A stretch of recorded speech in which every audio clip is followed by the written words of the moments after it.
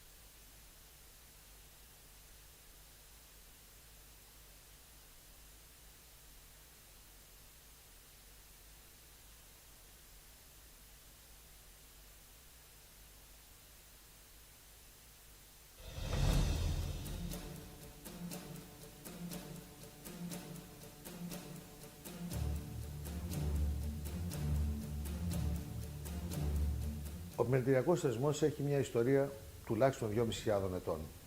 Λίγοι γνωρίζουν ότι στην αρχαία Αθήνα υπήρχε ο θεσμός του επιμελητή.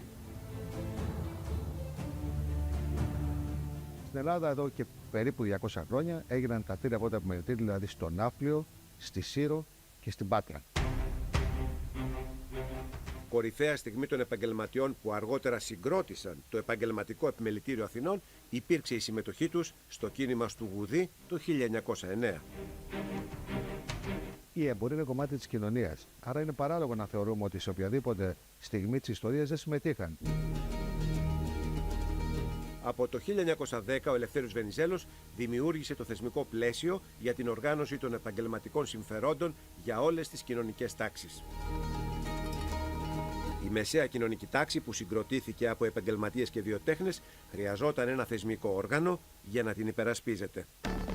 Ο πρόεδρος της Γεσεβίας, Στέφανος Ρεπτός, γράφει ότι η κεφαλαιοκρατία τείνει προς την εξόντωση του μητράς του και εκβάλλει αυτό στο να προβληθεί ένα αίτημα ίδρυσης χωριστών επιμελητηρίων για τους επαγγελματίες και τους βιοτέχνες. Το Μάρτιο του 1925 ψηφίστηκε το νομοσχέδιο περί συστάσεως επαγγελματικών και βιοτεχνικών επιμελητηρίων. Έτσι ιδρύθηκε το 1925 το Επαγγελματοβιοτεχνικό Επιμελητήριο με πρώτο πρόεδρο κύριο Λαμπρινάκο. Τα επιμελητήρια είναι και με βάση το καταστατικό τους ο σύμβουλος της πολιτείας και των μελών.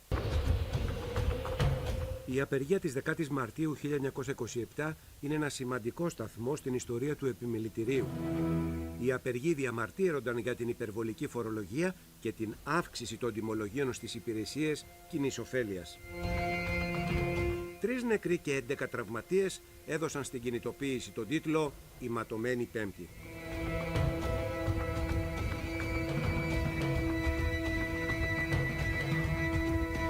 Έχουν περάσει περίπου 100 χρόνια και βλέπουμε ότι τα θέματα παραμένουν ίδια. 2010. Η Ελλάδα μπήκε στο πρώτο μνημόνιο. Η ανεργία κορυφώθηκε. Το δημόσιο χρέος αυξήθηκε και χιλιάδες καταστήματα κατέβασαν ρολά οριστικά. Από το 2010, τα πολύ σκληρά μέτρα για τα νοικοκυριά, εργαζόμενους συνταξιούχους είχαν ως αποτέλεσμα, εκτός των άλλων, περισσότερο από 250.000 λουκέτες επιχειρήσεις. Από το 2012 ως το 2018 κυρίως, μάχες που δώσαμε για άδικες φορολογίες που υπήρχαν τότε, για ζητήματα που αφορούσαν την επιβίωση, για τις ρυθμίσεις των χρεών. Δεκέμβριος 2019. Ο κορονοϊός εντοπίστηκε για πρώτη φορά στην πόλη Ουχάν της Κίνας. Το Μάρτιο του 2020 έφτασε και στην Ελλάδα. Το Επαγγελματικό Επιμελητήριο Αθηνών ανέλαβε αμέσως δράση για να βοηθήσει τα μέλη του. Να θυμίσω λοιπόν ότι περάσαμε 17 τροπολογίες υπέρ των επιχειρήσεων που πολλές από αυτές, θα έλεγα, σώσανε πάρα πολλούς κλάδους. Βγάλαμε τα περιβόητα βίντεο για κάθε κλάδο, δηλαδή τον τρόπο υγιεινής και ασφάλειας πρέπει να έχουν για να μένουν ανοιχτά, τα οποία πραγματικά νομίζω το νούμερο 455.000 που ήταν όσοι είδαν τα βίντεο αυτά από τους διάφορους κλάδους είναι ένα ιστορικό νούμερο που δεν ξέρω αν υπάρχει προηγούμενο. 100 χρόνια μετά την ίδρυσή του, το Επαγγελματικό Επιμελητήριο Αθηνών δίνει καθημερινά αγώνα για να αντιμετωπίσει τα προβλήματα των μελών του, τα οποία διαχρονικά παραμένουν περίπου τα ίδια. Χρηματοδότηση, λειτουργικό κόστος λόγω πληθωρισμού, ενεργειακής κρίσης, πληθωρισμού απληστίας, ασφαλιστικό, τα χρέη των επιχειρήσεων. Έχουμε 42 ανταποδοτικές υπηρεσίες σήμερα και νομίζω αξίζει τον κόπο να πω μερικές από αυτές που είναι εμβληματικές. Προσφέρουμε δωρεάν στα μέλη μας τη δημιουργία site και e-shop. Προσφέρουμε δωρεάν στα μέλη μας CRM, υψηλή τεχνολογία. Προσφέρουμε δωρεάν στα μέλη μας προγράμματα κοστολόγησης. Μόνο το επιμελητήριό μας έδωσε δυνατότητα σε πάνω από 20 κοινωνικά παντεπολεία να μπορέσουν να λειτουργήσουν με δωρεές που κάναμε εμείς. Βρεθήκαμε και στηρίξαμε ακόμα για την Αρχιεπισκοπή το έργο της διαβίωσης ανθρώπων που δεν είχαν καταφέρει και δεν μπορούσαν να ζήσουν. Στις καταστροφές της χώρας βρεθήκαμε στον Εύρο, βρεθήκαμε στη Θεσσαλία, βρεθήκαμε στην Εύβοια, βρεθήκαμε στα Χαρνές. στις φωτιές. Βρεθήκαμε στο Μάτι, βρεθήκαμε στη Μάνδρα, βρεθήκαμε στην Πελοπόννησο και βρεθήκαμε και στο Καστελόριζο. 100 χρόνια ιστορίες, 100 χρόνια δράσης για τους μικρομεσαίους, για τους ελεύθερους επαγγελματίες, 100 χρόνια τα οποία πραγματικά έχουν αφήσει το αποτύπωμά τους. Προσπαθούμε και αυτό θα προσπαθούμε πάντα να στηρίξουμε αυτό το πολύ σημαντικό κομμάτι της οικονομίας μας, τις μικρομεσαίες επιχειρήσεις και τους ελεύθερους επαγγελματίες που αποτελούν το 99,2% των επιχειρήσεων της χώρας.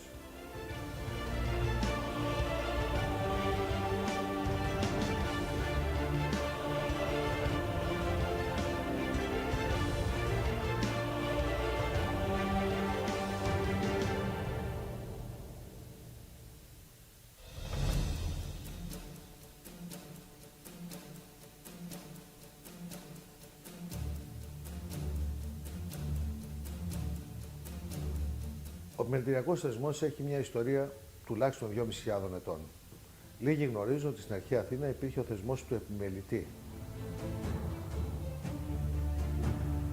Στην Ελλάδα εδώ και περίπου 200 χρόνια έγιναν τα τρία πρώτα επιμελητήρια, δηλαδή στο Ναύπλιο, στη Σύρο και στην Πάτρα.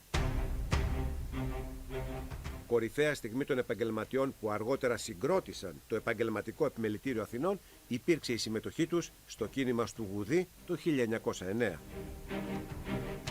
Η εμπορία είναι κομμάτι της κοινωνίας, άρα είναι παράλογο να θεωρούμε ότι σε οποιαδήποτε στιγμή της ιστορίας δεν συμμετείχαν. Από το 1910 ο Ελευθέριος Βενιζέλος δημιούργησε το θεσμικό πλαίσιο για την οργάνωση των επαγγελματικών συμφερόντων για όλες τις κοινωνικές τάξεις. Η μεσαία κοινωνική τάξη που συγκροτήθηκε από επαγγελματίες και βιοτέχνες χρειαζόταν ένα θεσμικό όργανο για να την υπερασπίζεται. Ο πρόεδρος της ΓΕΣΕΒ, ο Στέφανος Ρετός, γράφει ότι η κεφαλαιοκρατία τείνει προς την εξόντωση του μητουράς του και εκβάλλει αυτό στο να προβληθεί ένα αίτημα ίδρυσης χωριστών επιμελητηρίων για τους επαγγελματίες και τους βιοτέχνες. Το Μάρτιο του 1925 ψηφίστηκε το νομοσχέδιο περί συστάσεως επαγγελματικών και βιοτεχνικών επιμελητηρίων. Έτσι ιδρύθηκε το 1925 το Επαγγελματοβιοτεχνικό Επιμελητήριο με πρώτο πρόεδρο κύριο Λαμπρινάκο. Τα επιμελητήρια είναι και με βάση το καταστατικό τους ο σύμβουλος της πολιτείας και των μελών. Η απεργία της 10ης Μαρτίου 1927 είναι ένα σημαντικό σταθμό στην ιστορία του επιμελητηρίου. Οι απεργοί διαμαρτύρονταν για την υπερβολική φορολογία και την αύξηση των τιμολογίων στις υπηρεσίες κοινής ωφέλειας. 3 νεκροί και 11 τραυματίες έδωσαν στην κινητοποίηση τον τίτλο «Η ματωμένη Πέμπτη».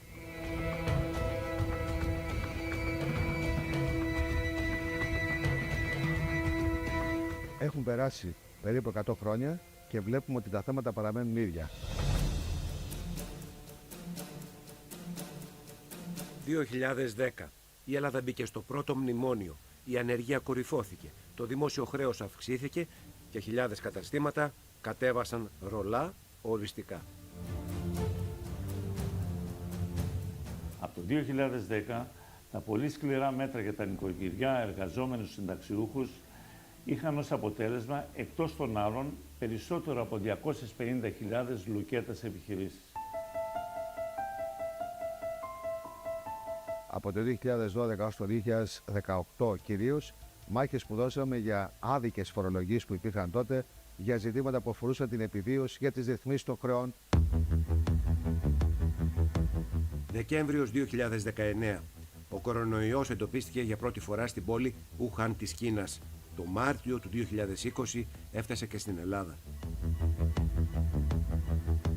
Το Επαγγελματικό Επιμελητήριο Αθηνών ανέλαβε αμέσως δράση για να βοηθήσει τα μέλη του. Να θυμίσω λοιπόν ότι περάσαμε 17 τροπολογίες υπέρ των επιχειρήσεων που πολλές από αυτές, θα έλεγα, σώσανε πάρα πολλούς κλάδους. Βγάλαμε τα περιβόητα βίντεο για κάθε κλάδο, δηλαδή τον τρόπο υγιεινής και ασφάλειας πρέπει να έχουν για να μένουν ανοιχτά, τα οποία πραγματικά νομίζω το νούμερο 455.000 που ήταν όσοι είδαν τα βίντεο αυτά από τους διάφορους κλάδους είναι ένα ιστορικό νούμερο που δεν ξέρω αν υπάρχει προηγούμενο. 100 χρόνια μετά την ίδρυσή του, το Επαγγελματικό Επιμελητήριο Αθηνών δίνει καθημερινά αγώνα για να αντιμετωπίσει τα προβλήματα των μελών του, τα οποία διαχρονικά παραμένουν περίπου τα ίδια. Χρηματοδότηση, λειτουργικό κόστος λόγω πληθωρισμού, ενεργειακής κρίσης, πληθωρισμού απληστίας, ασφαλιστικό, τα χρέη των επιχειρήσεων. Έχουμε 42 ανταποδοτικές υπηρεσίες σήμερα και νομίζω αξίζει τον κόπο να πω μερικές από αυτές που είναι εμβληματικές. Προσφέρουμε δωρεάν στα μέλη μας τη δημιουργία site και e-shop. Προσφέρουμε δωρεάν στα μέλη μας CRM, υψηλή τεχνολογία. Προσφέρουμε δωρεάν στα μέλη μας προγράμματα κοστολόγησης. Μόνο το επιμελητήριό μας έδωσε δυνατότητα σε πάνω από 20 κοινωνικά παντεπολεία να μπορέσουν να λειτουργήσουν με δωρεές που κάναμε εμείς. Βρεθήκαμε και στηρίξαμε ακόμα για την Αρχιεπισκοπή το έργο της διαβίωσης ανθρώπων που δεν είχαν καταφέρει και δεν μπορούσαν να ζήσουν. Στις καταστροφές της χώρας βρεθήκαμε στον Εύρο, βρεθήκαμε στη Θεσσαλία, βρεθήκαμε στην Εύβοια, βρεθήκαμε στις Αχαρνές, στις φωτιές, βρεθήκαμε στο Μάτι, βρεθήκαμε στη Μάνδρα, βρεθήκαμε στην Πελοπόννησο και βρεθήκαμε και στο Καστελόριζο. 100 χρόνια ιστορίες, 100 χρόνια δράσης για τους μικρομεσαίους, για τους ελεύθερους επαγγελματίες, 100 χρόνια τα οποία πραγματικά έχουν αφήσει το αποτύπωμά τους. Προσπαθούμε και αυτό θα προσπαθούμε πάντα να στηρίξουμε αυτό το πολύ σημαντικό κομμάτι της οικονομίας μας, τις μικρομεσαίες επιχειρήσεις και τους ελεύθερους επαγγελματίες που αποτελούν το 99,2% των επιχειρήσεων της χώρας.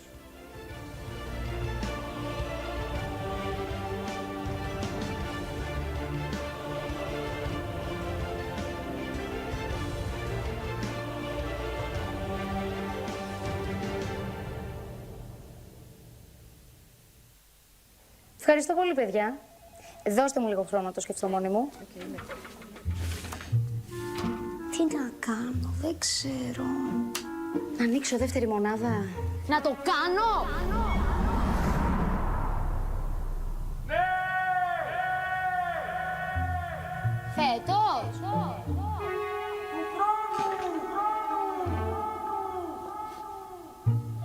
Και να σου πω, σε άλλη πόλη.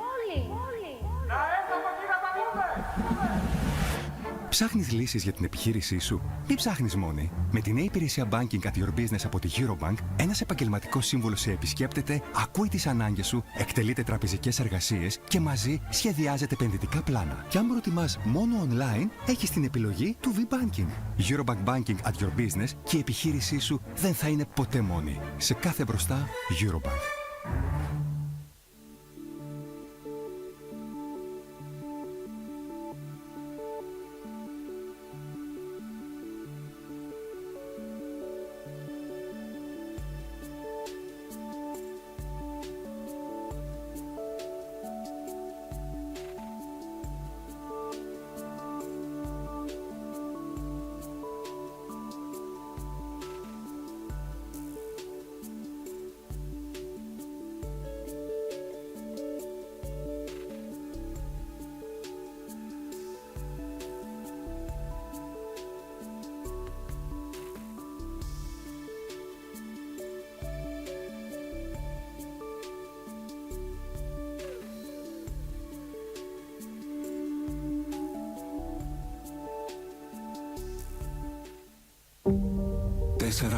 ...4,6 δισεκατομμύρια χρόνια πριν, ο ήλιος μας έχει διανύσει πολύ δρόμο για να φτάσει στο σήμερα.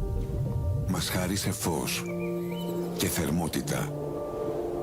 Μας έδωσε τη δύναμη της φύσης. Δημιούργησε τη ζωή. Ένα τεράστιο επίτευγμα πέραν της ανθρώπινης φαντασίας. Κι όμως, κάποιοι εξακολουθούν να υποτιμούν τη δύναμή του. Αλλά όχι εμείς. 4,6 δισεκατομμύρια χρόνια. Τόσων ετών είναι η πιο προηγμένη τεχνολογία εχμής. Στη United Group αναπτύσσουμε τα δικά μας αιωλικά και ηλιακά πάρκα για να εξασφαλίσουμε 100% ανανεώσιμες πηγές ηλεκτρικής ενέργειας από το 2027. Η φύση έχει επενδύσει σε εμάς εδώ και αιώνες. Τώρα είναι η στιγμή να επενδύσουμε και εμείς αυτή. United Group. Με τη δύναμη της φύσης.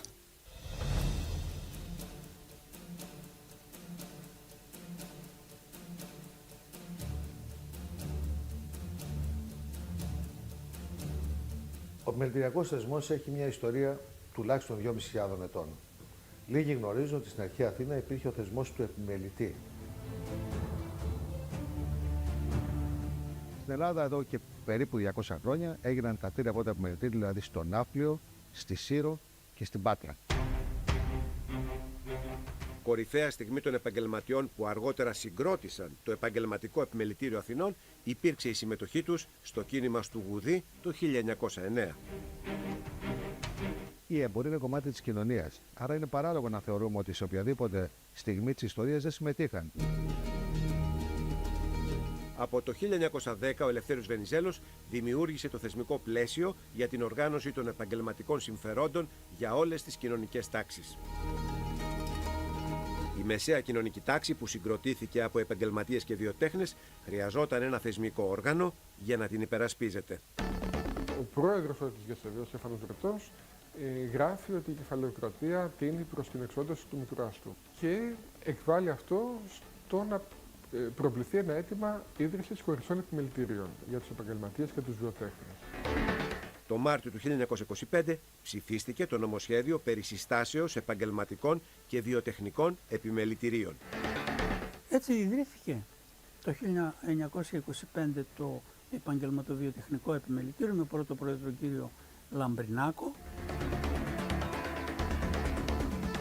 Τα επιμελητήρια είναι και με βάση το καταστατικό τους ο σύμβουλος της πολιτείας και των μελών. Η απεργία της 10ης Μαρτίου 1927 είναι ένα σημαντικό σταθμό στην ιστορία του επιμελητηρίου. Οι απεργοί διαμαρτύρονταν για την υπερβολική φορολογία και την αύξηση των τιμολογίων στις υπηρεσίες κοινής ωφέλειας. 3 νεκροί και 11 τραυματίες έδωσαν στην κινητοποίηση τον τίτλο «Η ματωμένη Πέμπτη».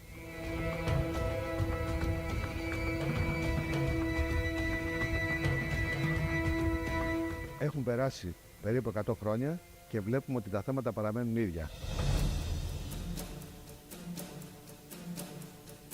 2010. Η Ελλάδα μπήκε στο πρώτο μνημόνιο. Η ανεργία κορυφώθηκε. Το δημόσιο χρέος αυξήθηκε και χιλιάδες καταστήματα κατέβασαν ρολά οριστικά. Από το 2010, τα πολύ σκληρά μέτρα για τα νοικοκυριά, εργαζόμενους συνταξιούχους είχαν ως αποτέλεσμα, εκτός των άλλων, περισσότερο από 250.000 λουκέτες επιχειρήσεις.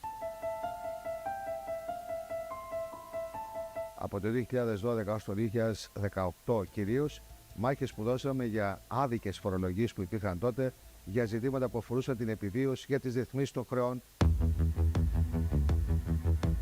Δεκέμβριος 2019.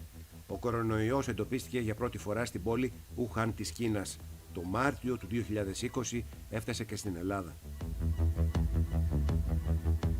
Το Επαγγελματικό Επιμελητήριο Αθηνών ανέλαβε αμέσως δράση για να βοηθήσει τα μέλη του. Να θυμίσω λοιπόν ότι περάσαμε 17 τροπολογίες υπέρ των επιχειρήσεων που πολλές από αυτές, τα έλεγα, σώσανε πάρα πολλούς κλάδους. Βγάλαμε τα περιβόητα βίντεο για κάθε κλάδο, δηλαδή τον τρόπο υγιεινής και ασφάλειας πρέπει να έχουν για να μένουν ανοιχτά, τα οποία πραγματικά νομίζω το νούμερο 455.000 που ήταν όσοι είδαν τα βίντεο αυτά από τους διάφορους κλάδους είναι ένα ιστορικό νούμερο που δεν ξέρω αν υπάρχει προηγούμενο. 100 χρόνια μετά την ίδρυσή του, το Επαγγελματικό Επιμελητήριο Αθηνών δίνει καθημερινά αγώνα για να αντιμετωπίσει τα προβλήματα των μελών του, τα οποία διαχρονικά παραμένουν περίπου τα ίδια. Χρηματοδότηση, λειτουργικό κόστος λόγω πληθωρισμού, ενεργειακής κρίσης, πληθωρισμού απληστίας, ασφαλιστικό, τα χρέη των επιχειρήσεων. Έχουμε 42 ανταποδοτικές υπηρεσίες σήμερα και νομίζω αξίζει τον κόπο να πω μερικές από αυτές που είναι εμβληματικές. Προσφέρουμε δωρεάν στα μέλη μας τη δημιουργία site και e-shop.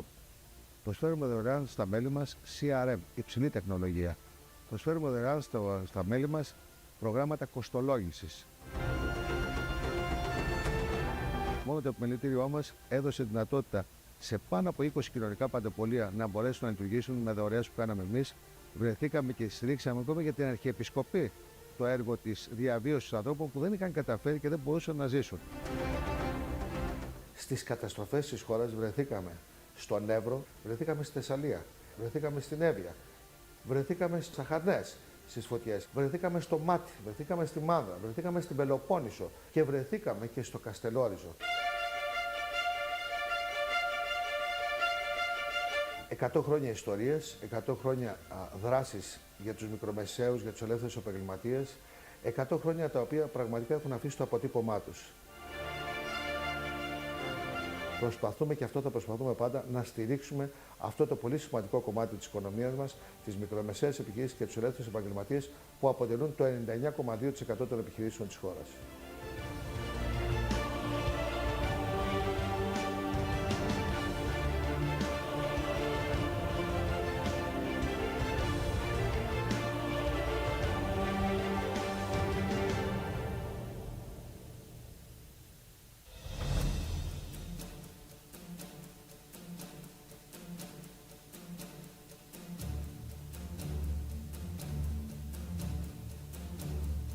Ο επιμελητηριακός θεσμός έχει μια ιστορία τουλάχιστον 2.500 ετών. Λίγοι γνωρίζουν ότι στην αρχαία Αθήνα υπήρχε ο θεσμός του επιμελητή. Στην Ελλάδα εδώ και περίπου 200 χρόνια έγιναν τα τρία πρώτα επιμελητήρια, δηλαδή στο Ναύπλιο, στη Σύρο και στην Πάτρα. Κορυφαία στιγμή των επαγγελματιών που αργότερα συγκρότησαν το Επαγγελματικό Επιμελητήριο Αθηνών υπήρξε η συμμετοχή τους στο κίνημα του Γουδί το 1909. Η εμπορία είναι κομμάτι της κοινωνίας, άρα είναι παράλογο να θεωρούμε ότι σε οποιαδήποτε στιγμή της ιστορίας δεν συμμετείχαν. Από το 1910 ο Ελευθέριος Βενιζέλος δημιούργησε το θεσμικό πλαίσιο για την οργάνωση των επαγγελματικών συμφερόντων για όλες τις κοινωνικές τάξεις. Η μεσαία κοινωνική τάξη που συγκροτήθηκε από επαγγελματίες και βιοτέχνες χρειαζόταν ένα θεσμικό όργανο για να την υπερασπίζεται. Ο πρόεδρος της ΓΕΣΕΒ, ο Στέφανος Ρετός, γράφει ότι η κεφαλαιοκρατία τείνει προς την εξόντωση του μητουράς του και εκβάλλει αυτό στο να προβληθεί ένα αίτημα ίδρυσης χωριστών επιμελητηρίων για τους επαγγελματίες και τους βιοτέχνες. Το Μάρτιο του 1925 ψηφίστηκε το νομοσχέδιο περί συστάσεως επαγγελματικών και βιοτεχνικών επιμελητηρίων.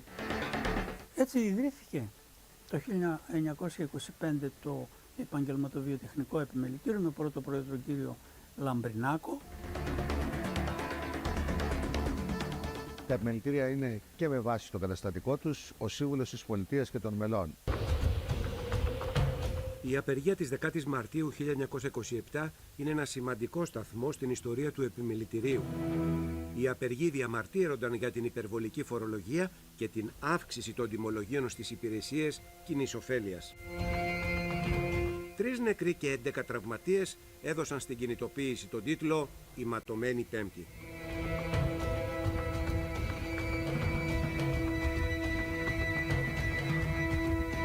Έχουν περάσει περίπου 100 χρόνια και βλέπουμε ότι τα θέματα παραμένουν ίδια. 2010. Η Ελλάδα μπήκε στο πρώτο μνημόνιο. Η ανεργία κορυφώθηκε. Το δημόσιο χρέος αυξήθηκε και χιλιάδες καταστήματα κατέβασαν ρολά οριστικά. Από το 2010, τα πολύ σκληρά μέτρα για τα νοικοκυριά, εργαζόμενους συνταξιούχους είχαν ως αποτέλεσμα, εκτός των άλλων, περισσότερο από 250.000 λουκέτας επιχειρήσεις. Από το 2012 έως το 2018 κυρίως, μάχες που δώσαμε για άδικες φορολογίες που υπήρχαν τότε, για ζητήματα που αφορούσαν την επιβίωση, για τις ρυθμίσεις των χρεών. Δεκέμβριος 2019. Ο κορονοϊός εντοπίστηκε για πρώτη φορά στην πόλη Ουχάν της Κίνας. Το Μάρτιο του 2020 έφτασε και στην Ελλάδα. Το Επαγγελματικό Επιμελητήριο Αθηνών ανέλαβε αμέσως δράση. 1, 2, 3, 4, 5, 6, 7, 8. Περάσαμε 17 τροπολογίες υπέρ των επιχειρήσεων που πολλές από αυτές τα έλεγα σώσανε πάρα πολλούς κλάδους. Βγάλαμε τα περιβόητα βίντεο για κάθε κλάδο, δηλαδή τον τρόπο υγιεινής και ασφάλειας πρέπει να έχουν για να μένουν ανοιχτά, τα οποία πραγματικά νομίζω το νούμερο 455.000 που ήταν όσοι είδαν τα βίντεο αυτά από τους διάφορους κλάδους είναι ένα ιστορικό νούμερο που δεν ξέρω αν υπάρχει προηγούμενο. 100 χρόνια μετά την ίδρυσή του, το Επαγγελματικό Επιμελητήριο Αθηνών δίνει καθημερινά αγώνα για να αντιμετωπίσει τα προβλήματα των μελών του, τα οποία διαχρονικά παραμένουν περίπου τα ίδια. Χρηματοδότηση, λειτουργικό κόστος λόγω πληθωρισμού, ενεργειακής κρίσης, πληθωρισμού απληστίας, ασφαλιστικό, τα χρέη των επιχειρήσεων. Έχουμε 42 ανταποδοτικές υπηρεσίες σήμερα και νομίζω αξίζει τον κόπο να πω μερικές από αυτές που είναι εμβληματικές. Προσφέρουμε δωρεάν στα μέλη μας τη δημιουργία site και e-shop. Προσφέρουμε δωρεάν στα μέλη μας CRM, υψηλή τεχνολογία. Προσφέρουμε δωρεάν στα μέλη μας προγράμματα κοστολόγησης. Μόνο το επιμελητήριό μας έδωσε δυνατότητα σε πάνω από 20 κοινωνικά παντεπολεία να μπορέσουν να λειτουργήσουν με δωρεές που κάναμε εμείς. Βρεθήκαμε και στηρίξαμε ακόμα για την Αρχιεπισκοπή το έργο της διαβίωσης ανθρώπων που δεν είχαν καταφέρει και δεν μπορούσαν να ζήσουν. Στις καταστροφές της χώρας βρεθήκαμε στον Εύρο, βρεθήκαμε στη Θεσσαλία, βρεθήκαμε στην Εύβοια, βρεθήκαμε στις Αχαρνές, στις φωτιές, βρεθήκαμε στο Μάτι, βρεθήκαμε στη Μάνδρα, βρεθήκαμε στην Πελοπόννησο και βρεθήκαμε και στο Καστελόριζο.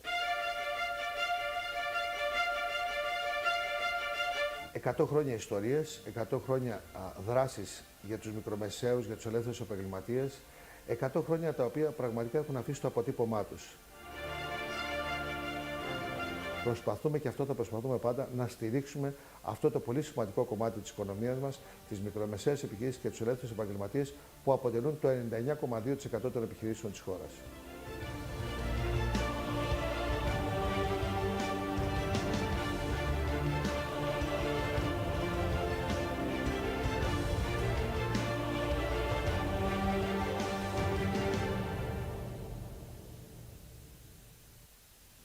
Ευχαριστώ πολύ, παιδιά.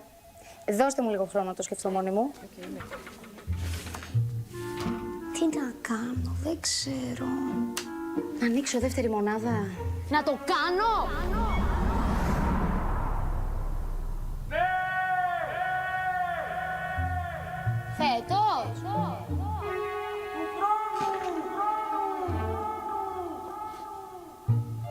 Και να σου πω, σε άλλη πόλη. Να έρθουμε εκεί να τα πούμε! Ψάχνεις λύσεις για την επιχείρησή σου? Μην ψάχνεις μόνη. Με την νέα υπηρεσία Banking at Your Business από τη Eurobank, ένας επαγγελματικός σύμβουλος σε επισκέπτεται, ακούει τις ανάγκες σου, εκτελείται τραπεζικές εργασίες και μαζί σχεδιάζεται επενδυτικά πλάνα. Και αν προτιμάς μόνο online, έχεις την επιλογή του V-Banking. Eurobank Banking at Your Business και η επιχείρησή σου δεν θα είναι ποτέ μόνη. Σε κάθε μπροστά, Eurobank.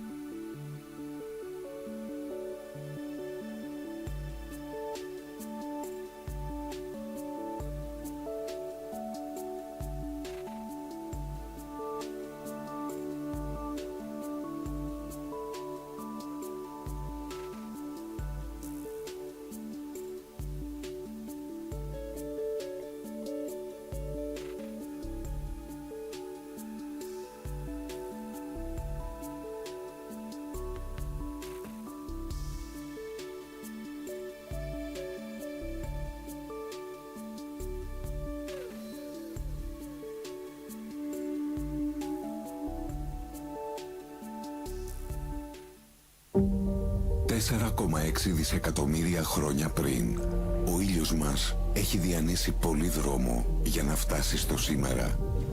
Μας χάρισε φως και θερμότητα.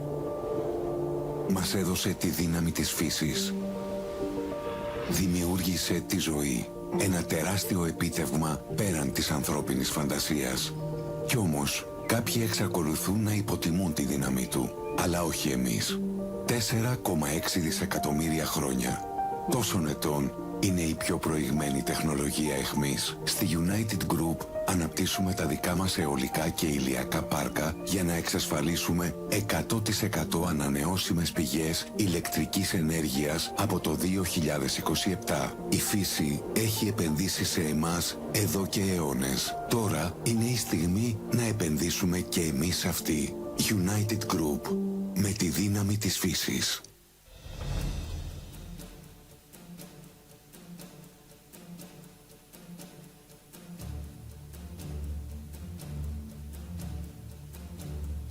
Ο επιμελητηριακός θεσμός έχει μια ιστορία τουλάχιστον 2.500 ετών.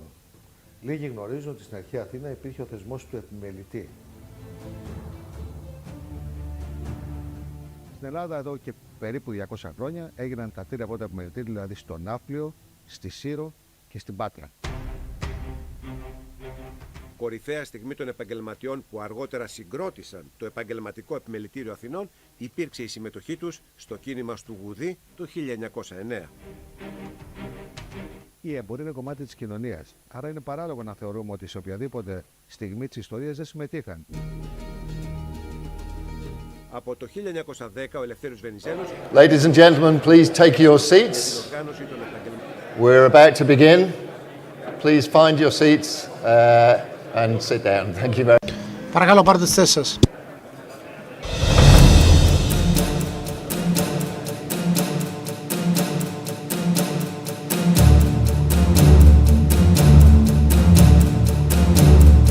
Ο επιμελητηριακός θεσμός έχει μια ιστορία τουλάχιστον 2.500 ετών.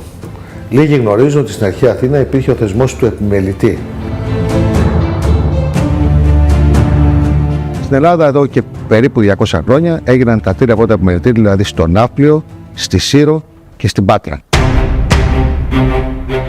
Κορυφαία στιγμή των επαγγελματιών που αργότερα συγκρότησαν το Επαγγελματικό Επιμελητήριο Αθηνών υπήρξε η συμμετοχή τους στο κίνημα του Γουδί το 1909. Η εμπορία είναι κομμάτι της κοινωνίας, άρα είναι παράλογο να θεωρούμε ότι σε οποιαδήποτε στιγμή της ιστορίας δεν συμμετείχαν. Από το 1910 ο Ελευθέριος δημιούργησε το θεσμικό πλαίσιο για την οργάνωση των επαγγελματικών συμφερόντων για όλες τις κοινωνικές τάξεις.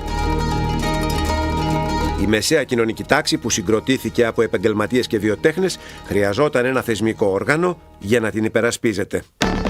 Ο πρόεδρος της ΓΕΣΕΒ, ο Στέφανος Βρετός, γράφει ότι η κεφαλαιοκρατία τίνει προς την εξόντωση του Μητρόαστου και εκβάλλει αυτό στο να προβληθεί ένα αίτημα ίδρυσης χωριστών επιμελητηρίων για τους επαγγελματίες και τους βιοτέχνες.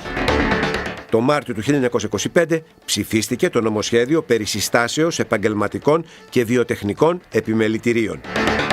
Έτσι ιδρύθηκε το 1925 το Επαγγελματοβιοτεχνικό Επιμελητήριο με πρώτο πρόεδρο κύριο Λαμπρινάκο. Τα επιμελητήρια είναι και με βάση το καταστατικό τους ο σύμβουλος της πολιτείας και των μελών. Η απεργία της 10ης Μαρτίου 1927 είναι ένα σημαντικό σταθμό στην ιστορία του επιμελητηρίου. Οι απεργοί διαμαρτύρονταν για την υπερβολική φορολογία και την αύξηση των τιμολογίων στις υπηρεσίες κοινής ωφέλειας. 3 νεκροί και 11 τραυματίες έδωσαν στην κινητοποίηση τον τίτλο «Η ματωμένη Πέμπτη».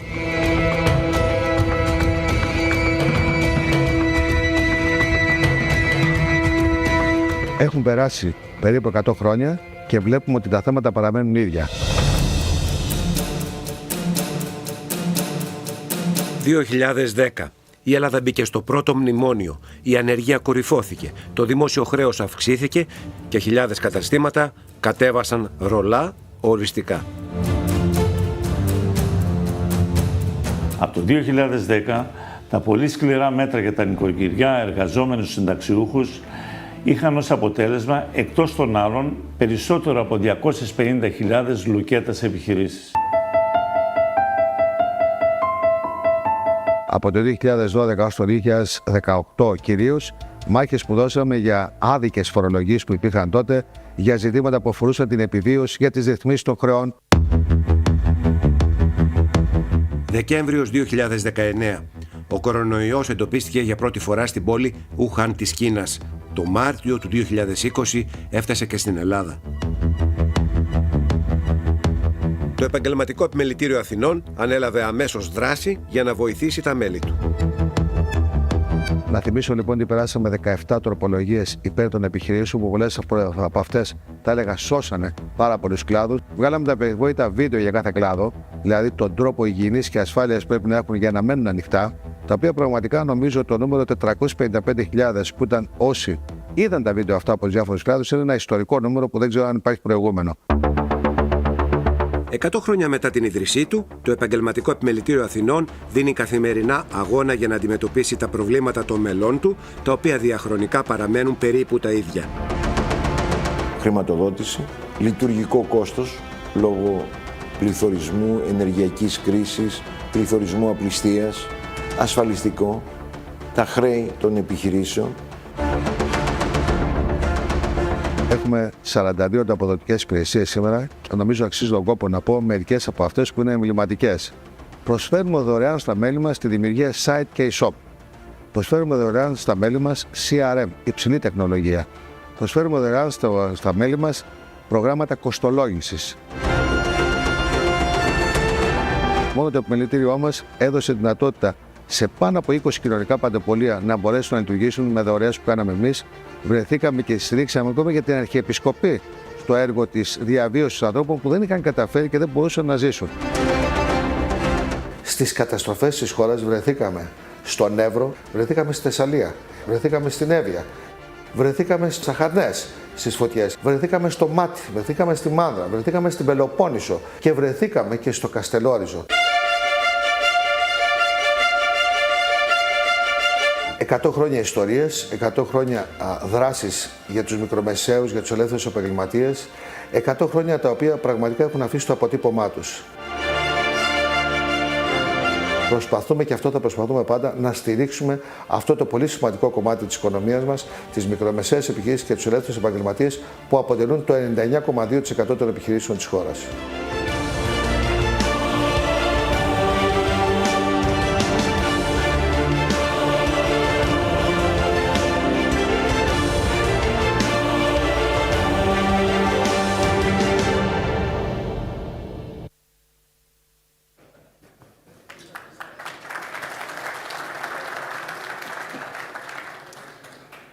Welcome, everybody. It's a very great pleasure for me to welcome you all to this second European Business Summit organised by The Economist in partnership with the Greek Chamber of Tradesmen.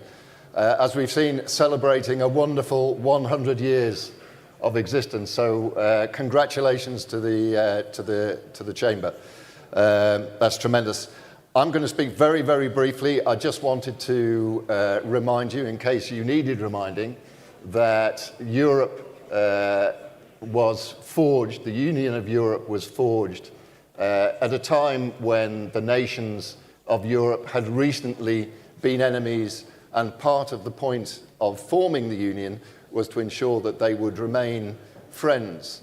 But of course, the best laid plans never seem to work out, and we find ourselves once again challenged by war on our borders, challenged by an array of extraordinarily difficult circumstances, including a president of our chief international ally who is somewhat erratic and doesn't always speak as a friend, seems sometimes more of a rival or a competitor. We will see some growth in Europe this year, which is good news. America, by contrast, may see a short technical recession, a very small dip into negative territory, but we expect Europe to grow by around 1%, perhaps ever so slightly more. Greece, as has been its habit in recent years, will exceed that average, both the European average and the global average, and is likely to grow by substantially more than that, upwards towards between 1.5% and 2%. So that's good news for Greece. But today's event really is focused on the small and medium business sector. The SMEs are the sort of unsung heroes, if you like, of the global economy, basic, fundamental to growth, to employment, to innovation around the world, and no less so in Greece, where they form really the backbone of the economy. We're joined, very happy to be joined by someone who can give you a much more thorough and informed introduction to the SME sector than I possibly could.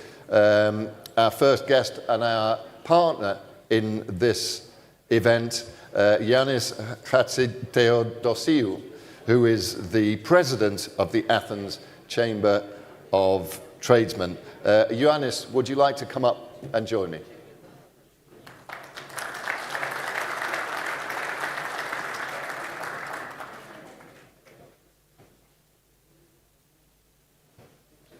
Good to see you. Καλημέρα σας. Good morning. Firstly, I would like to welcome you to the second Business Summit. And of course, I would like to warmly thank our distinguished guests honoring us with their presence. Allow me first to particularly thank the former Prime Minister of Italy, Mr. Matteo Renzi. He responded to our invitation and he honors us with his presence. Benvenuto in Grecia, Matteo.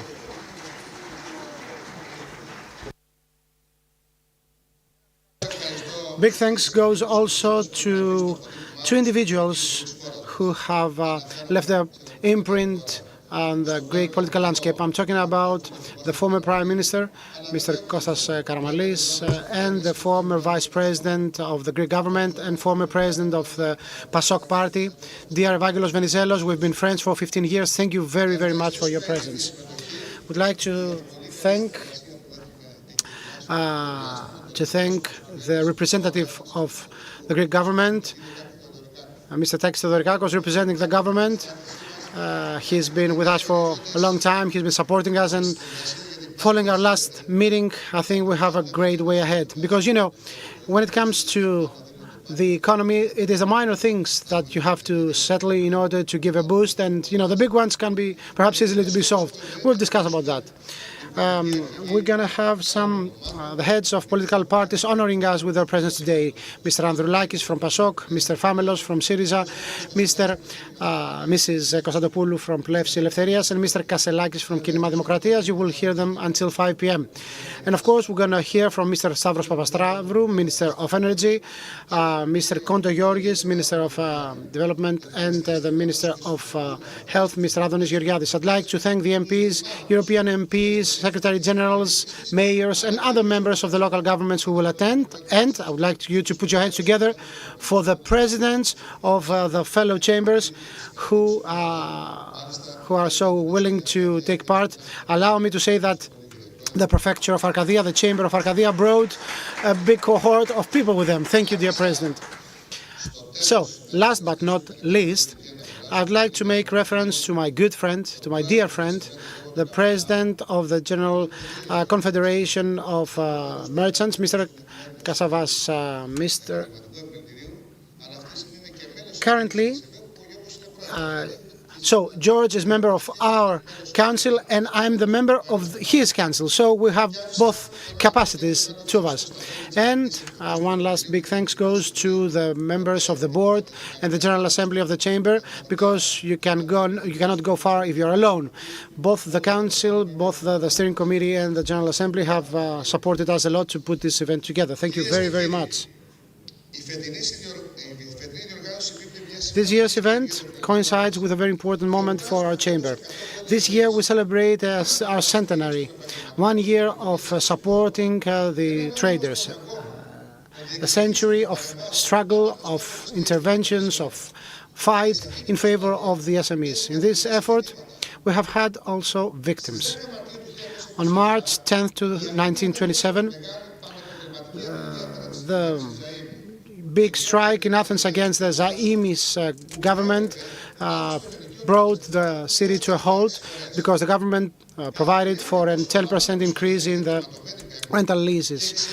Because of the riots and because of the violence used by the military and the police, some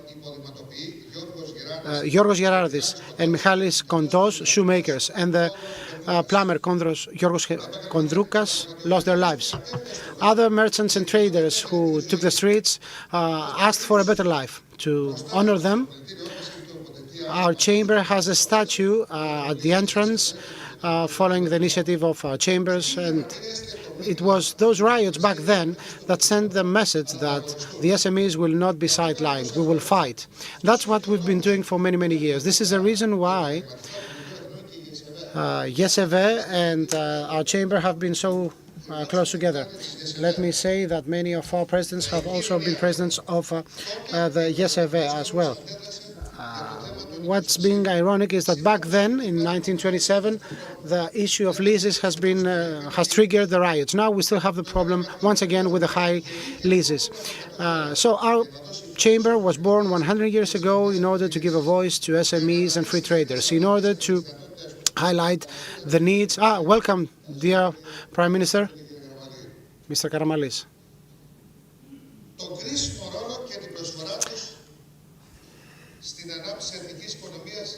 SMEs play a very important role in promoting financial development and social cohesion. Our chamber has been at the forefront throughout these years. We have been able to adapt to the challenges of times. Today, we represent the largest chamber in our country with more than 150,000 active members. We continue to evolve, we continue to innovate, offering new services in this digital era. We have a loud voice, we have a clear voice, we take a stance in the public debate, and we continue being the voice of any SME across the country in a continent that's been changing. The consecutive crises of the past years have turned things upside down. We're living in a world full of uncertainty, both at geopolitical and financial level. The enforcement of tariffs on behalf by the U.S. meant for many the beginning, the onset of a trade war that nobody knows where it will end. The recent agreement between the U.S. and China to drop the tariffs has been a sign of relief, a brief one, and it showed that there is still margin for negotiations in order to mitigate the crisis. But we do not know whether within these 90 days of freezing the tariffs there will be some more consensus reached, or the two superpowers will come in conflict again. There is always the eventuality of bringing the tariffs back. There is also the eventuality of China bringing even harsher tariffs. And maybe yesterday you heard that President Trump is about to impose new tariffs on Europe. You understand what this will mean on the global value chain. Let us not forget, ladies and gentlemen, that China is currently the most important trade partner of all countries across the globe. Any reaction by China will have a severe effect on supply chains, which Greek European companies rely on. What is for certain is that we're coming back to an era of economic nationalism. Trade war between the top economies of our country, of our planet, the US and China, will mean something unprecedented. This is going to be a war of giants for global dominance, and Europe risks of becoming a side effect, a casualty, a civilian casualty, and it seems that Europe is unable to react. For Greece, this increased global uncertainty comes with its share of additional challenges for households and SMEs. Despite the fact that our country has improved its position compared to the past, our country is nothing but shielded against the external risks. The fact that the Greek economy grew last year faster than the EU average is something positive, of course, but it is half the truth. The truth is that our country remains heavily dependent on imports for manufacturing and consumption, and the truth is that European resources for the necessary productive reorganization of our country failed to reach the largest and most critical part of the business world. It is also true that this growth has not been yet disseminated across the economy. That's something that the Prime Minister himself has accepted, and Greece remains second to last in the European list and in the Eurozone list with respect to the households' purchasing power. We are the European country with the third highest rate of citizens at the verge or at the brink of social exclusion or poverty. Inequalities grew. 20% of the most well-off Greek citizens have an income which is 5 times higher than the one of the least privileged ones. Inflation trims the purchasing power of households. SMEs, which represent the locomotive of our economy, still struggle to survive. OPEX went sky high and consumption drops. fiscal burden becomes unbearable for free traders. Competition in the market becomes even more unfair with the abuses by multinationals and oligopolies being concentrated in the hands of few, like energy, digital services, telecommunications. We also have an unfair competition when it comes to access to banking leverage and financial instruments. Currently, these features of the financial landscape, for instance, tax arrangements, access to European resources, and the unwillingness to fight down the cartels show that there is one single objective, which is to make the big guys even bigger and to shrink the small ones even more. Because how is it possible for an SME to survive and grow, let alone grown, when they have no access to funds, to capital, when they cannot negotiate with the oligopolies of the big players, when the SMEs suffocate because of the lack of cash flow? Sadly, we have been the problems of the Greek economy are being perpetuated. We have a small economy. The Greek economy is small, and big companies will be very few, necessarily so. The only way to strengthen the domestic productive model and the platform is to have a very strong cohort of SMEs. We need policies that will facilitate the numerous SMEs to grow further. We do not need policies that turn the big players into bigger ones. For us, there is no sustainable growth unless we have the SMEs involved. There is no growth without benefits being created for the many. There is no growth with no financial justice. And supporting SMEs is, par excellence, an issue of economic justice. It's an issue of justice.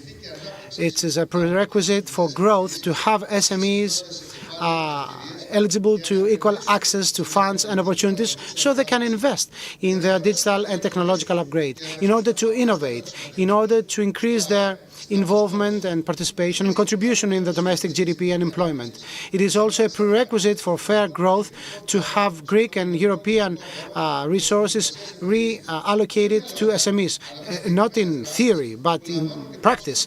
We need specific actions that take into account their true requirements. It's an issue of justice and a prerequisite for growth to have a fiscal policy that does not target the small players in favor of the big ones. A policy that does not rely on revenues coming from SMEs, burdening the role of the small players. It is a matter of justice. It's a prerequisite for growth to have a reliable and stable regulatory framework so the competition is boosted, creating a level playing field for everyone, allowing everyone to get into the market instead of creating oligopolies. It's also a matter of justice. It is a precondition of growth to help our unemployed be upskilled and reskilled. The same applies for SMEs, farmers, so they are not sidelined in this era of digital economy. These are the only preconditions to the only requirements and the only way to have a sustainable economy, to build a society that will allow people to take a deep breath and be part of this growth trajectory. And it's not something that affects only Greece. It's a pan-European demand. Over the past years, we've been seeing households in Europe suffering because of the increase in the cost of living. We see the cost of property and house and apartments rising sky high, and as a result of that, households have to pay 50% of their income for their housing. We have the young people transposing their dreams for some future time. At the same time, Europe is aging. It's becoming smaller. By 2100, Europe will have 27 million less citizens and 50 million less active workforce. As a result of that, we're talking about an existential challenge. Unless we give an answer to the citizens' demands and concerns, then their belief to the European edifice will be trembling down. And as a result of that, the extreme forces of populism and all those who exploit the citizens' disillusionment in order to expand their voters' pool will exploit that. So they can promote chauvinism, extremism, and anti-European rhetorics. If Europe wants to sustain its geopolitical and financial power in an unstable world, it has to remain united. If we want to shield the European economy, we have to shield our values, the ones on which the European edifice has been built, the ones that the European growth model has been built upon, a human-centric one, based on solidarity, human and financial justice. We have to reaffirm, first and foremost, the belief of our citizens to the vision of a united Europe. We have to inspire hope and trust to our citizens. We have to build a kind of United States of Europe, as romantically enough Winston Churchill had said in Zurich back in 1946. Another important personality, the former French President Jacques Chirac, has accentuated many times the importance of European solidarity as a fundamental brick of the European edifice. The European Union is not just a financial endeavor, it's an endeavor of solidarity and peace. These were his words. So this solidarity is still to be found. It's only on paper. So I'm addressing that to the European leaders. I'm sending them a message. Listen to the citizens of Europe. It is high time that you understood their concerns, to understand what is the real agenda of the societies, what are the concerns of the active workforce, of the young people, of the households. We do not want a Europe of bureaucracy, of elites and underground rigging. We want a Europe of hard labor and empathy. More than ever, we need to become again the Europe of peoples. We have to walk down the path of unity, of strengthening our people who put up everyday fight in order to excel. SMEs deserve to be the front runners, because they are the ones producing more than 50% of the European Union GDP. They are the ones that lie at the heart of the European economy, at the heart of every European society. Thank you very much.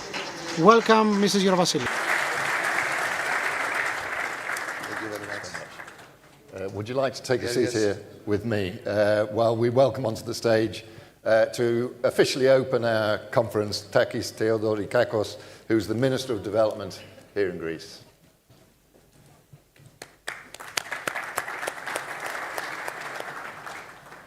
Nice to see you again.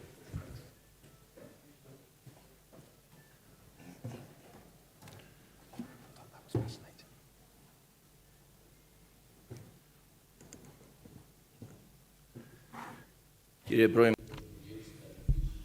Former PM of the Republic of Italy, Mr. Kostas Karamanlis, former PM of our country, Deputy President of our government, Mr. Venizelos, Presidents of chambers. First of all, allow me to congratulate you on this event, on this conference. I believe that currently is extremely important. And before presenting consistently some thoughts on the Greek economy, I would like on my part to express my pleasure, because we've been having an excellent cooperation with your chamber, and I'm certain that this is going to be the way ahead. And apologies to the parties of the opposition, I haven't seen you all before. Our intention is, together with the chambers, to prepare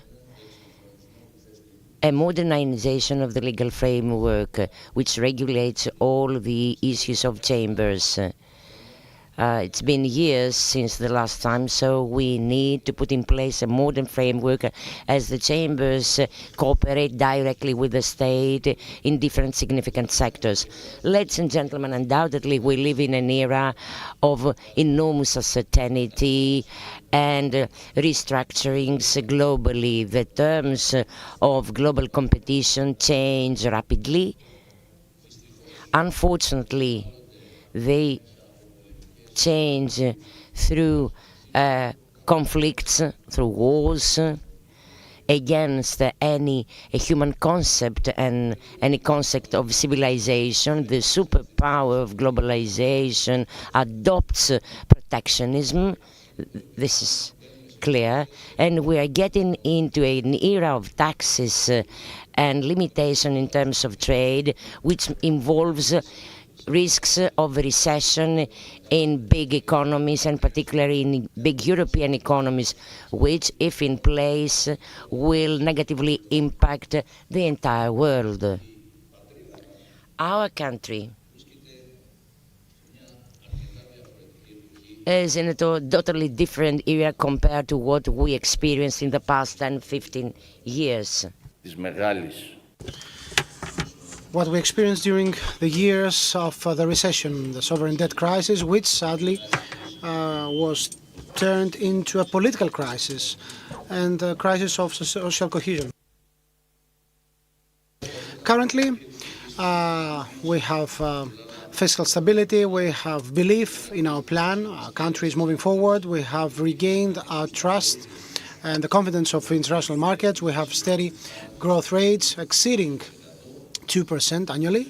And the most important thing is, for us, that we have decreased unemployment rates to 9%. I believe there is no other social policy more important than steadily decreasing unemployment rates. This is the outcome of a financial policy that is governed by responsibility, and it's also the outcome of the collective efforts of the Greek people and the Greek economy, and of course of the middle class and the SMEs.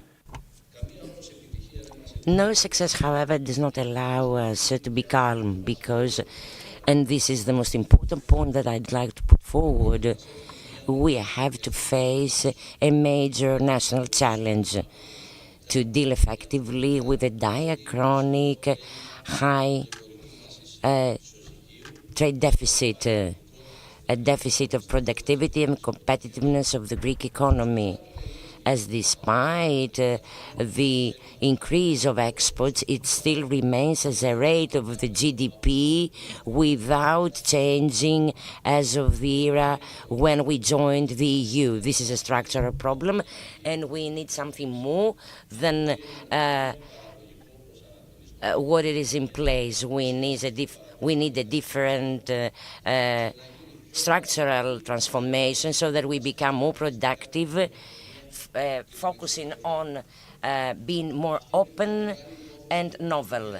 This is a national challenge, and it involves cooperation between all forces, and this is precisely the goal of the new developmental law, which shall soon be passed in the Parliament. It guides significant funds to the real economy, embedding the great strategic priorities such as enhancement of the Greek industry, modernization of the primary sector, and above all, focusing on the region, those on the frontier, from Epirus until Macedonia, the islands of northern Aegean, and those areas that have a lower financial impact, lower than 70% of the average of the country, in a way to contribute to the great demographic problem that we have. Enhancing the frontier areas is not just a developmental choice. It is our duty as Greeks, and it is hard to implement it. We want to have Greece productive, to keep our young people in Greece. This law has clear indicators, clear goals, and in the next 2 years we'll be supporting with 2 billion euros 5 major developmental projects which will produce multiple funds for the real economy, with the clear clause of implementation, systemic monitoring, great accountability, and auditing of disbursement. Speaking about delays now, our effort to get back 500 million euros of an amount that of investment that wasn't implemented actually in the past is an ongoing effort. We won't stop, and when the procedure will be completed, we will submit a full report. Ladies and gentlemen, we can't be speaking about a transformative change of the economy and real plans unless we include in it small and medium enterprises where geographically they are, wherever they are geographically active. We need to produce for them new opportunities to understand their new role in this new productive model. And this is a point, dear President, whereupon we need to cooperate closely. To achieve the latter, the state needs to put it as a priority, and the people, the businessmen, the people of SMEs need to be prepared to change and to become more flexible in this spirit. From the developmental law in autumn, will be supporting the openness of SMEs, social entrepreneurship, providing the opportunity of integrating even more businesses in different programs. I'm referring to NSRF, which does not mean that we cannot create our own forces to support them. And this is a challenge I put forward. So jointly, we need to elaborate programs and guide funding through NSRF, as there still are funds that haven't been exploited. This is a joint challenge for all of us. Ladies and gentlemen, we are putting in place a wide range of actions to support the flexibility of companies with well-targeted changes in order to reduce by 25% the administrative bureaucratic load on their shoulders, so that the financial activities may be easier without obstacles. And you all know that the prospect of sustainable development goes beyond the law. Currently, 3 strong financial pillars are in progress: the Recovery Fund, the National Development Programme, and NSRF, involving 60 billion euros through this period. So this is the largest mobilization of developmental funds in modern era for our country. And it needs to be guided towards all corners of our state, of our country, contributing thus in the reduction of social gaps, regional and intra-regional inequalities. There are typical cases in our country where parts of our, as Evros and Alexandroupoli, develop rapidly, whereas in other regions in the same prefecture there are still deep problems. So we need to lift those regional inequalities for safety purposes and for social cohesion purposes. Innovation is in the core of our strategy. A very characteristic example is the AI industry Pharos, which is implemented thanks to leading organization, and it shall be a developmental strategic tool in a sector where Greece, there again, we can play a very important role and create technology. We invest in research centers, in applied sciences, and I believe that we need to do that more effectively and we need to be more bold. Ladies and gentlemen, it is true that as mobile telephony couldn't be stopped in the past, network, undoubtedly, AI can't be similarly stopped. We do not need to be afraid of it. We need to understand how we can exploit it for the benefit of our goals. AI shall dramatically change the way we work in different financial fields, shall change the way we think. And we need to be fully aware that in many different sectors, this shall involve less jobs. There again, we need to be prepared to put forward alternative solutions, upskill, reskill the people that shall be impacted from this procedure. Our duty is not our duty is to shape the future with conditions that will contribute in the well-being of our people by training the workforce, supporting the companies in terms of the required changes. Before concluding, let me refer to an initiative significant for the market, the people, and the enterprises. Because development requires investment, however, there need to be conditions in place in the market. We are decided to move forward, and this is a topic of the discussion, to establish a new independent authority which shall be supervising the market for the protection of consumers. A new single administrative entity which shall be coordinated all the existing tools in a way to intervene whenever and when needed to the market in order for it to protect sufficiently consumers, the citizens, as the menaces and the problems in the market are different, have increased. We can't have development and competitiveness unless we provide safety to all those involved in the market, the consumers and the citizens, those purchasing the service and the products included.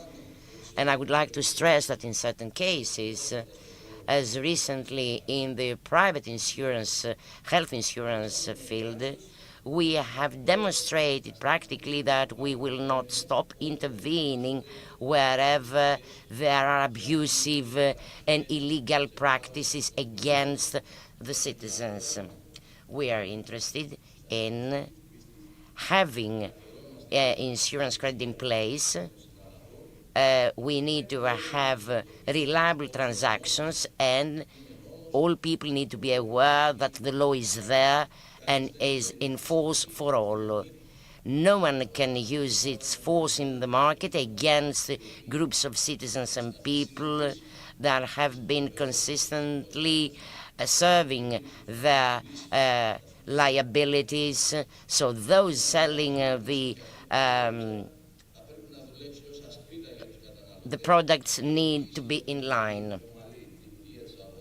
So those are conditions to have a market smoothly operating, including penalties in case of violations and taking into account the role of the Ombudsman. Ladies and gentlemen,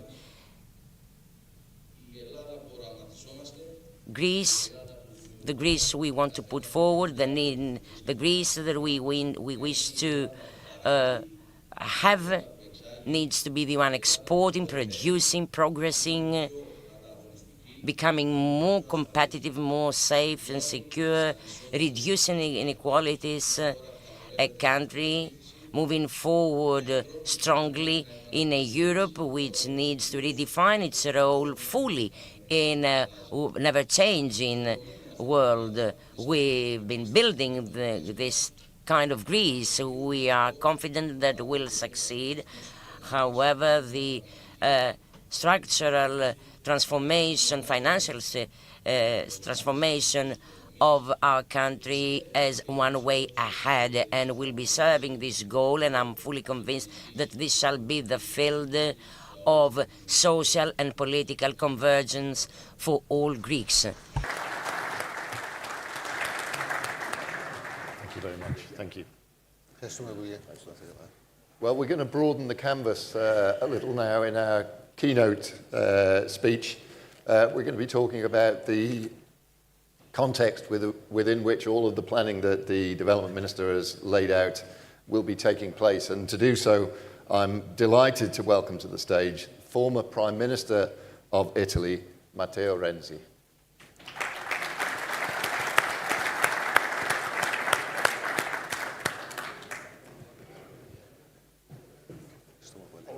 Good to see you. Distinguished guests, ladies and gentlemen, thank you so much for the kind invitation here in Athens in a very important event. My respect to all the people, particularly to authorities, but I have a very difficult duty. Try to indicate the problems of Europe, so it's a very long list, and try to introduce for the Q&A a discussion to try to fix some of those problems. So I write very brief, 5 points of crisis. The first is the trade crisis.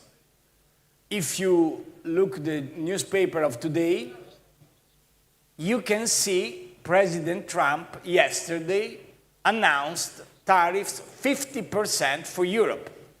It's a little strange, the situation, because Trump used with his best ally, Europe, a tough reaction, absolutely more than China or the others. Maybe Trump is ready to make an agreement. He's a deal maker. He continued to provoke, then try to do some type of agreement. But for the moment, that is the threat. We cannot open a discussion about the situation in USA. The president launched the idea, very romantic and very good for me, of United States of Europe. Now we have divided the States of America. And this division is a division particularly deep in the society. Think about university, think about Harvard University. So the first problem is for small and medium enterprise, Greek small medium enterprise, Italians, Greek medium enterprise, European Greek medium enterprise, what type of reaction we can do in front of the problem of trade crisis. First, very quick. Second, military crisis, war crisis. We don't open the dossier, you know all the problems in Ukraine, first of all, in Holy Land, of course, but also in some places very far from us, but in the global planet, we have to think only about Far East or Myanmar. A consequence of the military crisis is the third crisis, is energetic crisis. Energy crisis. That is the most dramatic problem for small and medium enterprise in Italy. I think is a problem also for you. Because if you try to have a benchmark between the cost of energy for small and medium enterprise in Greece and the small and medium enterprise in the United States of America, there are two different planets. But if you come to Europe, we have different planets also inside Europe. Because the cost in France is totally different with respect to the cost in Germany, is totally different with respect to cost in Italy or in Greece. And what happened? We made some mistakes in the past, for sure. Not only Italy and Greece, thinking about Germany. Germany, 10 years ago, gave to us a lot of lessons. Gave to Greek guys, gave to Italian guys, and I I'm witness of a lot of battles inside the European Council, and I'm so proud now Greece come back to have an important role. But I remember when Germany 10 years ago gave us the lessons and the examinations. Now we can say Germany made an unbelievable mistake when they decided to block nuclear plants. If you think after the Russian crisis, they block the nuclear plants in Germany, that is a big problem for the cost of energy, and of course interconnection, and of course the diplomatic relation with the Middle East, with the diplomatic relation with Turkey, traditionally not very easy for Greece, and not only for Greece, with Azerbaijan, with the rest of the Asia. And, sorry, the last point about energy crisis, United States of America became a country interested to export energy. When we grew up, the idea was United States of America buy oil in Middle East. After fracking, after shale gas, USA became able to use Europe as a continent good for export energy, particularly thanks to the regasificators. And I finish with the other 2 points. Our countries have a problem with demographic crisis. It's a big, huge problem. And Greece knows very well. Thinking about the numbers of Greece and Turkey 1 century ago in terms of population, I think the number about today. The same problem is in Italy now. We have a collapse of new birth. And that risks to become the end of our civilization. Maybe it's a provocation, but we have to discuss all, but we are small and medium enterprise, we are not interested. We are particularly interested about the demographic crisis if you try to do business. And the last point, you have a very good expression, I try to translate with my little experience in the ancient Greek, the expression from manuscript to the artificial intelligence. That is the claim of the book you have on the table. The innovation crisis. I use everything we can do with artificial intelligence to guarantee a future to manufacturing. Please, artificial intelligence is not an enemy of manufacturing. It's the best ally of manufacturing. I finish. I use expression crisis because it's one of the best and the most beautiful words I learned when I was a student studying Greek, ancient Greek. That is not easy for the people who speaks English or think everything comes from USA. But crisis, as you know better than me, comes from krino. I don't know, is also in the current Greek is an expression you use, krino. But I remember a lot of versions when I was a student in high school. Krino is one of the best words. Krino means judge. Krino means look. My professor of Greek continued to say, you have to use krino with a spectrum of significance. It's interesting. Crisis come from krino is not only a bad word, it's a good word. Crisis could become an opportunity. Crisis could become for trade, for war, for energy, for demographic, and for innovation. They wake up for Europe to stop with red tape of bureaucracy and try to have a vision for the future. Really, the last point is we have to do exactly the opposite did from the Brussels with Ursula von der Leyen with the Green Deal. Green Deal is very important. It's the paradigm. Everything is wrong. We decide to fight a right battle against the risks of climate change, right and important battle, with an instrument who kill small and medium enterprise because force small and medium enterprise to have a level of bureaucracy and commitments unacceptable for small and medium enterprise. And that's what happened. Of course, a lot of business left Europe and went to India and China. And what is the consequence? Very easy. India, China have more pollution than European countries. So we have to use the crisis to change the perception. We need leaders in Europe. We have too much followers. We need more leaders and try to give to this great idea, Europe, a future and not only a past. Thank you so much. Thank you. Thank you for the... Come and join us.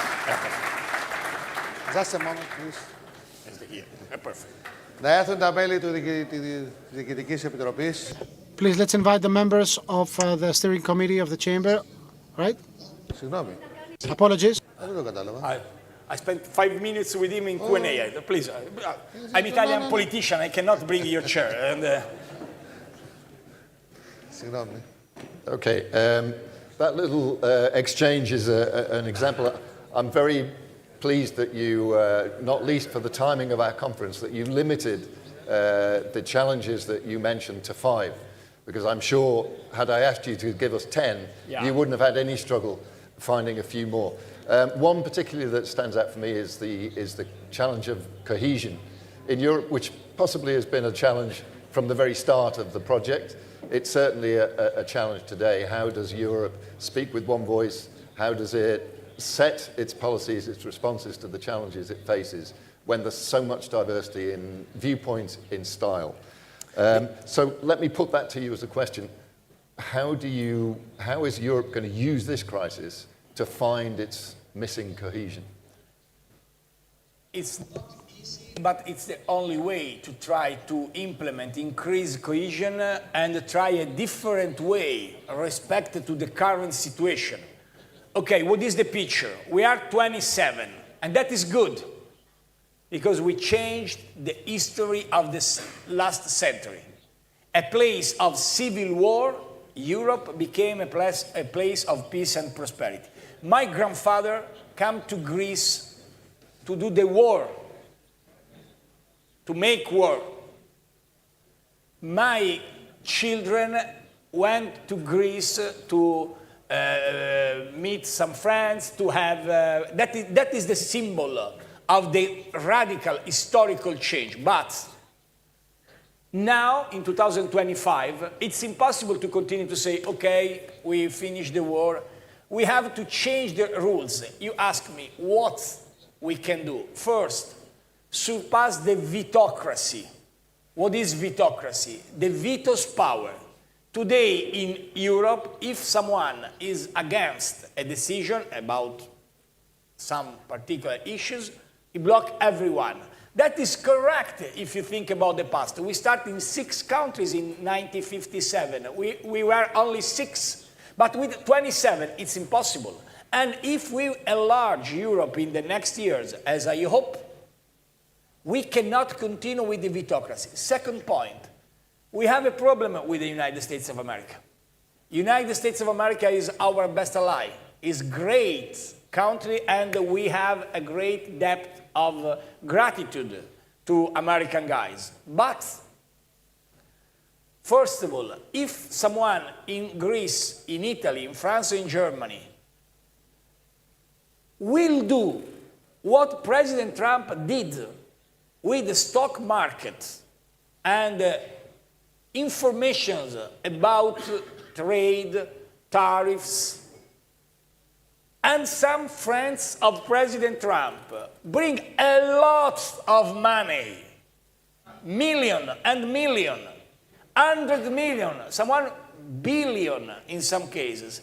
If that happened in our country, for sure everyone go to the jail. And I think that is correct. So there are a new world in which nobody have the traditional limits, no limits. So Europe have to try to speak with one voice. Yes, who? European Commission today, this is my humble opinion, please, I have a lot of respect for the people who invite me, but I'm not very diplomatic. That's why we invited you. Okay, perfect. I think Ursula von der Leyen, she's absolutely unfit to play this role. Absolutely. Thank you, but it's the truth. We cannot say, okay, I spoke also in my parliament with this expression, so I'm not here, I'm not diplomatic also in my public life.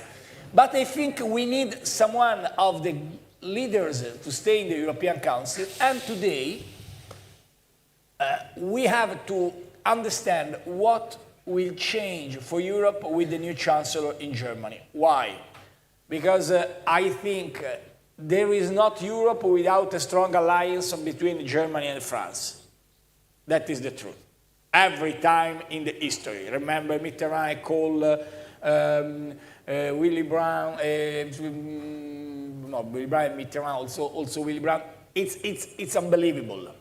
But this new Chancellor have a great problem because Germany lost importance in the energy after Russia and the nuclear, have a problem because they destroy the car industry, and we gave to China an incredible asset in the car industry. And there is the new, because Washington asked to us, please pay for defense. That is important and new. So we have to see that. For me, I think South of Europe have to play a more important role, because I didn't like when Friedrich Merz, you know better than me, in the first day spent a trip in Paris, that is correct, and then in Warsaw, in Poland. The risk for the south of Europe is stay out of that. I think we have to work all together to give the message, without south of Europe, there is not a real Europe. And that is, I think, the responsibility for the next months for our governments. Excellent. I'm going to ask you another question, but I'm going to try and stay brief, and I'd like you to stay brief. I'm an Italian politician. Brief is impossible. Okay. I will try. No. I can speak as if Fidel Castro 6 hours and a half, but I will. If you can keep it to 5 hours, I'd be grateful. Donald Trump has introduced a new style of government, let alone the policies and the ideologies. It's much more transactional, it's more amoral, if I can use that term. It doesn't really take into account morality or many values at all. Should Europe toughen up? Europe is known for its adherence to strong moral values. Should it toughen up, become more pragmatic, and possibly begin to play China as a counterpoint to American influence? I will be very brief. First, Donald Trump's style is a fact of life. Nobody could change this guy. So we have 4 years, 3 years and a half with this style. There are also some goods. For example, he tried to disintermediate totally in political foreign affairs, and maybe some good results could arrive. Maybe. I don't know if Syria bet could work. I hope. I'm not sure. In front of this style you suggest, Europe have to be more pragmatic. Yes, but not necessarily to divide its destiny with the United States. Because let me be very clear, there is not future for United States and Europe divided. It's a mistake for Europe, but it's a mistake also for United States. Because it's not interest of American guys first to have a trade war who became an inflation change maker inside in the internal market, and it's not interest for United States if Europe, Russia and China became only one bloc. Now that is impossible following the situation. But your question about China is a very good question. I think we have to continue and open a dialogue with China to try to don't create war between political war between USA and China, That is the point. The real asset will be artificial intelligence, because artificial intelligence is a radical revolution also for you. I was very surprised. The Pope, the new Pope, Pope Leo, arrived and the first thing he used to say in politics is, I think you are in front of an ontological revolution. That is artificial intelligence. The Pope. If one of the leader European Commission have the same words of the Pope, that could be great. No, zero for the moment. But, and I finish, I think China and USA will have tensions and troubles. We have to be a place for dialogue, but starting from alliance with the United States. And I finish, really, please don't undervalue it. If Trump will continue to attack universities, that is a very not interesting point for a lot of businessmen, but it's the key point. Because if that will happen, we have to try to have a program as Europe. They start with the first signals, but for the moment are very peanuts, to attract talents in Europe. Because don't consider artificial intelligence a point without alternative. Artificial intelligence will need more talents. We will need natural intelligence near to the artificial intelligence. So I think we have to discuss about that. Everything is important for you, for small and the medium enterprise, because I believe, and I was a prime minister in a country rich of small and the medium enterprise. Small and the medium enterprise saved Italy. Thanks to small and the medium enterprise, Italy remains strong despite a lot of crises in the past. I think your duty is exactly that. Maintain the tradition of small and the medium enterprise and guarantee a future to your country, but in a framework able to recognize the very important and the strong challenges, starting from AI and continuing with energy and demographic. Wonderful. Thank you very much indeed. Yannis. Ήταν πάρα πολύ σημαντική η τοποθέτηση του κύριου Ρέτζη, γιατί φαίνεται ότι λέει... Well, very interesting all those remarks of Mr. Renzi. However, allow me to stress some points. Those points are significant because they are in our daily discussions. Europe didn't start as a Europe with the current rationale. It was a vision of the past, Europe for its peoples, supporting the societies, the enterprises. It wouldn't be a Europe, a financial and monetary coalition. We were supposed to have a common defense system, common financial system. And I'm not sure whether I'm against veto, depending on the coalitions existing, the northern forces and the Nutri-Score, the food coalition, helping the products of the north against those of the south. So, is it reasonable, Europe saying that it accepts the fact that Cyprus is divided? It doesn't intervene when there are similar cases, and again today with this 5%, what means 5% of the GDP for defense? This shall be a rate off from education, health. Why? Is it essential? Is it fundamental? Is it really required, or is it because strong countries wish to build their own defense industries with the money of other countries? This is a topic that is discussed between European citizens. Europe, why?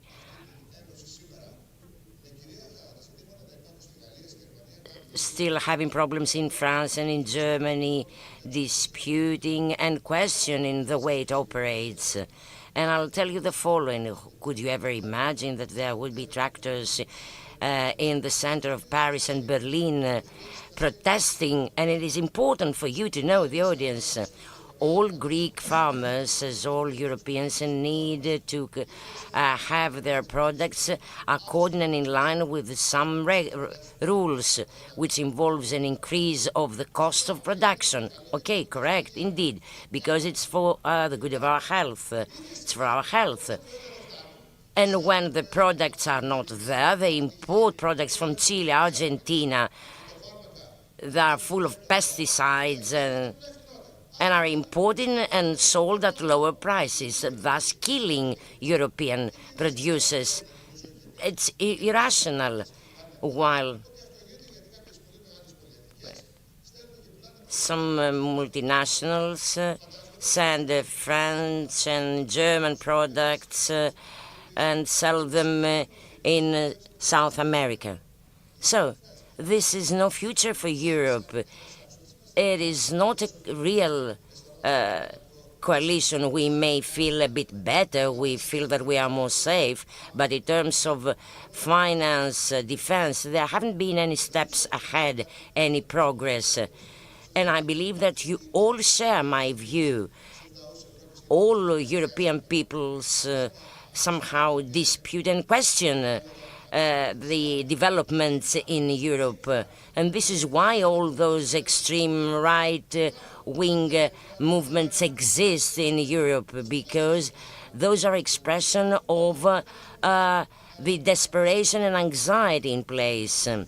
So every country shouldn't be operating in line with its force, when we need to be bold enough and accept that there is a northern coalition prevailing over the others, imposing policies, even in the case of Ukraine. I don't know whether we were right. I don't know whether that was the entire case in favor of Europeans spending billions or trillions for an useless war. It is irrational to claim that Europe could beat Russia. Trump said so. Why Europe did that? What was the outcome? A financial collapse. What I mean by all the above, we express as social movements and interlocutors, and we did visit our colleagues in Italy, and I can tell you that Italian SMEs, it is as follows: the development of the economy can't be based solely on multinationals. It needs to involve SMEs. 95% through across Europe involves companies of 5-10 people. In Italy, 80% of the enterprises of the companies are very small. Because here in Greece we've got a feeling that this is just a Greek case, so it is a matter of policy, of political choice, which you support in favor of the multinationals or of SMEs. So I believe that the strength of cartel was finally against all of us. Ναι, μπορώ τώρα. Ναι, ναι. Να έρθει λίγο η διοικητική. The BOD, please. The BOD, because we would like to offer you a gift from the chamber, Prometheus, the god of fire, of creation, a very insistent and persistent guy, to put it this way. And this is our symbol, and we would like to offer it to you, and hopefully you keep it on your desk. Thank you, Senator. Very interesting. Thank you. Please don't show that to Mr. Trump, because he thinks he's the god also the fire. Grazie mille. Thank you so much. Ναι, ναι, να πούμε πιο μπροστά. Ελάτε πιο μπροστά λίγο. Thank you so much. Thank you Δεν again. βγαίνει καλή. Please. Πιο μπροστά. Δεν πάμε ποτέ πίσω, κύριε.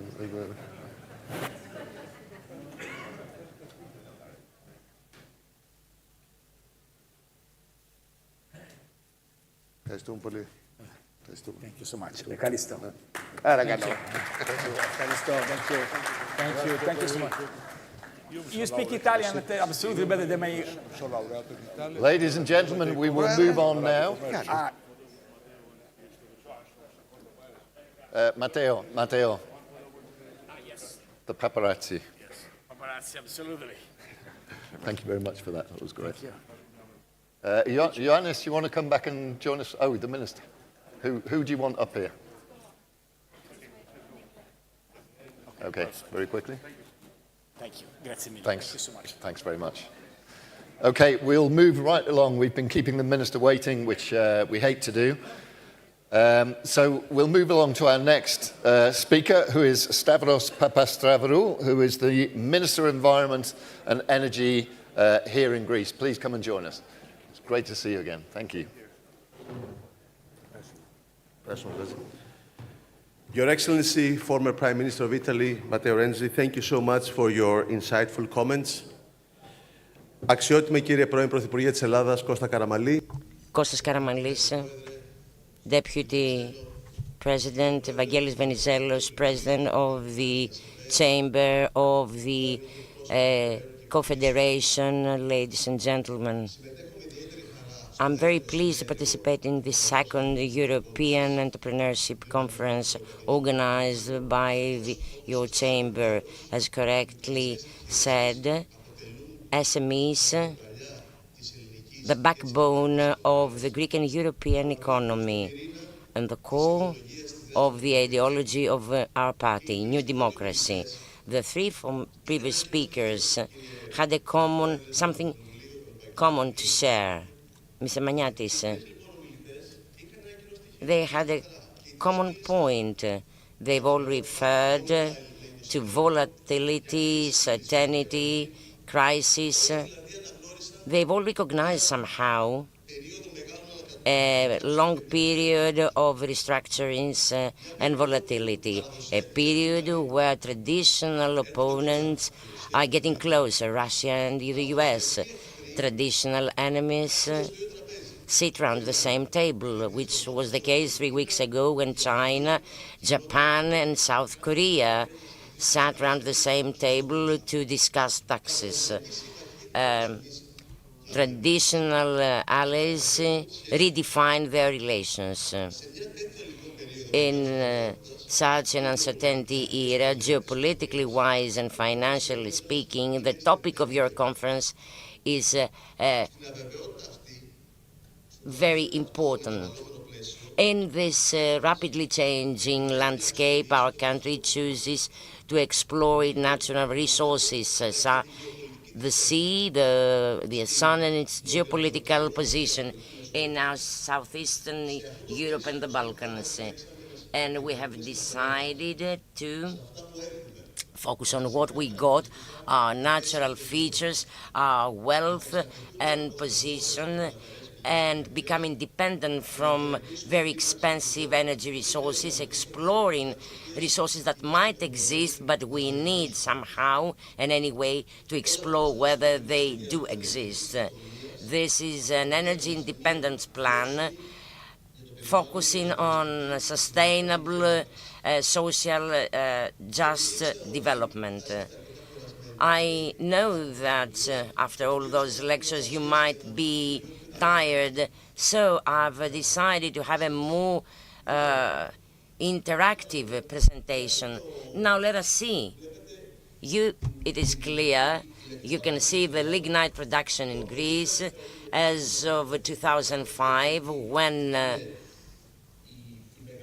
we had the highest tariff. We had marked reduction by 95%. This is a point confirming the steady and rapidly delignitization of our domestic mix in favor of renewables. As of 2018, the overall capacity from renewables has more than doubled, as you can see on the diagram, from 4.7 giga. In 10 years' time, we've reached 14.7 giga. From sea and south, water and sun. We are 7th in this list with the highest penetration in terms of photovoltaics and aeolic parks, which make stronger our position. Well, all those ended up in 2020, when for the first time after 2000, our country became an entity exporting clean energy. This is a good point in our energy balance, together with renewables, something that we have seen in Spain, and it was referred to as well. It is very decisive for the safety of each country, because it is relevant to the system, and there we invest a lot. As of 2019, when we used to spend 319 million for our grids, we've reached 1.8. That is, our investments on grids are fourfold higher. This is of a very important.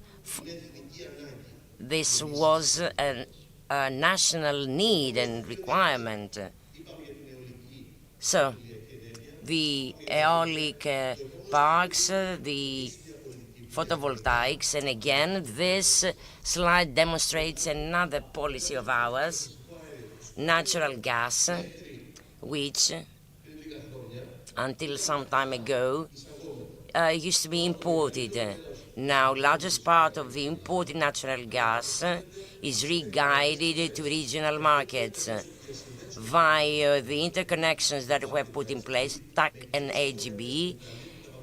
The Balkans and Italy being the main receptors. In 19, we were the destination. In 24, we are an energy hub, and we re-guide natural gas to other countries.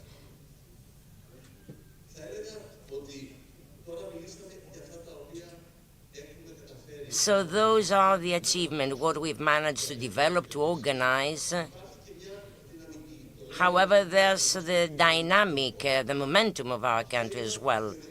This is a model, a theory of the World Bank, just a theory, describing the theoretical potential capacity of production in Greece. You can see France and Greece have the largest theoretical capacity of production from wind.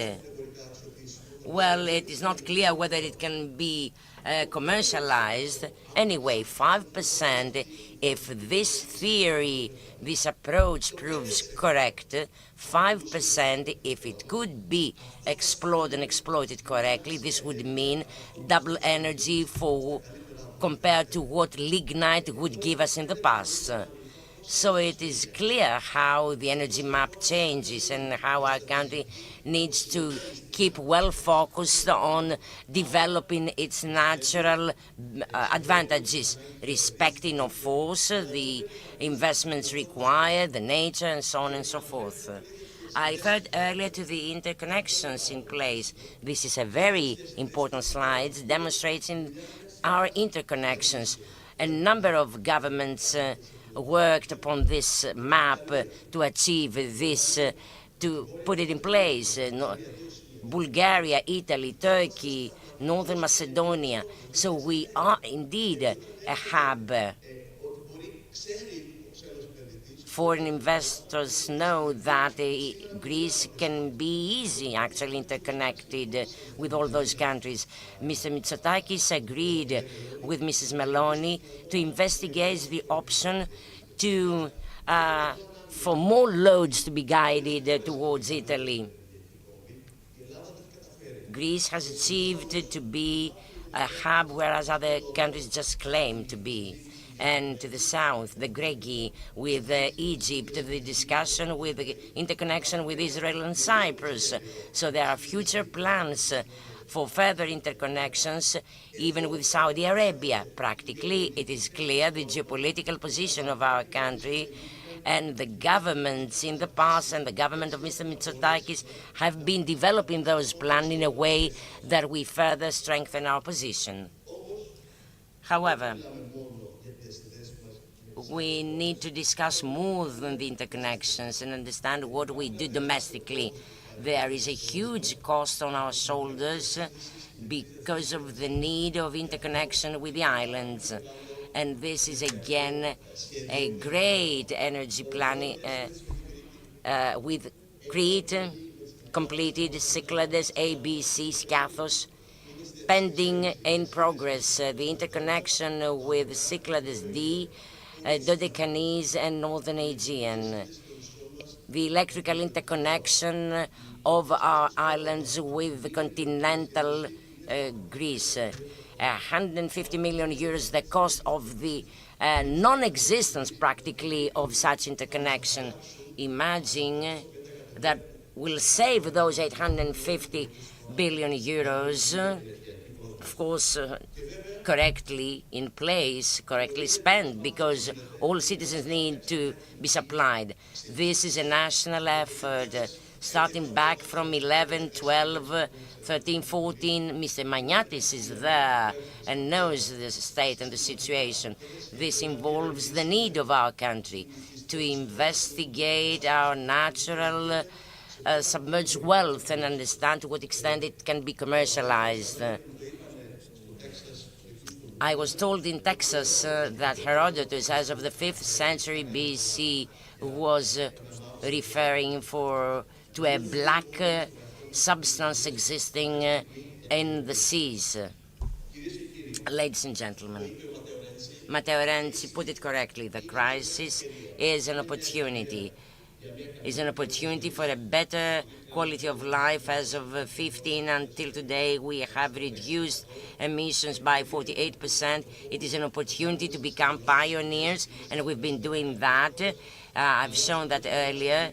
It's an opportunity to change page and reach a level where we would all be having a good quality of life. We are not perfect, our plans are not fully implemented, but we are heading towards the correct direction. We work for the collective good. We want that all citizens share the benefits and the outcomes of our work. Thank you. One very quick picture, please, before you disappear. Thank you. Thank you very much. Thank you. Thanks. Nice to see you again. Same here. We'll move right along to our first panel discussion. And this time we're coming back, focusing back in on small, medium enterprises, both here in Greece and more broadly across Europe. We have a fantastic panel, and most importantly of all, I actually have a co-chair this time, so you'll have somebody else's voice to listen to. So let's proceed and invite our panelists up onto the stage, please. First, we have Laurence Auer, who is the ambassador of France to Greece. Laurence, forgive me my pronunciation. We have Michael Mainelli, who is the president of the London Chamber of Commerce and Industry and the former Lord Mayor of the City of London in the United Kingdom. I presume you've brought your cat. Please take a seat, wherever you're comfortable. Pleased to welcome back to the stage Yannis Chatzitheodosiou, who is the president, as we know, of the Athens Chamber of Tradesmen. Yannis, you're welcome back. And Massimo Del Cecco, who's the vice president of the Chamber of Commerce of Milano, Monza, Brianza, and Lodi. And my co-chair, Christos Koutras, who's a journalist with Sky. Good to see you. Christos, are you with us? Okay, Christos is going to join us when he can, typical journalist. Hi. Good to see you. Yannis, if you're in the room, please come up and join us. If not, we'll get started, and Yannis can come and join us when he's ready. I am going to keep you to your timings, if possible, to less than your timings. and I'll let you know if you're going over. But please, let's start with Laurence. Well, thank you very much to The Economist for having invited an ambassador to start the discussion about SMEs. So first of all, why? Why a diplomat should bother about SMEs, especially between France and Greece in the bilateral cooperation? Well, first of all, historically, 10 years ago, we built up a whole system, a whole scheme, which is called Team France, to develop an ecosystem of SMEs for the financing. This is BPI, the bank of SMEs, with innovation schemes, but also with credit systems, entrepreneurship, but also a lot of systems about export.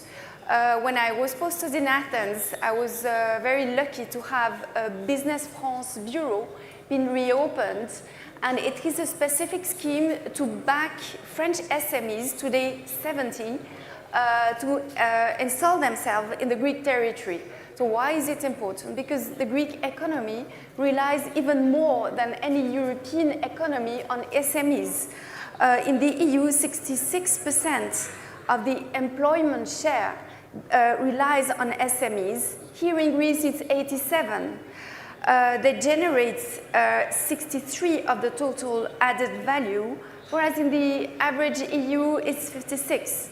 And of course, in my ecosystem of cooperation, it became very crucial to include Greek SMEs in the supply chain of the big companies who are working in Greece. Not only on the usual suspects, I would of course speak about defense or energy, but also a lot of the tech companies became very linked in a system where what we call the French tech. It's a dialogue because of course the challenges are so huge in Greece.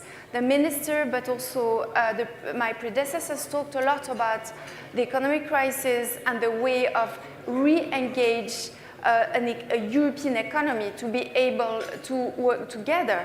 The markets are small, and we need Greece, for instance, in France, to develop the idea of European defense industry. We're talking industry also this week a lot in Brussels about simplifications.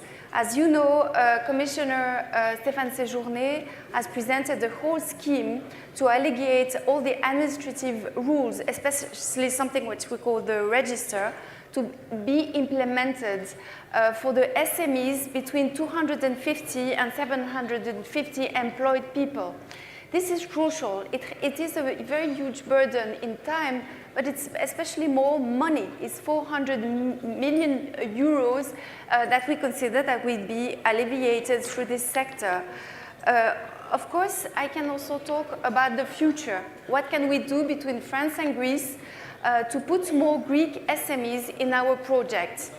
Of course, I would speak about the positive impact of the strategic partnership, because you need a lot of voluntary capacity to be able, for instance, to make with Thales a huge day, to look at hundreds of Greek SMEs to be integrated into Thales. Thales can be the satellites, but it can be also the radars, a lot of things. It's all the communication tools.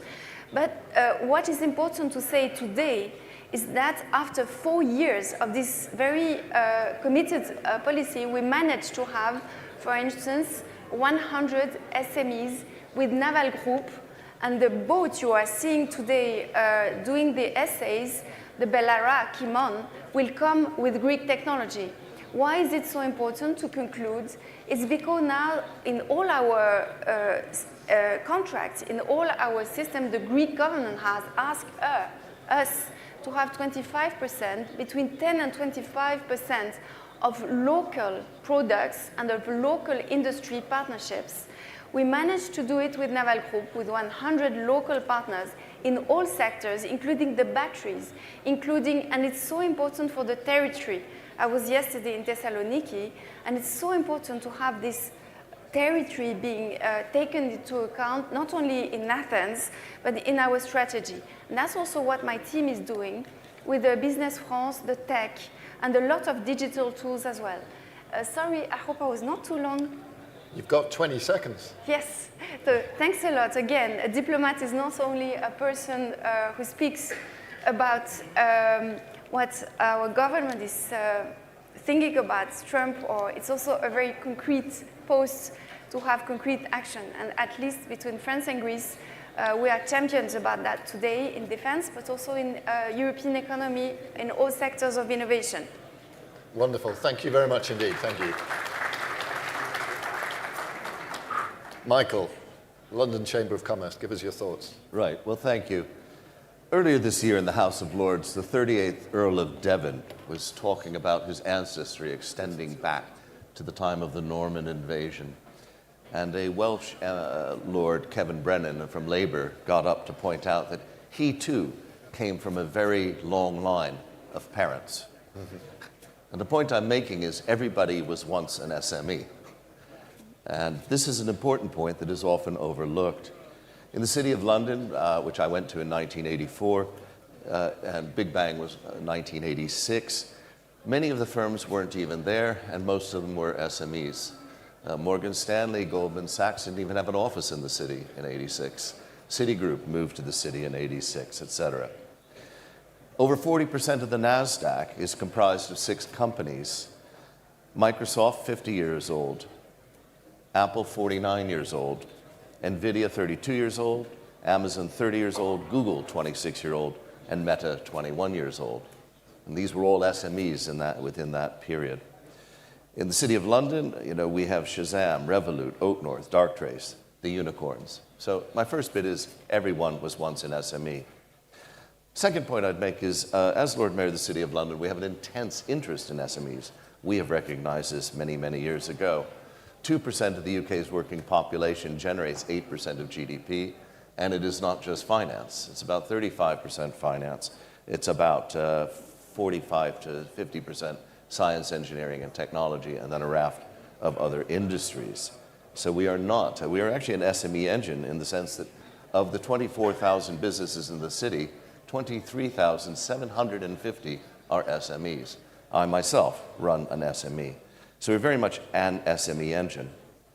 Another point I might like to make, having traveled to 25 countries over 100 days last year and doing quite well this year, and delighted to be here at the home of democracy. Nevertheless, I got a lot of questions, obviously, even 9 years on, about Brexit. Well, 2 facts. Firstly, our workforce is also our voters. We're the world's oldest democratic workers and residents cooperative, dating back to about 640 AD, holding continuous elections since that period. But at the time of Brexit, we had 525,000 workers. When I took office, we had 615,000. And when I left office in November, we had 678,000 workers. It was very important. Brexit hasn't been a problem for us. For the UK, it's a different affair. The second point I'd like to make is that global assets under management grew from 11% to 13%, and 2% of global assets is a very important number. On to item 3, what is the problem as I see it? Well, the problem with growth has been well outlined in Draghi, and Matteo did a very good job earlier. I don't want to replicate it, but I think we haven't spent enough time looking at the percentage of GDP taken by government and taken by the state. The 2 things that prevent SMEs from growing are complexity. We often refer to it as regulation. Actually, it's more often complexity, and regulation is frequently concerned if you talk to SMEs with taxation and employment law.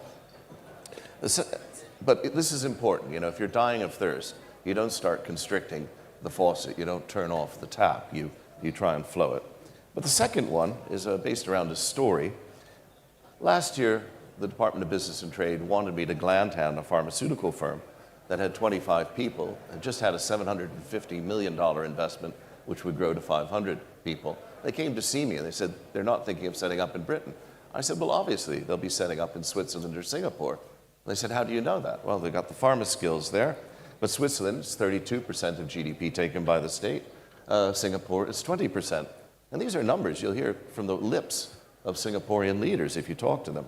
UK, 44%, Greece, 50%, France, 57%, Italy, 54%. Is this where you want to be?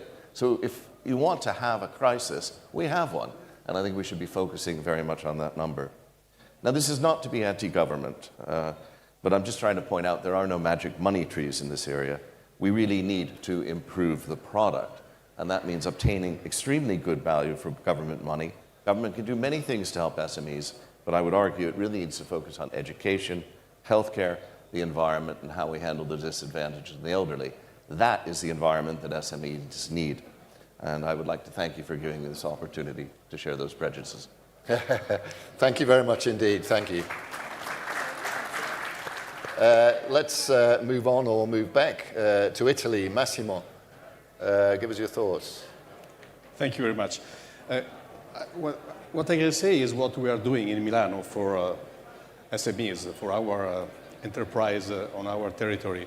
And we work a lot in specific themes. One is digital, that for us is very important, because we think that digital is the very competitiveness of our companies. And so we have to work a lot on this, especially because it's very difficult for small and medium enterprise to have access to financing. It's very difficult for them to have access to competence. And so it's very important for us to help them in that way. And we decided to do a very big investment in a very big project, the Tech Europe Foundation. This project is a very important, I can say, alliance between public, private, and university, because it's an investment by our Chamber of Commerce, but also we invest with us 2 private investors and 2 universities, very important for us, that is Politecnico of Milano and Bocconi.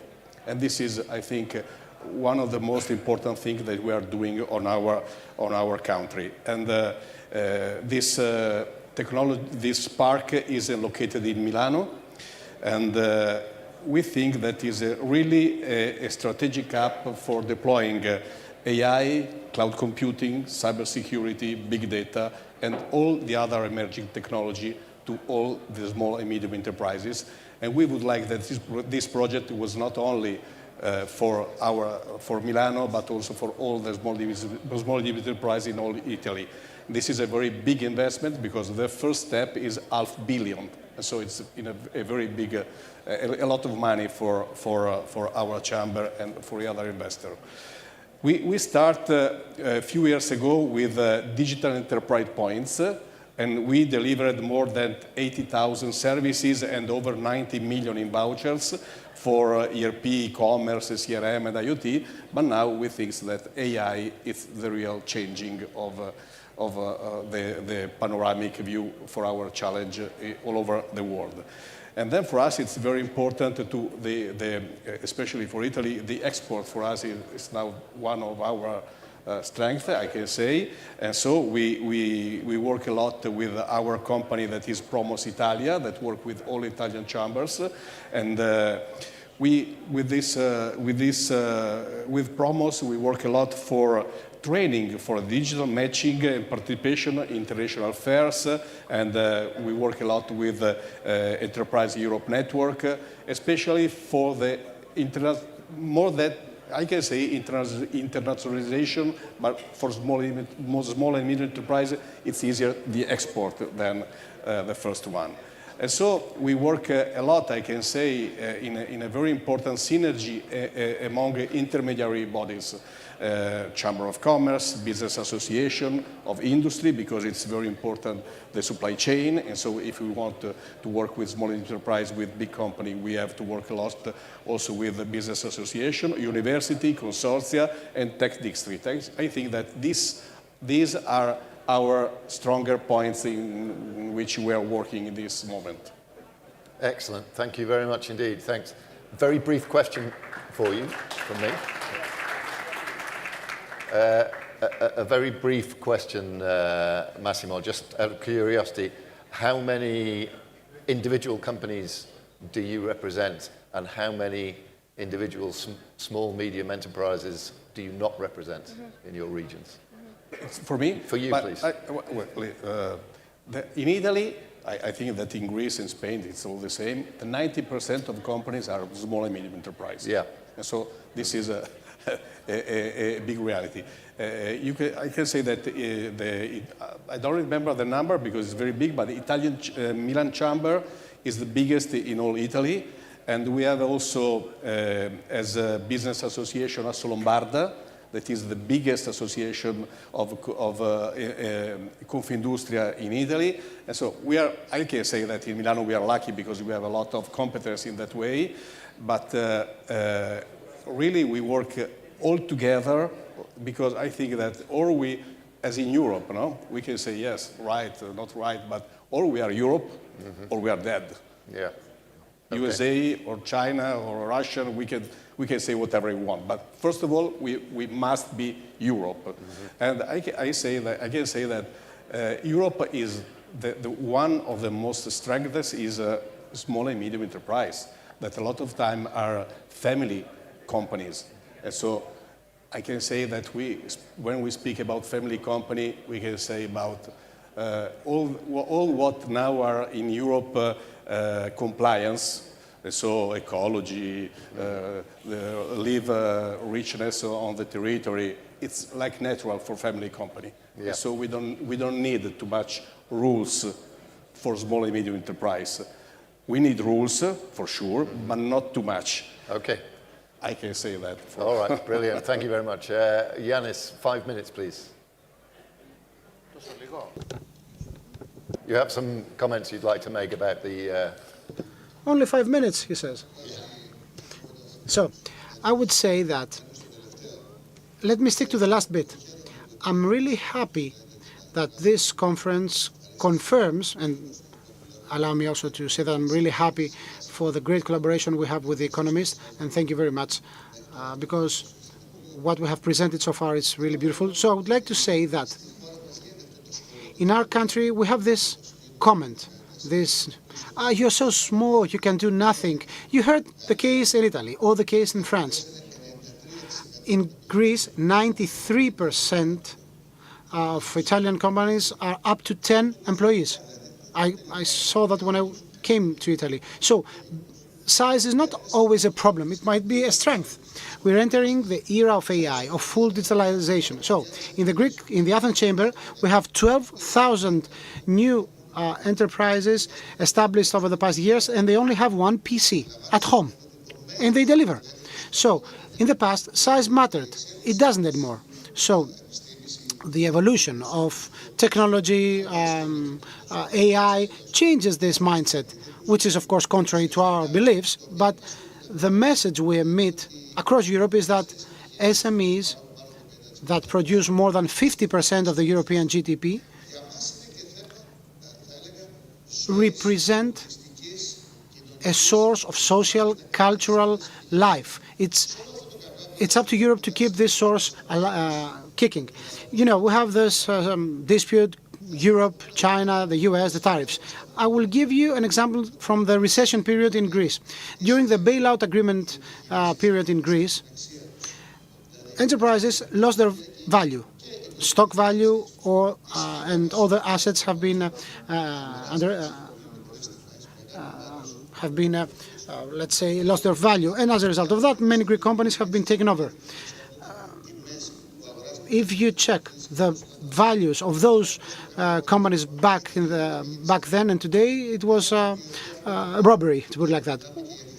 So, in the case of Europe, Germany, for instance, if Europe is to face the same challenges tomorrow, who is to stop the multinationals to step in and exploit such a financial crisis, for instance in Germany, and have these companies changing hands overseas? So the whole issue with the US might have at the background this kind of thoughts. Talking about the policymakers. So the Europe has to intervene. I think nobody would expect what happened over the past years with Trump, a friendly ally bringing us to such a difficult position. Perhaps this is an opportunity to revisit, to review and come up with a new way of developing ourselves and restructuring ourselves, not only financially speaking. Maybe that's a good, let's say, a springboard for this to happen. And I'm really happy that in the past period, France, Germany, the big countries, are thinking about having this common access for Europe and have a common understanding and philosophy. But allow me to say a common mindset at all levels, not just with respect to a specific threat, the US tariffs in our case. Are European SMEs represented at the continental level or at the bloc level as well as they're represented at the national levels? This has to do, I wouldn't say that, no. Representation, it's something that relates to how these companies are organized. I think that every people have their own features. Let me give you an example. The Italian, the Greek, the French chambers are public entities. In other countries, they are private ones. We have a different way of approaching that. If I'm not mistaken, in the UK, the chambers are privately run, right? So the outcome is the following. Either way, when it comes to those issues, please believe me, we have the same approach. Over the past years, we have been discussing with our peers, and that's something that applies to our country, issues of liquidity, cash flow, or energy prices, the issues that relate to facing oligopolies, cartels. They are the same. There are the same concerns across Europe. Every government is being judged by how they deal with these issues, but the same issues affect everyone in Europe. Of course, over the past years, these issues have been aggravated. So because of this pressure, European SMEs over the past period are currently discussing how to collaborate. Let me share with you, Yoros Kavathas is here, the president of the Confederation of Craftsmen and Merchants. Let me give you a story. When the Germans were omnipotent, I'm saying that for good, they were a bit arrogant in collaborating with ourselves. We, as a people, paid the price of the German arrogance. They led us, they sank us because of the debt. So life is peculiar, plays peculiar tricks. Now Germany is about to face the same or worse problems. They have a big country, but they are to face the same problems, even worse because of their debt. I'm happy because now the German colleagues came to understand that if you are, sometimes things change, and it's our time now to show solidarity to the German companies, and the same applies to the Italian companies which have been there in the past. So solidarity, the way we have to think of others, that SMEs representing 99% of all European companies, given the European standards. 99% of enterprises are SMEs. Multinationals represent no more than 1%, given the definition of multinationals by the European institutions. Thank you very much. My panelists, and I'll let you lead off with the questions. A comment and a question. First of all, as Michael correctly said, the large multinationals used to be, in the past, SMEs, or very small businesses, one-man show. Massimo said, yes, indeed, Europe, but we have to have common rules. You can't have an interest rate 1% for the one and 5% for another. 500 billion for AI is very little in terms of what it is required.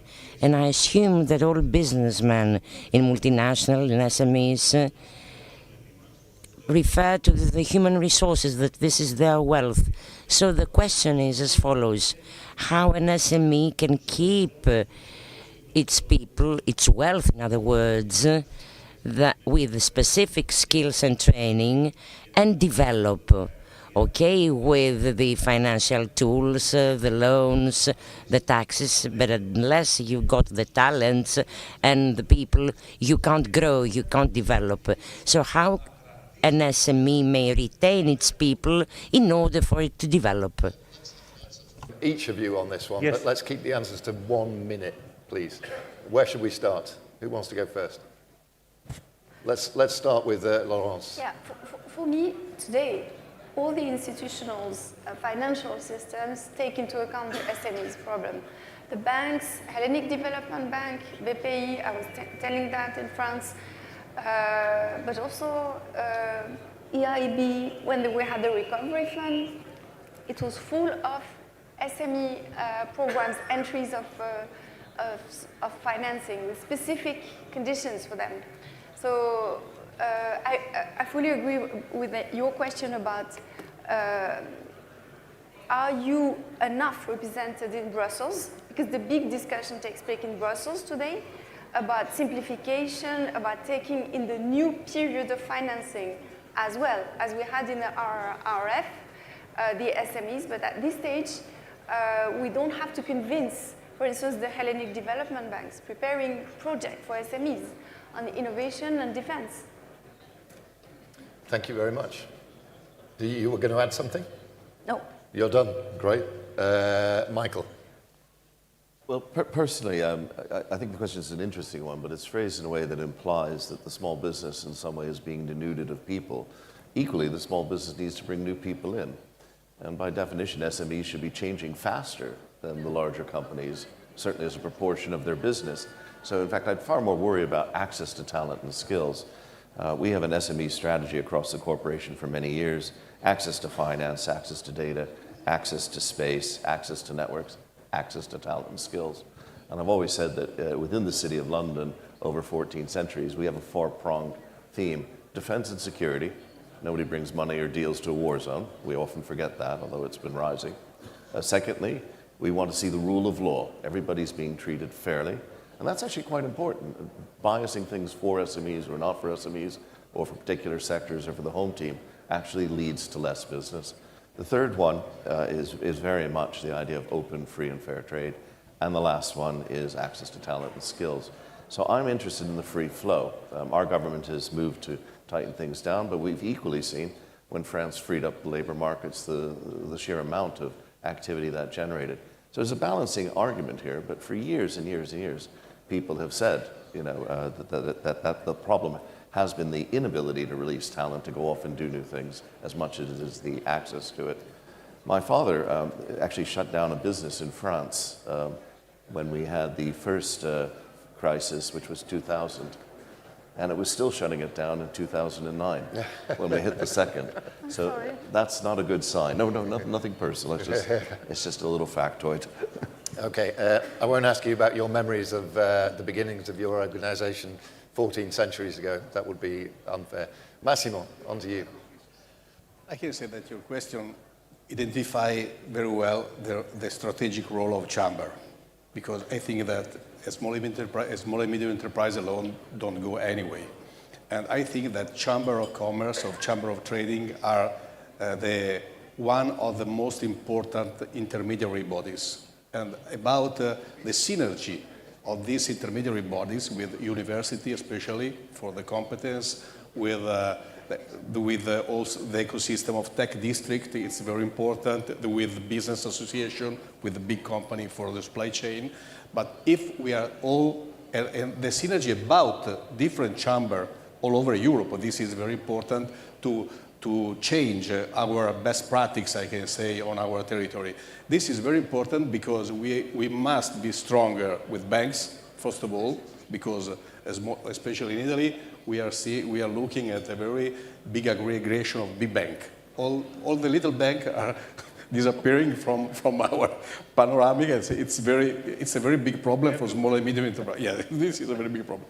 And so we have also to speak with Europe, because in Brussels, all the rules now are done in Brussels. Brussels, in this moment, they say that they are changing, but in the reality, if you go to see inside, they are not changing. And so this is another big problem where we have to work with the business association and the Chamber of Commerce, because if we are all together and we take all together the same message, maybe that we are stronger. Maybe, I don't know, but maybe.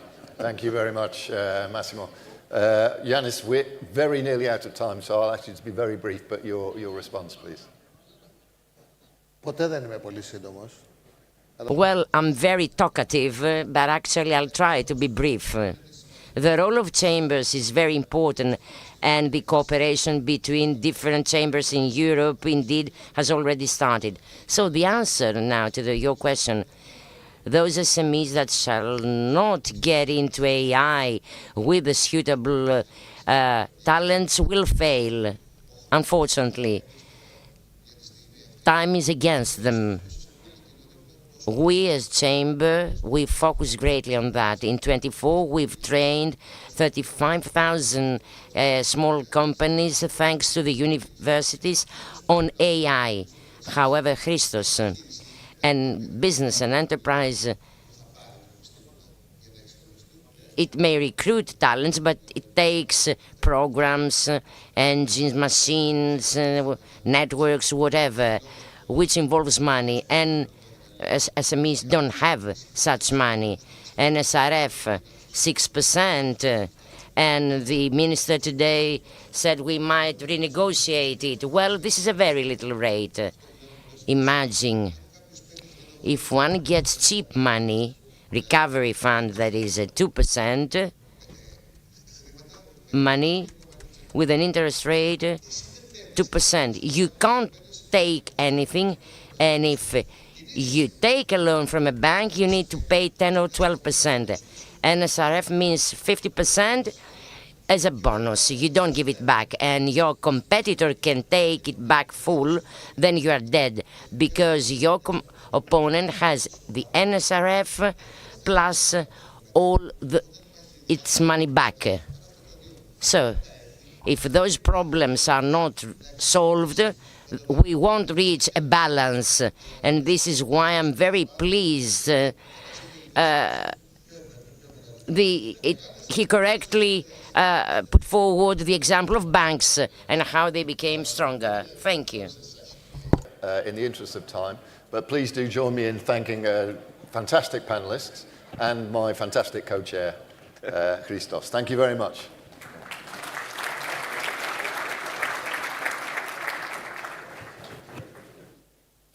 Yeah, quick family photograph.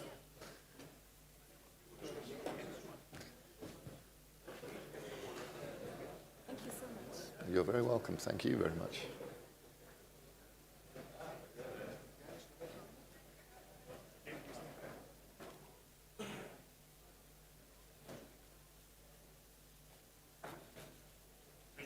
Thank you.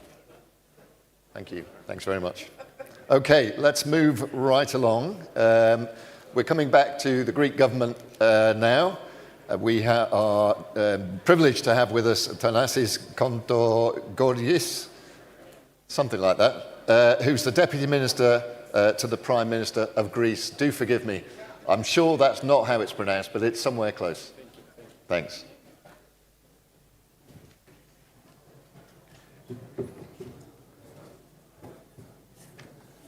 Κυρίες και κύριοι, αφού ευχαριστήσω πρώτα τον Economist και το Επαγγελματικό Επιμελητήριο Αθηνών, την Εκτερία Πεσαριβάκη και τον Γιάννη Χατζηθεοδοσίου για αυτή την πρόσκληση στο συνέδριο που έχει, θα έλεγα, σημαντικές συμμετοχές αλλά και σημαντική συμμετοχή του κόσμου. Και αυτό πρέπει να το πούμε, και μάλιστα μια δύσκολη μέρα, Σάββατο, λίγο συννεφιά, λίγο αφρικανική σκόνη, λίγο η απογοήτευση από το χθεσινό Final Four. Αλλά θέλω να μιλήσω λίγο... Much. Despite those clouds that are around, there are still some hope, some light in the darkness. We are in a historic time period for Europe. In a historic time period, and we can't really interpret the developments. We need to investigate the role of the country. Our effort focuses on what we call double convergence. As our PM said, to improve the fiscal volumes of the country. Needless to get into details, despite the difficulties, create a self-nurtured development, to become stronger inside, meaning health, education, double transition, the transformation, whereas there's in place an engagement, our commitment to allocate this growth proportionally and evenly across the country, thus protecting and supporting, safeguarding a fundamental right, if one requires, to remain in place, to develop in his or her country without being obliged to flee, to leave. This is an effort to correct a paradox. And I'm not speaking as a party of a New Democracy, because several funds were spent on regional convergence and development. However, the outcomes haven't been the desired one, despite the progress in place. We lag far behind in terms of competitiveness, and this speaks by itself. Thus, the government has started an update of the national strategy on regional development, looking forward for a joint design and plan jointly with local authorities and so on and so forth, because the European discussion defining this very topic, meaning on how we may have a balance between cohesion and convergence, SMEs pay for the convergence, however, statistically, they do not enjoy their share while they create value for the chain, and they are indeed social cohesion vehicles, because they recruit people locally, they create cultural points. So the discussion in Europe on the new budget and the new priorities refers and involves decisively the future of SMEs and the Greek economy, the preconditions through which the European and the Greek economy shall be shaped in the future. I've got this timer to keep the time allocated to me.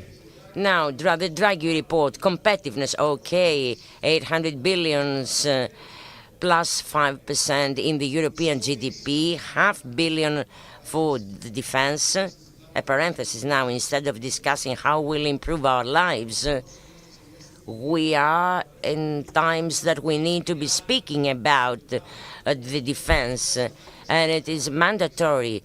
1.2 billion, and if we include the payoff of RRF, this is above the overall budget. So we need to take into account the offer and the demand as well in an environment of competition.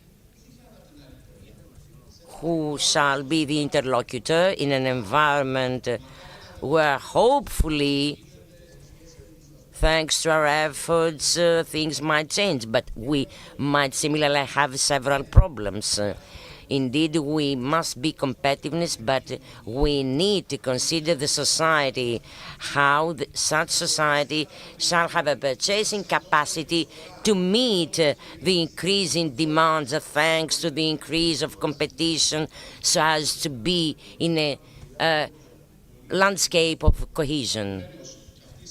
So this discussion becomes hard. It has started, and there shall be negotiations, the South countries claiming for more funds, the cohesion funds, Northern countries which instead claim that there are increased needs, we can't give more money, and so on and so forth. And there's Greece.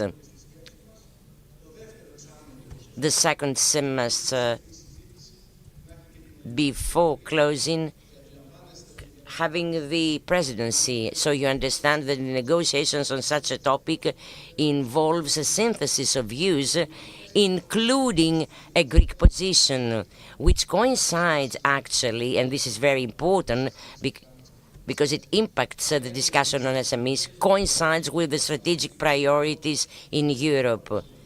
I do not wish to be more specific, however. Defense, migration and management of frontiers, energy interconnections. The minister referred earlier to the hub.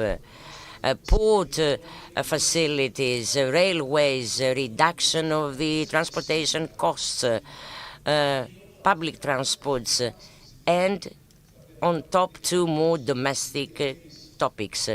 The common management, the joint management of water, and the demographic challenge. Those are strategic priorities for Europe and particularly for Greece. So policies funded by the cohesion funds, including the 5 billion of NSRF for SMEs that are already engaged, are there. And they involve our priorities. Already in the review of NSRF and the proposals submitted, those proposals are embedded. However, it needs better organization, a very serious organization in view of those discussions. And thereupon I insist, because I believe that this indicates the way ahead. Nobody can deliver alone. The country needs to have a common national plan upon principles, and I'll try to explain it in simple words. We can't be irrational without taking into account those priorities in the future. Those shall define the economies, and economies shall define growth and development together with the obstacles for SMEs. Will need a leverage of public funds to manage anti-flood infrastructures, management of waters, more resources, because we'll be having in 25-26 public investments, but this is not enough. There are important needs in education, in health. Those shall define the momentum of the economy and the way ahead, and they shall dictate the synergies that will be in place. Across our country, we have indicators. We try to understand the needs in every single corner of our country, because there are different cases. And this involves the local entrepreneurship, and thereupon we work systematically in order to have a holistic plan, which will be required in order for us to be ready when the discussion shall begins. So, national authorities, regional authorities, local authorities, meaning a national plan shaping the conditions for the development across the country. And let me close with the following. I don't know whether Mr. Koutras is here, because he referred to it indirectly thanks to his question. There's a fundamental issue concerning entrepreneurship, and something that we need to break, a concept that we need to break. The fact that you are small doesn't mean necessarily that you must remain small. And it is our job, this is the job of the government, to create the conditions, and this is what we try to do, thanks to facilities, to programs, access to cheap money through banks, fair terms, better operation of competition in several cases, as this is the landscape for the enterprises to achieve mobility in a way that it becomes a pivot for the growth in our country. And this is what actually we've been discussing lately. Thank you very much, and I wish you every success to the works of your conference. Thanks very much indeed. Thank you.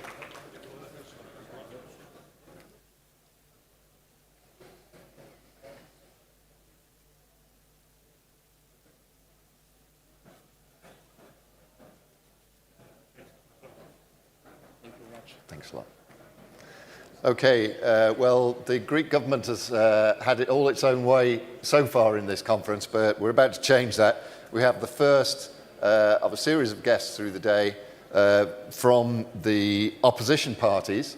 For our next session, I'm delighted to welcome onto the stage Manolis Christodoulakis, who's a Member of Parliament, Head of the Environment Sector for PASOK, Movement for Change. Please come and join me.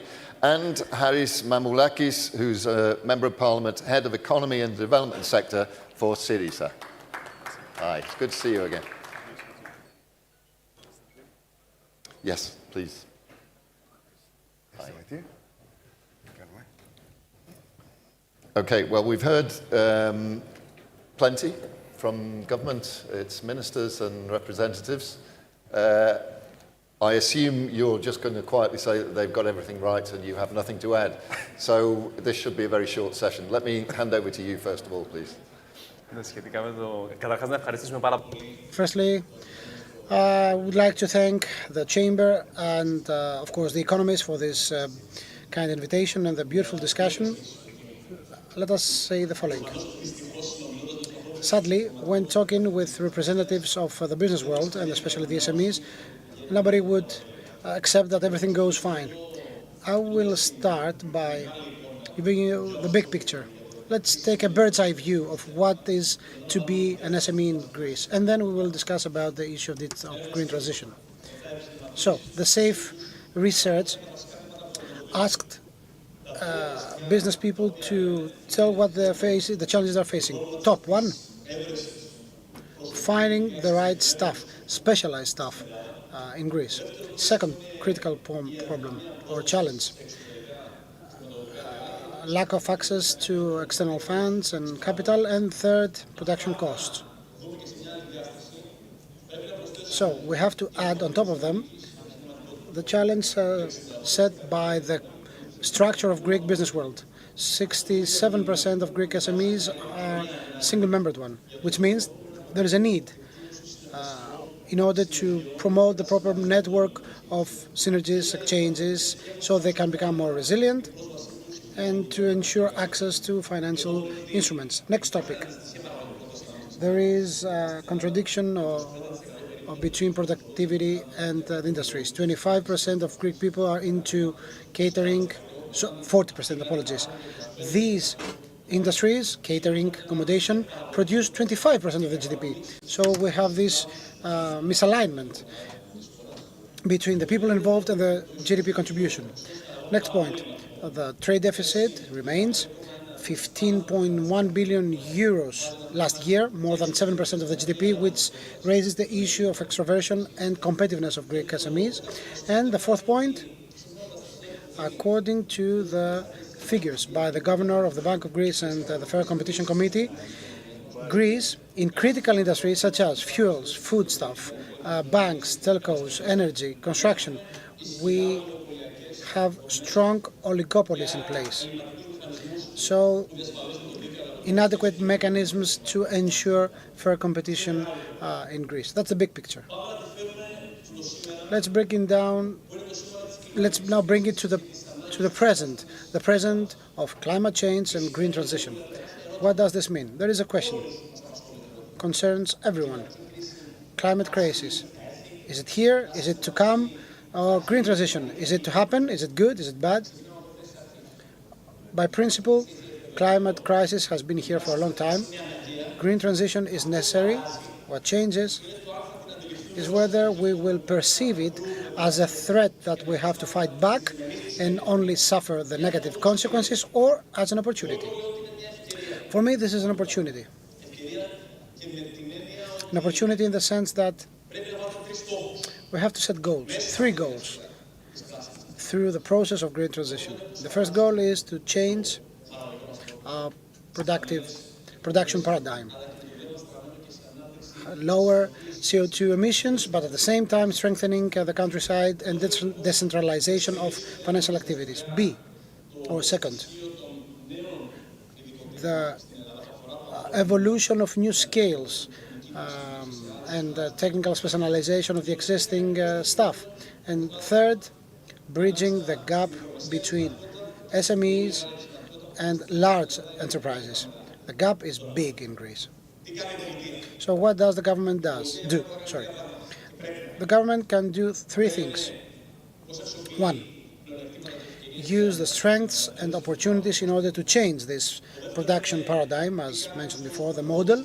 Second, the terms of financing SMEs. And third intervention is to set the rules of the game so that we have confidence built within every society, every community, while at the same time being a businessman has a return. I will stick to the first one. What does it mean to promote a new productive paradigm in the era of green transition? We have to take into account our geography. Greece can become the hub of green energy in the southeastern Mediterranean, which of course requires an interconnection with Italy, Israel and Egypt in order to export energy. It allows us to build the so-called green islands with batteries and renewables, and the competitive advantage of the offshore wind parks. We have to combine that with a specific, determined and delimited maritime space. Now, this goes hand in hand with new networks, grids, batteries, or new forms of green forms of energy. For instance, green hydrogen introduced from Africa or the Middle East to be used by Greek companies. And third point, how do we decentralize power generation? 70% of all energy projects belong to 5 groups, which is unacceptable. And if you are a small player, you need a long time to get the terms of connection, and this doesn't apply to big players. So we have to prioritize SMEs, farmers, stock breeders, manufacturers, local governments. They are the backbone of the Greek economy. If we do that, then the production costs will drop. And last bit, I will wrap it up. We have also to think about fiscal incentives. Agri-food and tourism is a great competitive advantage for our country, and geographical parameters. Where do we want to have new investments? For instance, the energy transition areas are being affected, and the borderline areas, for instance, Evros. And how do we incentivize startups? Apart from the simplification of the procedures, another thing would be to increase the turnover cap in order to have tax exemption. Thank you. Haris, you're talking here to the voters in Greece. You know, we've already heard how the SME sector is the biggest employer of the labour force in Greece. It is in many countries, but particularly so here. What does Syriza bring for the voters in the SME sector here in Greece? There is no doubt small and medium-sized entrepreneurship, as mentioned before, has some specific characteristics. The same applies to Europe. SMEs in Europe with 1 to 10 employees represent 95% or more of the total economy. This is the case also in Greece, even more accentuated. But let's see the big picture. Greek economy is a small one compared to the European average. A small economy governed by a lack of competitiveness. This is a structural deficiency we have that leads to centralization, to consolidation of the market. This consolidation affects the large masses of the population. This is the big problem which we, the progressive opposition, focus upon, and we want to give a solution through the SMEs. We believe that strengthening SMEs by means of targeted actions, for instance, true access to the financial industry, critical issue. B, incentives, mentioned before. They can boost SMEs a lot. So, from perceiving this situation as a problem because inequalities are expanded, we can turn that into an advantage as long as we have the political will, the regulatory framework by means of targeted actions. We don't have to reinvent the wheel. Massimo from the Italian Chamber said something really interesting before. Digitalization, artificial intelligence and big data are the top priorities for them. These are the drivers for Greek SMEs. And in Greece we have a tradition of people being smart and ingenious when it comes to digitalization, introduction of new technologies. This can play a role. So for us it is of primordial importance to have such an approach, strengthening SMEs by means of breakthrough instruments. It's not easy.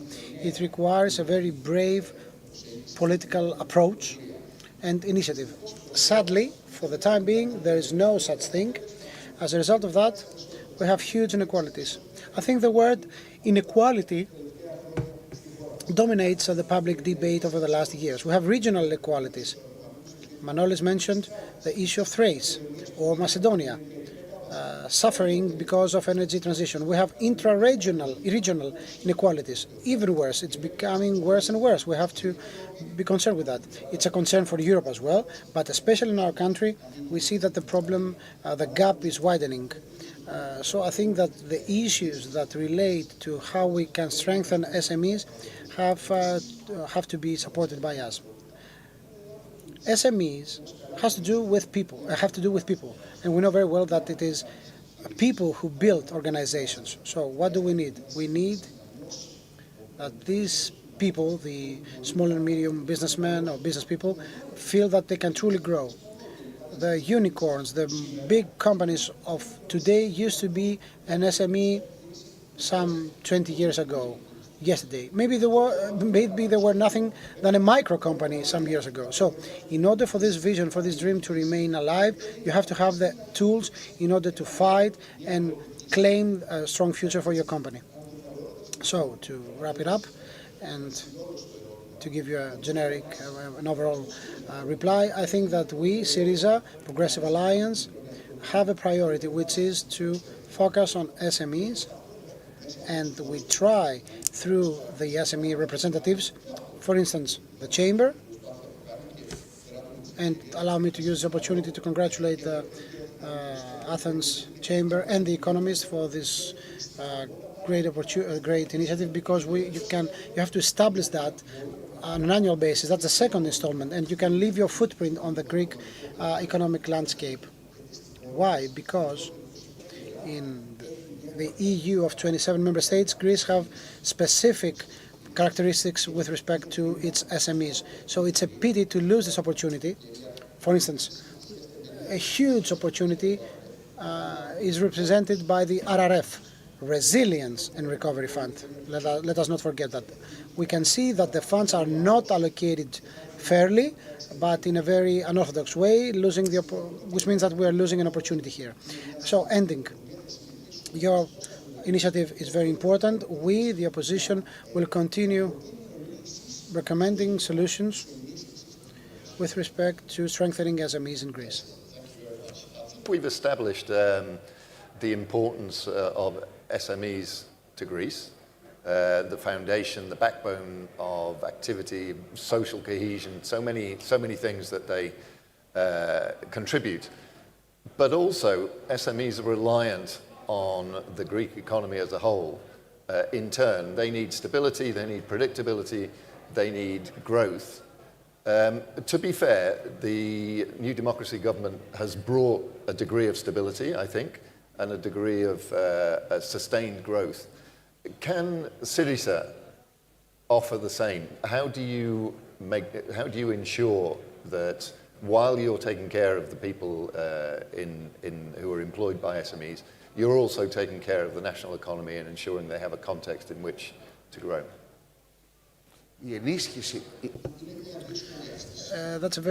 It's a function that's difficult to be solved. It's not something easy as an exercise, to put it like that. It's not simple. I mentioned before the structural deficiency of Greek competitiveness. I believe that pluralism and allowing SMEs to take strides forward can strengthen competition. That's the focal point. And that's the main problem of the Greek economy, lack of competitiveness. So when you have a huge number of SMEs different between them and you support them, then these strengthened SMEs will drive pluralism forward. Instead of having 4 or 5 major financial players in the big industries, energy, foodstuff, fuels, the retail business, I think that refining, etc. This will allow to take serious steps forward. So we believe that we have to strengthen SMEs. Some of these SMEs capitalize on the opportunities they find, and this way they can step up a bit. If they become of scale, then they create not a problem, but the challenge for big players. That's what the Greek citizens, the Greek households and economy need. So by strengthening them, we can achieve many things. Manolis, a question for you. I mean, this question could be either, but we're sort of limited for time. I've asked you one, I'll ask you one. You've mentioned actually in your presentation how important an opportunity the green transition is to bring dynamism into the SME sector. I just wanted you to reflect on the fact that it seems, not just through Donald Trump, but through a number of other leaders and social developments around the world, that we're seeing quite a strong backlash. We're seeing quite a strong application of the brakes, at least when it comes to net zero, the green transition, decarbonisation. Are you seeing that? And does it concern you when you see this as such an important engine for growth? Ναι. Λοιπόν, υπάρχει όντως μια πολύ μεγάλη κουβέντα και όλη αυτή η Indeed, there is a great discussion. We have the geopolitical change in the US, and if combined with the climate change, it's something evident. My opinion is the following. We're talking about issues that have to do with our survival, not our prosperity. So, there is no room to challenge the principle. We can discuss about the way. So, for me, the social and environmental footprint of investment or a healthy company can be combined with prosperity both for the economy and the society. What we have to seriously consider is the following. How can the government, the state, intervene in order to give space, to incentivize and add regulations when it's needed, so that this debate is not a limiting one. These are the things that you cannot do. No. Let's allow more industries, more players to flourish. This means two things, as I mentioned before. Financing and regulatory framework. Financing. Following the hardships of the pandemic, we came up with something positive, the RRF. These funds aim at climate adaptation and green transition, which will in turn change the productive paradigm of Greece. We have the RRF, the Horizon program, broken in specific priorities, and we have the Repower EU and the Fit for 55. The first one is addressed to the independence from Russian fossil fuels. All these are linked with green transition, also in our country. The challenge is the following. 80% of all financing goes to companies with more than 5 million euros of turnover. Apologies, but they're not the ones who need this financing, the first. I mean, they shouldn't be prioritized. This widens the gap. 1 out of 3 Greek SMEs say that they have no access to green financing. The 2021-2027 SRF has more than 7 billion euros for green transition projects. But if you have no regional development plan, this money will not get there. And we also have the RRF loans. In Greece, 221 SMEs have received loans. Out of these, 359,000 ones that are eligible. So no more than 0.1% of the companies got the money, which shows the problem. So we can have specific credit lines through the RRF for SMEs, specifically. For SMEs working on green transition, digital transition, etc. These are the brand new requirements of the Greek economy. And this will create space, combined with the previous things for them to grow. We can create a green fund for SMEs using the funds of the RRF exclusively for micro enterprises or SMEs, and other ideas. Or the Greece Ready Export, which supports extrovert companies or other incentives. 3-year tax exemption on profits in order to come up with new added value cooperatives or joint ventures. Okay, it takes a lot of work to bridge the gap. That's the first thing. The second thing has to do with the regulatory framework in order to have a level playing field. So, rules. Rules means we need spatial planning. It means that you know what are the land uses, what kind of investments may be delivered here or there, what are the rules for them. We need the spatial plans for tourism or renewables, so we can build confidence with local communities with respect to the opportunities that arise both in the countryside and the urban centers. We have to revitalize the Greek countryside. And we have to introduce ESG criteria in SMEs, which will allow them to be eligible to European funding. For instance, rooftop photovoltaics in 2023.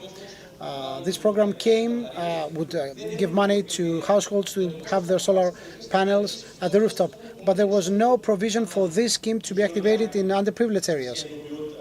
Also, we can introduce standards or criteria with respect to the location, the unemployment rates of the region, etc.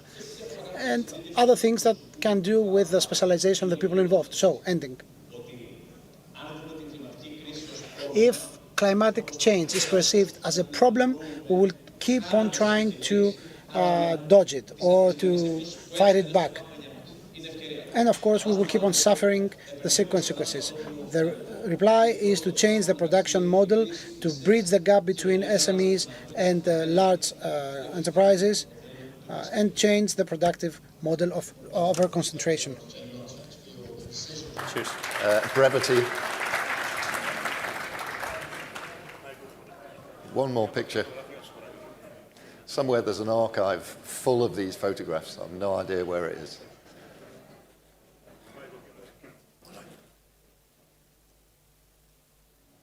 Okay. Thanks very much, gentlemen. Thank you. Okay, for our final session before coffee, it's back to the government, and we have Anna Karamanli, who is the Deputy Minister of Tourism with the Government of Greece. I'm delighted to welcome you up onto the stage. Looking forward to hearing your words.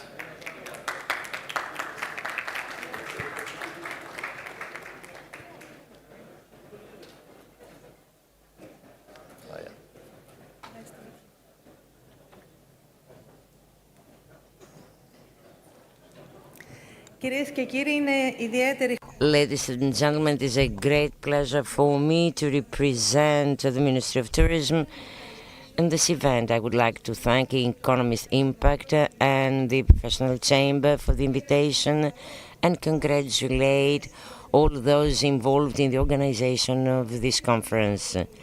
It is an initiative and an opportunity for productive discussion, highlighting the critical role of SMEs in the development future of our country, a role where tourism is very important as it strengthens and enhancing those enterprises, the backbone of the Greek economy, in other words. Tourist activities represent one of the most extrovert sectors in our country, and it is and it has a multiplying and exponential power. Our country offers opportunities for hundreds of SMEs to thrive, providing the best possible outcomes, either be them family companies or larger hospitality companies. The added value, direct or indirect, created thanks to the activities of guests remains in place and is reinvested in local communities, whereas it supports the Greek economy. Our goal in the Ministry of Tourism is to further enlarge the tourist period and diffuse guests across the country, visitors across the country. For this reason, we support different types of tourism: gastro-tourism, diving tourism, health tourism, wine tasting tourism, all those that may enhance and support different destinations. We support the digital forms of tourism by upgrading visitgreece.gr with AI apps. With those actions, even the smallest business will be visible to both domestic and foreign guests. The training programs with thousands of beneficiaries are very important. Reskilling, upskilling all hospitality workers, which essentially is the main wealth of all those companies. And last but not least, Tourism for All, our program, which at a high rate has supported vacation programs for our citizens, particularly in hard times. We are had a great opportunity to turn our tourist identity to a sustainable developmental path. SMEs are those that through which we'll achieve this goal. The institutional tools, the technical innovation, the investments may ensure that tourism will continue being the pillar of progress for SMEs, the local communities, the economy, and last but not least, all Greek citizens. Thank you very much.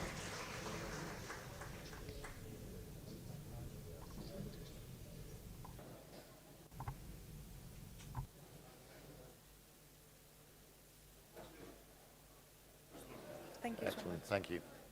Okay, ladies and gentlemen, we now go to a coffee break.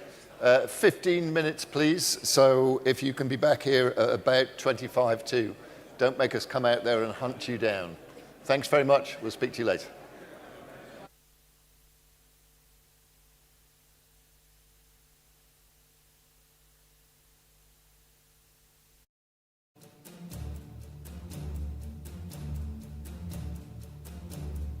Ο επιμελητηριακός θεσμός έχει μια ιστορία τουλάχιστον 2.500 ετών. Λίγοι γνωρίζουν ότι στην αρχαία Αθήνα υπήρχε ο θεσμός του επιμελητή. Στην Ελλάδα εδώ και περίπου 200 χρόνια έγιναν τα τρία πρώτα επιμελητήρια, δηλαδή στο Ναύπλιο, στη Σύρο και στην Πάτρα. Κορυφαία στιγμή των επαγγελματιών που αργότερα συγκρότησαν το Επαγγελματικό Επιμελητήριο Αθηνών υπήρξε η συμμετοχή τους στο κίνημα Στουγουδή το 1909. Η εμπορία είναι κομμάτι της κοινωνίας, άρα είναι παράλογο να θεωρούμε ότι σε οποιαδήποτε στιγμή της ιστορίας δεν συμμετείχαν. Από το 1910 ο Ελευθέριος Βενιζέλος δημιούργησε το θεσμικό πλαίσιο για την οργάνωση των επαγγελματικών συμφερόντων για όλες τις κοινωνικές τάξεις. Η μεσαία κοινωνική τάξη που συγκροτήθηκε από επαγγελματίες και βιοτέχνες χρειαζόταν ένα θεσμικό όργανο για να την υπερασπίζεται. Ο πρόεδρος της Γεσεβείας, Στέφανος Ρετός, γράφει ότι η κεφαλαιοκρατία τίνει προς την εξόντωση του μητουράς του και εκβάλλει αυτό στο να προβληθεί ένα αίτημα ίδρυσης χωριστών επιμελητηρίων για τους επαγγελματίες και τους βιοτέχνες. Το Μάρτιο του 1925 ψηφίστηκε το νομοσχέδιο περί συστάσεως επαγγελματικών και βιοτεχνικών επιμελητηρίων. Έτσι ιδρύθηκε το 1925 το Επαγγελματοβιοτεχνικό Επιμελητήριο με πρώτο πρόεδρο κύριο Λαμπρινάκο. Τα επιμελητήρια είναι και με βάση στο καταστατικό τους ο σύμβουλος της πολιτείας και των μελών. Η απεργία της 10ης Μαρτίου 1927 είναι ένα σημαντικό σταθμό στην ιστορία του επιμελητηρίου. Οι απεργοί διαμαρτύρονταν για την υπερβολική φορολογία και την αύξηση των τιμολογίων στις υπηρεσίες κοινής ωφέλειας. 3 νεκροί και 11 τραυματίες έδωσαν στην κινητοποίηση τον τίτλο «Η ματωμένη Πέμπτη».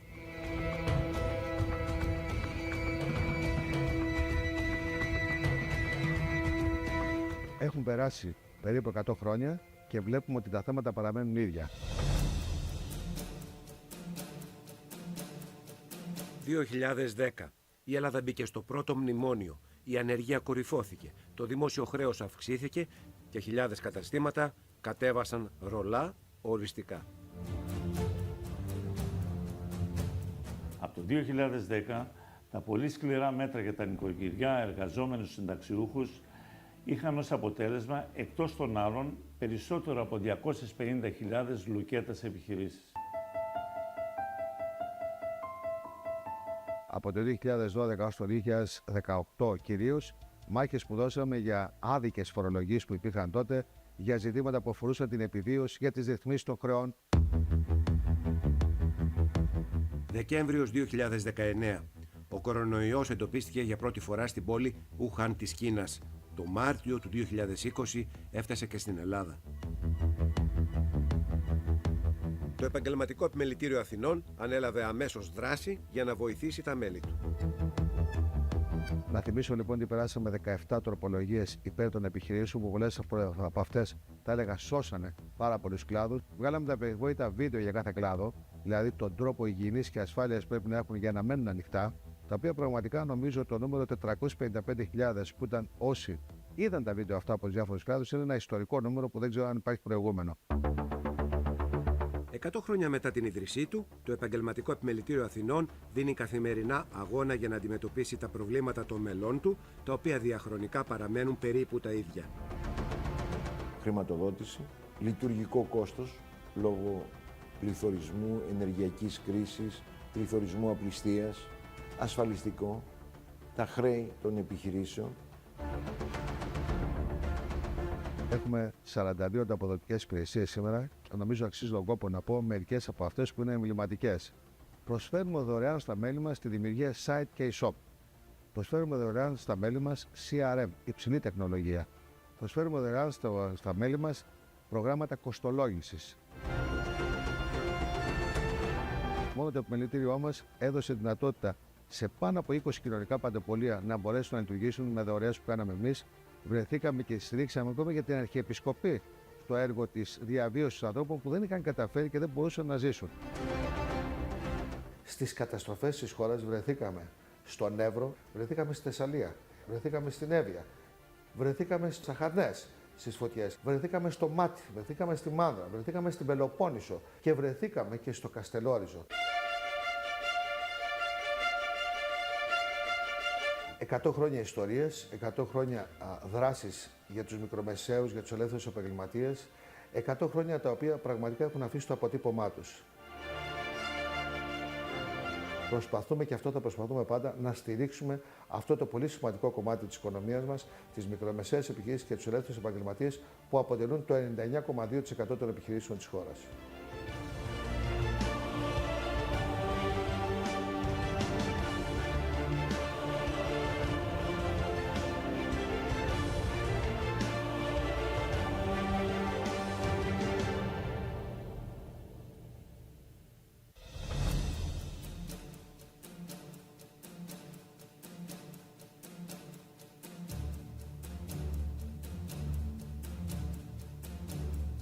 Ο επιμελητηριακός θεσμός έχει μια ιστορία τουλάχιστον 2.500 ετών. Λίγοι γνωρίζουν ότι στην αρχαία Αθήνα υπήρχε ο θεσμός του επιμελητή. Στην Ελλάδα εδώ και περίπου 200 χρόνια έγιναν τα τρία πρώτα επιμελητήρια, δηλαδή στο Ναύπλιο, στη Σύρο και στην Πάτρα. Κορυφαία στιγμή των επαγγελματιών που αργότερα συγκρότησαν το Επαγγελματικό Επιμελητήριο Αθηνών υπήρξε η συμμετοχή τους στο κίνημα του Γουδί το 1909. Η εμπορία είναι κομμάτι της κοινωνίας, άρα είναι παράλογο να θεωρούμε ότι σε οποιαδήποτε στιγμή της ιστορίας δεν συμμετείχαν. Από το 1910 ο Ελευθέριος Βενιζέλος δημιούργησε το θεσμικό πλαίσιο για την οργάνωση των επαγγελματικών συμφερόντων για όλες τις κοινωνικές τάξεις. Η μεσαία κοινωνική τάξη που συγκροτήθηκε από επαγγελματίες και βιοτέχνες χρειαζόταν ένα θεσμικό όργανο για να την υπερασπίζεται. Ο πρόεδρος της ΓΕΣΕΒ, ο Στέφανος Βρετός, γράφει ότι η κεφαλαιοκρατία τίνει προς την εξόντωση του μητουράς του και εκβάλλει αυτό στο να προβληθεί ένα αίτημα ίδρυσης χωριστών επιμελητηρίων για τους επαγγελματίες και τους βιοτέχνες. Το Μάρτιο του 1925 ψηφίστηκε το νομοσχέδιο περί συστάσεως επαγγελματικών και βιοτεχνικών επιμελητηρίων. Έτσι ιδρύθηκε το 1925 το Επαγγελματοβιοτεχνικό Επιμελητήριο με πρώτο πρόεδρο κύριο Λαμπρινάκο.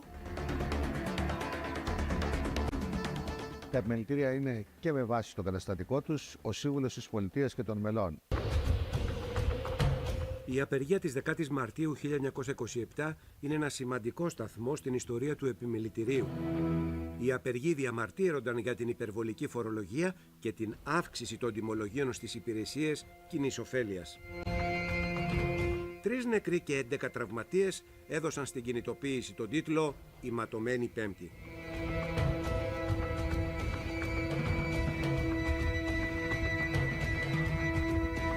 Έχουν περάσει περίπου 100 χρόνια και βλέπουμε ότι τα θέματα παραμένουν ίδια. 2010. Η Ελλάδα μπήκε στο πρώτο μνημόνιο. Η ανεργία κορυφώθηκε. Το δημόσιο χρέος αυξήθηκε και χιλιάδες καταστήματα κατέβασαν ρολά οριστικά. Από το 2010, τα πολύ σκληρά μέτρα για τα νοικοκυριά, εργαζόμενους συνταξιούχους είχαν ως αποτέλεσμα, εκτός των άλλων, περισσότερο από 250.000 λουκέτες επιχειρήσεις. Από το 2012 ως το 2018 κυρίως, μάχες που δώσαμε για άδικες φορολογίες που υπήρχαν τότε, για ζητήματα που αφορούσαν την επιβίωση, για τις ρυθμίσεις των χρεών. Δεκέμβριος 2019. Ο κορονοϊός εντοπίστηκε για πρώτη φορά στην πόλη Ουχάν της Κίνας. Το Μάρτιο του 2020 έφτασε και στην Ελλάδα. Το Επαγγελματικό Επιμελητήριο Αθηνών ανέλαβε αμέσως δράση για να βοηθήσει τα μέλη του. Να θυμίσω λοιπόν ότι περάσαμε 17 τροπολογίες υπέρ των επιχειρήσεων που πολλές από αυτές, τα έλεγα, σώσανε πάρα πολλούς κλάδους. Βγάλαμε τα περιβόητα βίντεο για κάθε κλάδο, δηλαδή τον τρόπο υγιεινής και ασφάλειας πρέπει να έχουν για να μένουν ανοιχτά, τα οποία πραγματικά νομίζω το νούμερο 455.000 που ήταν όσοι είδαν τα βίντεο αυτά από τους διάφορους κλάδους είναι ένα ιστορικό νούμερο που δεν ξέρω αν υπάρχει προηγούμενο. 100 χρόνια μετά την ίδρυσή του, το Επαγγελματικό Επιμελητήριο Αθηνών δίνει καθημερινά αγώνα για να αντιμετωπίσει τα προβλήματα των μελών του, τα οποία διαχρονικά παραμένουν περίπου τα ίδια. Χρηματοδότηση, λειτουργικό κόστος λόγω πληθωρισμού, ενεργειακής κρίσης, πληθωρισμού απληστίας, ασφαλιστικό, τα χρέη των επιχειρήσεων. Έχουμε 42 ανταποδοτικές υπηρεσίες σήμερα και νομίζω αξίζει τον κόπο να πω μερικές από αυτές που είναι εμβληματικές. Προσφέρουμε δωρεάν στα μέλη μας τη δημιουργία site και e-shop. Προσφέρουμε δωρεάν στα μέλη μας CRM, υψηλή τεχνολογία. Προσφέρουμε δωρεάν στα μέλη μας προγράμματα κοστολόγησης. Μόνο το επιμελητήριό μας έδωσε δυνατότητα σε πάνω από 20 κοινωνικά παντεπολεία να μπορέσουν να λειτουργήσουν με δωρεές που κάναμε εμείς. Βρεθήκαμε και στηρίξαμε ακόμα για την Αρχιεπισκοπή στο έργο της διαβίωσης ανθρώπων που δεν είχαν καταφέρει και δεν μπορούσαν να ζήσουν. Στις καταστροφές της χώρας βρεθήκαμε στον Εύρο, βρεθήκαμε στη Θεσσαλία, βρεθήκαμε στην Εύβοια, βρεθήκαμε στις Αχαρνές, στις φωτιές, βρεθήκαμε στο Μάτι, βρεθήκαμε στη Μάνδρα, βρεθήκαμε στην Πελοπόννησο και βρεθήκαμε και στο Καστελόριζο.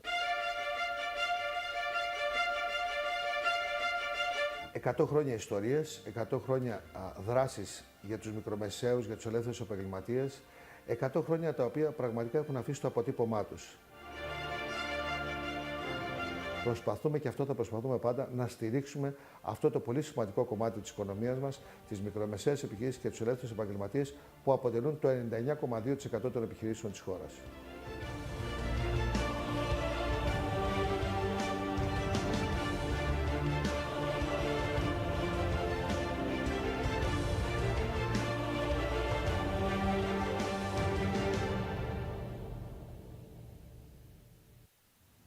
Ευχαριστώ πολύ, παιδιά.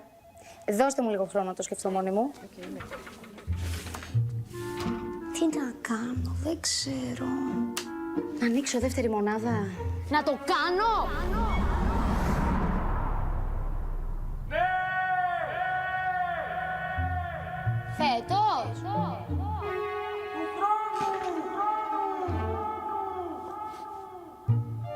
Και να σου πω, σε άλλη πόλη.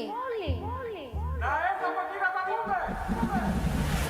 Ψάχνεις λύσεις για την επιχείρησή σου? Μην ψάχνεις μόνη. Με την νέα υπηρεσία Banking at Your Business από τη Eurobank, ένας επαγγελματικός σύμβουλος σε επισκέπτεται, ακούει τις ανάγκες σου, εκτελείται τραπεζικές εργασίες και μαζί σχεδιάζεται επενδυτικά πλάνα. Και αν προτιμάς μόνο online, έχεις την επιλογή του V-Banking. Eurobank Banking at Your Business και η επιχείρησή σου δεν θα είναι ποτέ μόνη. Σε κάθε μπροστά, Eurobank.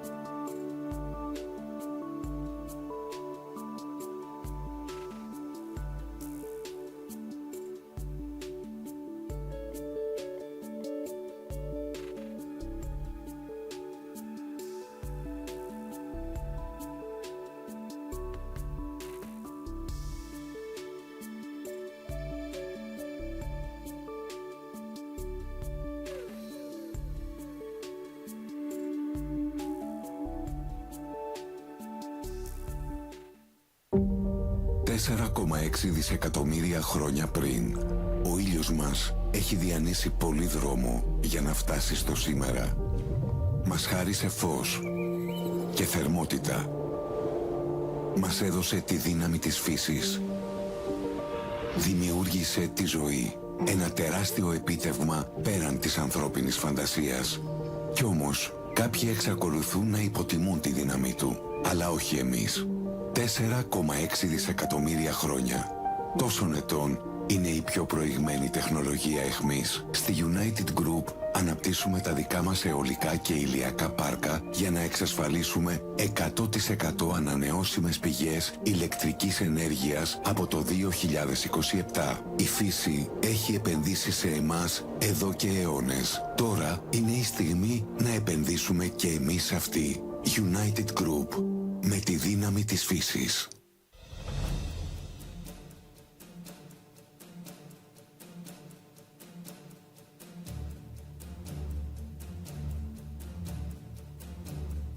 Ο επιμελητηριακός θεσμός έχει μια ιστορία τουλάχιστον 2.500 ετών. Λίγοι γνωρίζουν ότι στην αρχαία Αθήνα υπήρχε ο θεσμός του επιμελητή. Στην Ελλάδα εδώ και περίπου 200 χρόνια έγιναν τα τρία πρώτα επιμελητήρια, δηλαδή στο Ναύπλιο, στη Σύρο και στην Πάτρα. Κορυφαία στιγμή των επαγγελματιών που αργότερα συγκρότησαν το Επαγγελματικό Επιμελητήριο Αθηνών υπήρξε η συμμετοχή τους στο κίνημα του Γουδί το 1909. Η εμπορία είναι κομμάτι της κοινωνίας, άρα είναι παράλογο να θεωρούμε ότι σε οποιαδήποτε στιγμή της ιστορίας δεν συμμετείχαν. Από το 1910 ο Ελευθέριος Βενιζέλος δημιούργησε το θεσμικό πλαίσιο για την οργάνωση των επαγγελματικών συμφερόντων για όλες τις κοινωνικές τάξεις. Η μεσαία κοινωνική τάξη που συγκροτήθηκε από επαγγελματίες και βιοτέχνες χρειαζόταν ένα θεσμικό όργανο για να την υπερασπίζεται. Ο πρόεδρος της ΓΕΣΕΒ, ο Στέφανος Βρετός, γράφει ότι η κεφαλαιοκρατία τείνει προς την εξόντωση του μητουράς του και εκβάλλει αυτό στο να προβληθεί ένα αίτημα ίδρυσης χωριστών επιμελητηρίων για τους επαγγελματίες και τους βιοτέχνες. Το Μάρτιο του 1925 ψηφίστηκε το νομοσχέδιο περί συστάσεως επαγγελματικών και βιοτεχνικών επιμελητηρίων. Έτσι ιδρύθηκε το 1925 το Επαγγελματοβιοτεχνικό Επιμελητήριο με πρώτο πρόεδρο κύριο Λαμπρινάκο.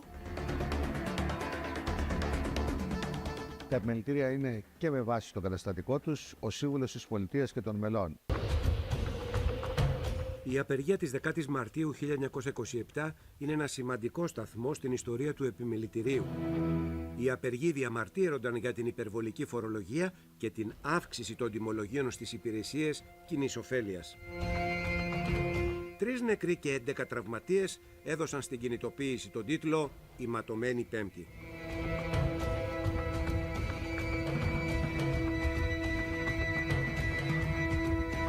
Έχουν περάσει περίπου 100 χρόνια και βλέπουμε ότι τα θέματα παραμένουν ίδια. 2010. Η Ελλάδα μπήκε στο πρώτο μνημόνιο. Η ανεργία κορυφώθηκε. Το δημόσιο χρέος αυξήθηκε και χιλιάδες καταστήματα κατέβασαν ρολά οριστικά. Από το 2010, τα πολύ σκληρά μέτρα για τα νοικοκυριά, εργαζόμενους συνταξιούχους είχαν ως αποτέλεσμα Ladies and gentlemen, περισσότερο από please make your way back in, find your seats. We're about to start the next session. Παρακαλώ, πάρτε τις θέσεις σας, θα ξεκινήσουμε σε λίγο. Στο 2018 κυρίως, μάχες που δώσαμε για άδικες φορολογίες που υπήρχαν τότε, για ζητήματα που αφορούσαν την επιβίωση, για τις ρυθμίσεις των χρεών. Δεκέμβριος 2019. Ο κορονοϊός εντοπίστηκε για πρώτη φορά στην πόλη Ουχάν της Κίνας. Το Μάρτιο του 2020 έφτασε και στην Ελλάδα. Το Επαγγελματικό Επιμελητήριο Αθηνών ανέλαβε αμέσως δράση για να βοηθήσει τα μέλη. Να θυμίσω λοιπόν ότι περάσαμε 17 τροπολογίες υπέρ των επιχειρήσεων που πολλές από αυτές θα έλεγα σώσανε πάρα πολλούς κλάδους. Βγάλαμε τα περιβόητα βίντεο για κάθε κλάδο, δηλαδή τον τρόπο υγιεινής και ασφάλειας πρέπει να έχουν για να μένουν ανοιχτοί.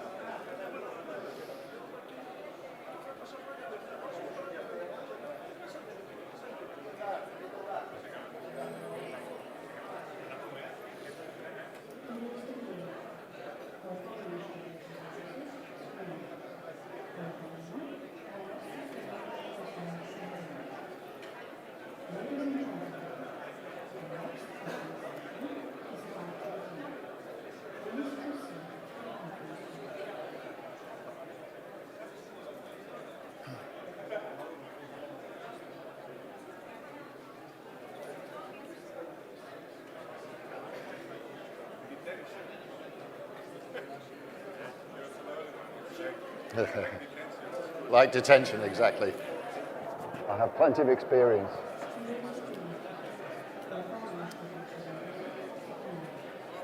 Seats, please, ladies and gentlemen.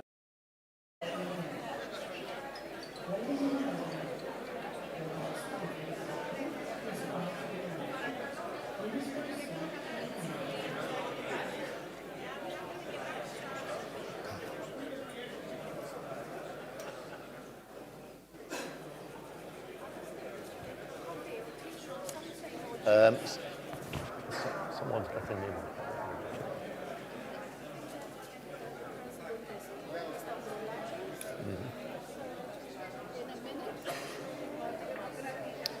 Once these guys are gone.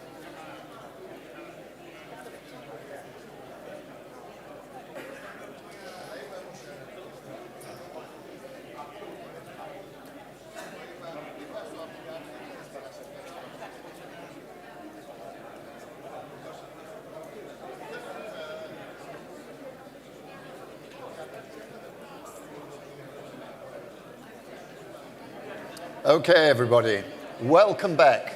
I hope you enjoyed your coffee.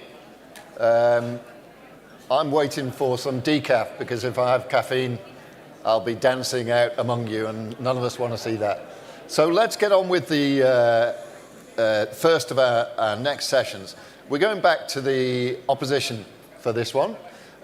And I'm delighted to say, once again, at one of our conferences we have Nikos Androulakis, who is the leader of the main opposition party, PASOK, Movement for Change. Nikos, please come up and join me.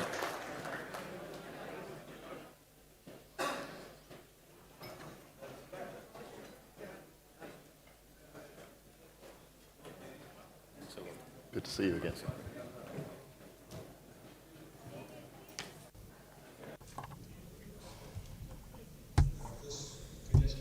Dear friends,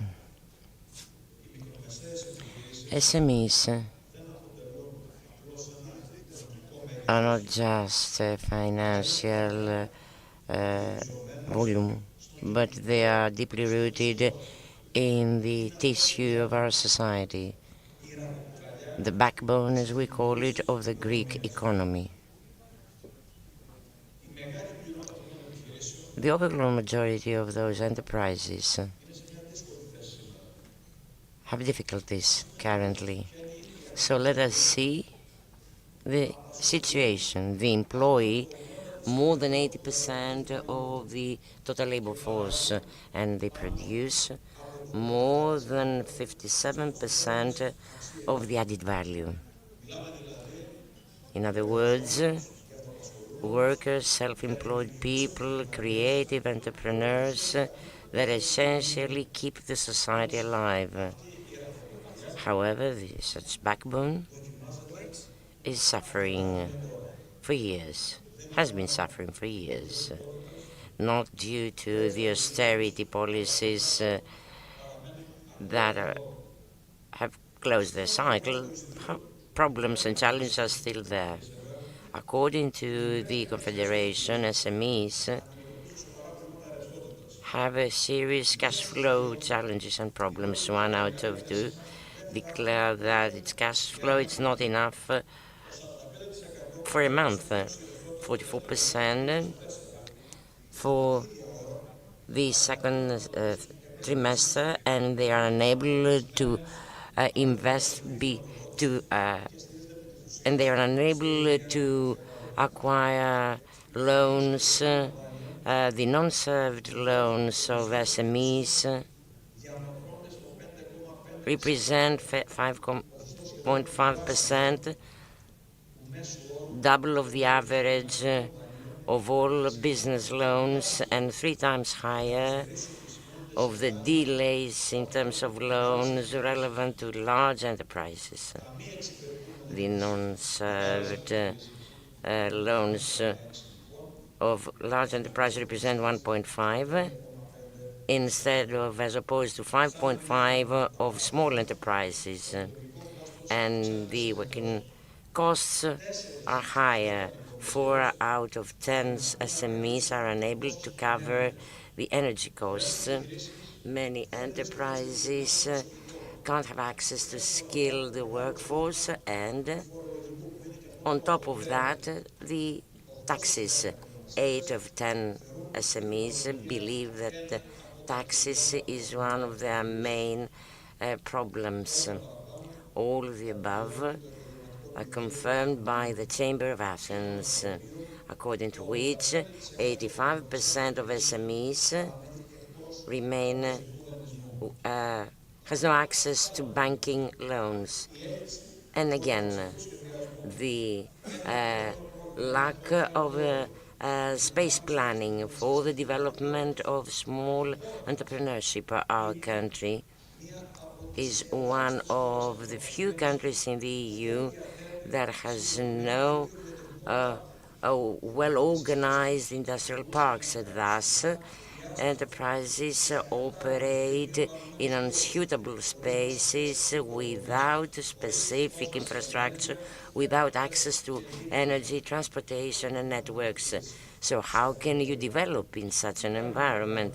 So instead of supporting them, the state, well, sets more obstacles on top. Out of the 7 billion euros of the loans of RRF, of the amount of RRF, almost half of them, 3.3 billions, were guided to only 38 enterprises. Well, let us think of it. The EU has built a facility due to the pandemic in order to give loans to those excluded from the banking system.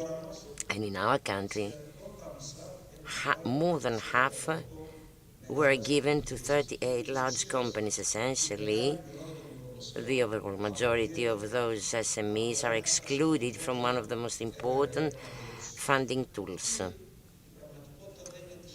Well, and this is not a coincidence. It is the outcome of policies that reward concentration of power, that ignore the daily struggle of workers, of self-employed people. So when the government claims that the large number of small enterprises is a problem, we answer back that the problem is that there's no willingness to support in a sustainable way all of those small enterprises. The conditions now in the law for the new developmental law for the capital sufficiency of enterprises.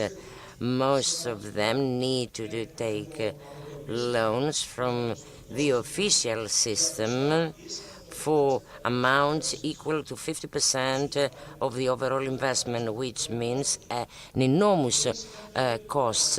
The government has missed the big picture of the real economy, as most Greek enterprises have a cash flow problem. How can they meet those conditions? Another disadvantage of the governmental plan in the new law involves its complexity. 12 different statuses and 5 different tools and different more procedures. All those to be implemented require specialized knowledge. Small SMEs, and particularly regional SMEs, can't have such knowledge. So the risk to have a law in favor of few large enterprises is there that have well-organized technical teams, access to support. So the risk is there. This unequal treatment between SMEs and big enterprises is against Greek consumers, because multinationals in our country operate beyond control, without control and limitations. Similar products are sold in Greece double prices compared to other European countries. Well, this must be stopped with an institutional way, and in that spirit, PASOK will take actions and shall meet integrated control plan for intra-group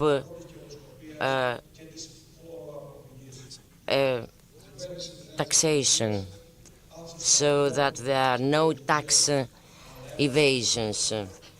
The government has missed to focus on multinationals, and instead it lets alone SMEs. We are in an era where digital tools provide the option for good controls to fight tax evasion and different other illegal actions relevant to taxations.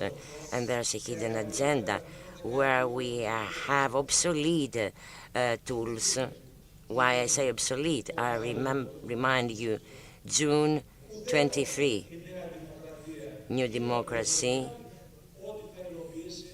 never declared that it would put in place such an unfair measures, and instead it was against PASOK, which claimed that the taxation on dividends over 150,000 euros should be increased. And I remind you that we are higher together with the Baltic countries, and for this reason we couldn't be against SMEs. This is a propaganda mechanism that New Democracy has produced, fighting small SMEs in favor of big oligopolies, in favor of the banks. Last November we have submitted a proposal. Banks earn 4 billion a year. They had to be under pressure. It is against you, those policies of overcharging, and they didn't do it. Instead, the Spanish state, the Spanish government did it, which is indeed in favor of SMEs. So the horizontal taxation for you, and everything in favor of large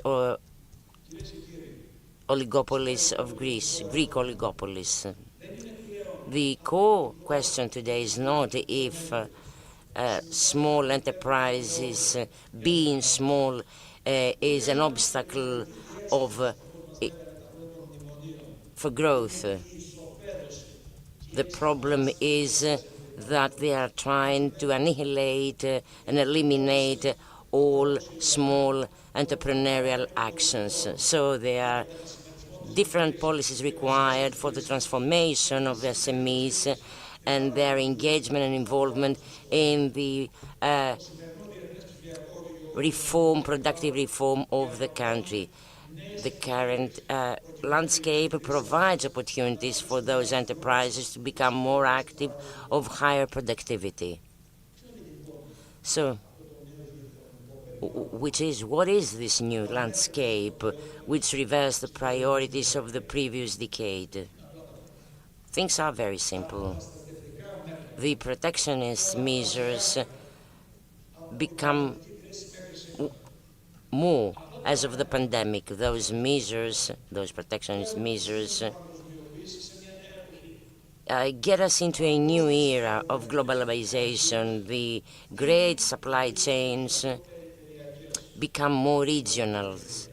So there's the opportunity, because the chains, according to the theory, are organized around a few oligopolies, and this has proved very little agile, which is required by the current globalization. So flexibility and adjustment to the continuous change in environment, be it geographical, geopolitical, and climate, favor small and medium enterprises.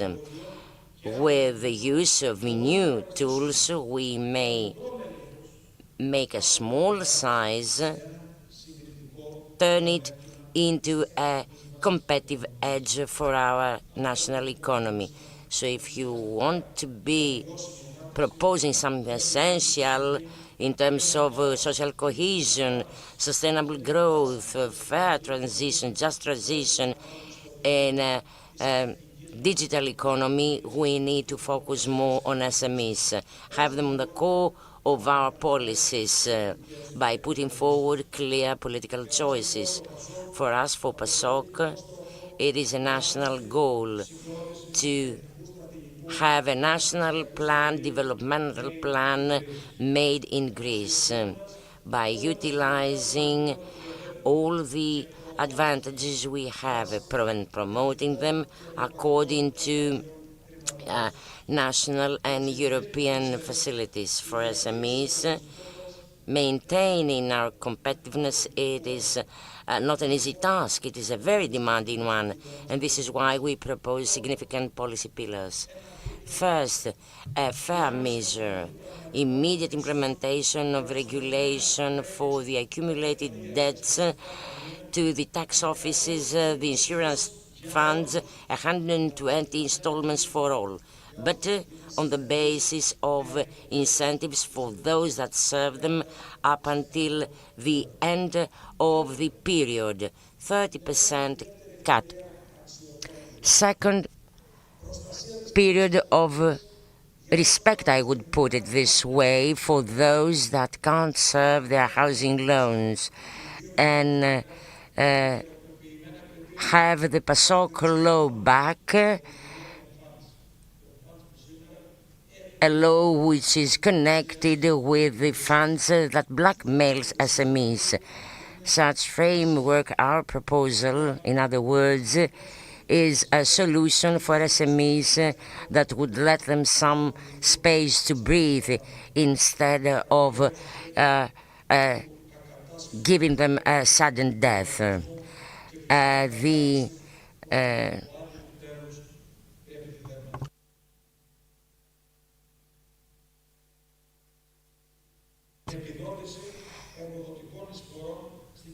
Funding of employee contributions exclusively for full-time job. Green transition, support for SMEs with incentives for small-scale photovoltaic parks installation to reduce their cost and to enhance the energy independence. Imagine the government in the position of a small enterprise which needs to consume lots of energy, a bakery. This is an unfair policy on the energy map and the energy tariffs across the country. The new funding sources so that young entrepreneurs, new enterprises are not second-category citizens, so that they are not excluded from the banking system, and a well-balanced digital transfer. We've got the second worst record in terms of digitization of companies, and this is why we need more investments in terms of the technological upgrade of SMEs for software training, access to broadband zones, and many more other incentives for synergies and mergers of small enterprises. Those synergies are very important for competitiveness. Otherwise, we can't create economies of scale, we can't enhance openness, and we can't facilitate access to facilities. And again, a top issue is relevant to the mobilization of unions of chambers. They must become active players in the design of plans, in providing counseling, consultation. I remind you, the way the government took into account the plans of local authorities in relation to RRF. The government totally ignored their proposals, as opposed to other countries where they fully cooperated. Ladies and gentlemen, SMEs do not ask favors. They need equal treatment, they need respect, they must be respected from the state. The goal for Greece in the next years need to be to become a magnet for a pole of attraction for new young companies, ensuring thus a better future for our children, so that the next generations don't live worse than we do. To achieve the above, we need a totally different financial policy than the one in implementation for the past 6 years. It requires plans and a vision for the citizens themselves. In equality democracy, we must have a strong, resilient economy. Those two go hand in hand, and we'll continue struggling to ensure that the benefits of a sustainable growth shall be fairly allocated to all citizens. We can achieve all the above being in strong coalition with SMEs. Thank you very much.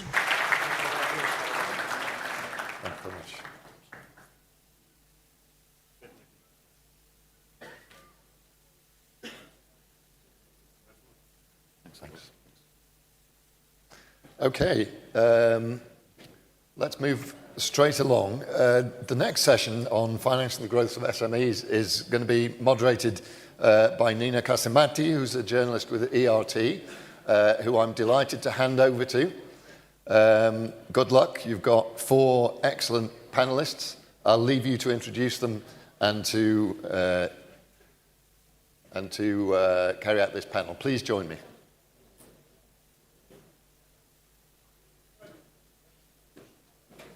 Thanks. It's all yours. Καλησπέρα.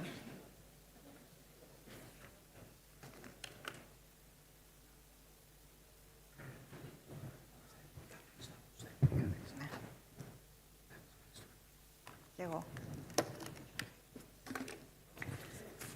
Καλησπέρα σας. Δεν είχα την... Good afternoon. Because of some business engagements, I didn't have the opportunity to attend the morning session of the second business summit. But my personal opinion is that whatever bears the mark of the Economist and the the Athens Chamber of Tradesmen can be nothing but a successful one.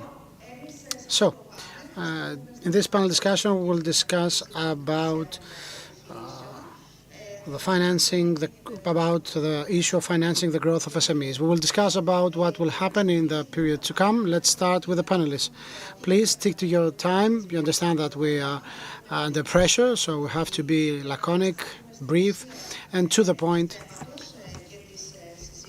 during the panel discussion. Given what President Androulakis just said, I think we have many things on the table to discuss about. Now, I would like to invite Mrs. Vasiliki Pantelopoulou. She is the Secretary General of Partnership Agreement ESPA, ESPA or ANSRF. Ms. Pantelopoulou.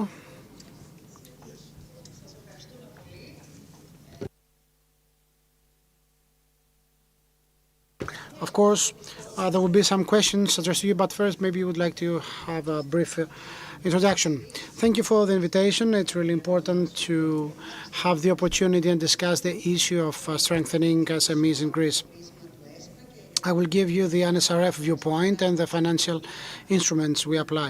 During the previous contribution, we heard about the challenges that SMEs have to face.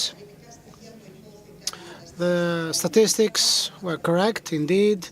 SMEs represent the heart of the Greek economy.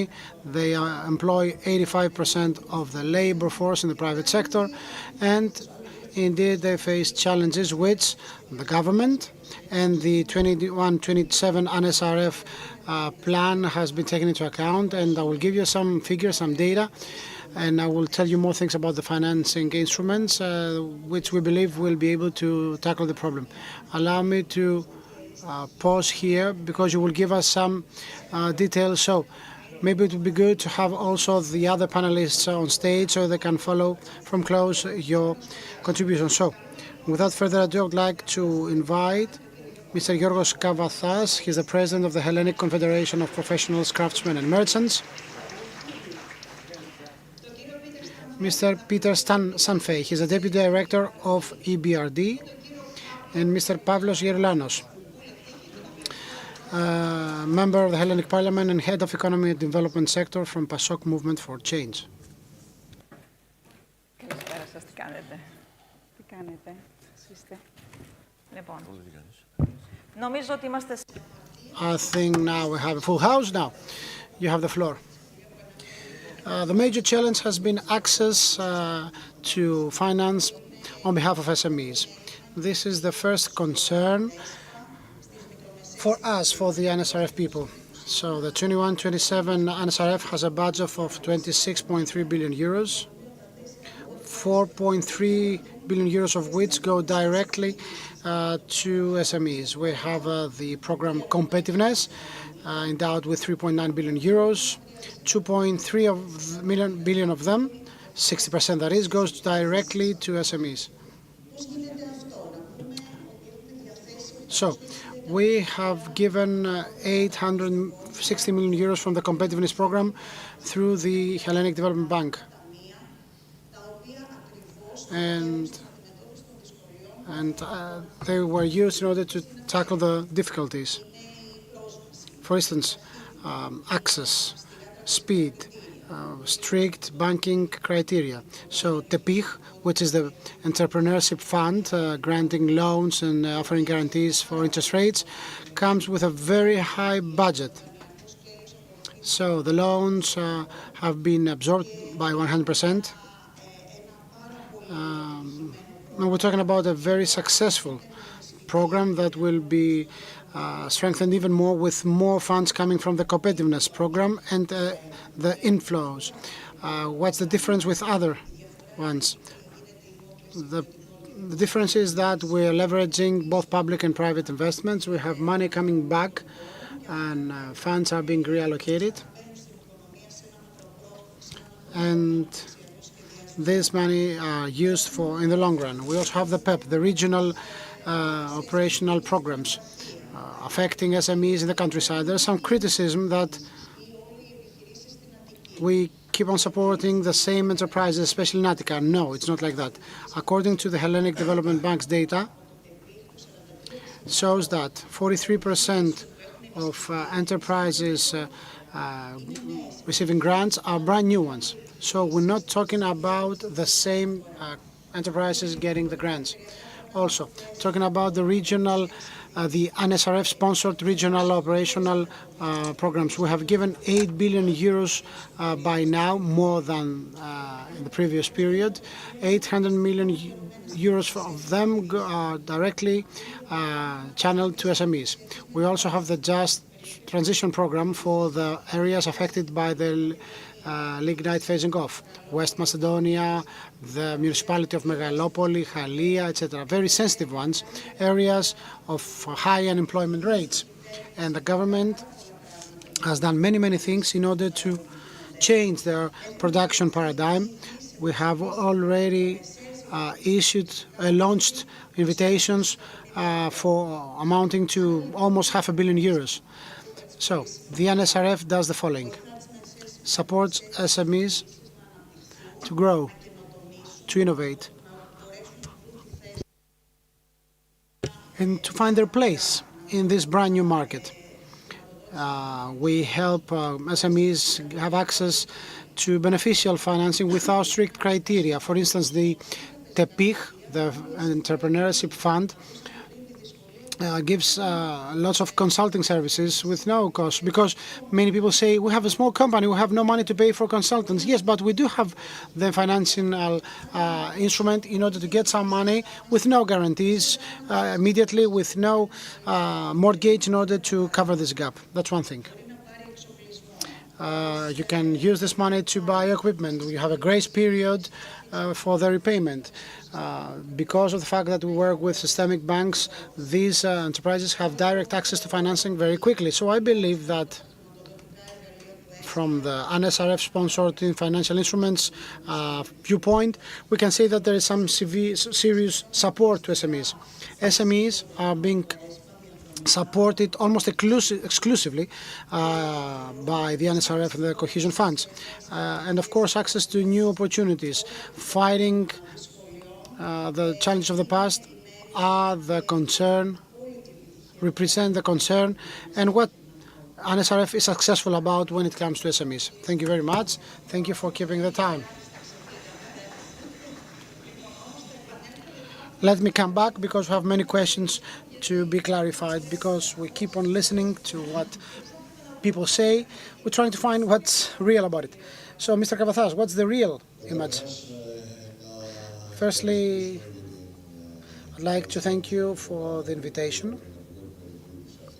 I would like to thank Mr. Hadjidosou, the President of the Athens Chamber of Tradesmen, for the invitation. Let me highlight that the big challenges that our members are facing, both YESEVE and the Chamber of Athens, has to do mainly with financing. So, if we are to discuss about loans from banks, just check the Greek Union of Banks data, the Greek Banking Union's data. 65,000 enterprises out of 800,000 ones have access to bank loans, some 6% of all enterprises in the country. This means that many SMEs and micro companies and free traders are excluded from access to bank financing. On the other hand, we have a tool designed by the European Union for SMEs and micro companies, the NSRF. The thing with NSRF has to do with the equities, the own assets, and the bank loan. We all understand when it comes to bank loans that most companies are not bankable according to the standards used by the banks. Of course, we have the Hellenic Development Bank to use the to offer its instruments like TEPIH and interest rate guarantees, but this is not a problem-solving solution, a problem-solving option. It helps, but it doesn't solve the problem. Our confederation has highlighted 2007, just 18 years ago, that there is a need to have a bank, a special bank for SMEs and micro enterprises.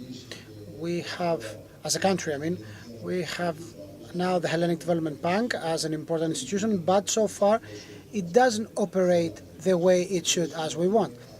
It's just a bypass for domestic or European funds sent to finally at the systemic banks, and we know the problems there. On the other hand, it was really interesting to hear what was mentioned before about the regional operational programs funded by NSRF. In that case, we have a huge problem. The complaints we get from the countryside when it comes to designing these programs from the regional authorities lead to unsurmountable problems. And SMEs and micro enterprises are completely off the planning phase. So, in this new era of digitalization, of green transition, these enterprises, if they have no resources, it is more than certain that they will evaporate. So what we have here is an ipso facto implementation of the Pissarides doctrine, according to which SMEs represent a problem. You know, every 10 years, roughly, we have a debate about the same things. Back in 2012, we had another report according to which SMEs and micro SMEs were to blame for the recession in our country. Currently, in 2019-2020, we have the same discussion emerging again because of the Pissarides report. So the image that is being painted is that SMEs represent the problem. No, it's not like that. For us, problem lies in the lack of financial democracy. In Greece, 99.9% of enterprises, Ms. Kassimati, are SMEs, micro enterprises and mini enterprises. In the EU 27, it is 99.08%. So in Greece, 0.1% are the big players. In European Union, 0.2% represent the big players. What's the problem? Because this is a European conference, right? So, in the corridors of the decision-making institutions in Brussels and in Athens, decisions are governed by the interests of this 0.2%. For us, these programs should have been launched and planned according to the interests of this 99% or 98.9% of the European economy. That's not something I say as the president of the Confederation. It's what the SME United is asking for. It's the European Confederation in order to change things around at the European level, because given the energy crisis, European SMEs, even the ones in big countries like Germany or France, are now close to our situation. They are asking for changes. Thank you very much, Mr. Kavathas.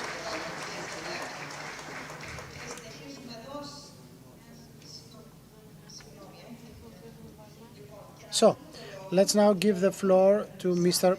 Peter Safti. Mr.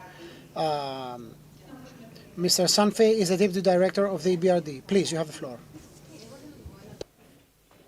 Thank you very much. And ladies and gentlemen, it's a great pleasure to be here at this Economist event once again and to be representing the European Bank for Reconstruction and Development, the EBRD. I just want to say a few words about the EBRD in Greece first, and then I'll come to SME financing. So the EBRD has been investing in Greece for 10 years now, and I think it has been a very successful cooperation between the EBRD and Greece, and both governments of different persuasion, but also the private sector. We have invested more than 8 billion euros since we started in 2015, in well over 100 projects, all in the private sector. And we've been a key partner for this government in implementing the Recovery and Resilience Facility. But you know that all good things must come to an end, and our mandate in Greece will end for new investments at the end of 2025. And my colleagues on the ground here have asked me to give the message that if you want to co-invest with the EBRD in Greece, you better get a move on, because we have another 7 months or so before we will stop new investments. Now, SMEs have been absolutely at the heart of our strategy in Greece since we started investing here. So our strategy emphasizes promoting competitiveness and strengthening the resilience of the financial sector. And that's all about targeting enterprises and particularly SMEs. And we have some specific financing tools which we roll out here in Greece and in many other countries. I'll just mention our risk-sharing framework. So this is all about the EBRD sharing the credit risk with local financial institutions in projects that target EBRD priorities, particularly the green transition, regional development, and inclusion. We also have a sustainable supply chain finance program, and that's about using fintech to give enterprises access to working capital and enabling the early payment of invoices, something that I think is quite important here. But it's not just about finance, and here I want to come to the main point I want to get across, which is that it's also about giving expert advice and consultancies. So what we have seen in Greece, and we see this in many countries where we're operating, is excellent ideas, excellent entrepreneurs and microfinance companies, but sometimes lacking the skills to prepare a project properly, lacking the proper attention to the detail of financial indicators and putting forward a proper business plan. It's something we hear also from the banks that we have worked with, and we have worked closely with all 4 of the systemic banks in Greece. So we at the EBRD, we have an Advice for Small Business program, ASB program, which in Greece we've been running since 2018. And to date, we have had more than 250 consulting projects where the EBRD, through the generosity of our donors, covers most of the cost, sometimes 100% of the cost of the consultant. And what we have seen, so we have tracked this over time. We've seen a big impact on revenues, on productivity, on profitability, and on employment in the companies that we've helped with. So this is the final message I want to give, that it's not just about financing, but it's also about helping entrepreneurs to prepare proposals properly so that they are more likely to get interest from banks and other financiers. Thank you. Σας ευχαριστούμε πάρα πολύ. Thank you very, very much. You raised some questions. We will come back to that. Allow me now to ask you then about the questions raised. Now, let's close this circle with Mr. Pavlos Gerlanos. Thank you very, very much. I think if we are to have a serious discussion about the future of SMEs, we have to take stock of where they currently are. For many years, and I'm saying that in order to understand that I'm not just being a critic in a sterile way, there has been a fight against SMEs in the past. There has been a series of reports sponsored by the Bank of Greece, the Association of Industrialists, found that Greek SMEs should close for 2 reasons. I'm very blunt in my phrasing, right? A, because they tax evade, and B, because they're not competitive. This is the kind of mindset that was introduced with more veracity, let's say, by the Pisaridis report. This approach vis-à-vis the SMEs is deeply lacking in historical grounds with respect to Greece. Greek entrepreneurship has had always to do with small family-run businesses. Some would grow bigger because of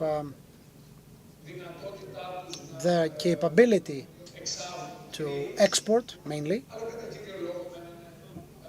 although they remained quite small in size as companies.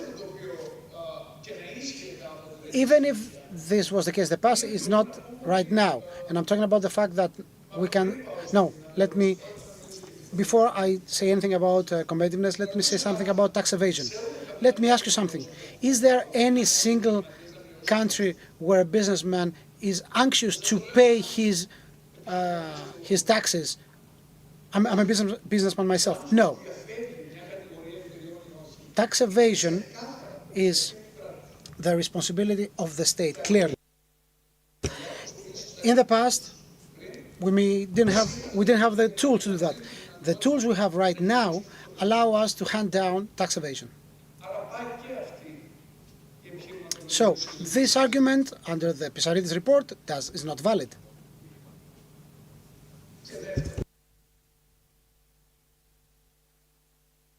Second, if SMEs try to dodge taxes, and we know cases, of course, of SMEs evading the payment of taxes, then why are they so concerned? Why do big companies try to tax evade that much? Why are we giving the big players so many incentives? Netflix in Greece pays zero tax. Why not have zero tax also for SMEs? Let's see what will happen then. And this is the main argument against SMEs, which is the lack of competitiveness. They are not competitive. I'll tell you something. The 5 top companies in the world right now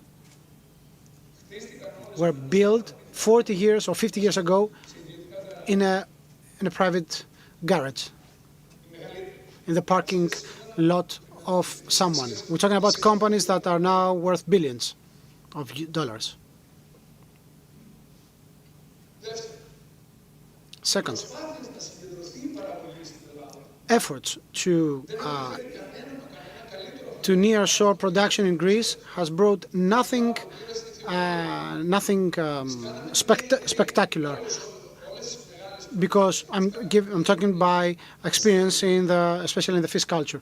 We turned all 5 companies in Greek into one consolidated one. Is it competitive? No, it's not. I'm saying that not because I want to say that we are doing something better, but the medium-sized enterprises in Greece, when it comes to fish culture, water culture, are much more competitive because they have a strategy. They do not rely on the myth that, yes, we will control prices, which was the myth built by the banking system in the past, and the state, of course, that big companies will impose control and manipulate prices. No, they turned out to be less competitive. And let's talk about competition. What is the landscape in which a Greek or a European SME is invited to play? They have to face companies that do not have respect to environmental rules that European SMEs have to respect. So I'm not allowed to give hormones to my fish, but nobody checks the Turks if they import fish that are hormone-filled, so they have better production rates. Yes. So we're so obsessed with free trade, but with no rules. I have to respect the labor regulations, of course. Why isn't there no obstacle for those products coming from companies where there is no respect to labor relations? Monopolies. We have to face monopolies and oligopolies and oligarchs. And I'm not talking about the primary sector. I'm talking about everything. A big industrialist in Greece, a member of the Hellenic Association of Industrialists, told me, Pavlos, things have changed. One day I would go to Egypt and bid for major companies. Now I have China taking over Egypt as a whole. So what's the solution? we should all build oligopolies. We should all become oligarchs. Is this what will turn us into competitive actors? So let's kill entrepreneurship the way we used to know it in Europe, right? Behind these big companies, we have big countries hiding, supporting that, of course. For instance, the support of Greek companies by the Greek state is zero or even negative. Just if you take into account the bureaucracy we impose on them. Although we applaud digitalization, we increase bureaucracy. It's amazing. It's an amazing achievement. We have this illusion of controlling things. So the environment in which the Greek enterprises have to compete cannot judge whether an SME is competitive or not, because the conditions within which we have to compete are erroneous, are wrong.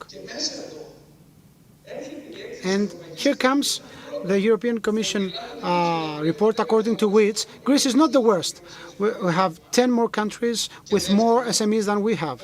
And second, SMEs have been amazingly resilient to crisis, and they managed to grow during the crisis. So, in the case of any other crisis, if a future crisis occurs, we are about to kill the entrepreneurs that will keep us going. And we will do what? We're going to have the small or medium-sized businessman becoming an employee to someone else? Please, Mr. Geroulanos. We have to wrap it up. So, I will stop here. I will pause here. And then we will say more. Thank you. Thank you. Thank you very much. So, Mrs. Pantelopoulou, well, I would have to ask you several things. My question would be on the day after, but now we have several topics on the table after the Mr. Androulakis lecture, the remarks on the part of Mr. Kavathas, Mr. Geroulanos. So, concerning the financial democracy, this argument that was put forward, could you give us the picture the day after and how all those obstacles can be overcome? There is the taxation and all other topics involve bureaucracy. Well, yes. First of all, as Pissaridis' report was referred to, which indeed, as explained by the panelists, says that SMEs have been resilient in the financial crisis and during the pandemic. Of course, businessmen need not become employees of, and must not become employees of large globalized synergies, and then EBRD and the capacity building and the expertise advice, which was referred again. I have a similar experience in my professional career in PPP's projects. It has been a great help. And then the day after, as we are in a European conference, in the middle of great geopolitical developments, turmoils, a commercial war, I would say, let us speak about the challenges the day after. Bureaucracy, the position of the EU vis-à-vis in terms of competitiveness, and how small entrepreneurship can be supported. Can EU become competitive against China? In that sense, we need to take into account larger facilities and support towards larger enterprises. So we need to answer in the spirit of political cohesion. This is the main and diachronic investment. In other words, cohesion and the cohesion fund, the policy cohesion and NSRF is the glue connecting everything. We cannot be speaking about the future of Europe. We can't be speaking about its competitiveness profile, the picture of Europe in a single market without dealing with regional inequalities, ensuring different levels of governance. We can't let the civil society outside the design of the day after, the plans of the day after, if we wish to be speaking about European competitiveness. Draghi report didn't focus on cohesion priorities. The Commission on Competitiveness Compass continued, put the accent on the financial cohesion together with social cohesion. Thus, we need to take always into account those policies. We can't be speaking about on competitiveness, letting aside spatial cohesion, the problems that geography involves, the demographic challenges, the increasing inequalities. European future must ensure a balance between all the above. The fight against social inequalities, dealing with regional differences and discrepancies for us, for the country, and our position in the European Commission in the discussion we are having are critical characteristics for the development, the sustainable development of Europe. Thank you very much. And in order to save time, as there is another very interesting panel immediately afterwards, just a small sentence from all of you, a small statement concerning SMEs. And I'm saying so as a member of SME United, the European Confederation. I believe that the EU policy needs to change. With 25 SMEs, 25,000 SMEs, we can't have inequalities inside the EU between North and South. There must not be inequalities in terms of facilities that are provided by the EU and the Greek government. And let me quote Mr. Tajani, Commission for SMEs, 2007. We may disagree with Mr. Tajani on different topics, but unless SMEs existed, we should have invented them. That was the quote. Mr. Something. Poverty is not needed anymore in Greece beyond the end of this year is a sign of really the dramatic recovery that Greece has made in the past 10 years. And SMEs have been at the heart of that. And I'm absolutely confident it'll be SMEs driving growth over the next 10 years and beyond in Greece. Σας ευχαριστούμε πολύ, κύριε Γερουλάνο. Καταρχήν να πω ότι First of all, we still need EBRD, and it's a pity that this period is over. Mrs. Pantelopoulou mentioned, however, that the first solution relates to regional development, and I fully agree. Working on regional development is very important. At this very point, there are no regional plans, even though the government claims different, and there is no coordination between regional bodies, the governor, the mayor, the rector of the university, the president of the chamber, the corporations. They are not coordinated to build a regional plan that should be supported by the government. And third, we can't be speaking about the development of those regional policies unless we have regional funding tools. You can't control regional development from Maximu, because this is how things are done. The financial packages need to be given to the region. There, the regional development is built, and there you can deliver essentially. Thank you very much. Thank you for joining this panel. Even if when we disagree, we need to discuss all those topics. Those discussions help us to come to a common denominator. Thank you very much.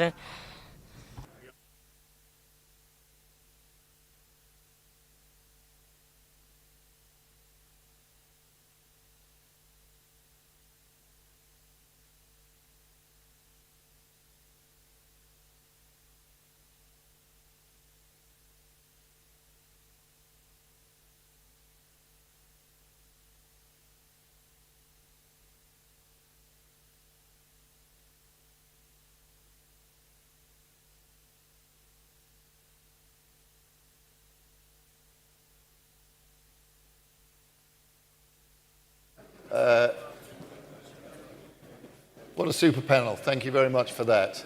We're going to move right along to our next panel, which is really about the role of SMEs as drivers of growth and development across Europe and in Greece, of course, but at the European level.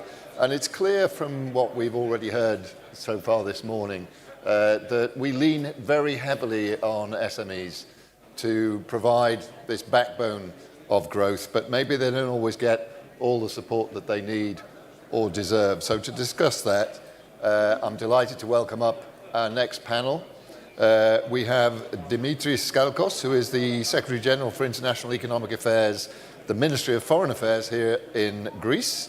Please come and join me. We have Martin Bishtabosh, who is the Mission Chief for Greece at the European Central Bank. We have Yannis Maniatis, who's former Minister and Member of the European Parliament and Vice President of the European Socialists for International Relations, Defence and Energy Security. And we have Nicholas Farantouris, who is a Member of the European Parliament and Member of the Committee on Budgets. So an important kind of fella.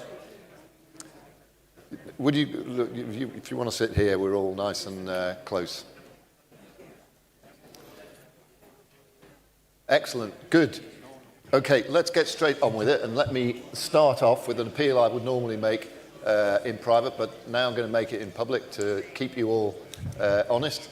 I need you to stick to time, please. There's a clock in front of us. Let's keep an eye on it and stick to our timings. Dimitris Skalkos, let me pass to you first. Give us your opening thoughts, please, on the topic at hand. From here? Probably from there. Okay. That's easier. Perfect.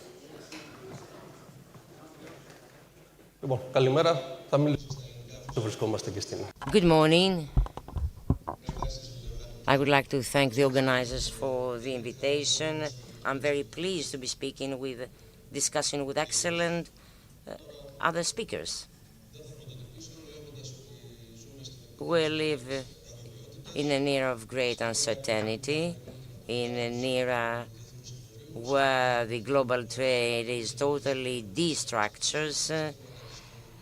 The financial security issues are on the top of the agenda. We live in the a total change of the entire global system. Out of approximately 600 commercial obstacles that exist currently, we are having 3,000 commercial obstacles, which is relevant to the development, and there are mega trends, the climate change being the first one, the technological developments which impose the adjustment of policies, governments and enterprises in terms of the digital transformation and the green transformation. So things are harder for SMEs that strive to define themselves in this continuously changing landscape. For startups, for those that need to take the next step.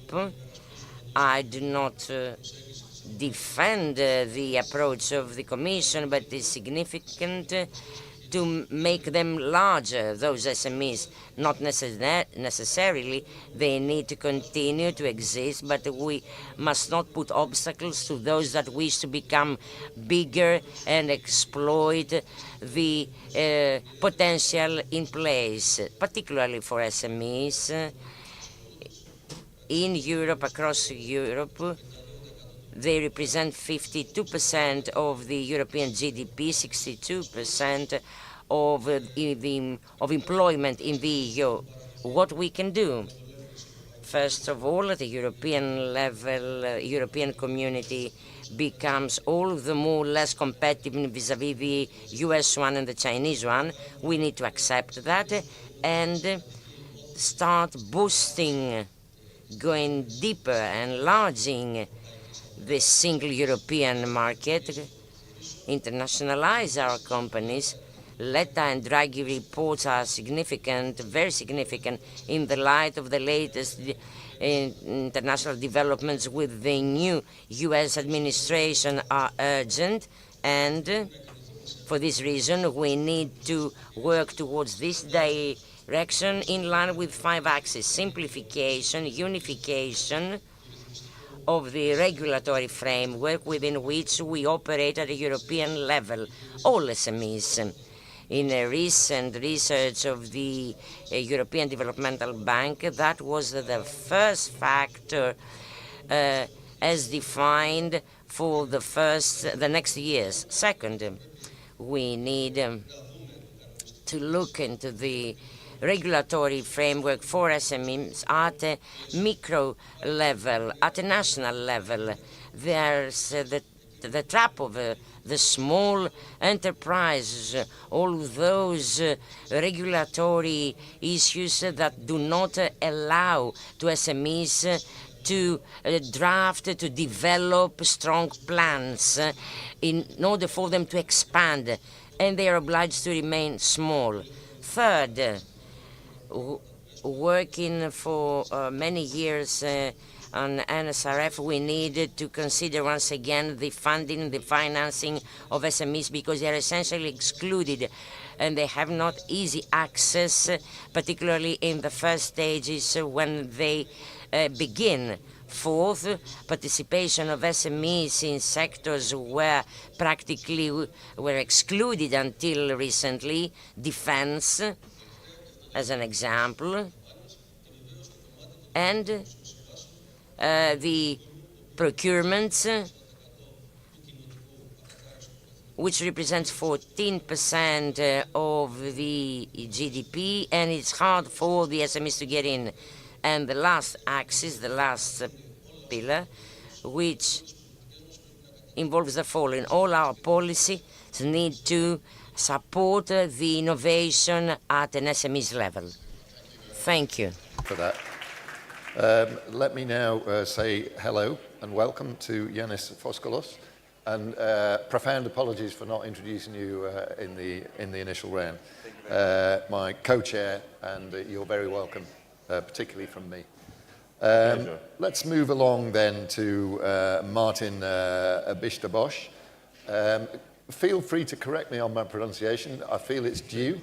I just wanted to demonstrate that I'm as bad pronouncing non-Greek names as I am pronouncing Greek names. So your thoughts, please. Thank you very much. That's it. Thank you very much. I'm happy to be here. Ευχαριστώ για την πρόσκληση. So I will say a few words on the banking system, given that that has been coming up in earlier discussions as well as in our mission meetings that we've had recently. But before I do that, let me recall, just to set the stage, the macro situation in which Greece finds itself. My take is that the Greek economy has demonstrated a very high degree of resilience and strength in recent years. We've seen economic growth has been above the euro area in recent years. We've seen that Greece is addressing its debt challenge. Greece has implemented vital structural reforms, and SMEs have been part of that success. So I think it's really important to recognize that SMEs are not only the backbone, but are also the strength of the Greek economy. Now, that positive development, I think, has also been reflected in developments in the banking sector. Let me just recall 3 facts here. First, bank lending rates have declined. Since the summer of 24, lending rates have come down, and according to the Bank of Greece, in March, we had an average rate of bank lending rates to SMEs of something like 4.4%. That's the lowest rate in recent years. Second is bank lending standards have been eased towards companies in recent years, including bank lending rates towards SMEs, not just companies in general, but also SMEs. Third is that lending flows have recovered. There's actually quite a substantial, say, growth of bank lending at the moment going on towards corporates. And SMEs are part of that as well. Of course, it's supported by a number of instruments. I think the EU's Recovery and Resilience Fund plays an important role there. So positive developments. So then the question still is, so why do we still have that discussion? Despite this relatively benign macro financial setting, why do we still have these discussions about access to finance? Because it's true that these discussions, that's what we're seeing. Also in the surveys that we see, this remains an issue. Maybe less so than in the past, but it remains an issue. Now, before I suggest a couple of ideas of how to address them, let me recall one thing. It's important to understand here why bank financing to SMEs in general is relatively expensive. Not just in Greece, but everywhere. There are a number of good reasons for that. First is higher perceived risk. So SMEs are often viewed as riskier than larger firms simply because they have more limited resources. They have more limited buffers. They have lower survival rates. They are more vulnerable to economic fluctuations in general. Second is lack of collateral or lack of high quality collateral. Many SMEs suffer from that, and banks typically require collateral in order to be able to lend. And when there are questions about that collateral, but the status of that collateral, the quality of that collateral, then that drives up interest rates. That drives up because that makes lending more uncertain. Third reason is asymmetric information. Asymmetric information is a general problem in financial markets, but in lending markets towards SMEs, that can be a bigger problem. Simply because SMEs sometimes lack the transparent financial history, especially new SMEs, and detailed credit information, and that makes it more challenging for banks to assess their creditworthiness. So that uncertainty also kind of drives up interest rates. So all these things matter, and they matter even more when there is macroeconomic instability or when there is a crisis. So those factors worsened during the Greek crisis, and it takes time, often more time than many people think, before these things normalize. You think of, for example, the non-performing loan ratio in the banking system. It's taken time to bring that down to levels that are now close to the European average. Now, finally, I'll stop there. Very briefly, a couple of ideas. So what can be done to address this? First, I think my view is it's very important to continue the reform momentum, not just in the banking system, strengthen capital positions, asset quality, making sure that banks have sound business models, but also beyond that in the business environment, because it is true that SMEs operate in a difficult business environment. So we need a business environment that is characterized by predictability, transparency, stability. Those are crucial. Second, improved information sharing. And I think there the efforts that are ongoing now to establish a central credit register at the Bank of Greece is very important, because that reduces that information asymmetry that I mentioned earlier. Third is expanding financing options. That's an important one, and also one where Europe can play a role. We need to expand financing options beyond bank financing, because there is other types of financing, market financing, that are maybe more suitable. Higher risk financing, crowdfunding, venture capital, that play an important role elsewhere, and SMEs can benefit from that. Fourth, support programs. A lot has been said about that as well. Specialized support programs, sometimes with government-backed guarantee schemes that can lower interest rates for that SMEs pay. Finally, and then I'll stop, financial literacy. Financial literacy is crucial for management skills, for taking sound financial decisions, and that will take time to build that, but that cannot be underestimated, the importance of financial education, financial literacy, and also financial advisory services to SMEs and to support them. Stop there. Thank you very much. Thank you very much for that. It's really interesting. I mean, I suspect there are interesting recommendations that you made, but I suspect an awful lot of the background that you set out will have chimed with a lot of people in this room. They'll have recognized, you put it in a very nice structured way, but I'm sure a lot of what you said is very familiar to people in this room. So thank you very much for that. Yanis, let's move along to you. Thank you. I would like to congratulate the President, economists, for taking this initiative. This second conference far better than the first, and those that shall follow better, even better. Very brief remarks, because everything has been already said. First, the SME situation in Greece is exactly the same across Europe. All SMEs have the same problem. It is not a coincidence that the law, rather the laws that we are discussing in the European Parliament, the omnibus, are meant to simplify SMEs, are meant to lift all obstacles for SMEs. Second, all problems can be solved by means of letters to von der Leyen. Moreover, when they have signed all the decisions for those that now complain, the government, the ministers. Third remark, we are in a trade war, in a global trade war. Trump is against essentially all countries, claiming that loves Europe but hates the EU. So there's no time left for us to wait for anything practically. Fourth remark. Well, there's a stupid thing in the head of lots of people making decisions, meaning that SMEs are just a problem. Well, this must be stopped. All economies in the world, across the world, even in the US and in all European countries, are supported mainly by SMEs. So those producing wealth, those creating jobs are the SMEs, and we need to simplify their lives. Two more topics. The enormous energy costs for Europe and the even greater energy problem that we have here in Greece.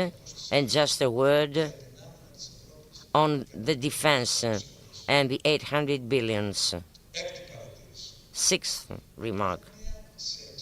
There is in progress an unspeakable anti-democratic preparation on the part of the European Commission and von der Leyen. They all want all funds to be in a bucket,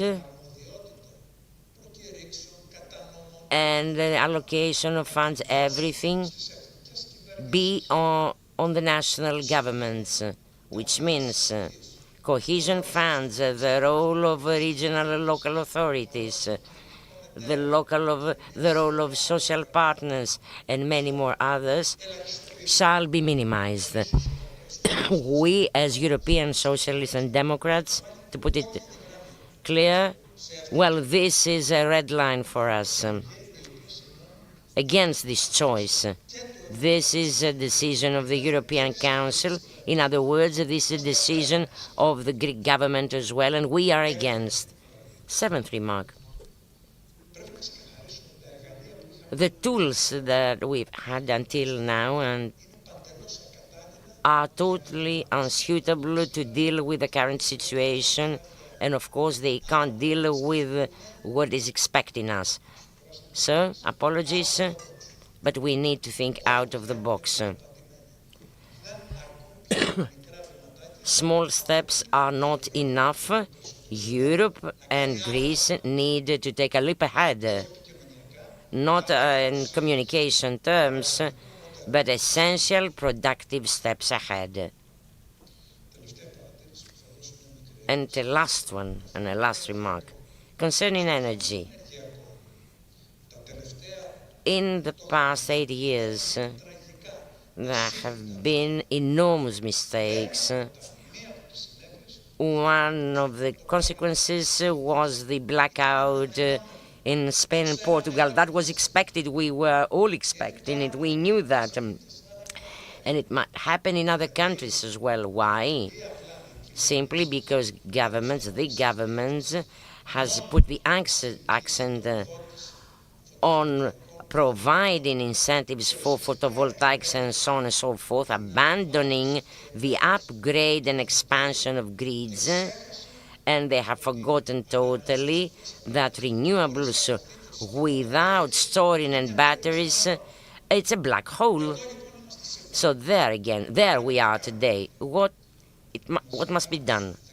Together with other 14 European members of parliament, we have submitted a question to the Commission of Energy asking for a full redesign of the energy map of Europe. The dependence on natural gas, the extremely low prices in the Scandinavian country, the moderate prices in Central Europe, and the extremely high in South Europe. This is an unacceptable situation. We need to put in place other priorities. Focus on interconnection, energy systems, networks. The local communities must be aware of the situation.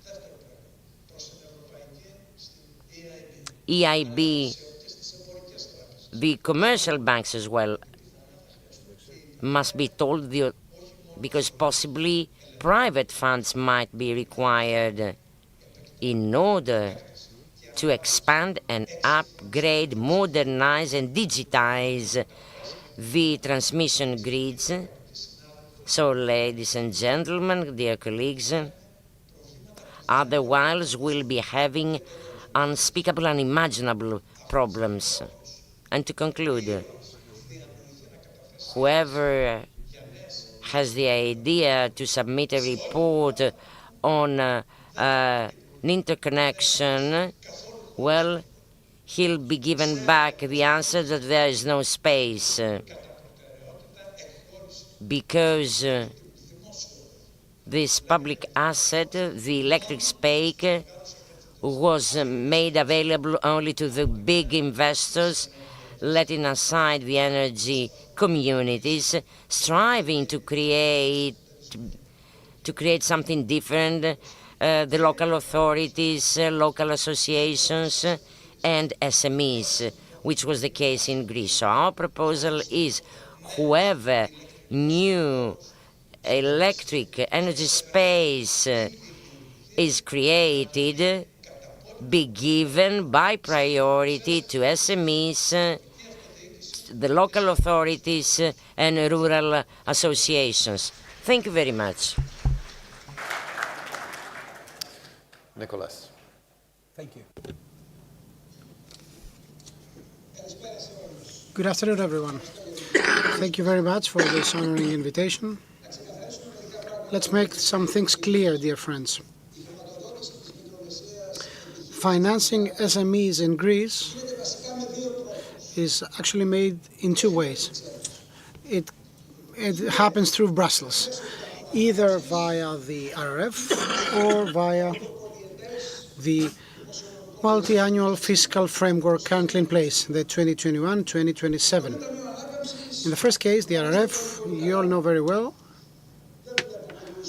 I don't see many people who had the lack of being recipients of RRF funds. That's a kind of criticism I have also personally exercised against the government with respect to the priorities of handling 38 billion euros of support. Last week, however, a bill has been passed by the committee of the European Parliament's Committee on Budget, following my recommendation, with the help of other European MPs and, of course, Greek colleagues, the Greek MPs. Of course, the European People's Party disagreed, dominated mainly by countries of Central Europe and Northern Europe, with respect to the prolongement and the disbursement of funds for the next 2 years. You will tell me that, okay, that meant nothing because we didn't get a single penny of that. I did that because we might get some penny in the coming years, despite our political disputes. But this is a point of criticism with respect to future financial instruments, and this kind of criticism is deeply ideological. If you don't believe in SMEs, you will never support them. If you believe that SME is something vain, useless, you will not support them. So, the first big opportunity for our country to help SMEs stand up has gone in vain, is lost. Second, the multi-annual fiscal framework. Together with my assistants in my office, we made a calculation. Out of all the facilities, including EBRD and other financing tools, more than 200 billion euros have been secured by the European Union for SMEs. The European Union believes in SMEs more in SMEs than other governments or other member states, my dear friends. So the European Commission has secured more than 200 billion euros for every type of actions to support SMEs. And currently, in summer, we will have the preliminary discussion and we'll start the negotiations for the next multi-annual fiscal framework after 2027. The European Parliament, although it's a bit more conservative, a bit more tight compared to the previous one in terms of its composition, despite that, it believes more in SMEs. Do you know why? Because SMEs in most European Union countries is extrovert, is dynamic. They are dynamic. They have a brand name in the agri-food sector, in manufacturing, the digital landscape, in the world of innovation. I think it's high time we believed also in our own SMEs, the same way our European partners do. So that was my first remark. The second remark. Money play a very important role, but they are not enough. If SMEs have to fight in an environment of distortions and unfair competition, they will never be able to flourish. Sadly, in our country, one of the biggest challenges, we are tired of saying that again and again, is the issue of distortions and the creation of cartels in the market. We here detest cartels. We hate the abuse of one's dominant positions and the orchestrated practices because we try to survive without having the big power that some people have in order to sign agreements under the table. I am a businessman myself, a small one. We have my family-run business in my village. We produce wine, apart from being a professor at the university. And I know very well what it means, the cartel squeezing you and squashing you. So, unless the state has some belief in healthy entrepreneurship, and it's not an oxymoron that this comes from the lips of someone who believes in the presence of the state, then SMEs will never be able to prosper as well. Third point. I have 5 seconds, please. 5 seconds.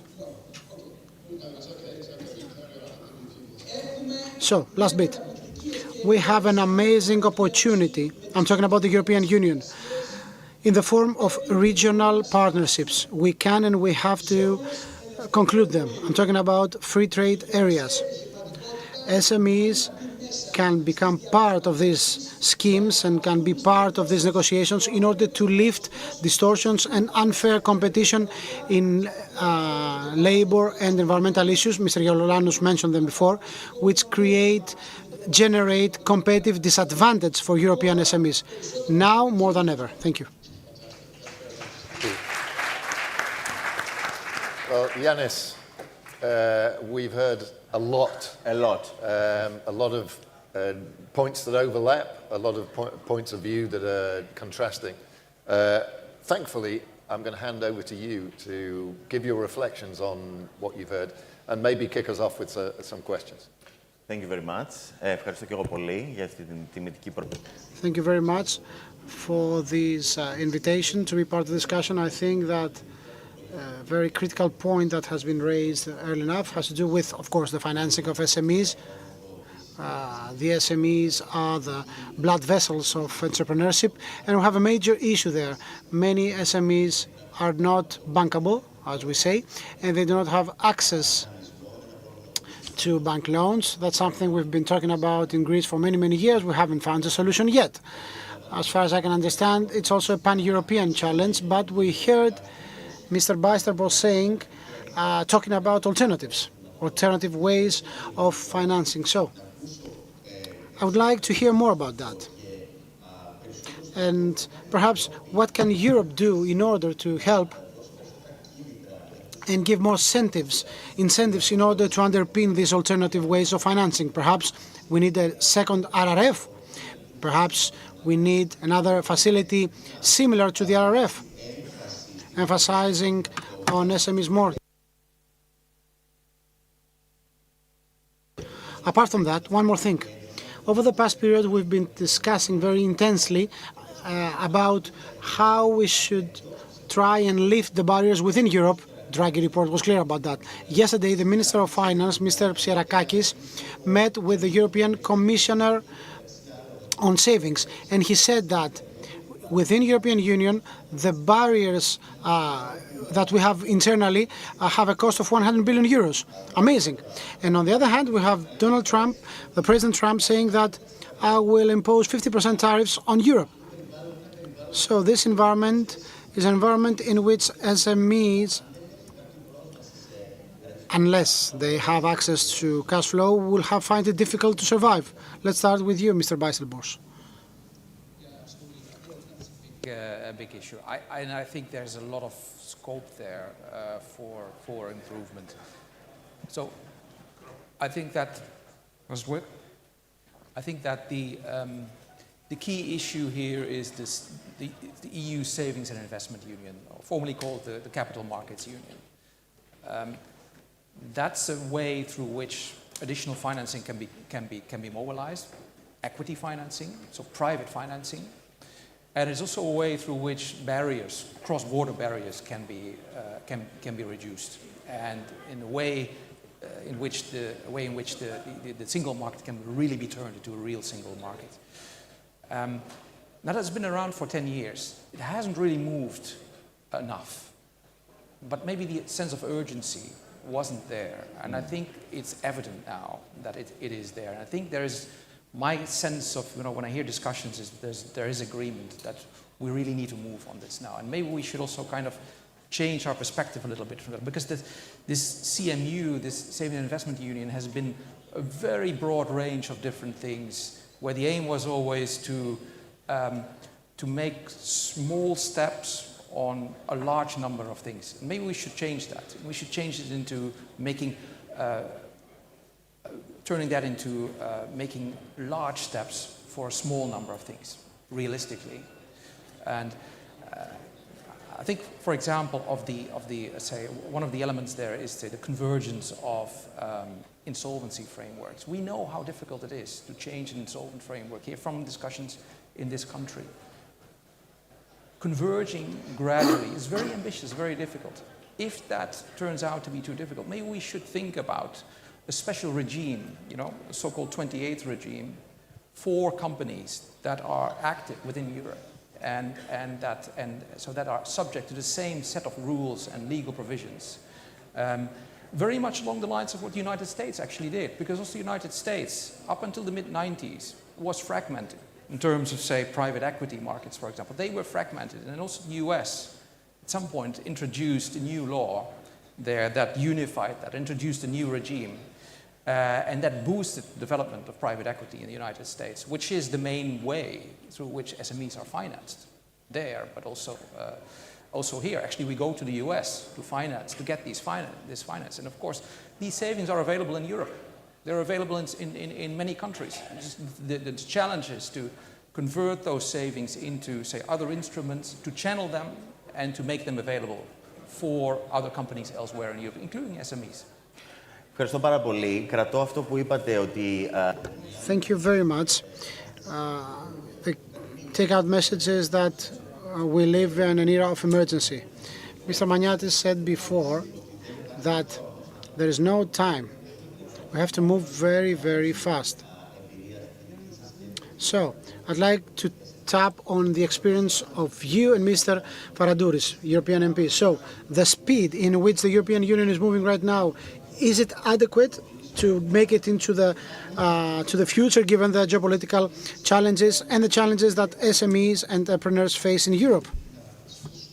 So, let's debunk a myth. The myth is that parliaments are in delay, they are very late. Let me reaffirm, and Mr. Faradouris will concur, that the European Parliament is 5 times faster than the European Council. The Prime Minister is coming. I'm not saying just about the European Parliament, I'm talking about all institutions. Yes, that's why I'm making this comparison. It's not just Europe as a whole. Europe is made of 3 bodies: governments, Parliament, and Commission, right? Let's make it clear. Who's to blame, if there is one to blame? So let me reassure you that the European Parliament, with respect to the European defense industry file, has been completed in 1.5 months to take a decision. It would take 2 years for the governments. The European Commission is also late.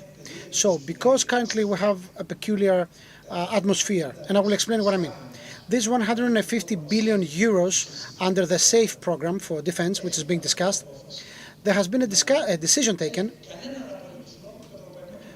that the European Parliament will have no say in that. So your representatives, directly elected, will have no say in that. So we will file a complaint against that.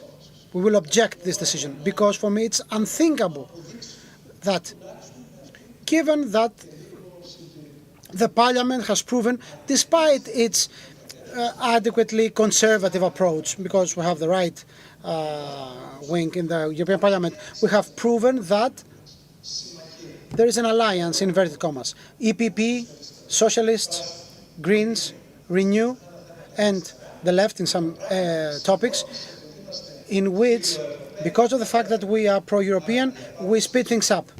So, we don't have time, yes, but that's up to the government to understand that, and it's up to the European Commission to make up its mind. And I'm sorry to say that, the way the current governments have the mess, the European governments have created a mess with the current composition of the Commission, which is a very low-flight one, compared to the Delors Commission that has been able to successfully deal with similar problems in the past. Do you believe that the European Commission is a low-flight one? Yes, I agree. Yesterday, at the coffee shop, we had this discussion with him. The fact that the European Parliament, which means the representatives of 500 million citizens, are much faster when it comes to their reflexes compared to the agile and flexible executive branches of Europe. So the flight of the European Commission is poor, is low, is a disappointment. What really concerns me even more is that we have distortions that the European Commission perhaps could have dealt with, but they cannot. And the European Commission doesn't deal with these distortions because the Commission itself is dependent on the negotiations and arrangements for the for the cabinet of the commissions, because sometimes this is logical to some extent in order to have the competition we want, but when this kind of arrangements lead to distortions and weaknesses, then we have to underscore that. In Greece, we have one of the highest energy, we have perhaps the highest energy prices in Europe. Do you know, dear friends, as Mr. Maniatis said, what is the energy cost for SMEs? Do you know that the increased rate of energy costs, and especially for natural gas in Greece, is 30% compared to 5%, which is the EU average? I'm talking about natural gas.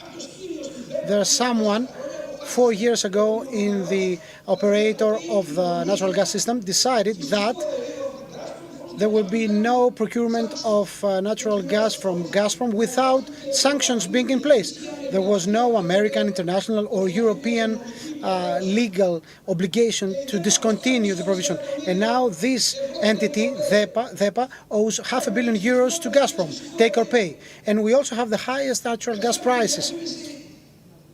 And they pay for promotion, lots of money, to avoid these things being heard. These are the problems of the SMEs, dear friends, which a robust European Commission would have already intervened to solve. Why do we have cartels in Greece? Why do we have so high energy prices in Greece? Why do we have so high natural gas price increase rates in Greece? Dear sirs, come here and give your explanations. That's what the Commission should have done. Both myself and Mr. Maniatis, believe me, we're doing the best we can for our country in the long run and with no partisanship. Thank you, Mr. Faradouris. One last comment from Mr. Skalkos, because we don't have time. Η κυβέρνηση, ακούσαμε πολύ από το πρωί εδώ ότι υπάρχει μία... There is some kind of boost, let's say, a trend as discussed by the government to favor the big players and to undermine the weak small players. Does the government do what they can in order to protect the interests of the SMEs? And at the end of the day, is it your objective to have only big players in the market? Okay, one word reply to the first question, whether we do what we can for SMEs. Yes. No technocratic documentation needed. Of course, the government does what they can. Even cynically speaking, the rate of dependency of the Greek economy from the SMEs, any government could not have turned a blind eye to that. On the other hand, we have the empirical facts, the data. Over the past years, starting from the pandemic period, Greece, according to the European Commission, has been the third member state, the third most fast-to-react member state in supporting SMEs. Of course, this is reflected on the good absorption rate of the co-funded projects, of the money for the co-funded projects. I have heard a lot. Of course, we protect SMEs, and I want to say that in this conference that we will not sideline or ignore other companies. Everyone produces and generates wealth. Our country in the past period has had to face a very difficult and hard landscape when it comes to state grants, etc. We were not able to support our companies the way other countries did, the Netherlands, Germany, to support big companies. That's why a big part of the funds of the RF included these big enterprises as well. At the same time, we have had the NSRF project, which, although we were not obliged to, we destined them, we oriented them towards SMEs. This applies both to our government and the previous ones. So the NSRF would not finance big players. We need them all. What we have to do is all to become more competitive. The small ones, the medium ones, and the large-scale ones. Now, SMEs require particular policies and specific care, financially speaking. I think there are many things happening right now, and as the previous speaker said, unless there is an initiative at the pan-European level, whatever this might mean, especially by lifting barriers, the outcome will be very difficult to reach. One last thing, just to make a comment for the European Commission. These gentlemen have more or less the same criticism against the Commission. They have their own colors in their criticism, but the European Union is not about one country dominating the others. It's a union of dominant countries. in 2002, the European Commission measured the kind of barriers in the single market. Until today, 60% of these barriers, as identified in that report, are still valid. They still remain. It's a matter of will. I see that. We have the president of Syriza already making it to the venue. I'd like to thank you all. Thank you, Mr. Ross, for giving me the opportunity to be part of this panel. Thank you. And of course, let me thank Mr. Yannis Hadjitheodosiou, the president of the chamber, for this beautiful conference.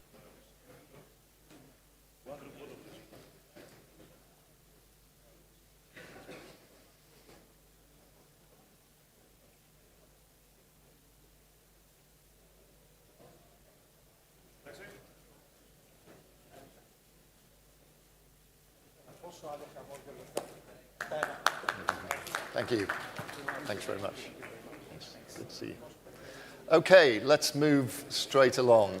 To take us up to lunch, I'm very pleased to invite another representative of the political opposition. This time it's Socrates Famelos, who is the president of Syriza Progressive Alliance. Mr. Famelos, please come and join us.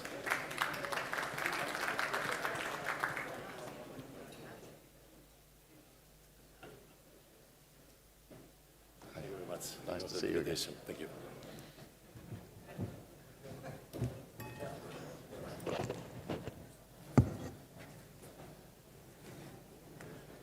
Σας ευχαριστώ ιδιαίτερα και για την Thank you very much for the invitation. και το επιμελητήριο και όλους εσάς, τους εκπροσώπους των φορέων, τα πολιτικά πρόσωπα, και είναι μια πολύ σημαντική ευκαιρία για μια ουσιαστική συζήτηση, η οποία το καλό είναι ότι επαναλαμβάνεται, ότι υπάρχει συνέπεια δηλαδή και συνέχεια. Και λόγω έλλειψης χρόνου, όπως προειδοποίησα τον πρόεδρο. Due to the little time I'm given, I'll try to be brief and very specific. I'll avoid repeating again and again the indifference of the political of the governments to support SMEs and so on and so forth. Well, indeed, SMEs is the backbone of the Greek economy, and the small entrepreneurs have difficulties in surviving. They've got their own problems, inside problems in their companies, and their outside problems that are getting all the more. So I need to be clear to avoid tiring you. Today, the SMEs suffer because of the political choices of the government. Those are political choices and we must accept it. Sooner or later, we need to accept that this is the truth. Mr. Kaskalkos did an excellent introduction because indeed the government wishes to annihilate all SMEs. The Pissaridis plan, the gap between big and small enterprises becomes bigger and bigger. And the businessmen,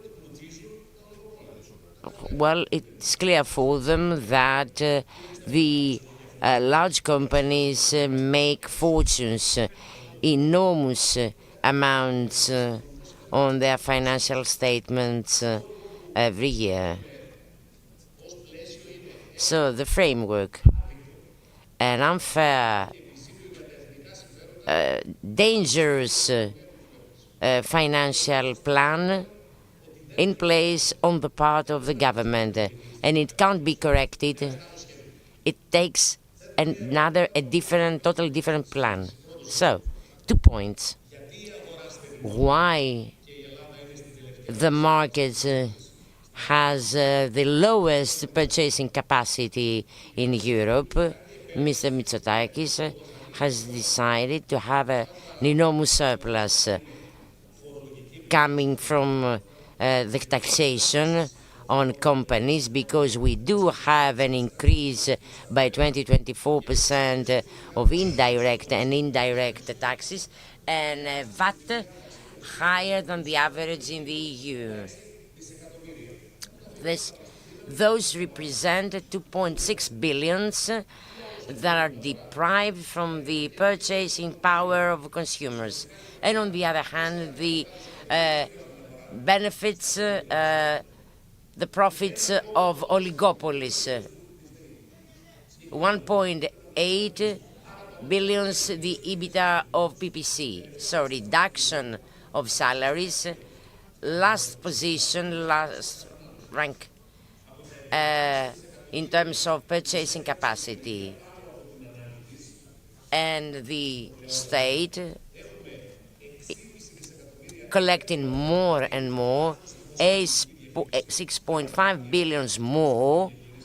This is a mistake of on the part of the government. Just 0.6% filtered back to the real economy. And of course, the remaining billions weren't necessary for early payoff of loans. This is a hidden choice. In other words, voluntary austerity. This is another choice of the government.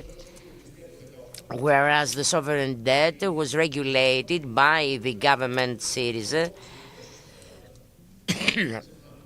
To put it clear, Mr. Mitsotakis,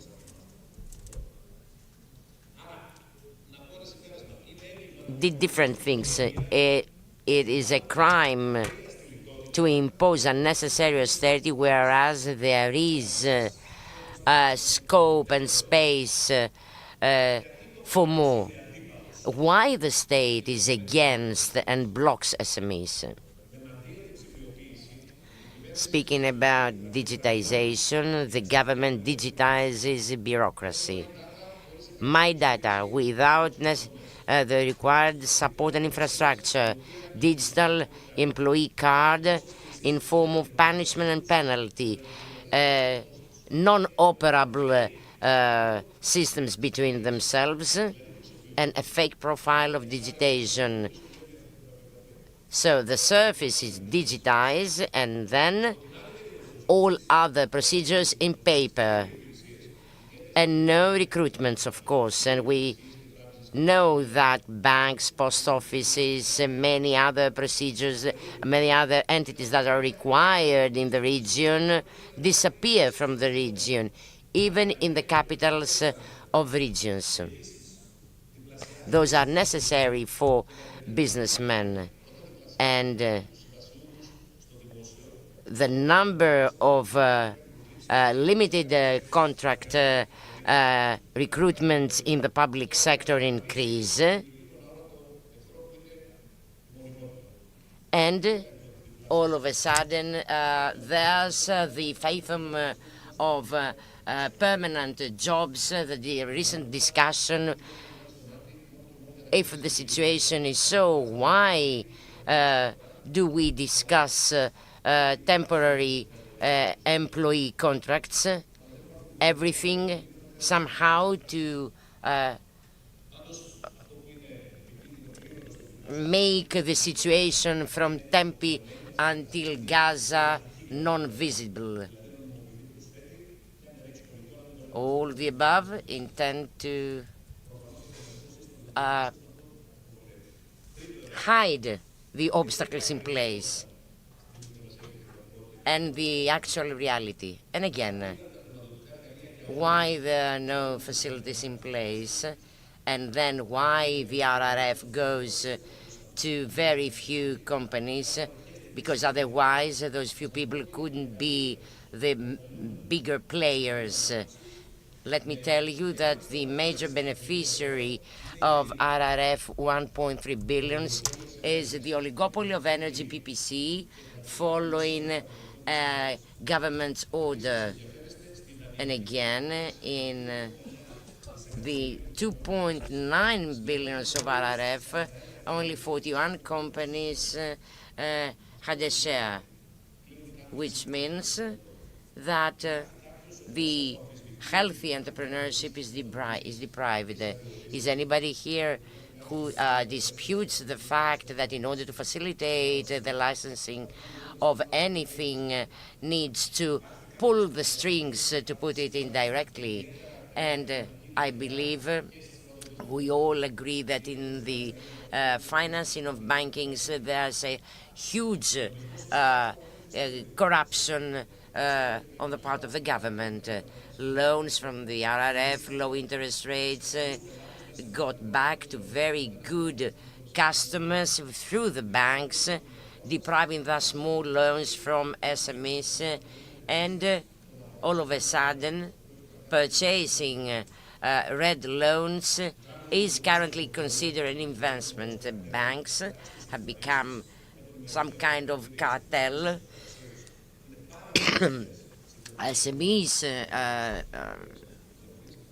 bearing the load on their shoulders, and on the other hand, no tools to exercise pressure for SMEs, to put it indirectly, for them to innovate and to move forward. 4.7 billion for the banks, and the extrajudicial procedure is a maze, impossible to navigate, and the lack of cash flow, which is the utmost problem, involving debts, loans, whatever. The entrepreneurs that kept their businesses open during the crisis now are led to bankruptcy. Why? Because the government wants their businesses to be purchased by great funds. The big fish swallows the small one.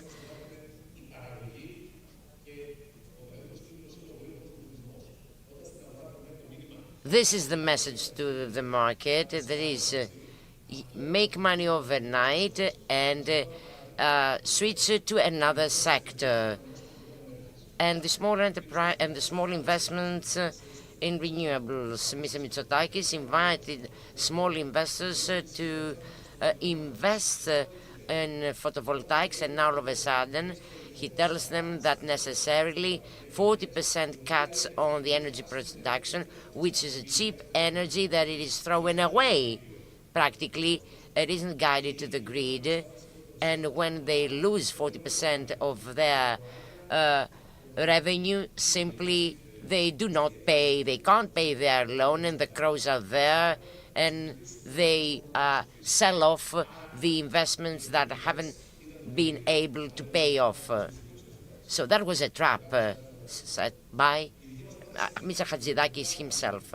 Our proposal is totally different, so I'll propose 4 things and then I conclude. The principles of the new Syriza. First, the economy must be designed, well designed. It can't be far west. If you got the sheriff as a friend, then you can do anything. Green priorities, decentralization, use of land. We got a major demographic problem. Second, pluralism in the market. The state needs to fund first the basement of the pyramid, meaning family cooperations, clusters, SMEs, the region. This is the way for Greece to survive. And then we'll see if more funds are left for those that can invest. Regulation and audit control of the market. You can't let the market deregulated. Healthy competition, we don't have. So we need a strong state, well-manned, with scientists. This is Europe. We do not operate as Europe. And last but not least, rule of law with transparency. This means fast justice, which is not assigned and appointed by the government, involves registers, cadasters, demarcation of the coastline, and so on and so forth. 6 years, everything remaining in the fridge, even though it was everything well prepared by Syriza. So first proposal, tax justice, escalation of tariffs in terms of income, a reduction of VAT close to the European average,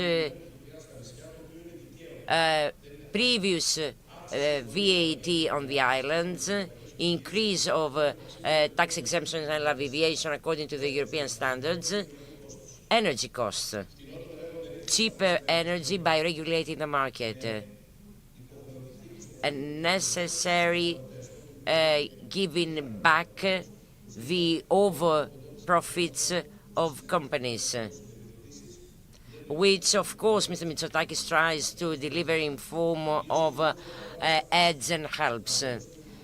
The fuels, again, reductions,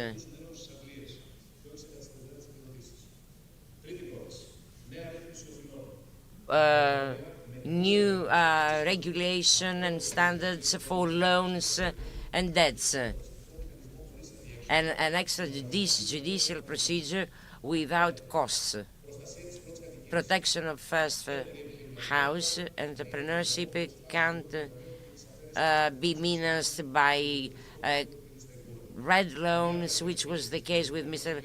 Staikoura's houses, and is not a product to be sold. The cooperative banks and the investment banks must be tools of financing, and instead we got a cartel of 4 banks here in Greece, and the Bank of Greece must play a regulatory role in the market.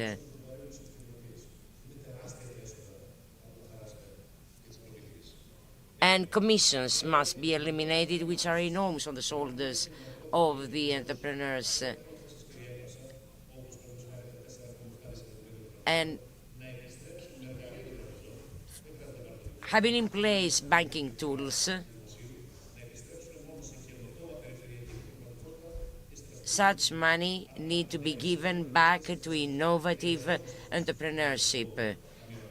For this reason, we need a national recovery fund to achieve everything: circular economy, green transition, and digitization, in line with the spirit of citizenship.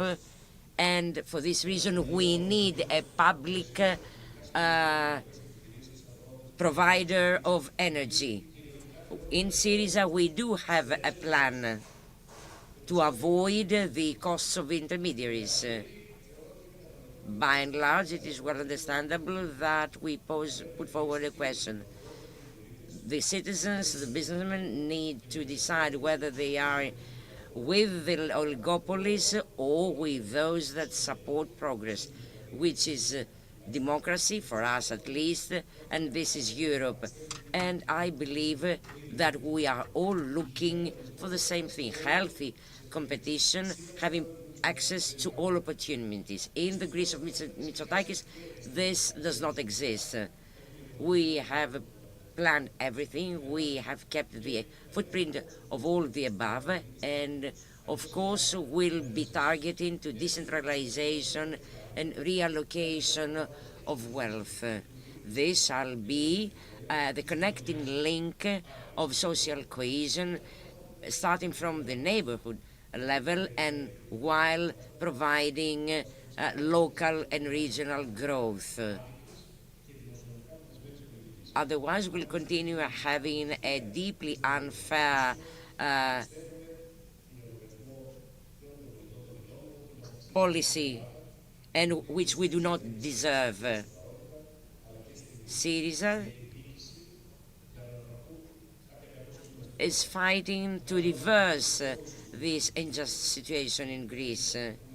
We need to go beyond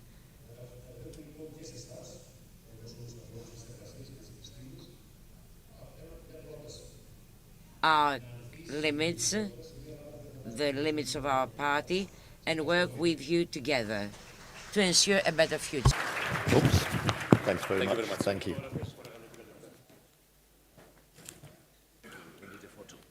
Indeed, yeah. That's okay.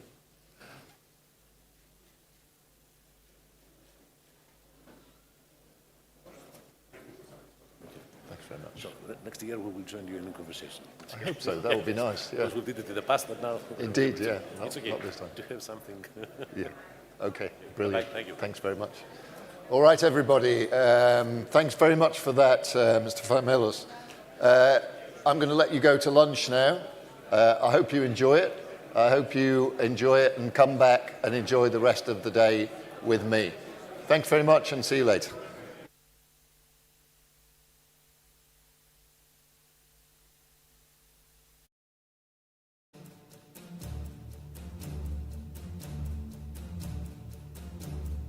Ο επιμελητηριακός θεσμός έχει μια ιστορία τουλάχιστον 2.500 ετών. Λίγοι γνωρίζουν ότι στην αρχαία Αθήνα υπήρχε ο θεσμός του επιμελητή. Στην Ελλάδα εδώ και περίπου 200 χρόνια έγιναν τα τρία πρώτα επιμελητήρια, δηλαδή στο Ναύπλιο, στη Σύρο και στην Πάτρα.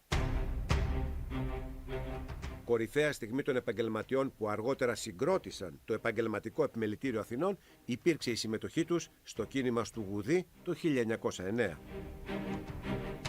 Η εμπορία είναι κομμάτι της κοινωνίας, άρα είναι παράλογο να θεωρούμε ότι σε οποιαδήποτε στιγμή της ιστορίας δεν συμμετείχαν.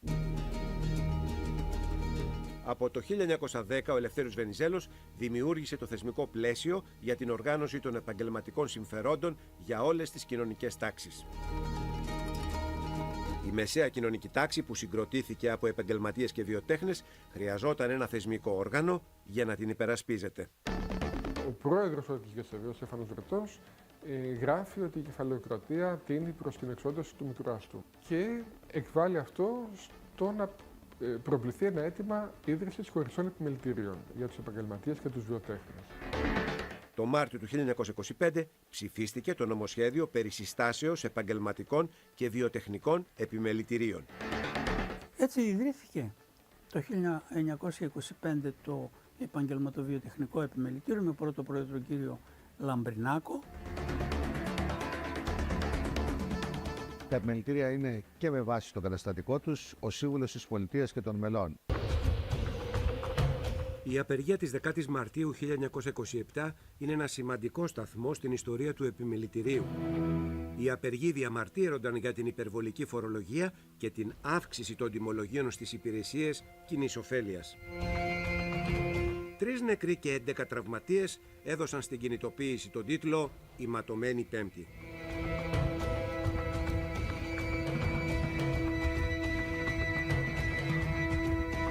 Έχουν περάσει περίπου 100 χρόνια και βλέπουμε ότι τα θέματα παραμένουν ίδια. 2010. Η Ελλάδα μπήκε στο πρώτο μνημόνιο. Η ανεργία κορυφώθηκε. Το δημόσιο χρέος αυξήθηκε και χιλιάδες καταστήματα κατέβασαν ρολά οριστικά. Από το 2010, τα πολύ σκληρά μέτρα για τα νοικοκυριά, εργαζόμενους συνταξιούχους είχαν ως αποτέλεσμα, εκτός των άλλων, περισσότερο από 250.000 λουκέτες επιχειρήσεις. Από το 2012 ως το 2018 κυρίως, μάχες που δώσαμε για άδικες φορολογίες που υπήρχαν τότε, για ζητήματα που αφορούσαν την επιβίωση, για τις ρυθμίσεις των χρεών. Δεκέμβριος 2019. Ο κορονοϊός εντοπίστηκε για πρώτη φορά στην πόλη Ουχάν της Κίνας. Το Μάρτιο του 2020 έφτασε και στην Ελλάδα. Το Επαγγελματικό Επιμελητήριο Αθηνών ανέλαβε αμέσως δράση για να βοηθήσει τα μέλη του. Να θυμίσω λοιπόν ότι περάσαμε 17 τροπολογίες υπέρ των επιχειρήσεων που πολλές από αυτές, τα έλεγα, σώσανε πάρα πολλούς κλάδους. Βγάλαμε τα περιβόητα βίντεο για κάθε κλάδο, δηλαδή τον τρόπο υγιεινής και ασφάλειας πρέπει να έχουν για να μένουν ανοιχτά, τα οποία πραγματικά νομίζω το νούμερο 455.000 που ήταν όσοι είδαν τα βίντεο αυτά από τους διάφορους κλάδους είναι ένα ιστορικό νούμερο που δεν ξέρω αν υπάρχει προηγούμενο. 100 χρόνια μετά την ίδρυσή του, το Επαγγελματικό Επιμελητήριο Αθηνών δίνει καθημερινά αγώνα για να αντιμετωπίσει τα προβλήματα των μελών του, τα οποία διαχρονικά παραμένουν περίπου τα ίδια. Χρηματοδότηση, λειτουργικό κόστος λόγω πληθωρισμού, ενεργειακής κρίσης, πληθωρισμού απληστίας, ασφαλιστικό, τα χρέη των επιχειρήσεων. Έχουμε 42 ανταποδοτικές υπηρεσίες σήμερα και νομίζω αξίζει τον κόπο να πω μερικές από αυτές που είναι εμβληματικές. Προσφέρουμε δωρεάν στα μέλη μας τη δημιουργία site και e-shop. Προσφέρουμε δωρεάν στα μέλη μας CRM, υψηλή τεχνολογία. Προσφέρουμε δωρεάν στα μέλη μας προγράμματα κοστολόγησης. Μόνο το επιμελητήριό μας έδωσε δυνατότητα σε πάνω από 20 κοινωνικά παντεπολεία να μπορέσουν να λειτουργήσουν με δωρεές που κάναμε εμείς. Βρεθήκαμε και στηρίξαμε ακόμα για την Αρχιεπισκοπή στο έργο της διαβίωσης ανθρώπων που δεν είχαν καταφέρει και δεν μπορούσαν να ζήσουν. Στις καταστροφές της χώρας βρεθήκαμε στον Εύρο, βρεθήκαμε στη Θεσσαλία, βρεθήκαμε στην Εύβοια, βρεθήκαμε στις Αχαρνές, στις φωτιές, βρεθήκαμε στο Μάτι, βρεθήκαμε στη Μάνδρα, βρεθήκαμε στην Πελοπόννησο και βρεθήκαμε και στο Καστελόριζο. 100 χρόνια ιστορίες, 100 χρόνια δράσεις για τους μικρομεσαίους, για τους ελεύθερους επαγγελματίες, 100 χρόνια τα οποία πραγματικά έχουν αφήσει το αποτύπωμά τους. Προσπαθούμε και αυτό θα προσπαθούμε πάντα να στηρίξουμε αυτό το πολύ σημαντικό κομμάτι της οικονομίας μας, τις μικρομεσαίες επιχειρήσεις και τους ελεύθερους επαγγελματίες που αποτελούν το 99,2% των επιχειρήσεων της χώρας.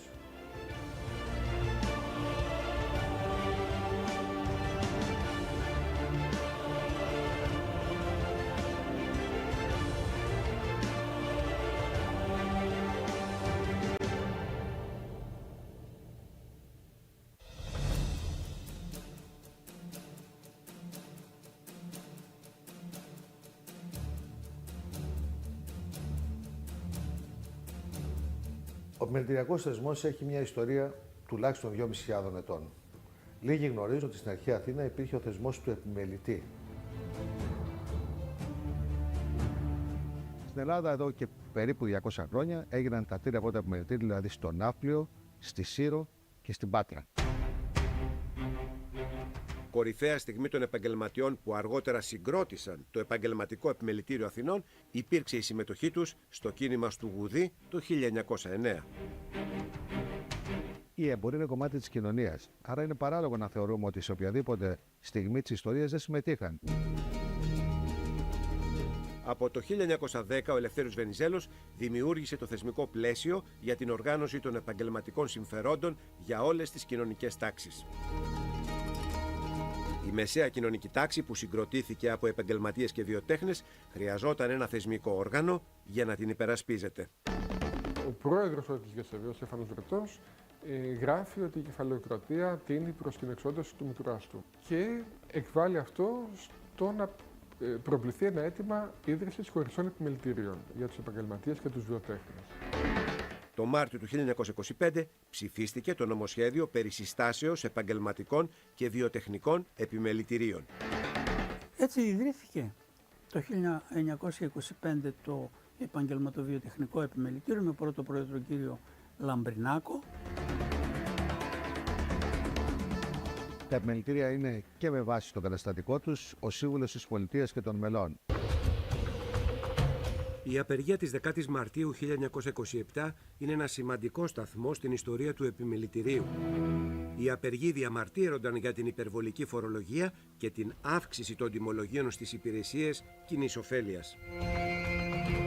3 νεκροί και 11 τραυματίες έδωσαν στην κινητοποίηση τον τίτλο «Η ματωμένη Πέμπτη».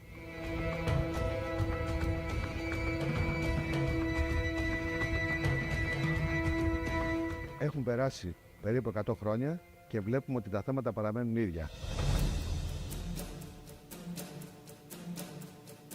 2010. Η Ελλάδα μπήκε στο πρώτο μνημόνιο. Η ανεργία κορυφώθηκε. Το δημόσιο χρέος αυξήθηκε και χιλιάδες καταστήματα κατέβασαν ρολά οριστικά.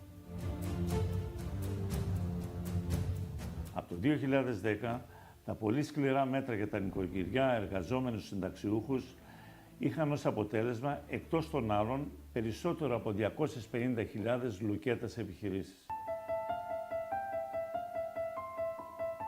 Από το 2012 ως το 2018 κυρίως, μάχες που δώσαμε για άδικες φορολογίες που υπήρχαν τότε, για ζητήματα που αφορούσαν την επιβίωση, για τις ρυθμίσεις των χρεών. Δεκέμβριος 2019. Ο κορονοϊός εντοπίστηκε για πρώτη φορά στην πόλη Ουχάν της Κίνας. Το Μάρτιο του 2020 έφτασε και στην Ελλάδα. Το Επαγγελματικό Επιμελητήριο Αθηνών ανέλαβε αμέσως δράση για να βοηθήσει τα μέλη του.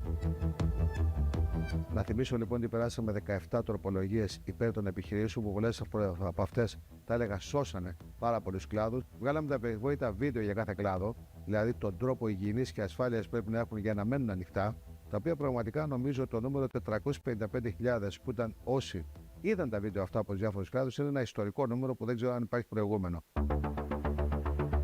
100 χρόνια μετά την ίδρυσή του, το Επαγγελματικό Επιμελητήριο Αθηνών δίνει καθημερινά αγώνα για να αντιμετωπίσει τα προβλήματα των μελών του, τα οποία διαχρονικά παραμένουν περίπου τα ίδια.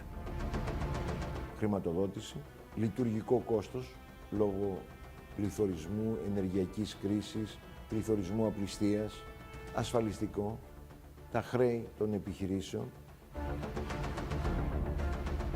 Έχουμε 42 ανταποδοτικές υπηρεσίες σήμερα και νομίζω αξίζει τον κόπο να πω μερικές από αυτές που είναι εμβληματικές. Προσφέρουμε δωρεάν στα μέλη μας τη δημιουργία site και e-shop. Προσφέρουμε δωρεάν στα μέλη μας CRM, υψηλή τεχνολογία. Προσφέρουμε δωρεάν στα μέλη μας προγράμματα κοστολόγησης. Μόνο το επιμελητήριό μας έδωσε δυνατότητα σε πάνω από 20 κοινωνικά παντεπολεία να μπορέσουν να λειτουργήσουν με δωρεές που κάναμε εμείς. Βρεθήκαμε και στηρίξαμε ακόμα για την Αρχιεπισκοπή το έργο της διαβίωσης ανθρώπων που δεν είχαν καταφέρει και δεν μπορούσαν να ζήσουν.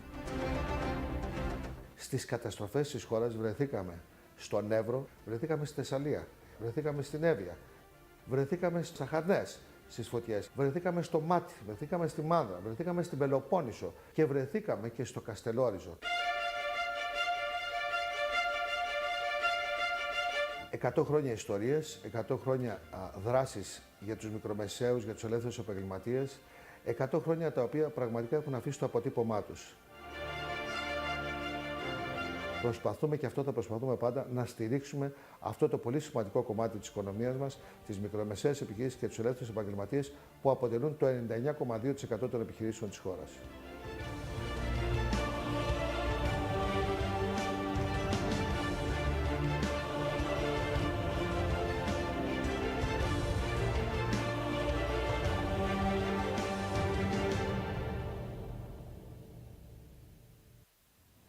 Ευχαριστώ πολύ, παιδιά.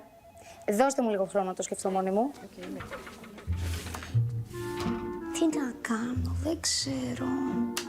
Να ανοίξω δεύτερη μονάδα. Να το κάνω! Ναι! Φέτος!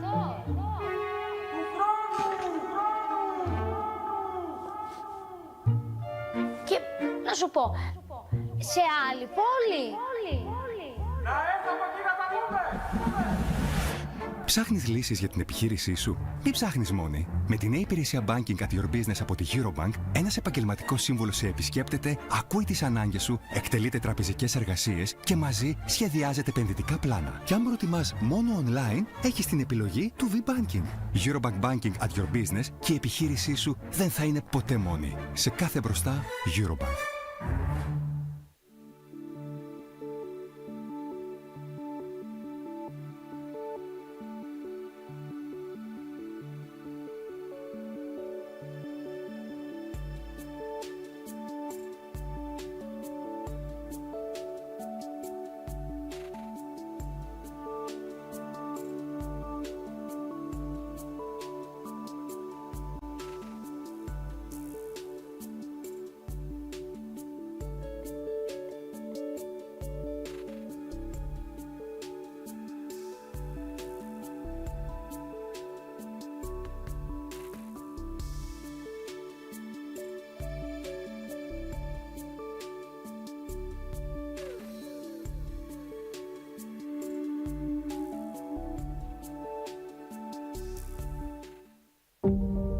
...4,6 δισεκατομμύρια χρόνια πριν, ο ήλιος μας έχει διανύσει πολύ δρόμο για να φτάσει στο σήμερα. Μας χάρισε φως και θερμότητα. Μας έδωσε τη δύναμη της φύσης. Δημιούργησε τη ζωή. Ένα τεράστιο επίτευγμα πέραν της ανθρώπινης φαντασίας. Κι όμως, κάποιοι εξακολουθούν να υποτιμούν τη δύναμη του. Αλλά όχι εμείς. 4,6 δισεκατομμύρια χρόνια. Τόσων ετών είναι η πιο προηγμένη τεχνολογία εχμής. Στη United Group αναπτύσσουμε τα δικά μας αιωλικά και ηλιακά πάρκα για να εξασφαλίσουμε 100% ανανεώσιμες πηγές ηλεκτρικής ενέργειας από το 2027. Η φύση έχει επενδύσει σε εμάς εδώ και αιώνες. Τώρα είναι η στιγμή να επενδύσουμε και εμείς αυτοί. United Group. Με τη δύναμη της φύσης.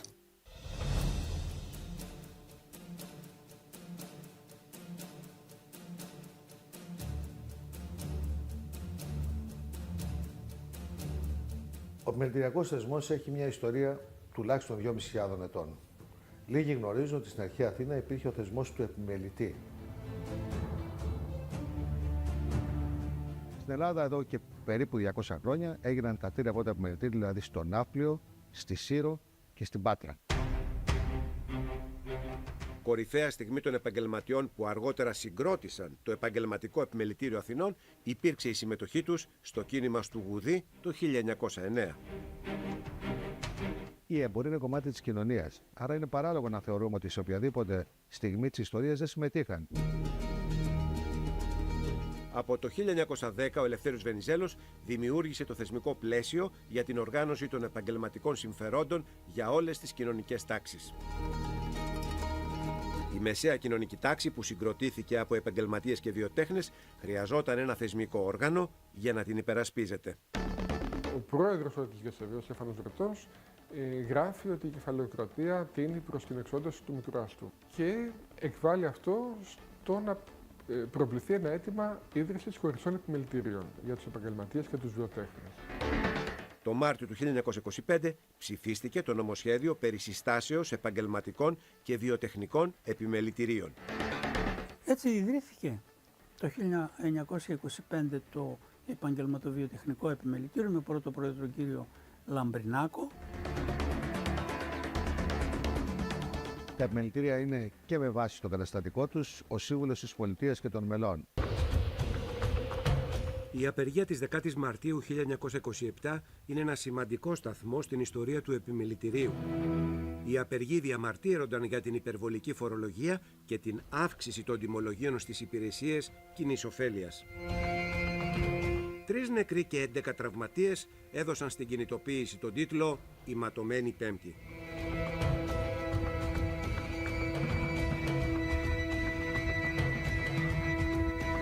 Έχουν περάσει περίπου 100 χρόνια και βλέπουμε ότι τα θέματα παραμένουν ίδια.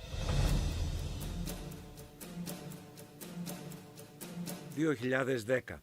Η Ελλάδα μπήκε στο πρώτο μνημόνιο. Η ανεργία κορυφώθηκε. Το δημόσιο χρέος αυξήθηκε και χιλιάδες καταστήματα κατέβασαν ρολά οριστικά.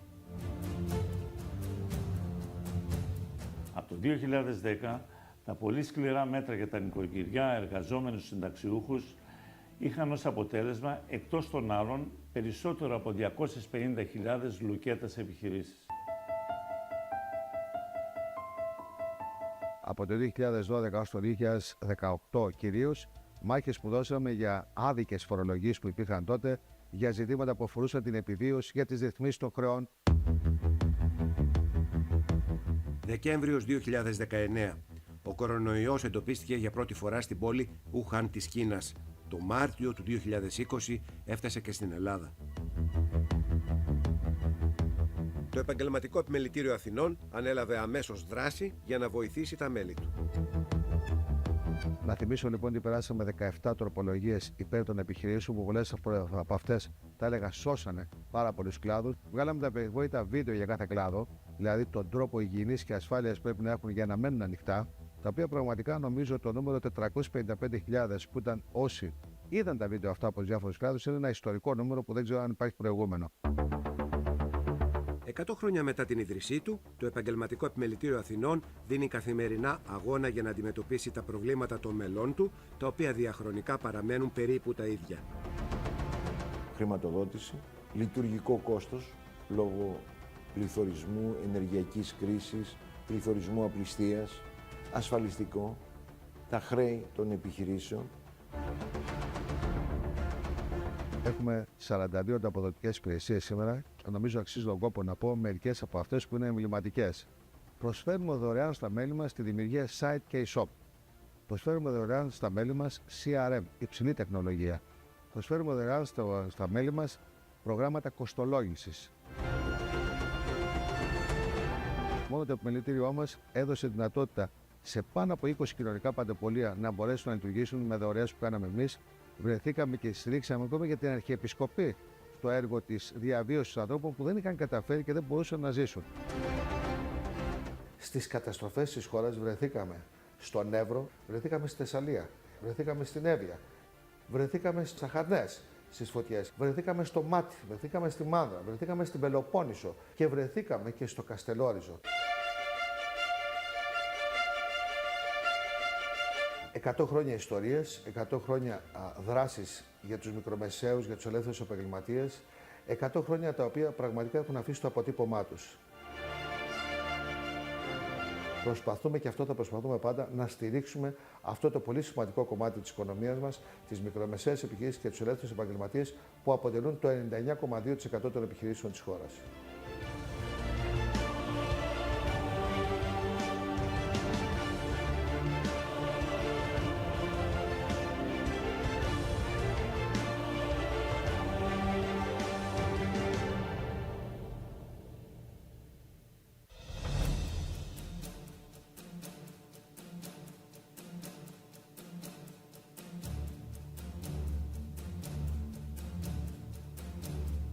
Ο επιμελητηριακός θεσμός έχει μια ιστορία τουλάχιστον 2.500 ετών. Λίγοι γνωρίζουν ότι στην αρχαία Αθήνα υπήρχε ο θεσμός του επιμελητή. Στην Ελλάδα εδώ και περίπου 200 χρόνια έγιναν τα τρία πρώτα επιμελητήρια, δηλαδή στο Ναύπλιο, στη Σύρο και στην Πάτρα. Κορυφαία στιγμή των επαγγελματιών που αργότερα συγκρότησαν το Επαγγελματικό Επιμελητήριο Αθηνών υπήρξε η συμμετοχή τους στο κίνημα του Γουδί το 1909. Η εμπορία είναι κομμάτι της κοινωνίας, άρα είναι παράλογο να θεωρούμε ότι σε οποιαδήποτε στιγμή της ιστορίας δεν συμμετείχαν. Από το 1910 ο Ελευθέριος Βενιζέλος δημιούργησε το θεσμικό πλαίσιο για την οργάνωση των επαγγελματικών συμφερόντων για όλες τις κοινωνικές τάξεις. Η μεσαία κοινωνική τάξη που συγκροτήθηκε από επαγγελματίες και βιοτέχνες χρειαζόταν ένα θεσμικό όργανο για να την υπερασπίζεται.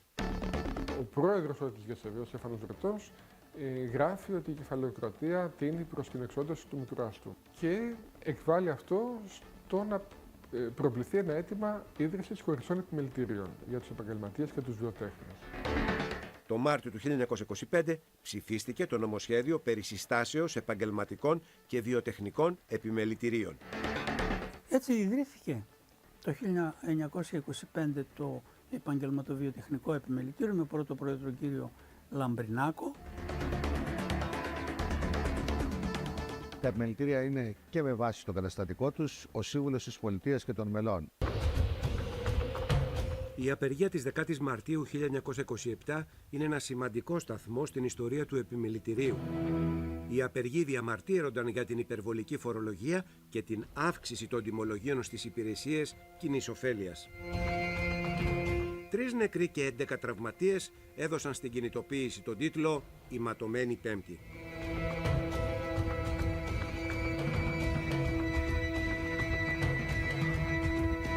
Έχουν περάσει περίπου 100 χρόνια και βλέπουμε ότι τα θέματα παραμένουν ίδια. 2010.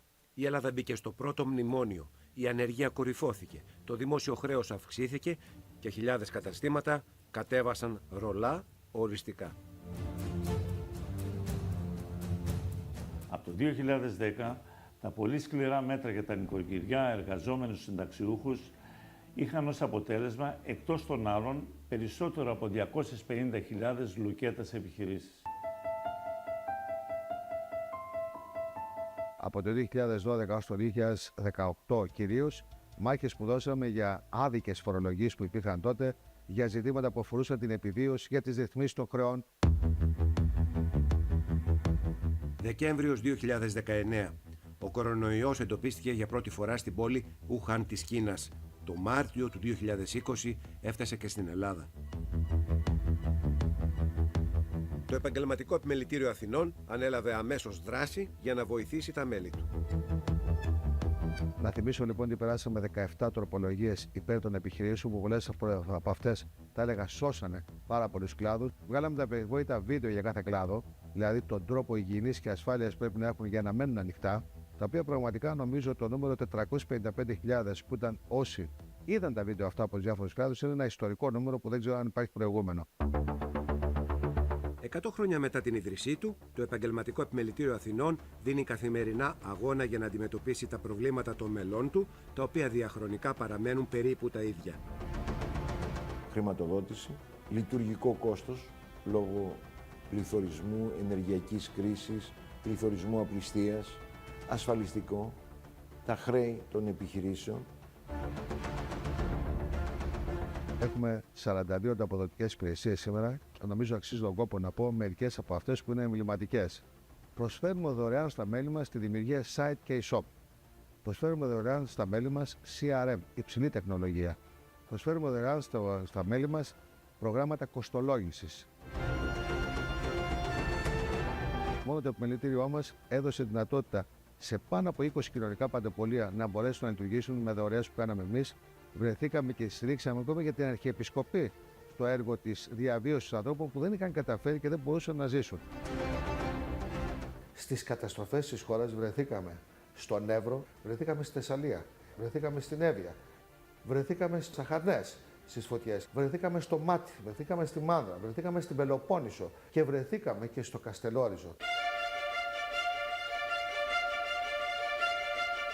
100 χρόνια ιστορίες, 100 χρόνια δράσεις για τους μικρομεσαίους, για τους ελεύθερους επαγγελματίες, 100 χρόνια τα οποία πραγματικά Ένωση των επαγγελματικών συμφερόντων για όλες τις κοινωνικές τάξεις. Η μεσαία κοινωνική τάξη που συγκροτήθηκε από επαγγελματίες και βιοτέχνες χρειαζόταν ένα θεσμικό όργανο για να την υπερασπίζεται. Ο πρόεδρος της ΓΕΣΕΒ, ο Στέφανος Βρετός, γράφει ότι η κεφαλαιοκρατία τίνει προς την εξόντωση του μητράς του και εκβάλλει αυτό στο να προβληθεί ένα αίτημα ίδρυσης χωριστών επιμελητηρίων για τους επαγγελματίες και τους βιοτέχνες. Το Μάρτιο του 1925 ψηφίστηκε το νομοσχέδιο περί συστάσεως επαγγελματικών και βιοτεχνικών επιμελητηρίων. Έτσι ιδρύθηκε το 1925 το Επαγγελματοβιοτεχνικό Επιμελητήριο με πρώτο πρόεδρο κύριο Λαμπρινάκο. τα επιμελητήρια είναι και με βάση το καταστατικό τους ο σύμβουλος της πολιτείας και των μελών. Η απεργία της 10ης Μαρτίου 1927 είναι ένα σημαντικό σταθμό στην ιστορία του επιμελητηρίου.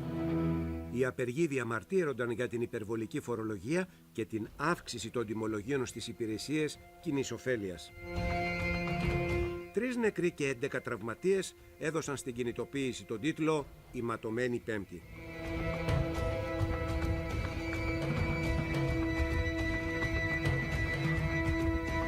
Έχουν περάσει περίπου 100 χρόνια και βλέπουμε ότι τα θέματα παραμένουν ίδια. 2010.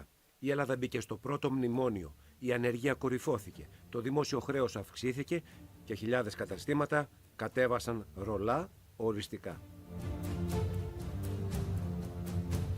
Από το 2010, τα πολύ σκληρά μέτρα για τα νοικοκυριά, εργαζόμενους συνταξιούχους είχαν ως αποτέλεσμα, εκτός των άλλων, περισσότερο από 250.000 λουκέτας επιχειρήσεις.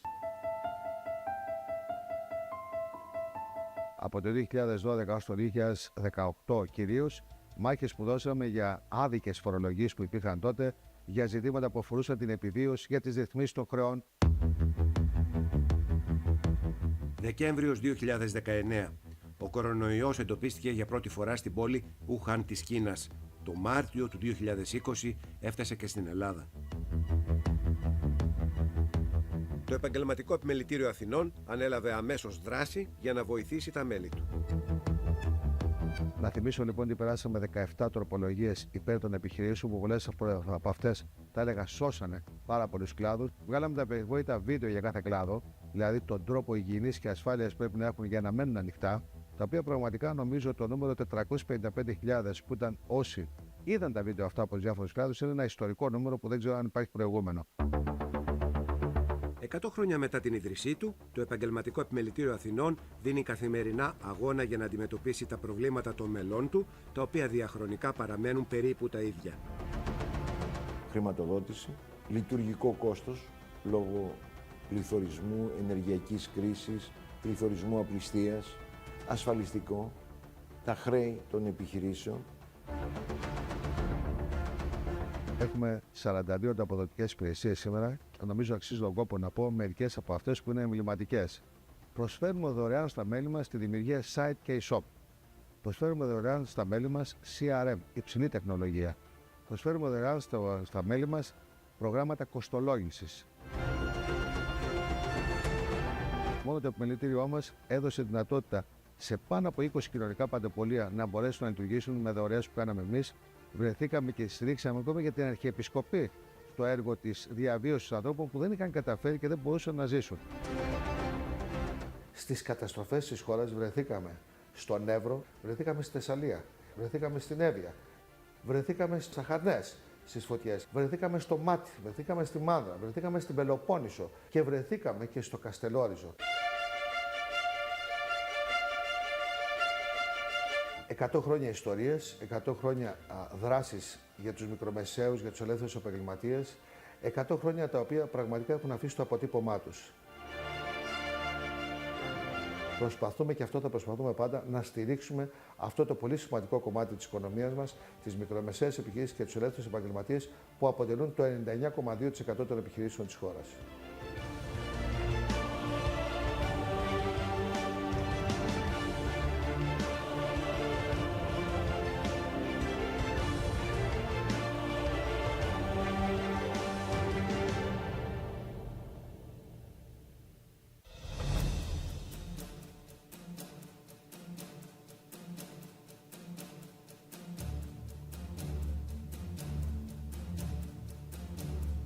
Ο επιμελητηριακός θεσμός έχει μια ιστορία τουλάχιστον 2.500 ετών.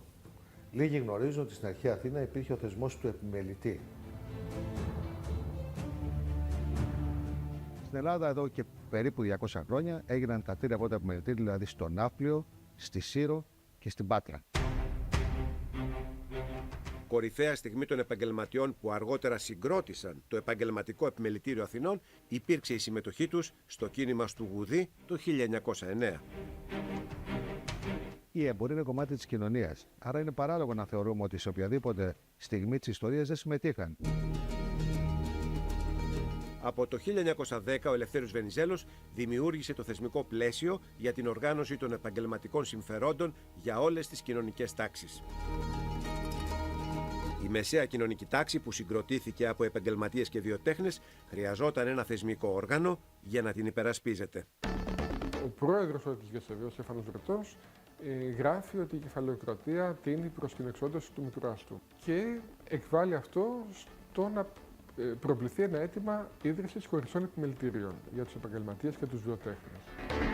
Το Μάρτιο του 1925 ψηφίστηκε το νομοσχέδιο περί συστάσεως επαγγελματικών και βιοτεχνικών επιμελητηρίων. Έτσι ιδρύθηκε το 1925 το Επαγγελματοβιοτεχνικό Επιμελητήριο με πρώτο πρόεδρο κύριο Λαμπρινάκο. Τα επιμελητήρια είναι και με βάση το καταστατικό τους ο σύμβουλος της πολιτείας και των μελών. Η απεργία της 10ης Μαρτίου 1927 είναι ένα σημαντικό σταθμό στην ιστορία του επιμελητηρίου. Οι απεργοί διαμαρτύρονταν για την υπερβολική φορολογία και την αύξηση των τιμολογίων στις υπηρεσίες κοινής ωφέλειας. 3 νεκροί και 11 τραυματίες έδωσαν στην κινητοποίηση τον τίτλο «Η ματωμένη Πέμπτη».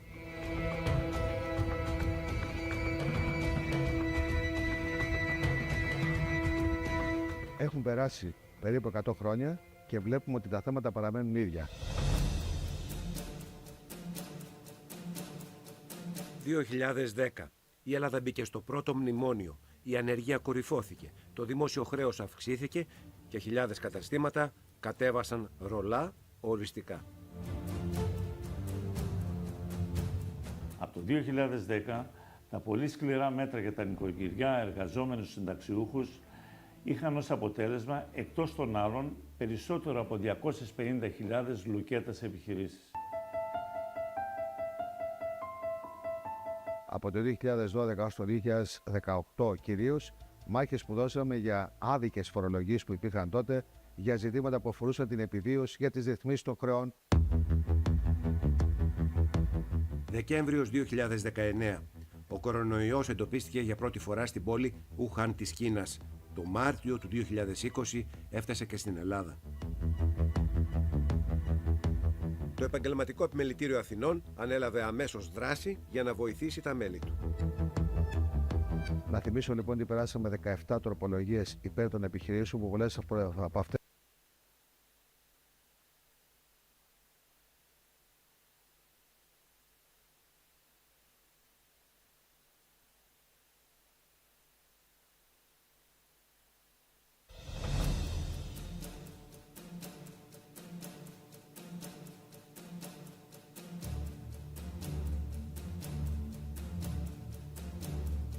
Ο επιμελητηριακός θεσμός έχει μια ιστορία τουλάχιστον 2.500 ετών. Λίγοι γνωρίζουν ότι στην αρχαία Αθήνα υπήρχε ο θεσμός του επιμελητή. Στην Ελλάδα εδώ και περίπου 200 χρόνια έγιναν τα τρία πρώτα επιμελητήρια, δηλαδή στο Ναύπλιο, στη Σύρο και στην Πάτρα. Κορυφαία στιγμή των επαγγελματιών που αργότερα συγκρότησαν το Επαγγελματικό Επιμελητήριο Αθηνών υπήρξε η συμμετοχή τους στο κίνημα του Γουδί το 1909. Η εμπορία είναι κομμάτι της κοινωνίας, άρα είναι παράλογο να θεωρούμε ότι σε οποιαδήποτε στιγμή της ιστορίας δεν συμμετείχαν. Από το 1910 ο Ελευθέριος Βενιζέλος δημιούργησε το θεσμικό πλαίσιο για την οργάνωση των επαγγελματικών συμφερόντων για όλες τις κοινωνικές τάξεις. Η μεσαία κοινωνική τάξη, που συγκροτήθηκε από επαγγελματίες και βιοτέχνες, χρειαζόταν ένα θεσμικό όργανο για να την υπερασπίζεται. Ο πρόεδρος της ΓΕΣΕΒ, ο Στέφανος Βρετός, γράφει ότι η κεφαλαιοκρατία τείνει προς την εξόντωση του μητράς του και εκβάλλει αυτό στο να προβληθεί ένα αίτημα ίδρυσης χωριστών επιμελητηρίων για τους επαγγελματίες και τους βιοτέχνες. Το Μάρτιο του 1925 ψηφίστηκε το νομοσχέδιο περί συστάσεως επαγγελματικών και βιοτεχνικών επιμελητηρίων. Έτσι ιδρύθηκε το 1925 το Επαγγελματοβιοτεχνικό Επιμελητήριο με πρώτο πρόεδρο κύριο Λαμπρινάκο. Τα επιμελητήρια είναι και με βάση το καταστατικό τους ο σύμβουλος της πολιτείας και των μελών. Η απεργία της 10ης Μαρτίου 1927 είναι ένα σημαντικό σταθμό στην ιστορία του επιμελητηρίου. Οι απεργοί διαμαρτύρονταν για την υπερβολική φορολογία και την αύξηση των τιμολογίων στις υπηρεσίες κοινής ωφέλειας. 3 νεκροί και 11 τραυματίες έδωσαν στην κινητοποίηση τον τίτλο «Η ματωμένη Πέμπτη».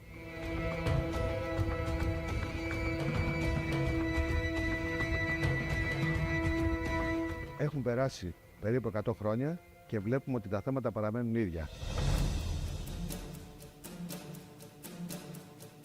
2010. Η Ελλάδα μπήκε στο πρώτο μνημόνιο. Η ανεργία κορυφώθηκε. Το δημόσιο χρέος αυξήθηκε και χιλιάδες καταστήματα κατέβασαν ρολά οριστικά.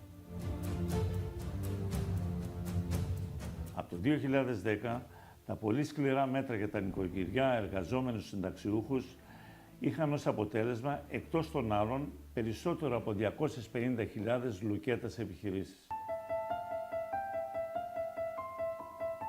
Από το 2012 έως το 2018 κυρίως, μάχες που δώσαμε για άδικες φορολογίες που υπήρχαν τότε, για ζητήματα που αφορούσαν την επιβίωση, για τις ρυθμίσεις των χρεών.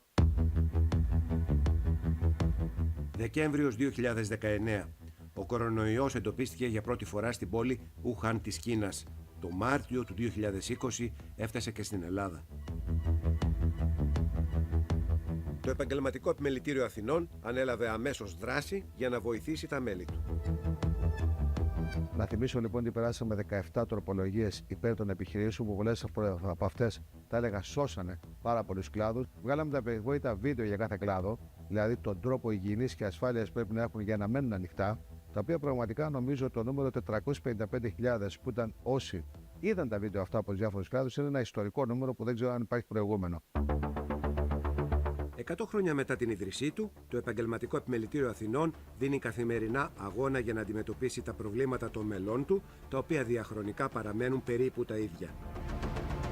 Χρηματοδότηση, λειτουργικό κόστος λόγω πληθωρισμού, ενεργειακής κρίσης, πληθωρισμού απληστίας, ασφαλιστικό, τα χρέη των επιχειρήσεων.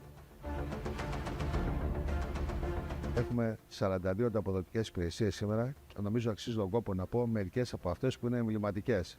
Προσφέρουμε δωρεάν στα μέλη μας τη δημιουργία site και e-shop. Προσφέρουμε δωρεάν στα μέλη μας CRM, υψηλή τεχνολογία. Προσφέρουμε δωρεάν στα μέλη μας προγράμματα κοστολόγησης. Μόνο το επιμελητήριό μας έδωσε δυνατότητα σε πάνω από 20 κοινωνικά παντεπολεία να μπορέσουν να λειτουργήσουν με δωρεές που κάναμε εμείς. Βρεθήκαμε και στηρίξαμε ακόμα για την Αρχιεπισκοπή στο έργο της διαβίωσης ανθρώπων που δεν είχαν καταφέρει και δεν μπορούσαν να ζήσουν. Στις καταστροφές της χώρας βρεθήκαμε στον Εύρο, βρεθήκαμε στη Θεσσαλία, βρεθήκαμε στην Εύβοια, βρεθήκαμε στις Αχαρνές, στις φωτιές, βρεθήκαμε στο Μάτι, βρεθήκαμε στη Μάνδρα, βρεθήκαμε στην Πελοπόννησο και βρεθήκαμε και στο Καστελόριζο.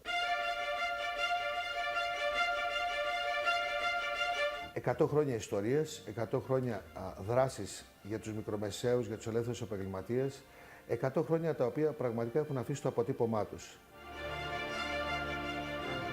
Προσπαθούμε και αυτό θα προσπαθούμε πάντα να στηρίξουμε αυτό το πολύ σημαντικό κομμάτι της οικονομίας μας, τις μικρομεσαίες επιχειρήσεις και τους ελεύθερους επαγγελματίες που αποτελούν το 99,2% των επιχειρήσεων της χώρας.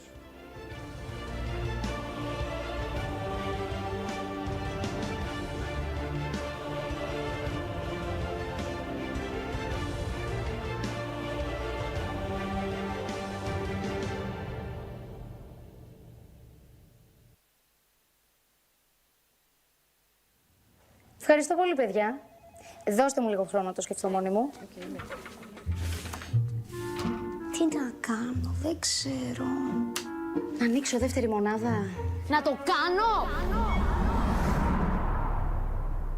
Ναι! Φέτος!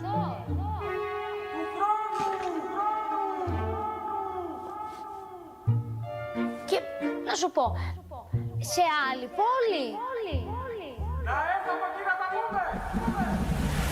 Ψάχνεις λύσεις για την επιχείρησή σου? Μην ψάχνεις μόνη. Με την νέα υπηρεσία Banking at Your Business από τη Eurobank, ένας επαγγελματικός σύμβουλος σε επισκέπτεται, ακούει τις ανάγκες σου, εκτελείται τραπεζικές εργασίες και μαζί σχεδιάζεται επενδυτικά πλάνα. Και αν προτιμάς μόνο online, έχεις την επιλογή του V-Banking. Eurobank Banking at Your Business και η επιχείρησή σου δεν θα είναι ποτέ μόνη. Σε κάθε μπροστά, Eurobank.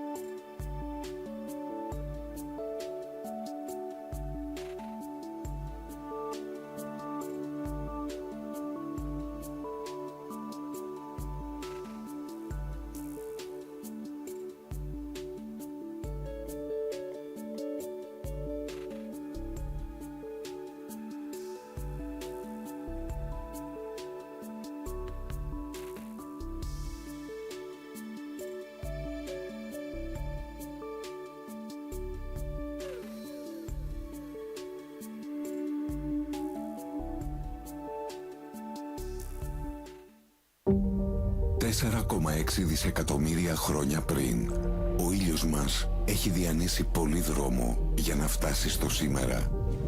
Μας χάρισε φως και θερμότητα. Μας έδωσε τη δύναμη της φύσης. Δημιούργησε τη ζωή. Ένα τεράστιο επίτευγμα πέραν της ανθρώπινης φαντασίας. Κι όμως, κάποιοι εξακολουθούν να υποτιμούν τη δύναμη του. Αλλά όχι εμείς. 4,6 δισεκατομμύρια χρόνια. Τόσων ετών είναι η πιο προηγμένη τεχνολογία εχμής. Στη United Group αναπτύσσουμε τα δικά μας αιωλικά και ηλιακά πάρκα για να εξασφαλίσουμε 100% ανανεώσιμες πηγές ηλεκτρικής ενέργειας από το 2027. Η φύση έχει επενδύσει σε εμάς εδώ και αιώνες. Τώρα είναι η στιγμή να επενδύσουμε και εμείς αυτοί. United Group. Με τη δύναμη της φύσης. Check this out. It hasn't been such a long time since people first started shopping online, and it was easy to keep up with the clicks. Little by little by little by more, the clicks added up to be more than the stores, and e-tailers worked harder than ever before because they had to keep up with the clicks. The clicks came from laptops, then tablets and phones, Monday through Sunday, office and home, 24 hours in every zone, and still they kept up with the clicks. Now shoppers ask more from the websites they're on, their language, their currency, their way, or they're gone, so you'd better keep up with the clicks. All of a sudden, there are so many must-dos if you want to keep selling, like delivery there, no there, or there. And make it tomorrow, first thing.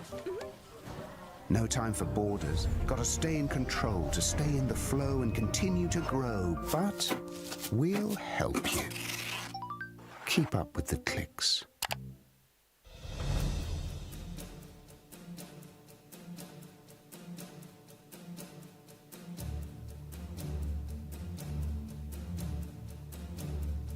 Ο επιμελητηριακός θεσμός έχει μια ιστορία τουλάχιστον 2.500 ετών. Λίγοι γνωρίζουν ότι στην αρχαία Αθήνα υπήρχε ο θεσμός του επιμελητή. Στην Ελλάδα εδώ και περίπου 200 χρόνια έγιναν τα τρία πρώτα επιμελητήρια, δηλαδή στο Ναύπλιο, στη Σύρο και στην Πάτρα. Κορυφαία στιγμή των επαγγελματιών που αργότερα συγκρότησαν το Επαγγελματικό Επιμελητήριο Αθηνών υπήρξε η συμμετοχή τους στο κίνημα του Γουδί το 1909. Η εμπορία είναι κομμάτι της κοινωνίας, άρα είναι παράλογο να θεωρούμε ότι σε οποιαδήποτε στιγμή της ιστορίας δεν συμμετείχαν. Από το 1910 ο Ελευθέριος Βενιζέλος δημιούργησε το θεσμικό πλαίσιο για την οργάνωση των επαγγελματικών συμφερόντων για όλες τις κοινωνικές τάξεις. Η μεσαία κοινωνική τάξη που συγκροτήθηκε από επαγγελματίες και βιοτέχνες χρειαζόταν ένα θεσμικό όργανο για να την υπερασπίζεται. Ο πρόεδρος της Γεσεβείας, Στέφανος Βρετός, γράφει ότι η κεφαλαιοκρατία τίνει προς την εξόντωση του μητουράς του και εκβάλλει αυτό στο να προβληθεί ένα αίτημα ίδρυσης χωριστών επιμελητηρίων για τους επαγγελματίες και τους βιοτέχνες. Το Μάρτιο του 1925 ψηφίστηκε το νομοσχέδιο περί συστάσεως επαγγελματικών και βιοτεχνικών επιμελητηρίων. Έτσι ιδρύθηκε το 1925 το Επαγγελματοβιοτεχνικό Επιμελητήριο με πρώτο πρόεδρο κύριο Λαμπρινάκο. Τα επιμελητήρια είναι και με βάση το καταστατικό τους ο σύμβουλος της πολιτείας και των μελών. Η απεργία της 10ης Μαρτίου 1927 είναι ένα σημαντικό σταθμό στην ιστορία του επιμελητηρίου. Οι απεργοί διαμαρτύρονταν για την υπερβολική φορολογία και την αύξηση των τιμολογίων στις υπηρεσίες κοινής ωφέλειας. 3 νεκροί και 11 τραυματίες έδωσαν στην κινητοποίηση τον τίτλο «Η ματωμένη Πέμπτη».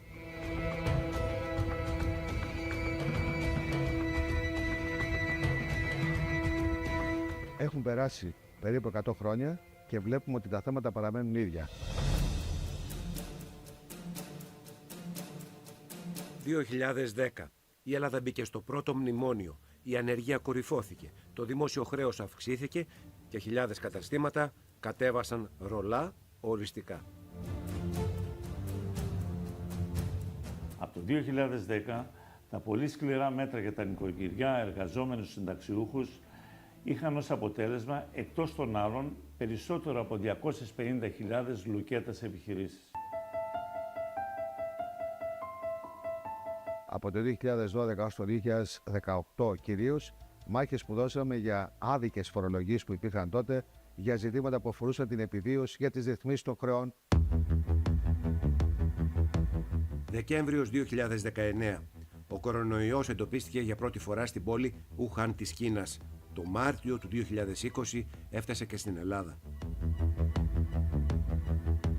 Το Επαγγελματικό Επιμελητήριο Αθηνών ανέλαβε αμέσως δράση για να βοηθήσει τα μέλη του.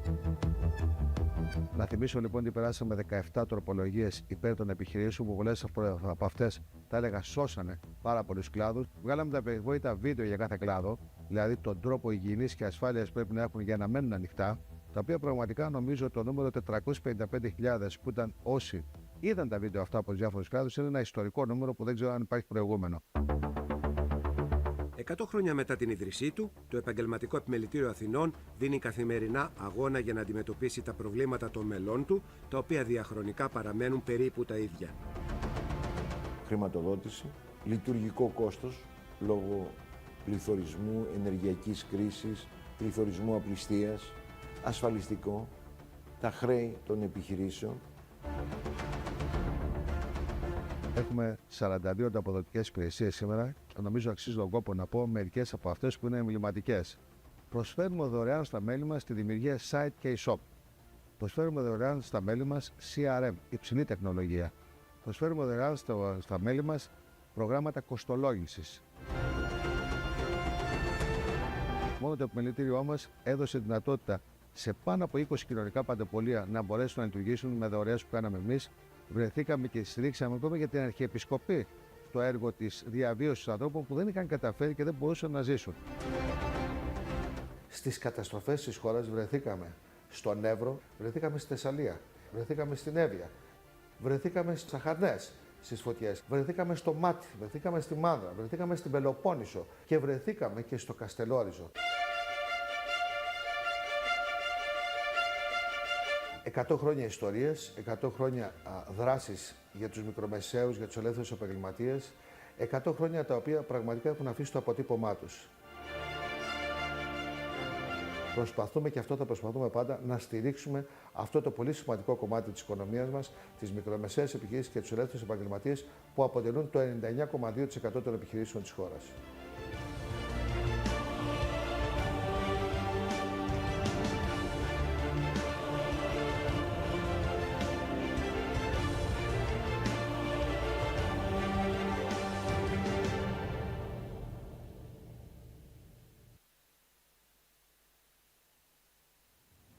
Ευχαριστώ πολύ, παιδιά. Δώστε μου λίγο χρόνο να το σκεφτώ μόνη μου. Τι να κάνω, δεν ξέρω. Να ανοίξω δεύτερη μονάδα. Να το κάνω!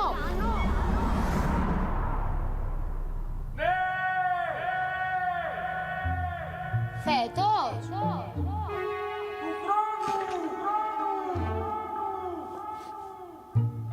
Και να σου πω, σε άλλη πόλη. Να έρθουμε εκεί να τα πούμε! Ψάχνεις λύσεις για την επιχείρησή σου? Μην ψάχνεις μόνη. Με την νέα υπηρεσία Banking at Your Business από τη Eurobank, ένας επαγγελματικός σύμβουλος σε επισκέπτεται, ακούει τις ανάγκες σου, εκτελείται τραπεζικές εργασίες και μαζί σχεδιάζεται επενδυτικά πλάνα. Και αν προτιμάς μόνο online, έχεις την επιλογή του V-Banking. Eurobank Banking at Your Business και η επιχείρησή σου δεν θα είναι ποτέ μόνη. Σε κάθε μπροστά, Eurobank.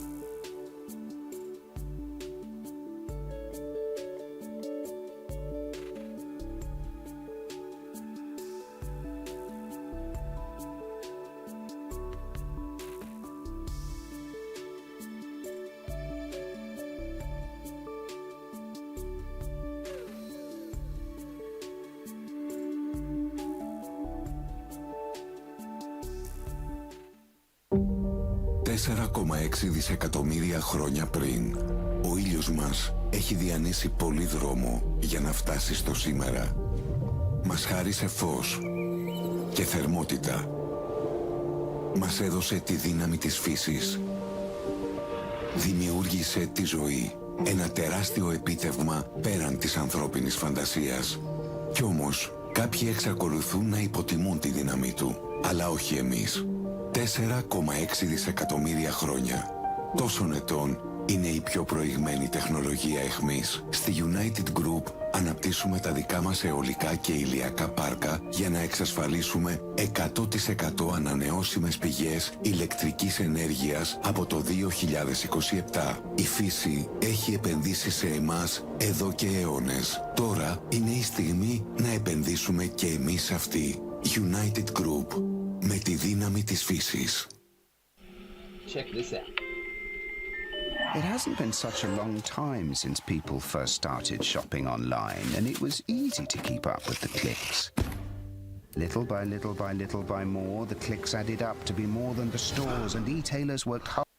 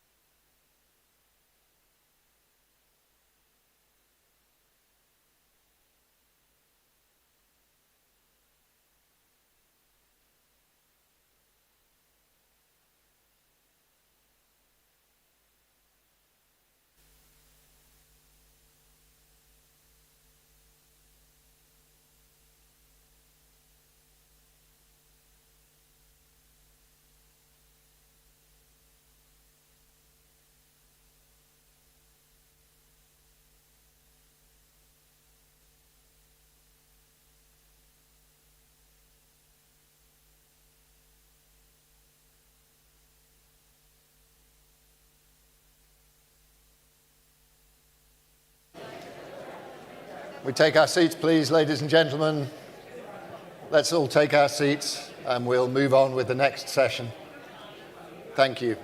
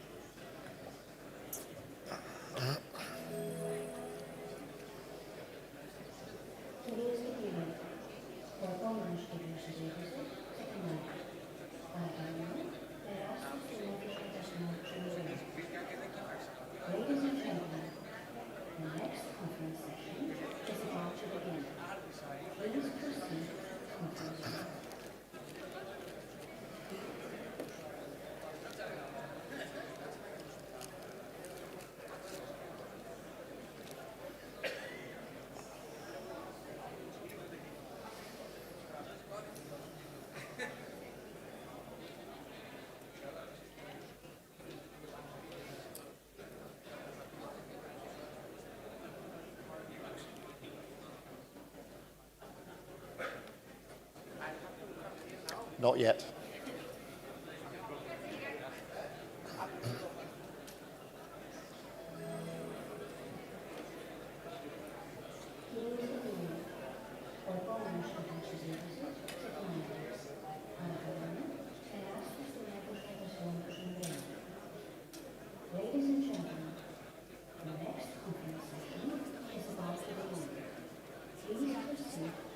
Okay.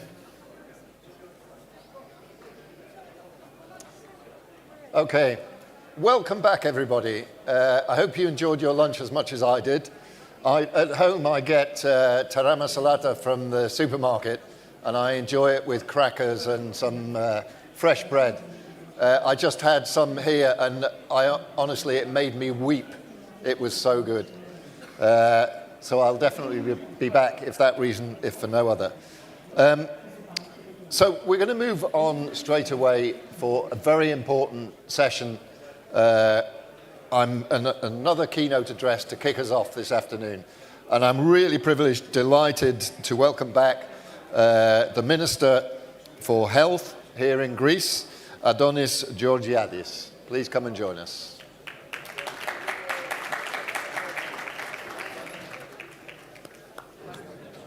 Thanks very much. Do you want to speak from here or from the podium?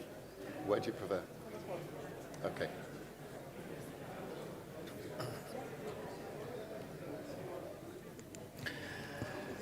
You will permit me to address to the Greek language for official reason, okay? Firstly, I'd like to thank you for the invitation, dear President, dear Presidents. I see we have many presidents here. Sorry for the slight delay. But I was upstairs during the lunch with the other presidents and Mr. Renzi. It's always a great pleasure, a great honor to attend the Economist events. These conferences brought us in contact with international development and the international business community, which is something extremely useful, and to a great extent they reflect the progress registered by a country. I don't want to speak politics today, but allow me to say on an introductory note that in Greece we have this trend or this tendency to always see what's negative about us. It's one of the main characteristics of our race since ancient times. But in 2024, Greece is much better off compared to the previous years, not just because the economy said so. They actually awarded us the golden prize for the household basket, as it was mentioned back then. Actually, I received the medal, that's why I said that. It was my idea. So, because anyone who travels abroad and has an outside view of Greece has nothing but good things to say. And it's quite funny that when this person will lands back in Greece, he will start listening he listens only to bad comments. So let me start talking about digitalization from the viewpoint, from the standpoint of the Ministry of Health, and then I will elaborate about that with respect to businesses. Over the past years, we have taken strides forward in terms of digitalization. We're not there yet. We're not at the point we would like to be yet, but for instance, gov.gr has been an amazing reform for our country, for our daily lives. But in the health sector, that's something we've been discussing with Mr. Renzi before, maybe it surprises you, but currently Greece is one of the top 3 European Union countries in terms of digitalization. What is it that we have and other countries do not? We have the e-prescription, universal e-prescription. 99.9% of all prescriptions for drugs, will go through the e-prescription platform, the so-called intangible prescriptions, as we call them. So, this tool is useful not only because it makes our life easier, of course it makes our life easier. It is extremely useful because it allows the scientific community and the government to collect data in a consolidated way, which allows us to extract data about everything, anything. I'll give an example. One of the main requests of patient associations for many years has been to build patient registers, oncological patients register, register for the patients with diabetes mellitus or hypertension, etc. Building a register takes some time. The only one that has fully taken steps forward has been the one for oncological patients. But through the e-prescription, because building a register takes a few seconds. You just measure how many people are oncological patients in Greece, because you can see the people prescribed with oncological drugs. How many are the ones suffering from hypertension in Greece? You can see the number of people receiving a prescription for anti-hypertension drugs. No data entry, nothing. You just go to the platform and get the numbers. So, one thing, e-prescription. Do. Second, something I'm really proud of that. I don't believe that we have many people here and not having the My Health app not downloaded yet. Raise your hands. Who has downloaded the My Health app? What? Turn on your mobile phone right now. My Health app. You will download the application. You will use it, because if you don't use it, you'll have to go to his lawyer and sue himself. Because My Health app makes your life easier and saves lives. In this app we have, just by clicking on a button, you have all the screening tests you need in your lifetime, all the drugs you have taken in your lifetime, all the operations and other things you've done, invasive things you've done in your life. So once you sign in, you get immediately the e-prescription available. If you have a blood test, you get immediately the results here. If you have an MRI or a PET scan or an X-ray, you're going to have the results uploaded here within 10 days. You can do that just by means of this app, which means we saved waiting time for an appointment with doctors from 2 months to 48 hours. Just turn on the application, use it, and set an appointment with your pathologist, your INT, your ophthalmologist. Do it right now, here. It is so easy, and during a TV show, a journalist told me, I turned on the app, but I live in Kalithea district and I found an ophthalmologist downtown. Oh, come on. You go from Kalithea to downtown. When was that? The appointment? Today. I have an appointment today. So, an EMR, electronic medical record, of this quality cannot be found elsewhere, with the exception of Estonia, perhaps. And as of end of January 1st, you will be doing everything through the app. Everything will be there. Whatever you can imagine, it will be included in the app. We have specific IT systems in hospitals, the so-called bracelet for the outpatient clinics. So we can have online tracing of patients, so we can cut down the waiting times and release the patient from getting stuck in a hospital waiting, not to lose the queue. This will be introduced in all 14 hospitals in Attica, and through the My Health app you're going to have free access in order to know what the waiting time will be in each and every hospital. So you will be the one to select, I'm going to this hospital or the other hospital. Should I wait more or should I wait less? So, coming back to the economy's front, this means a huge financial impact because it helps us control the public expenses so we can allocate other resources in other things. Let me remind you that one of the main reasons that Greek went bankrupt 2010 has been the health sector and the pharma spend. This cannot go on anymore. Our country, thanks to the vision of this government, has been selected as one of the 7 European countries to host an AI factory. Together with the hypercomputer, Daedalus will be ready by 2026. One of the 3 important domains of AI is health. Given that we're here talking about business, let me link that to entrepreneurship. You know that because you've heard that in conferences abroad. But it's good for the presidents of the chambers to know as well.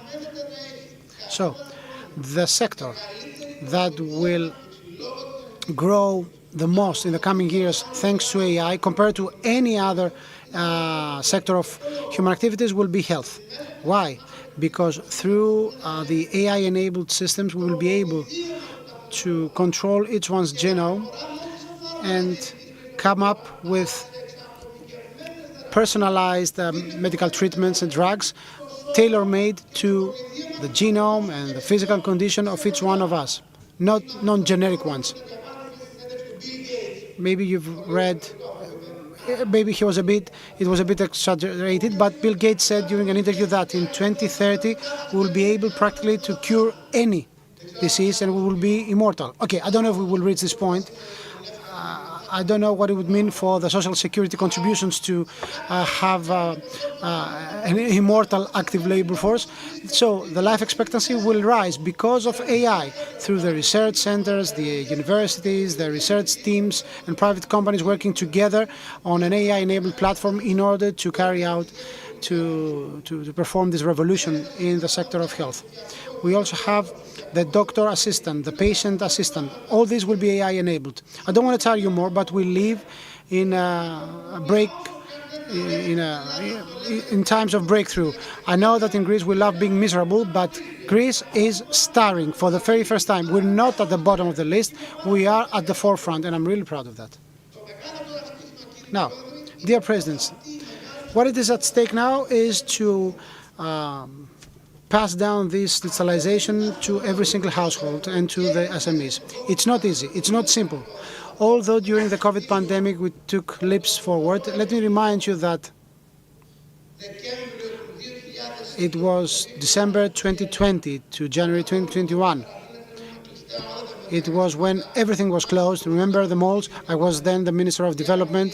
You remember my concern about the turnover of shops during the Christmas festivities. Thanks to the click-away functionality, many companies survived. Click-away was the outcome of digitalization because all appointments for shopping were were established through the apps. And that was a thing that familiarized Greek SMEs with the digital world. Back then, at that time, the gap was huge, but the gap still remains. So let me tell you something, dear President of the Athens Chamber, who took the initiative to put together this beautiful event. So the chambers have to take the initiative and explain to SMEs that AI, not just the ChatGPT, which is the most famous application. Everybody knows that. It's easy to use, okay? We have so many AI-enabled tools that can make the life of a business much easier. So it doesn't matter that much whether we like AI or not. It's indifferent.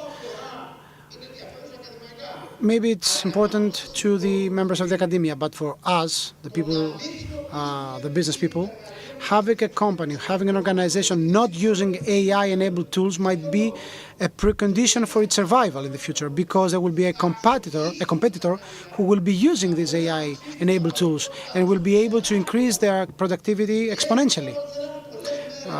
things that used to take lots of time and people in the past now takes no more than a few seconds through the mobile phones, as long as you know how to use the AI tools. So a small company can become very big very quickly if they know how to use these tools. This wasn't the case in the past. You used to have to employ specialized people to do that. You used you had to find some qualified developers to do that. So this is the huge bet for SMEs. The same way with health, we have to become first. We have to make it into this brand new world being the first, not the last ones. The government cannot do it on its own. It's going to be something that will be driven by the business world itself and mainly the SMEs. I believe that the AI-enabled tools are extremely more useful to SMEs than to the large-scale ones. Because, you know, the large-scale companies always had the resources to carry out these projects. The SMEs, however, couldn't compete. Now, thanks to these tools, the difference, the gap between these two becomes really, really small. If you properly exploit this knowledge, if you have the seminars or the training courses, if you promote it on TV, if you explain these things during your assemblies and your meetings, what these tools can do, then the productivity of SMEs in Greece can multiply. And because of the fact that the Greek economy is mainly relying on SMEs, some 93% of all companies, I think, something like that. So if we use AI as a multiplying factor, then the outcome for the Greek economy will be huge compared to any investment coming to our country. I do not underestimate foreign investments. You know, I have supported them a lot. But if you are to take off, in order to take off, that's something we can do only by underpinning SMEs, not just the big companies, because they are the backbone of our economy. So you have a huge room ahead of you to do that. And I believe that in this spell of this government and with this Prime Minister, who has a big vision to do that, and who has integrated all these things into the national strategy on AI that has been built by the General Secretariat of the government under Mr. Papageorgiou. Please take this paper, read it. It examines exhaustively the issue of AI, the impact on jobs, on outcome, etc. Don't be afraid when talking about AI and jobs. No. Like every big revolution in human history, it will create new jobs, something different to what we have today. There's no point in fighting battles of the past. The new world is coming, the old world is done. We have to adjust and adapt ourselves to the brand new world, and we will be the stars. We will stop being the ones following others. Thank you very much for the invitation.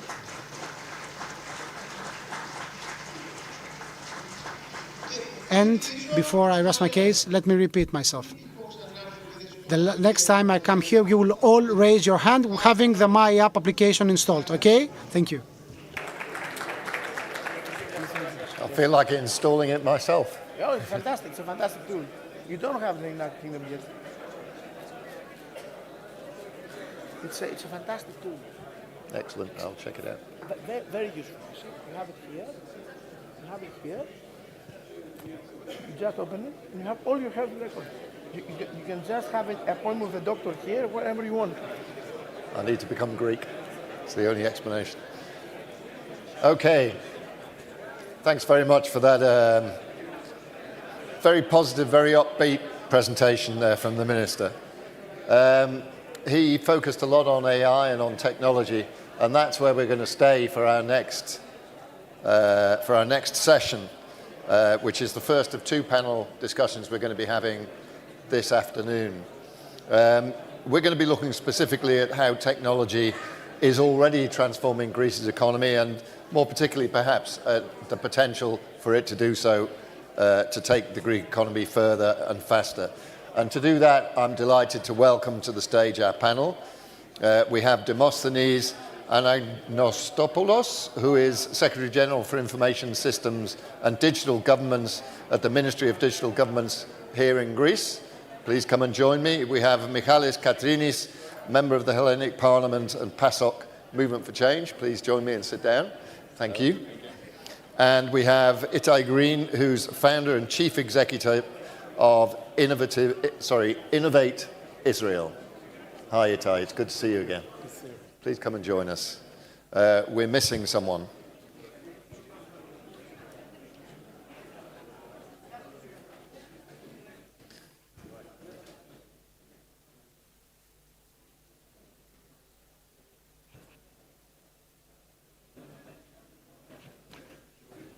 Hi, it's good to see you again.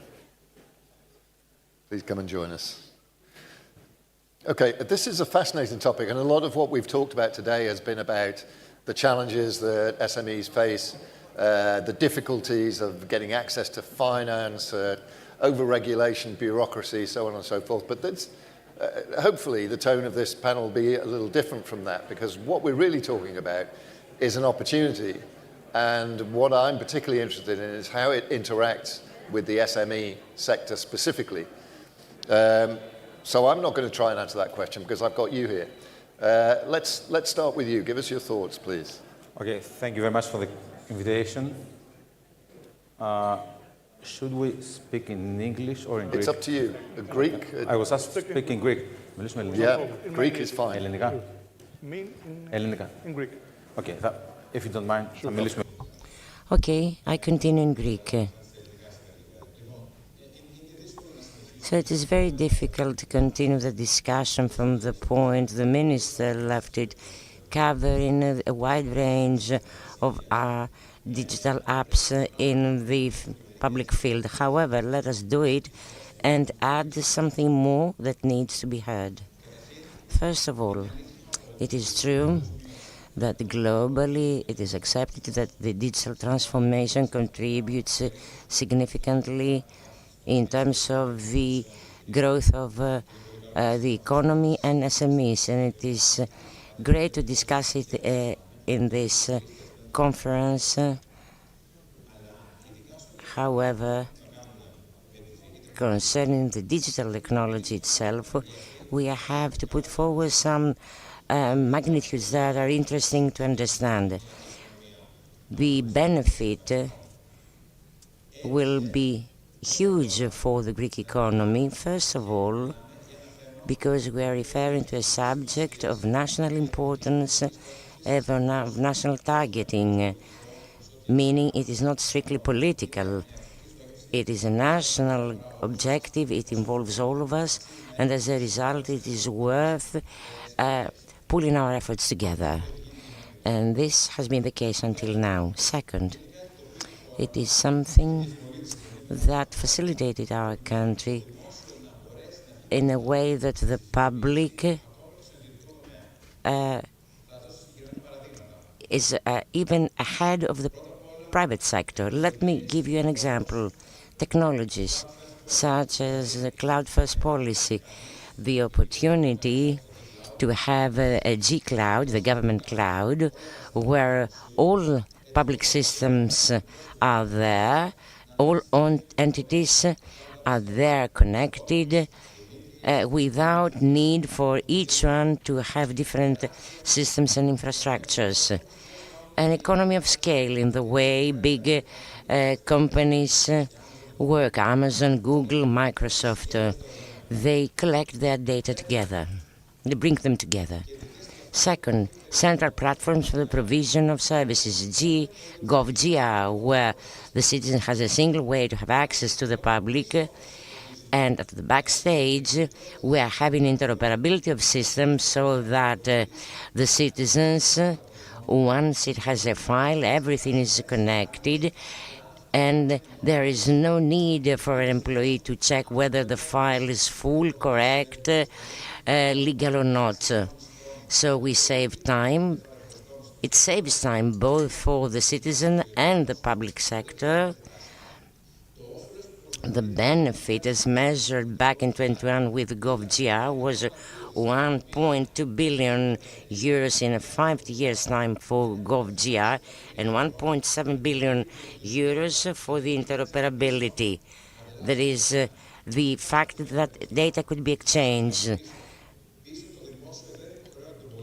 The public does not oblige the citizen to bring additional documents when asking a paper, whatever.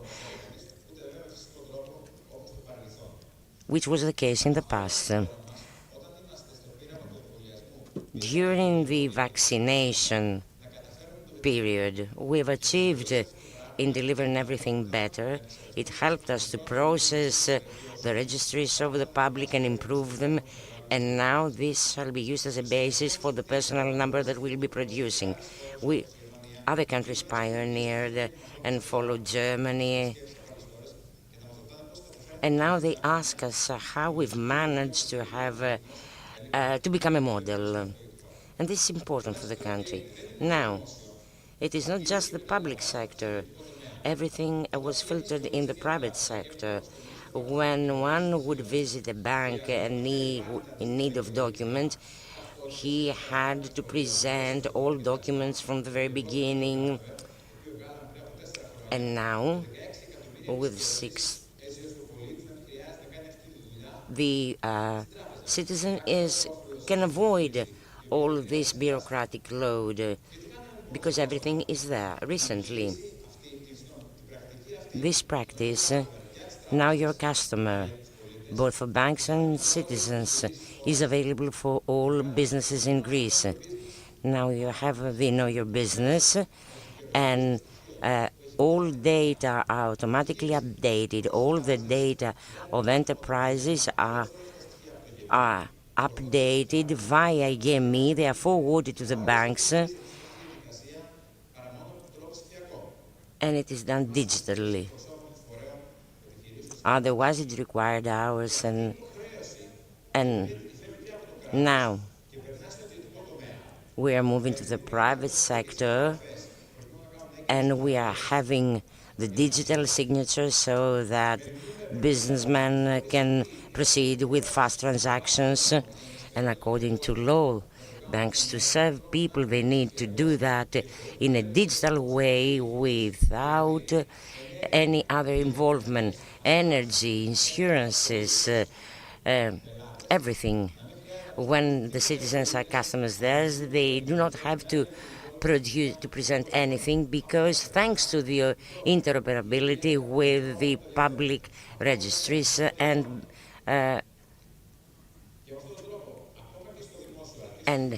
both in the public and private sector, everything is governed by law, and this is an enormous benefit. Now let us see the training of people, upskilling and reskilling, and AI. Mr. Georgiadis mentioned it earlier, the AI factories. Those are very important for health as well. And concerning the SMEs, AI factories, their mission is to give computing resources in the way provided by the EU at a very low cost, particularly for SMEs, thus without any practical costs for infrastructure. And this is very important because the infrastructure, the processing costs is valuable, is very important, but it involved a cost. Both for Pharos and all other AI factories in Europe, the costs shall be minimal for SMEs. As for upskilling and reskilling, there's already a call via NSRF. In the past, it would involve technical skills for low-level jobs. And now half of the budget necessarily is for chambers, goes to chambers to train their own people in advanced technologies, in other words, cloud, AI, cybersecurity. What it is needed precisely. So the target group is chambers for people. Over 70% shall be given to technical skills that are required.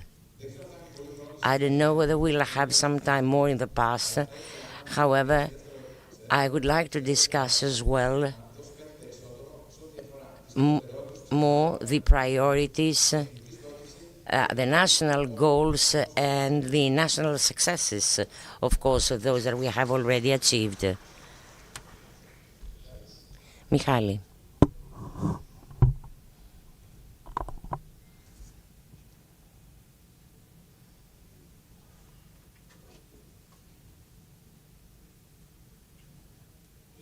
ladies and gentlemen, how new technologies transform the technology. It is a question which poses another, more specific one, how the technology progress is connected with fair development and the national strategy for a Greece that wishes to get actively involved in the digital era in a discussion which might be the most important one currently. It produces wealth, it reorganizes the economy and employment. However, it menaces with the technological exclusion for those that are not skilled, as it changes jobs and creates new monopolies of knowledge and force with whatever risks might be involved. Now, though the above involve three digital policies: equality and training. We can't build a digital economy unless illiterate people, so we need digital literacy beginning from schools up until small enterprises, technical upgrading of small SMEs, initiatives for RP, AI, cybersecurity, and of course regulations in transparency, accountability, rules relevant to GDPR, AI. The digital gap still exists geographically in Greece, age-wise and social-wise. So the last report of the EU on the digital decade stresses significant deficits in the country in important sectors. Greeks are below the average in significant digital skills. The experts, IT experts, represent only 2.4% of the labor force in a sector which has increased demands. Optic fibers coverage is the lowest in Europe, whereas despite the geographical coverage in 5G networks, the quality is very low as the providers remain with 5G hybrid and no standalone. According to Eurostat survey, 1 out of 10 companies having more than 10 employees use tech AI solutions, whereas according to surveys, they're in contact only 4 out of 10. The recovery funds allocation has been having severe problems in that sense. There's a lack of interoperability, whereas SMEs, well, this is well known, haven't got access to funding. The businesses wish to improve their quality, enlarge their customer bases. However, the targeted mechanisms are not there. Financial tools are very complex, programs that are not adjusted to the actual needs of SMEs, technical support and training, which is not enough.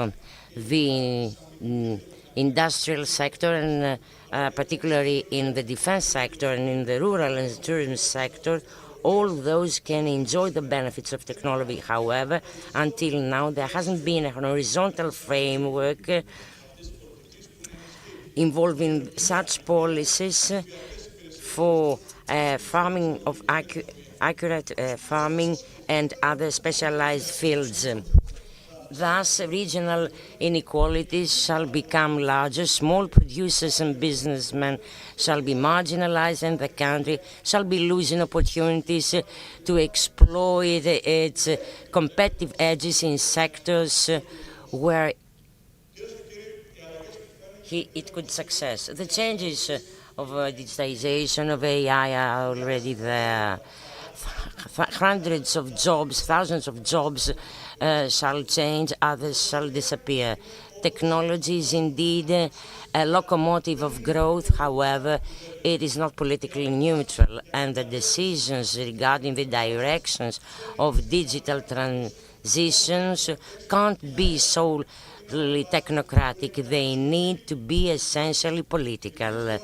Our understanding is that we need a national plan offering new opportunity for growth, development, innovation, competitiveness in all sectors of the Greek economy, including the traditional ones and those more modern.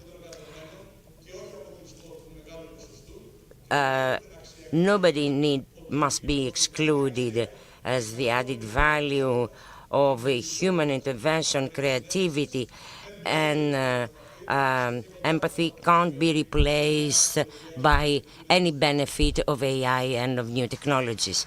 Thank you very much. Itay, your thoughts, please. Yes. Go there.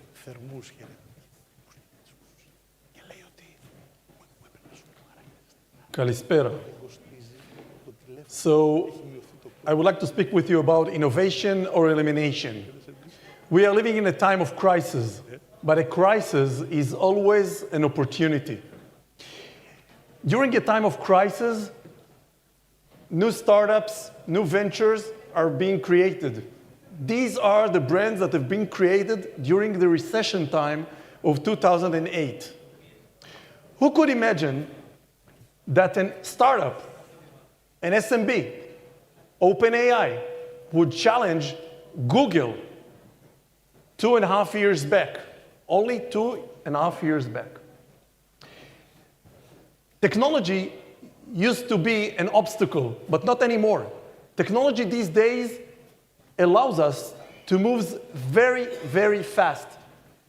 Look how much time it took for ChatGPT to reach 100 million users, only 2 months. But for Spotify, it took 55 months. Technology allows moving fast.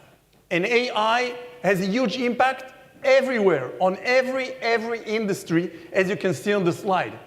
And the one that knows how to use, how to leverage AI are going to make more money, 25% more in their salaries. So you better learn, all of us, we better learn how to use these great tools. This has been published a few weeks back, and this is the truth. We need to keep in mind, no one is going to hire these days someone when AI can do the same job. But it's not easy to convince a leader, a CEO, to change its habits, because there is an arrogance of success. Many leaders tend to think, and they're wrong, that if they will keep on doing tomorrow what they used to do yesterday, it's going to be enough. That's a big no. We have to constantly move forward, every company. And 83% of leaders around the world are saying that innovation is a top 3 priority. 85% of them, over 85%, tells that they're about to increase the innovation budget. And when you want to differentiate your business, innovation is one of the top 3 sources to create this change, this difference, this competitive advantage. These days, we're not talking anymore about internal innovation by the internal R&D. Just a waste of money in 90% of the cases. The way to remain relevant is by external innovation. It's called open innovation. Open innovation is the understanding that most of the smartest people are not working for you. They work for someone else. Who are these else? Academy, other companies, and other startups. And if you want to remain relevant, collaborate with those smart people. Don't rely 100% on the internal R&D. These brands are Israeli unicorns that worth over 1 billion euro. And these are just a few examples out of over 500 multinationals that constantly run open innovation in Israel. And we are lucky to learn from them how to make it happen, how to make a corporate or an SMB remain relevant in a crazy time like we are living at. And these are startups of AI in Israel. This is the AI ecosystem in Israel. These are just the leading startups in Israel in the area of AI. And your goal as an SMB, as big corporate, as government, is to make your door the first one an entrepreneur knocks on when they have a solution to your challenge. I've been sharing a few years back 10 concrete tips how to innovate with startups. With 10 concrete tips, I'm not going to have time now to tell you all of them, but I want to tell you one. Diversity. Diversity is super important. Thank God that most of us agree that we have to have men and women in the same company, 50-50, right? But we also have to have diversity in terms of age. We cannot be like with the S&P, where only 2% of board members are below the age of 55. The average age of board members in the US is 60. It doesn't make sense. That's not diversity. And super important is to have diversity with respect to professional background. Make sure that in your company, including SMBs, you're going to have at least one board member or at least one around you with a strong, solid experience in technology and innovation. You cannot survive these days without knowing the real world. And when you have 3 board members like that, the bottom line performance of your company is better than your competitor. This is what happens in Israel. In Israel, it is mandatory by law, and if there are parliament members here, I highly recommend you to take a look at that. In Israel, it is mandatory in each and every bank to have at least one board member with a solid experience in technology innovation. It doesn't cost money. It's just a matter of state of mind. That's all. Do it. Do it. Be the first country to do it. Trust me, in 1 year from now, you will not be able to recognize Greece. Just do it. Otherwise, your companies or your country is going to look like that. You don't want to look like that, right?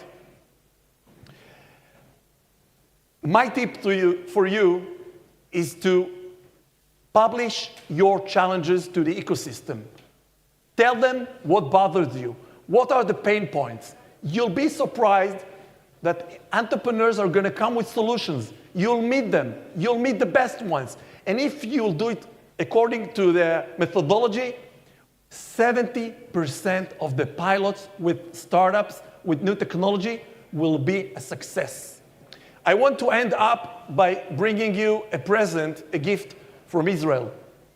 You're more than welcome to scan the QR, and by the end of the panel, I'm going to share with you a gift. And this gift is that I want to show you the power of AI. I know you want to make money. Many of you are putting some savings in the stock, in a stock exchange, right? You buy securities. Imagine that you get endless number of analysts to analyze for you 50,000 shares, securities from all around the world, and the machine tells you whether to buy the stock, to sell it, or to hold it. And, of course, they explain why and how. I will share with you, I got the permission from this startup, Ridgewise, to share with you for free a few days of trial, and then you can make sure that you are invested in the right stocks. Thank you very much. Thank you. Okay, well, we're really, really tight for time, so I'm going to move straight on. We won't have any questions, but we've had fantastic presentations from all of you. Apologies, I know you had more to say, but that's probably always true for all of us. And before you all go off to make lots of money, please join me in thanking a fantastic panel. Thank you very much. Thank you.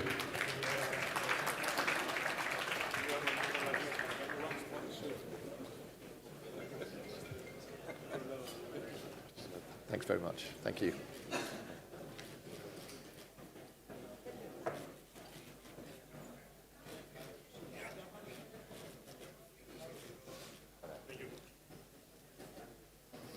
Okay, let's move straight along. We're back now with another representative of the Greek political opposition, the first of two who are going to address us. And I'm very pleased to welcome, please, to the stage, Zoe Konstantopoulou. That wasn't bad. That was fairly close. Come on. Almost there. Yeah. By the time you're Prime Minister, I'll have got it right. It will be soon. I'm sure it will, yeah. I'm going to go home and practice. Nice to meet you. Likewise, please.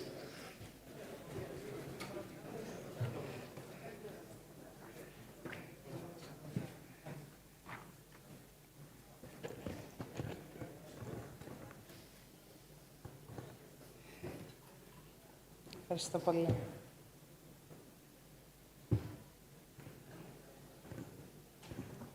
Thank you very much for the invitation, and thank you very much for promising that you will ameliorate your Greek. It's almost 100% accurate in pronunciation. Θα μιλήσω στα ελληνικά γιατί Now, I will speak in Greek because this is a beautiful event taking place in Greece, in Athens. The topic, the role of SMEs and the way to support them. This is not going to be a political speech. I will tell you a few things from some humane words. This is what I'm going to share with you, addressed mainly to you, the people struggling every day in the marketplace, the owners of SMEs, who are the lively, vibrant part of the Greek society. You are the people who earn their living, the people who fight day in, day out, the breadwinners, with this innate optimism. You are creative, you are ingenious, and you are the ones who support and will support this society and this economy when things are tough. The people who have not been supported the way you should have been supported by the government in the past. Although, quite recently, you have been attacked or criticized. I'm talking about the SMEs. And all in all, the free traders who have been criticized harshly, and the SMEs and the business people have been presented recently as thieves, people robbing the state of money, and people who have to have specific presumptions of expenses imposed on them. And this was how the government described all the free traders. I'm also a lawyer. I'm a free trader myself.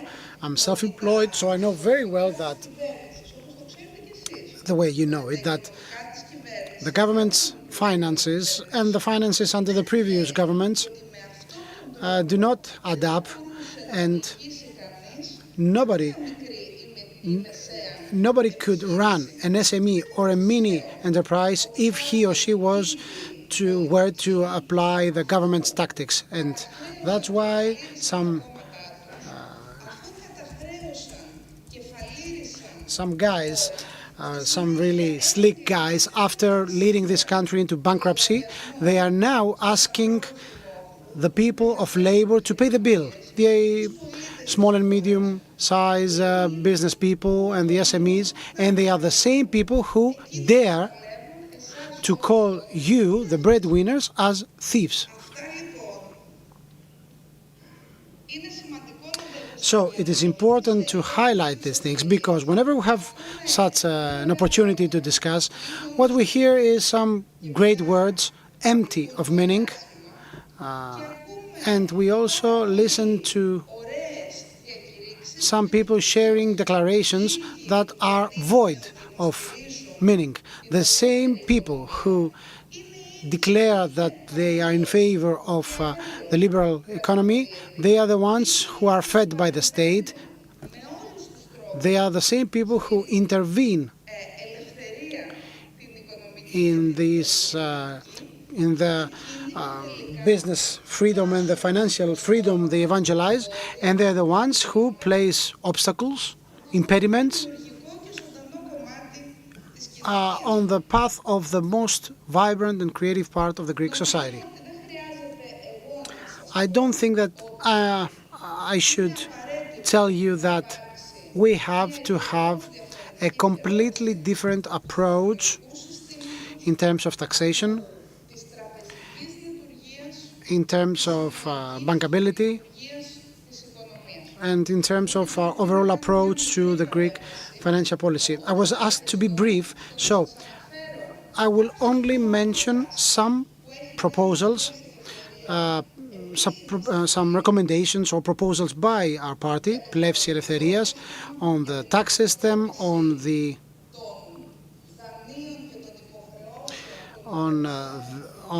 way to help support SMEs with their loans and their debts, on the way to support SMEs against the high energy costs, etc. These proposals of ours have not been responded by the government, of course, but just like our dear host here, hopefully there will be no need to wait for this government to reply.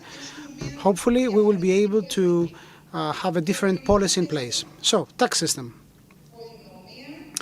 Multiplicity of laws, laws of poor quality, lack of transparency, interventionism, rigged interventions, never-ending changes, no efficiency. So, what should we do? Our tax system must be built in a way that will allow our society to breathe, in a way that will allow for the contribution of each and everyone to be proportionately and adequately measured and taxed, and in a way that will not suffocate those who support our society, who strive day in, day out. So we have tabled 10 proposals. I will share some of them with you. They have been tabled in the Greek Parliament, and they have to do with the relief we have to provide the Greek society and the SMEs, because these measures will, let's say, offer benefits to the society and the economy, because no economy can grow on the remainings of a decimated society. So, no more flat rate taxes and the establishment of a fair tax system. Second proposal, review, reduction and eradication of VAT coefficients on commodities of the basic commodities. Third proposal, full VAT exemption of all vulnerable groups, of all people with disability, the unemployed, the homeless, and the ones with many kids, more than 3 kids, young couples and young professionals. Fourth proposal, the re-establishment of the low VAT coefficients in borderline regions, which was something that applied in the past. It has been abolished. And of course, the enforcement of low VAT coefficients or the eradication of VAT coefficients in regions of our country that have been hit. Fifth proposal, which I would like to highlight, to underscore very vividly, because we put on a fight together with the presidents almost 18 months ago in the Greek Parliament. The abolishment of the bill for the presumption of expenses against free traders. No matter what the Council of State decided, I'm still waiting for the ruling and the explanations and the documentation. I know very well that this amendment, this settlement, will try to burden the free traders and the free traders to shoulder them with the burdens that the political leaders failed to mitigate so many years. And my last proposal, because some people keep on accusing us as a party of a single issue, because we fight and we struggle in order to have justice for the Tempe train accident. Those who fight in order for justice to be made in the case of Tempe is one who fights for justice in our society. And you know that very, very well, because you have been the ones who closed down your companies when the huge manifestations took place along the streets, in the streets of Athens. You have been the ones who participated with the entire Greek society in those manifestations for justice. And these affect us all. This relates to all of us. And we are all part of the same history, of the same society. So, banking and tax system. We need a bank. We have a banking system that has been fed with blood, has been nurtured when SMEs were collapsing, when the society has been collapsing in the past, and this banking system did not return all the benefits they got given the taxes paid by the taxpayers. We have proposed a set of ideas for the bank system. Just indicatively, we have to organize the way the money of recapitalizations will be returned to the public. Currently, we have banks with record-breaking profits, and these additional profits are not being taxed. So these profits have to be taxed, and these taxes will be used in order to finance the SMEs and the Greek society. Another proposal that we have tabled during the bailout agreement periods, now we have upgraded, we have enriched it after the pandemics.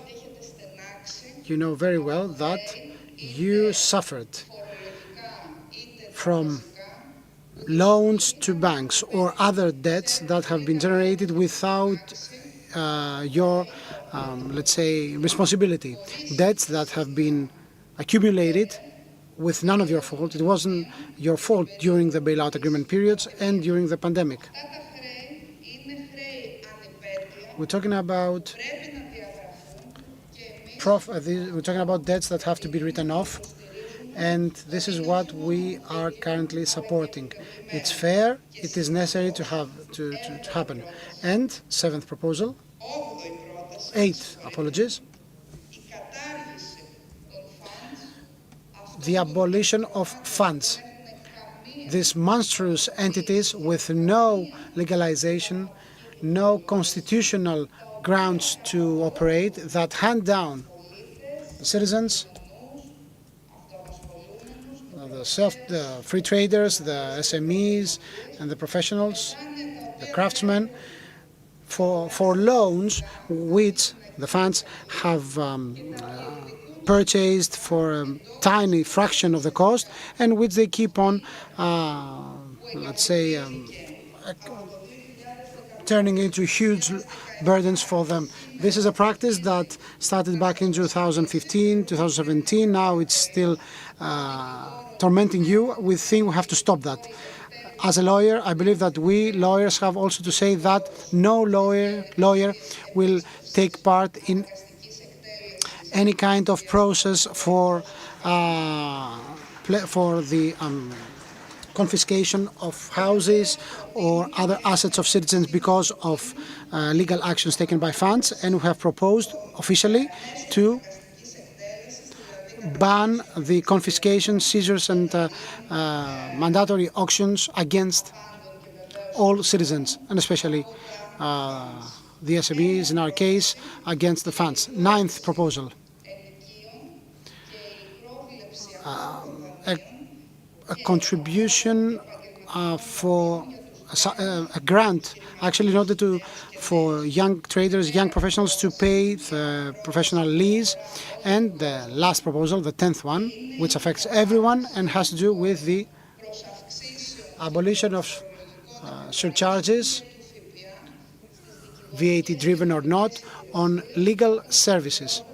And these charges when one is trying to find resort to justice, because you know very well that when there's some wrongdoing against you, you have to pay excessive costs, legal costs, which more often than not disencourage people to find resort to justice. These are some of our proposals, some food for thought. Out of the many proposals and recommendations, well-documented ones, that we will also share with the public when we make the official presentation of the comprehensive governmental plan of ours, because we will be invited, we will be asked to get the confidence by the Greek people and be ready when the Greek people will entrust us for more. What is for certain, that comes from the heart. What is for certain is that this country will not be saved by people who have never spent a work day in their life. Mr. Hatzidakis, he has never worked in his life, or who is the person who is trying to put the free traders and the SMEs in orders. No white-collar guys pretending to be liberal while at the same time they have been fed by the state for many, many years.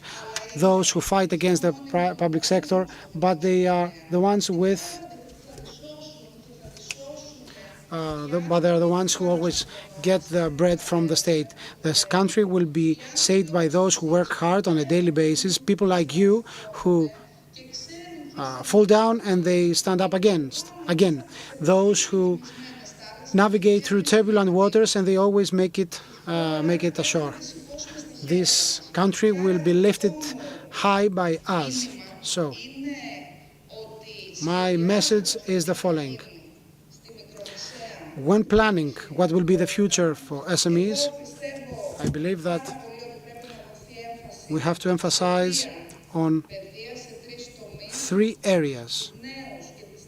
The young people, making it now into the labor market with their vision, with their dreams, and we must not kill these dreams. Second, women who make it into the labor market or they continue to struggle, and it is very honoring to you, President, that you always make reference to female entrepreneurship that has to be supported. And the third one, the SMEs operating in affected or hit areas like the Thessaly, Dodekanis, Evros, and also in Attica. Attica has been burnt down to ashes because of the wildfires last summertime. Hopefully we will meet again. It's always a great pleasure for me to be here amongst you. Let me close by saying something a bit symbolic.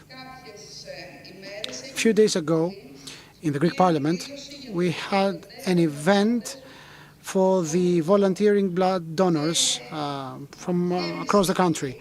The Parliament, which is normally an empty space, was brimming with people, individuals coming from across the country, people who have been giving their blood, literally, to save lives.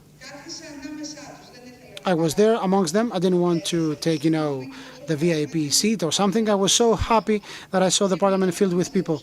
So I was talking with them and I found out that that event, which has been politically exploited, etc., those people came from across the country and they paid for the travel fees themselves. So the people who give their blood, who receive the awards, are the ones, at the end of the day, to pay for everything, to make both ends meet and keep on delivering. So you are the blood donors of our society.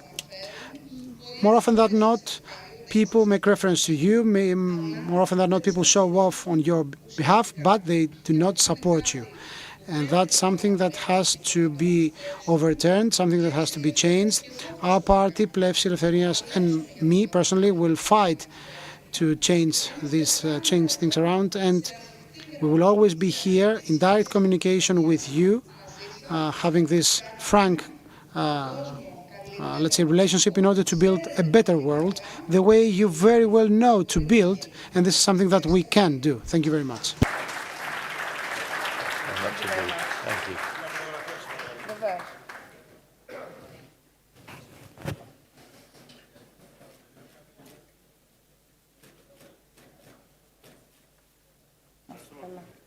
Thanks a lot. Likewise. Okay. Well, I see a certain pattern emerging. We have a clear distinction between the way our government spokespeople message on these themes and the way our opposition spokespeople message. Quite different conclusions, I think. I think I've heard quite a lot about proposals for tax relief, for VAT relief, for support, subsidies to SMEs, etc.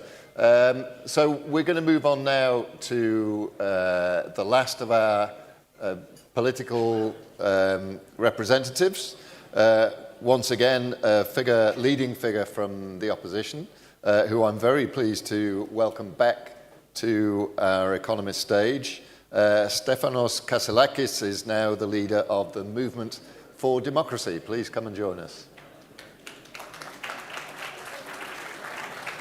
Hi. Good to see you again. So I go straight there? Yes, please do. Take the taste. Την τελευταία φορά που σας μίλησα ήταν... The last time I addressed you was in English, if I remember well. And as I was asked to speak today in Greek, I'd rather speak German. Okay.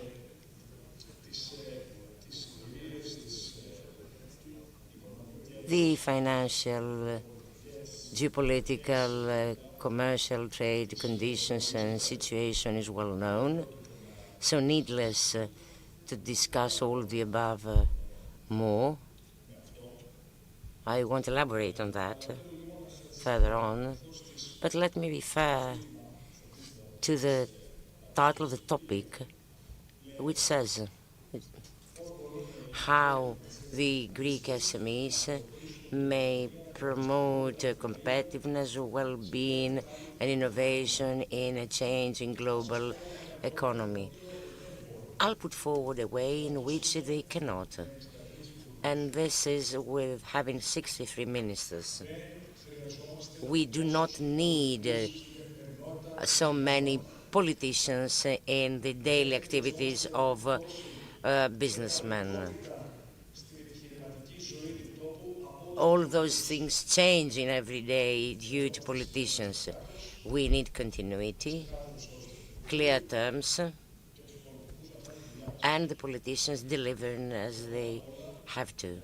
And this, above all, for our party, for our movement rather, is to ensure the three main rights: insurance, education and health, and together with all other infrastructure, so that the creative forces of the society to thrive.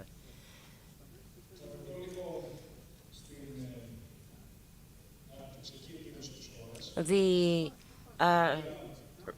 developmental record of our country, which lags far behind in relation to other Balkan economies: Turkey 31%, Serbia 24%, Croatia 22%, Bulgaria 18%.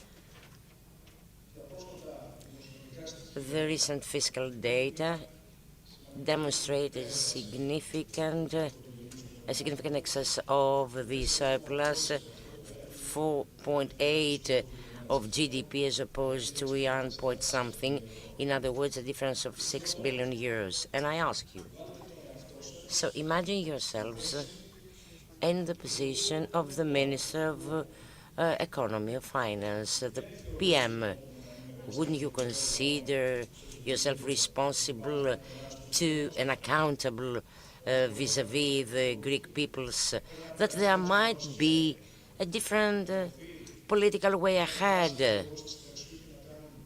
I remind you the period after Easter, when elderly people couldn't buy even meat. It was only then that a bonus was given to them, because policies involve priorities and the truth and transparency and being honest to the people. This is unquestionable. The increase of tax revenue does not go hand in hand with the growth, development, increase rather of GDP. The revenues in relation to GDP increased from 6.5% in 21 to 28% in 25. Tax evasion is still there. All reports indicate and demonstrate that there's a very limited income in relation to the GDP, define all other reassuring voices on the part of the government.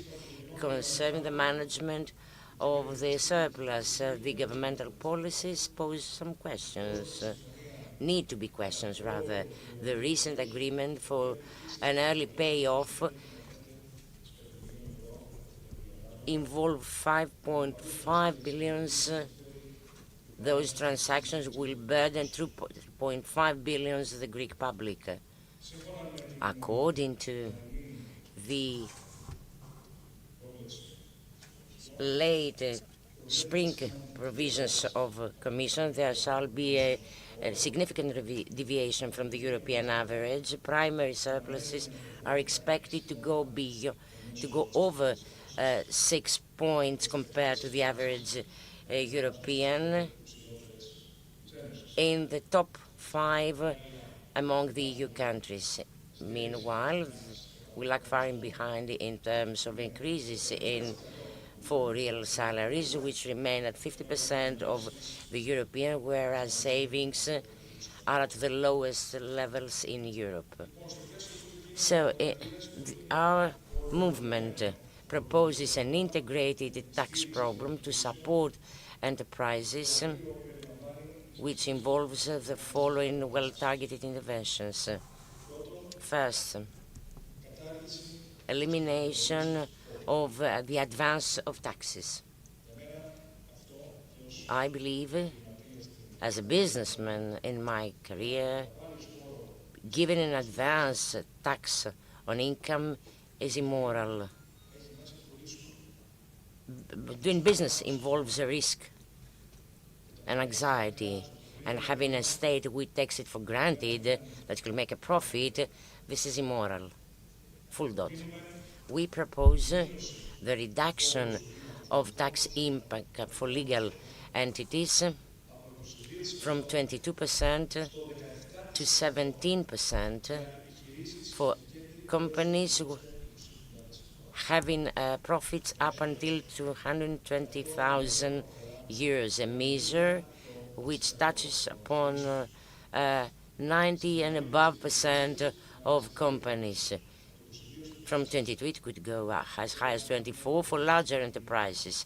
We need something scalable, giving a competitive edge to those smaller, particularly in a country where there's a problem of cash flow for SMEs. The new tax scale for natural and persons, including personal companies, need not consider assessment of assets as well, presumed assets. And again,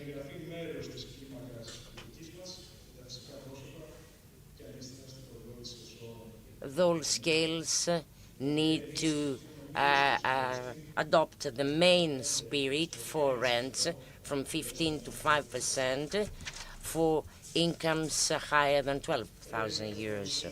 We need to reduce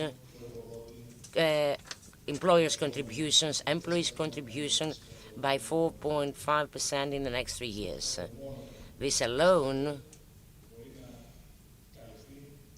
could be covered as it could produce more declared jobs.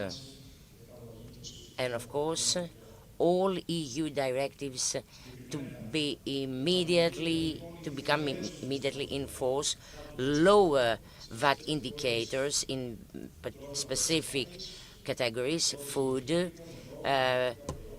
raw materials, transports, constructions in the spirit of social housing. Reduction of VAT on all islands, Chios, Samos, Dodecanissa, Thasos, Northern Sporades, Skiros. Implementation of lower indicators, VAT, relevant to vital services and products. And there's a program agreement, I believe, with Mrs. Kostadopoulou, because it is something very important. When there's an alternative policy, this must be recognized wherever needed. Moreover, the directive provides exemption from VAT for small enterprises having sales up until 80,000 euros. This is an EU directive, and I remind you that the government, after our intervention in the parliament, has declared that it has the intention to implement the directive, having as a limit 100,000 euros. This is its intention. SMEs are the backbone of the Greek economy, indeed, and as opposed to the proposals of Pissaridis' report, our policy focuses on enhancing and supporting, strengthening those enterprises. The current financing situation needs to be fully reversed. Only 35,000 enterprises out of 700,000 have access to bank loans, whereas the funding of non-financial entities are at the lowest level ever, despite the contribution by 10% of the RRF. So we propose a legal regulation, a legal intervention, which would institutionalize progressive fee on the benefits of banks from 1 up until 7%, an intermediate indicator 4%, which indicator will be defined depending on the cash flow that the banks would make available. An extraordinary tax and policies of subsidies are not enough. Our movement are against those subsidy policies. The state must be there to intervene when necessary, infrastructure, housing, but we reject interventions there where citizens are directly and indirectly taxed in an unfair way. Moreover, we propose the upgrading of the role of the developmental bank in order to reduce the lending costs for small enterprises, the management of non-served loans. There must be specific criteria, structuring criteria according to the recent report of the Bank of Greece. Business loans involve 46% of non-served service loans, 36%, which requires an urgent measure to be in place. We need a new fiscal framework focusing on a well-balanced prospect of growth. Primary surpluses goal needs to be over the European average, however, do not exceed in 1% of the GDP. ensuring thus the developmental momentum which will contribute in the reduction of the overall debt. How can you trust a state to manage your money if it behaves this way? So there we need a radical structural reform in our country. It is clear. It is clear on the law for the accountability and responsibility of minister. This particular article of Constitution needs to be changed. Ministers are not a higher category of citizens. So this must be the philosophy if we wish to build trust between politicians and citizens. We need to have a national investment fund with the strategic funding of the industrial sector in the spirit of sustainable growth, and copying the governmental proposal. It wouldn't be bad, provided that it is based on the same values, not on selling off the assets of the public, which was the case as of December 23, and have involved significant losses, over 3 billion euros for the Greek public due to the early payoff of sell-off of equities. We are missing 3 billion as Greek citizens a year and a half later because the Greek government decided to sell off its equities in this way.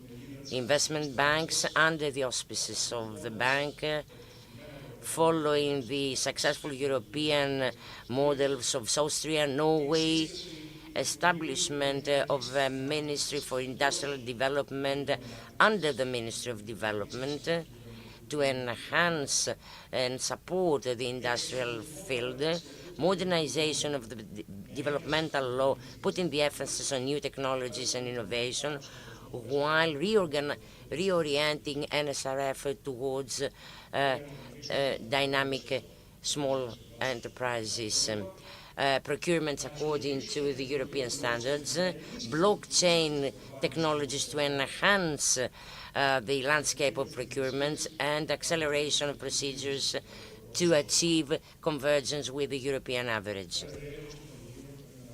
Audit of the funds coming from RRF. We want an integrated platform for monitoring those funds and regular information before the Parliament. Of course, we need to improve absorption of funds and adjust the criteria of funding in terms of the real needs of SMEs. We need to revise the lending terms.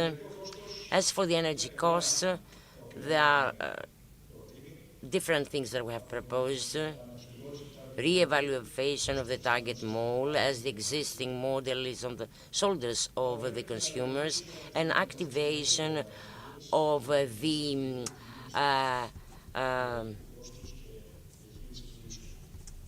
forward market in the energy sector.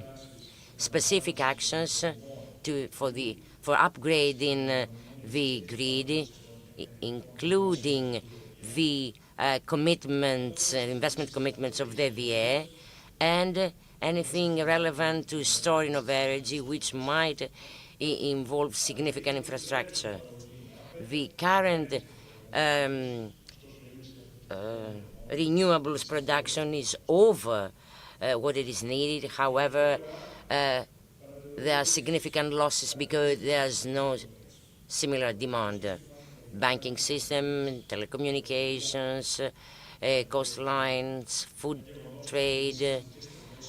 There are significant distortions and inequalities for SMEs. To deal with the entire challenge, we intend to put forward propose a law in order to support SMEs and ensure the regular operation of the market. Our proposal proposes the creation of a new category of enterprises of increased impact on the market, companies that represent 80% essentially of the market, under the condition that all officers in those companies are trained, and of course penalties in cases of market manipulation.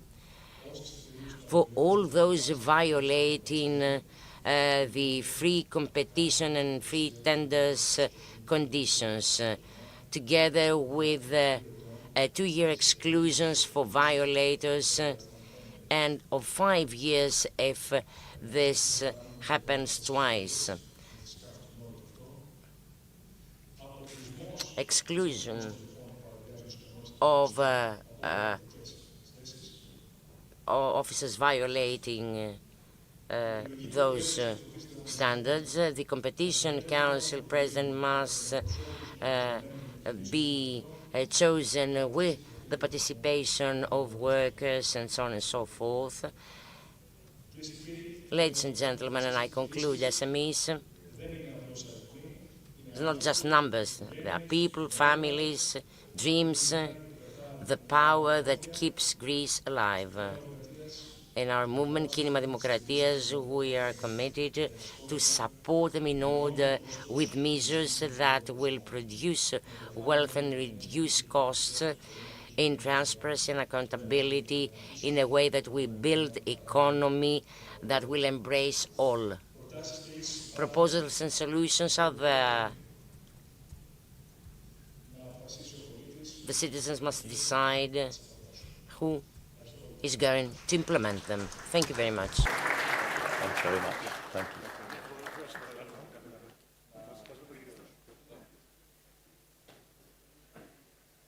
I can't look as smart as you. What's that? Nothing.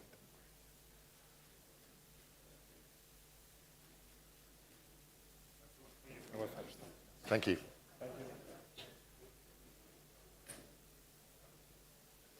Okay, so we've talked about the global, we've talked about the international, we've talked about the national and even the regional. But for our final session, we're going to focus on partnership between SMEs and local governments. And SMEs, it's in their nature, really, I guess, to be a bit more local than the big multinationals.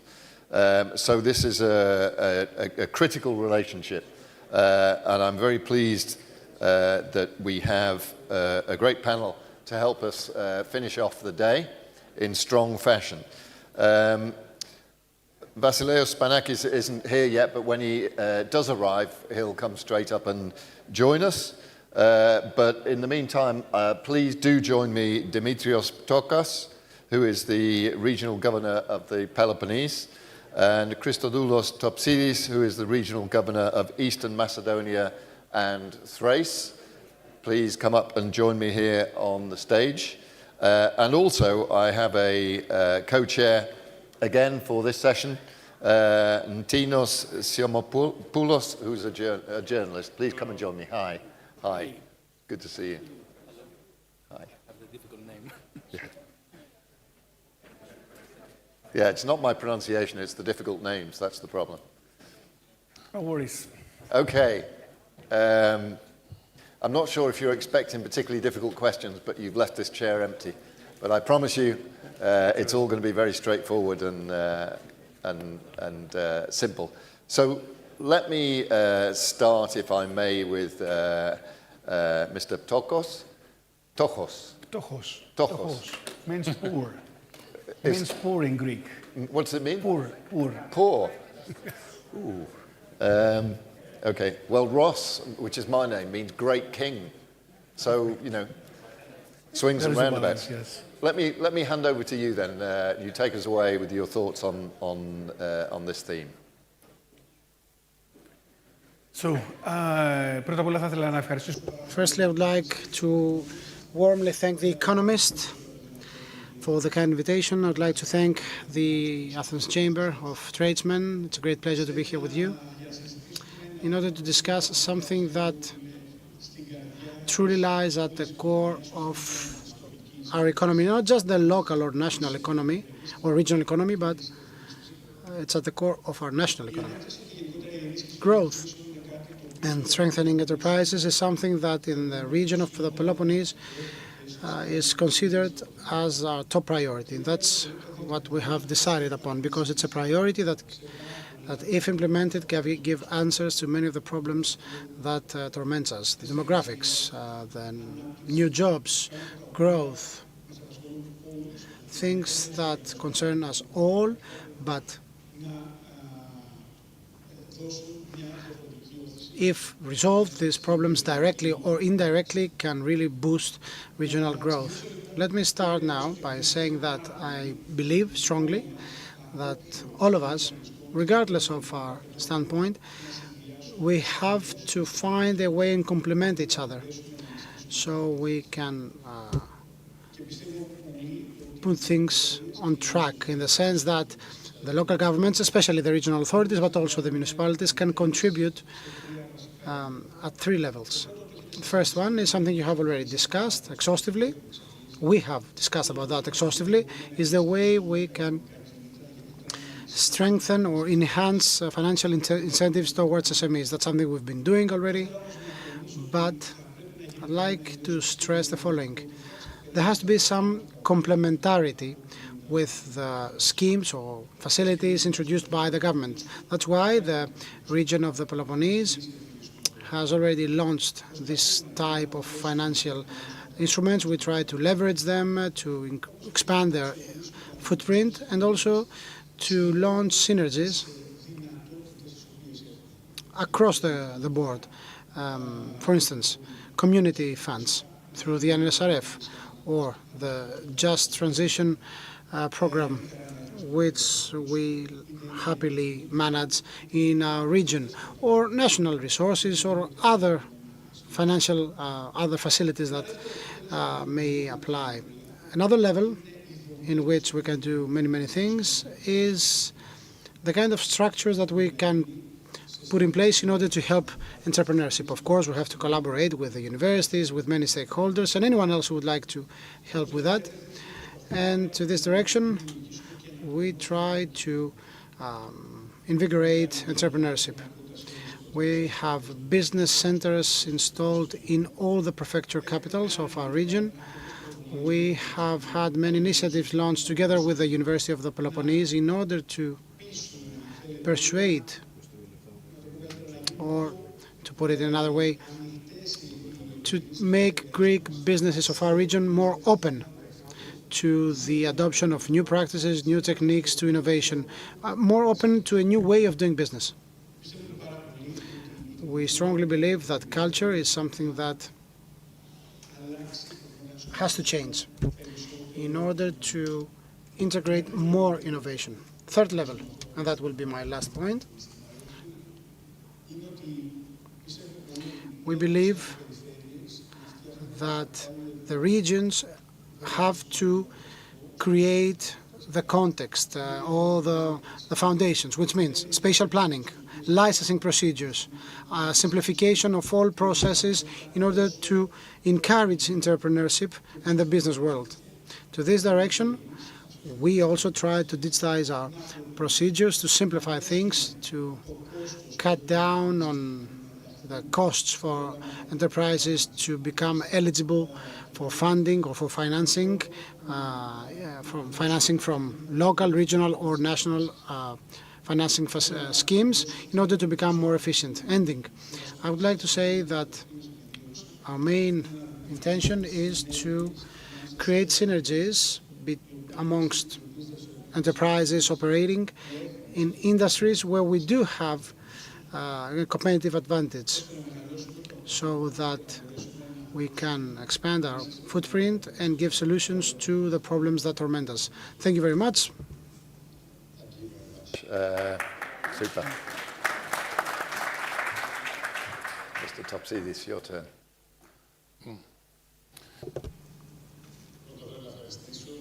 Firstly, I would like to thank The Economist and the Athens Chamber of Tradesmen for this really important event and the invitation to our region. It is our obligation. All the institutional stakeholders from local governments to support entrepreneurship, because they are the driving force and the locomotive, not just for our region, but for the entire country. I'm also the president of the Chamber of Evros, and sometimes we believe that enterprises coincide with profit. Of course, in order to survive, you have to be profitable. On the other hand, as members of the local governments, we also have to consider the societal impact, the benefits from businesses operating in our region, because it's not just the financial tools we offer. In our case, we see entrepreneurs through three pillars. We have the financing facilities and the tools. We have 30 million euros currently being following. We have launched the call for 30 million euros to support enterprises in our region. We have another call for a financial facility to support companies promoting green transition. We have another launch, another call of 5 million euros to support new traders. Another call for 260 qualified people with MAs and PhDs to work in our region, because the previous speakers told you about the issue with demographics and the brain drain we have in our region, especially the regions that lie at the borderline. So another call is about the so-called cooperatives, worth 2 million euros. Also another call to promote female entrepreneurship. So all in all, we try to support the business environment. The second axis, extroversion. How do companies become more extrovert? They need support and some strategy for that. We have an office in Brussels, staffed from May 1st, in order to attract clusters, businesses in our region. We also have an office for European programs, a budget of 8.5 million euros and 15 jobs. Also, we collaborate with the Economic Department of the Ministry of Foreign Affairs and Enterprise Greece in order to build our extroversion office in our region. Together with the OECD, we collaborate in order to carry out a comprehensive analysis of the region. The data is available to everyone, so we can make our region more attractive. So all in all, we try to tap on our features. You know that we are adjacent to the Turkish territory, and also with Bulgaria. We are in a very specific area, and the third axis is to strengthen our labor force, because in order to have a competitive business, as it was mentioned before by the technocrats and the politicians, we need tax measures, incentives. Yes, that's great, but you have to have the qualified people there. In our region, which is a bit isolated, we have an issue to attract these people, or at least to have the existing staff being upskilled. That's why we have a call of 4.5 million euros for upskilling and reskilling, and this will cover both the employees of existing businesses and young people, because we want to interconnect the labor market with the labor force in order for them to be trained and skilled for what the market requires. These are the axes on which we have invested, and hopefully soon we will reap the fruits. Because all in all, we try to use every facility, all the resources, all the European or community funds coming from wherever, by means of bilateral, multilateral synergies. Yesterday, we completed an important action in our region. 22 commercial attachés visited our region in order to check our context, our culture, the environment, and become ambassadors of our region to their countries. These are the actions we have in place already, and once they are completed, once these calls are completed, we will launch a new wave of calls in order to get the feedback and ameliorate our approach. I hope and I believe that every region in Greece has certain advantages and strengths, which we have to showcase. So, If we coordinate ourselves, the local governments, the associations, the chambers, etc., always under the umbrella of the government's policies, because we have specific tools available and facilities that we should avoid overlapping. Only by this way can we demonstrate the capabilities of our country. As the head of the region, we will try to interconnect also with the Greeks, with the Greek diaspora, because we also have to use this asset. Greeks abroad stand out. Politically speaking, professionally speaking, we have to bring this know-how back in.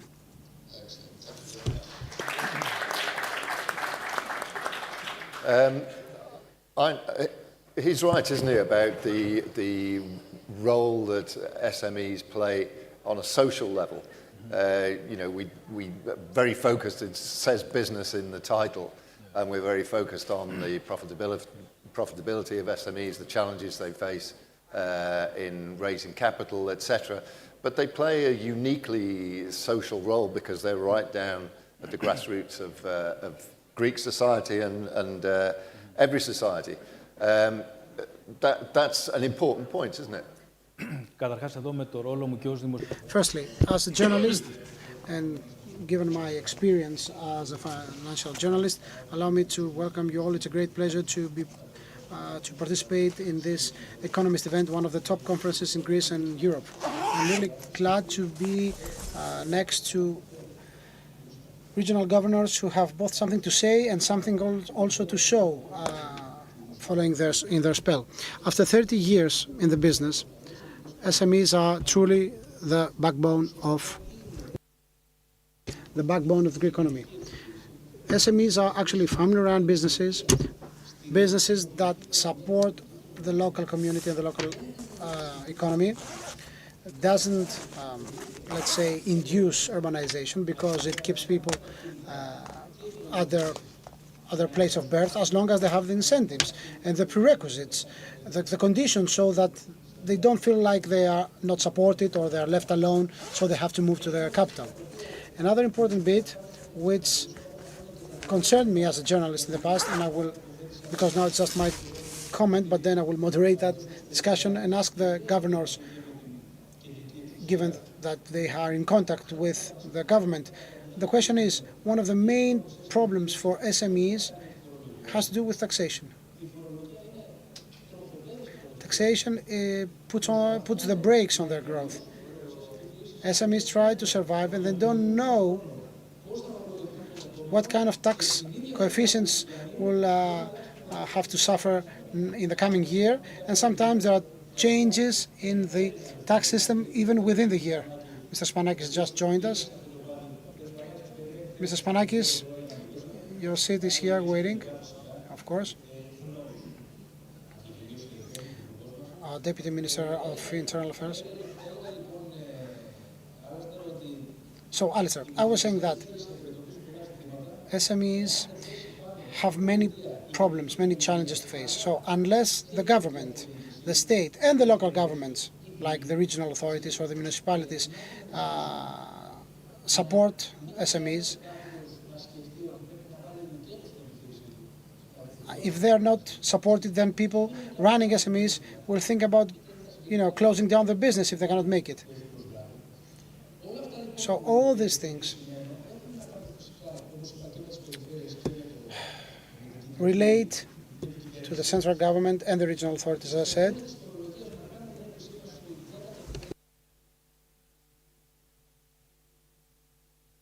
And also talking about the tax incentives, I've been a financial journalist for many, many years. I know things that happen in front of the cameras and behind them. Truth be told, we were amazed when we heard about those measures. We didn't know beforehand that there will be such a change in terms of the tax system for free traders. Now, given that in Greece the polls play a very important role, the elections play a very important role, so all these things might be reversed. Information and insights, rumors say that there will be some changes on the taxation of free traders, the so-called imputed income, or is the presumption of income. that you have. So we have to understand that SMEs,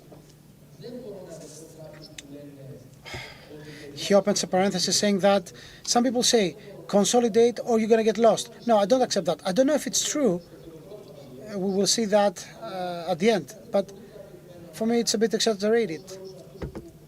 You know, it feels a bit too much to go to some business people and tell them that move away from the local. We have the deputy. An opportunity to come up and join us and give us some of your own thoughts, please. Would you like to come up and join us on Κύριε the stage? Σπανάκη, να κάνετε μια τοποθέτηση συνολική. So maybe you would like to have a general comment following the contribution by the governors who commented on issues related to SMEs from the regional authorities viewpoint. What I said was a main role is played by the central government. Would you like to use the podium? You can use the podium, right? Yes, the governors have raised their case. You can use the podium if you like. Χαρήκαμε πολύ. Έχετε μικρόφωνο? Αν δεν του έχουν βάλει το μικρόφωνο. Μπορεί να μιλήσει από το πόντιο.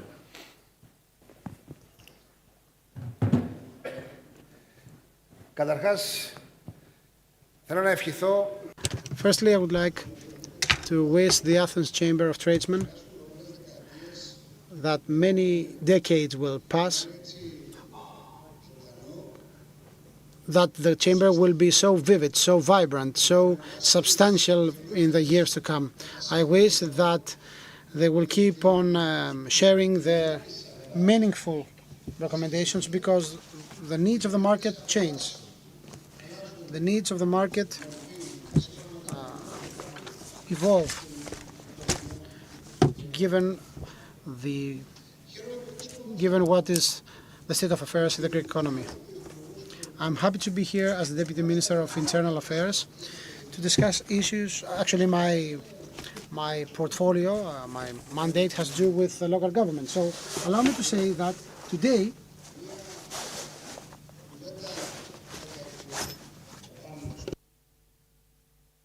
you had a chat about something. Actually, we have a saying in Greece, a folk saying, which goes like that. When you have a complaint, say that to the mayor. So you just violated or paraphrased this saying, this motto, because now all the complaints have to go to the regional governor. Anyway, just kidding. So we have governors who have been very efficient in their spell, like these two governors on stage in the Peloponnese and Eastern Thrace, Eastern Macedonian Thrace. We have two panelists who love and have focused, both before the elections and after winning the elections, on how to underpin entrepreneurship and how to connect the business world with local societies, especially in these very sensitive regions with high potential, like the ones in Eastern Macedonia and Thrace, like region of the Peloponnese.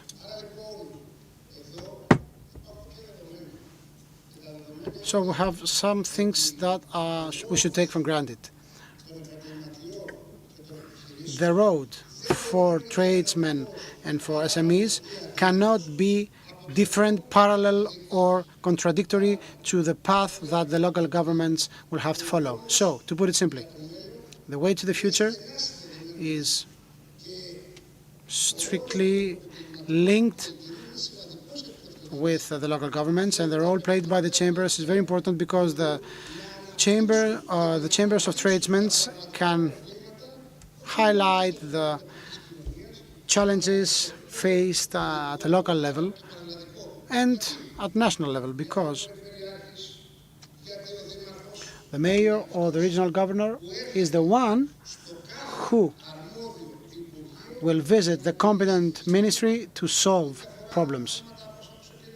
Mr. Chomopoulos, you mentioned before, you said something about tax issues, right? So they have to go to the Ministry of Finance. We have issues relating to development, so they have to go to the Ministry of Development, or trade issues, or other issues strictly linked to the operations of local governments, which means that they have to visit our own ministry, the Ministry of Internal Affairs, of Interior. Apologies. Allow me to say that local governments has another role to play,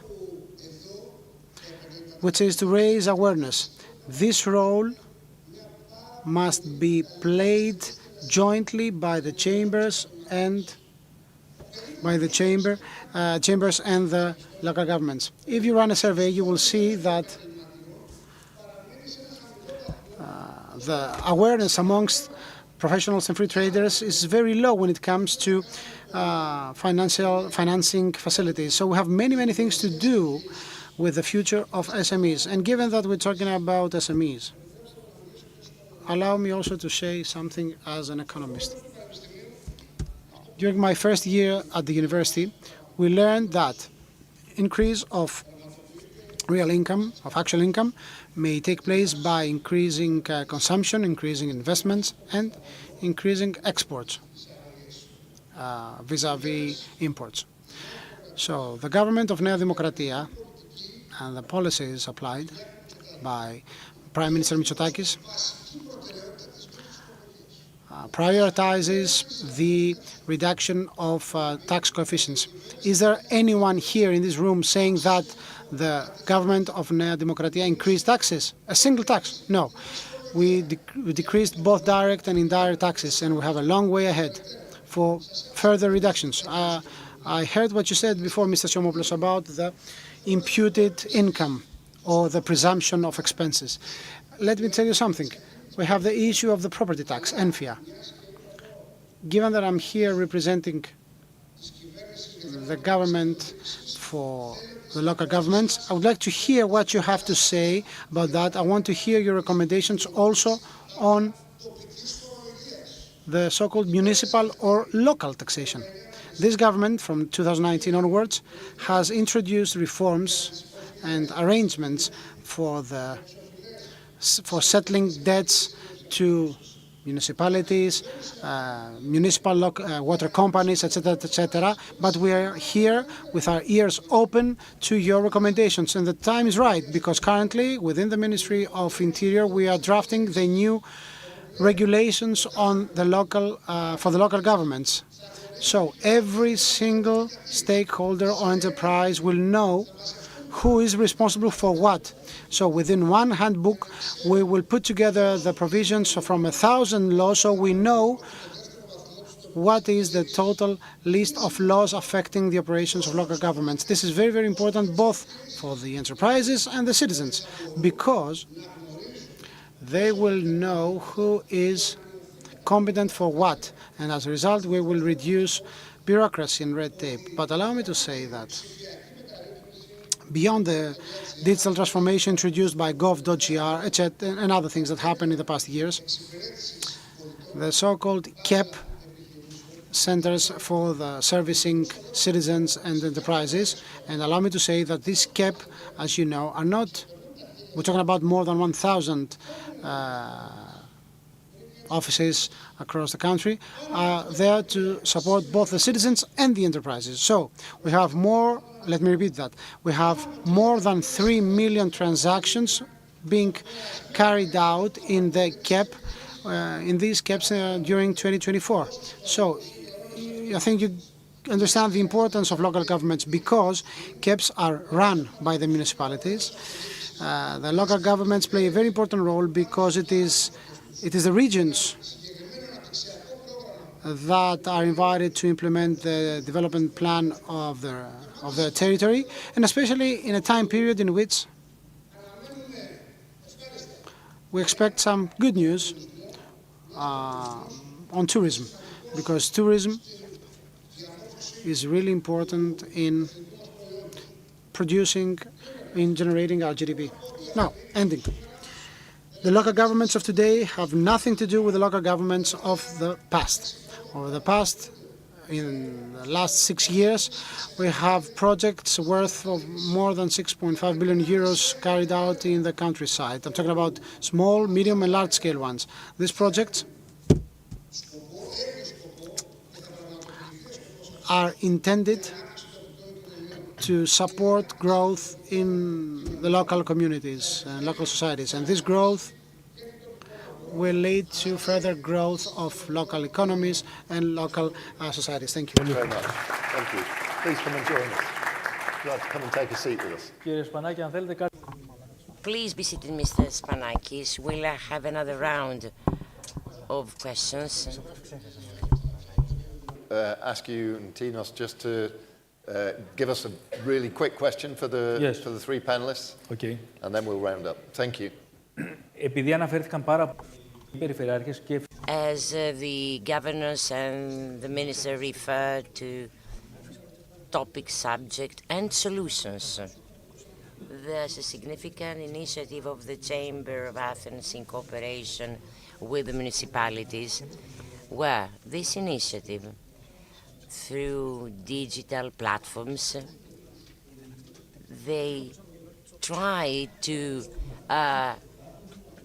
have the citizens involved in the local market. That is, they offer them a range of local businesses.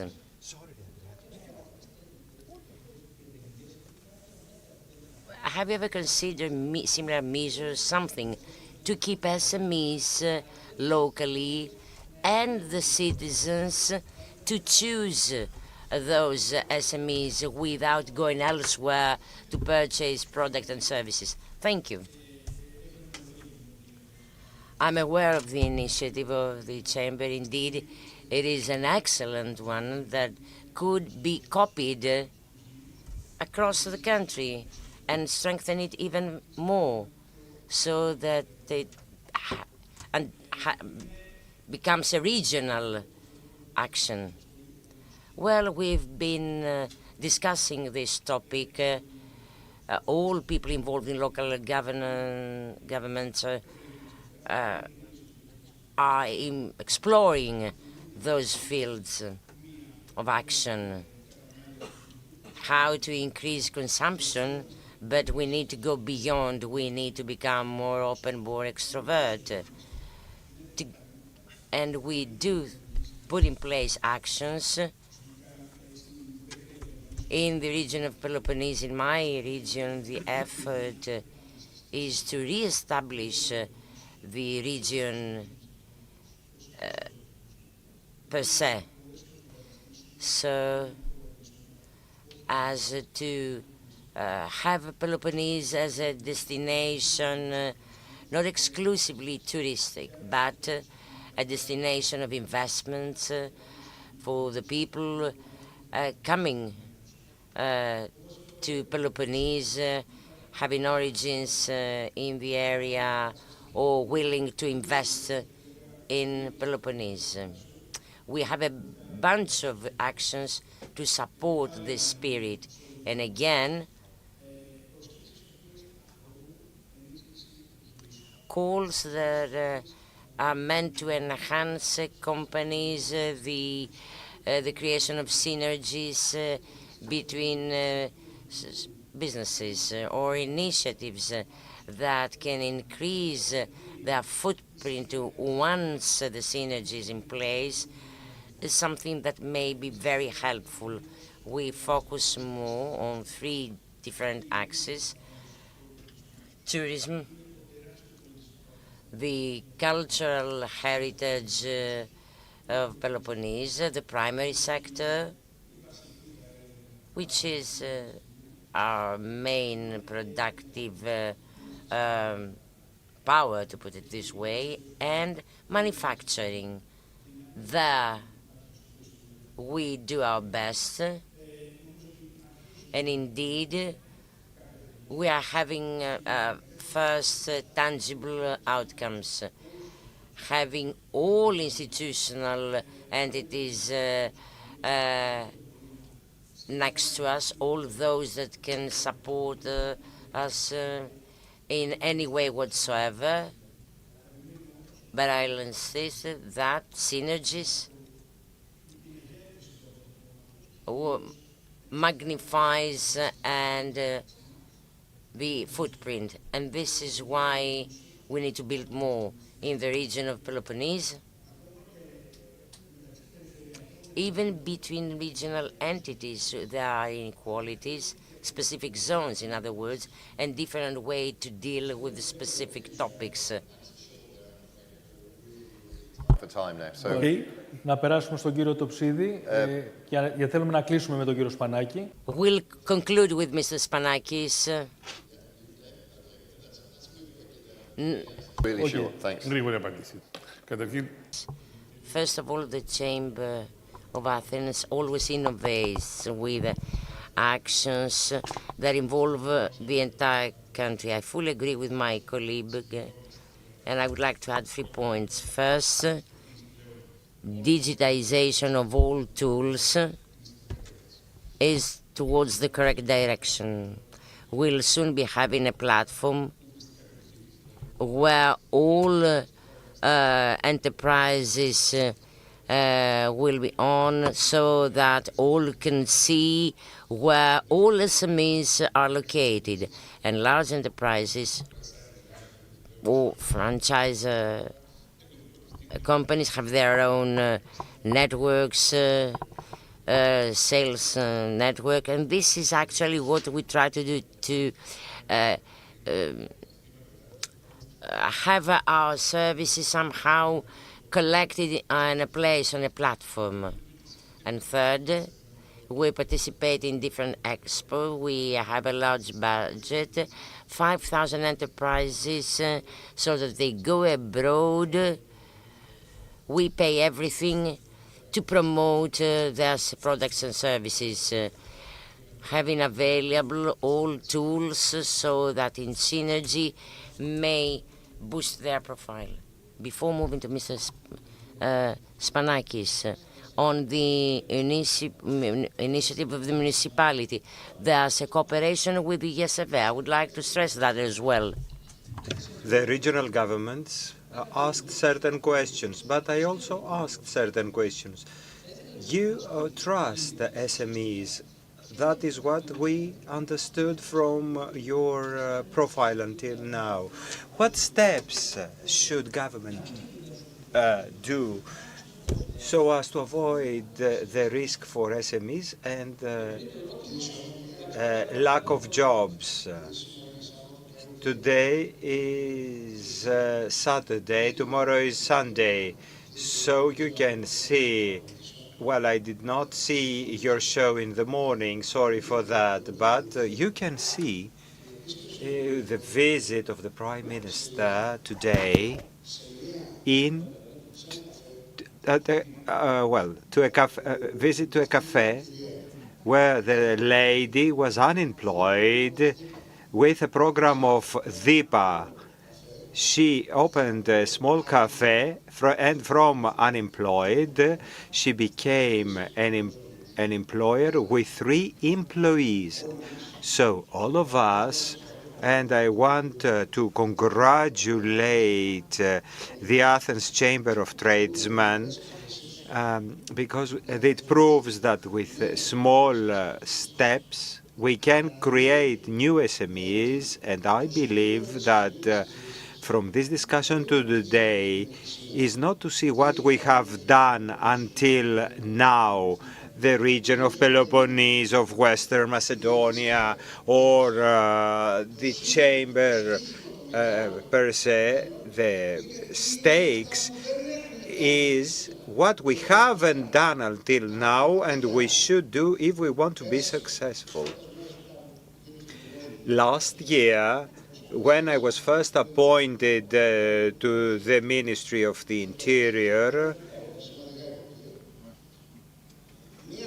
one of my first visits was in the expo organized in Epidaurus, where we had tens of professionals, of tradesmen, of small businesses who produced products, local products, and here is where the role of chambers and the regions comes to the limelight. These small businesses, with the aid of chambers and the regions, can become export businesses.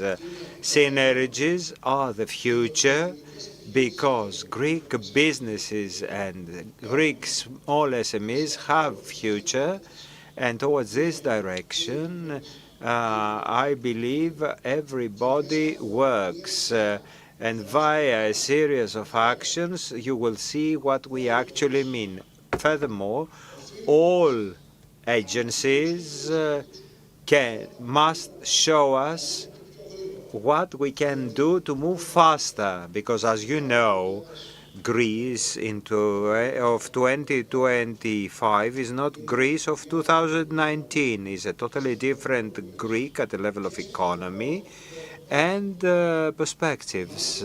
And of course, it's not something that numbers show, but the needs we have today. Today we are at the other side of the hill. In the past, the unemployment was 18%. Now it is 9%, and a lot of businesses seek workers. The basic salary started from 650 euros. At the end, it will be 950 euros, and the average salary is more than 1,400 euros. What we want is to be able to implement a series of policies that have not been implemented yet, and we need to speed up.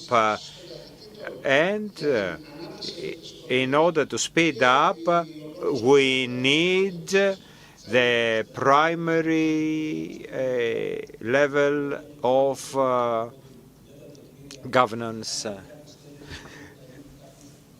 Can we make any corrections with regard to taxation, etc.?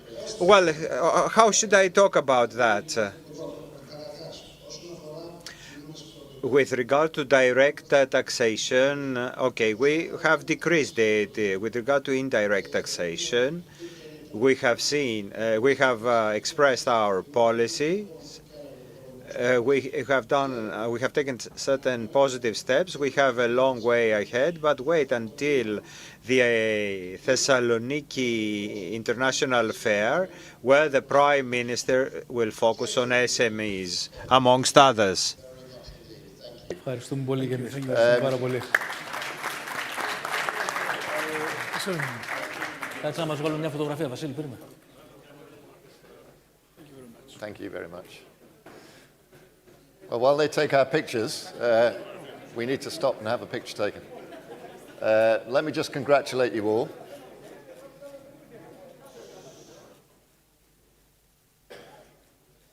If you go to the supermarket and you buy a family pack of shampoo, you get 10% extra free. And today at this conference, we've given you 10% extra free. So you're all winners today. It's just for me now to close the conference, really. I don't want to say anything. I'm not going to try and summarize what we've been through today. There's been an awful lot of discussion, fascinating discussion. But I do want to thank a few people. I want to thank the Athens Chamber of Tradesmen, our partners in putting on this, and congratulate them once again on 100 years of activity. I think they deserve some applause for that. Thank you very much.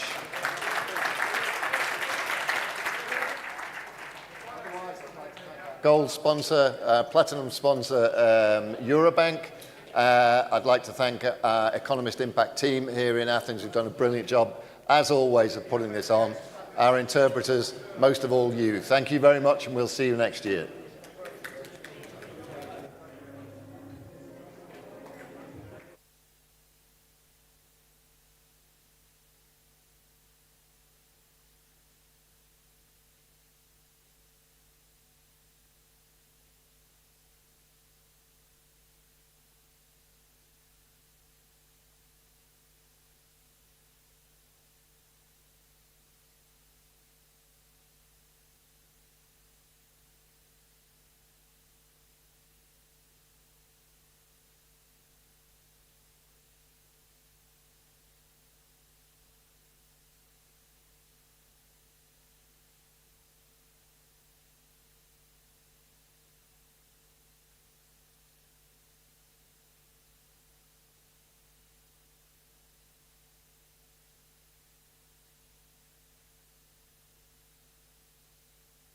ιστορία τουλάχιστον 2.500 ετών.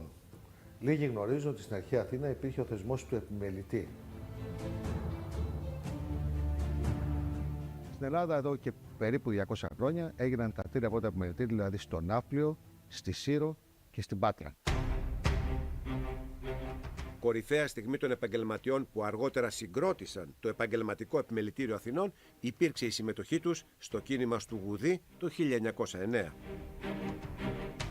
Η εμπορία είναι κομμάτι της κοινωνίας, άρα είναι παράλογο να θεωρούμε ότι σε οποιαδήποτε στιγμή της ιστορίας δεν συμμετείχαν. Από το 1910 ο Ελευθέριος Βενιζέλος δημιούργησε το θεσμικό πλαίσιο για την οργάνωση των επαγγελματικών συμφερόντων για όλες τις κοινωνικές τάξεις. Η μεσαία κοινωνική τάξη που συγκροτήθηκε από επαγγελματίες και βιοτέχνες χρειαζόταν ένα θεσμικό όργανο για να την υπερασπίζεται. Ο πρόεδρος της ΓΕΣΕΒ, ο Στέφανος Βρετός, γράφει ότι η κεφαλαιοκρατία τείνει προς την εξόντωση του μητράς του και εκβάλλει αυτό στο να προβληθεί ένα αίτημα ίδρυσης χωριστών επιμελητηρίων για τους επαγγελματίες και τους βιοτέχνες. Το Μάρτιο του 1925 ψηφίστηκε το νομοσχέδιο περί συστάσεως επαγγελματικών και βιοτεχνικών επιμελητηρίων. Έτσι ιδρύθηκε το 1925 το Επαγγελματοβιοτεχνικό Επιμελητήριο με πρώτο πρόεδρο κύριο Λαμπρινάκο. Τα επιμελητήρια είναι και με βάση το καταστατικό τους ο σύμβουλος της πολιτείας και των μελών. Η απεργία της 10ης Μαρτίου 1927 είναι ένα σημαντικό σταθμό στην ιστορία του επιμελητηρίου. Οι απεργοί διαμαρτύρονταν για την υπερβολική φορολογία και την αύξηση των τιμολογίων στις υπηρεσίες κοινής ωφέλειας. 3 νεκροί και 11 τραυματίες έδωσαν στην κινητοποίηση τον τίτλο «Η ματωμένη Πέμπτη».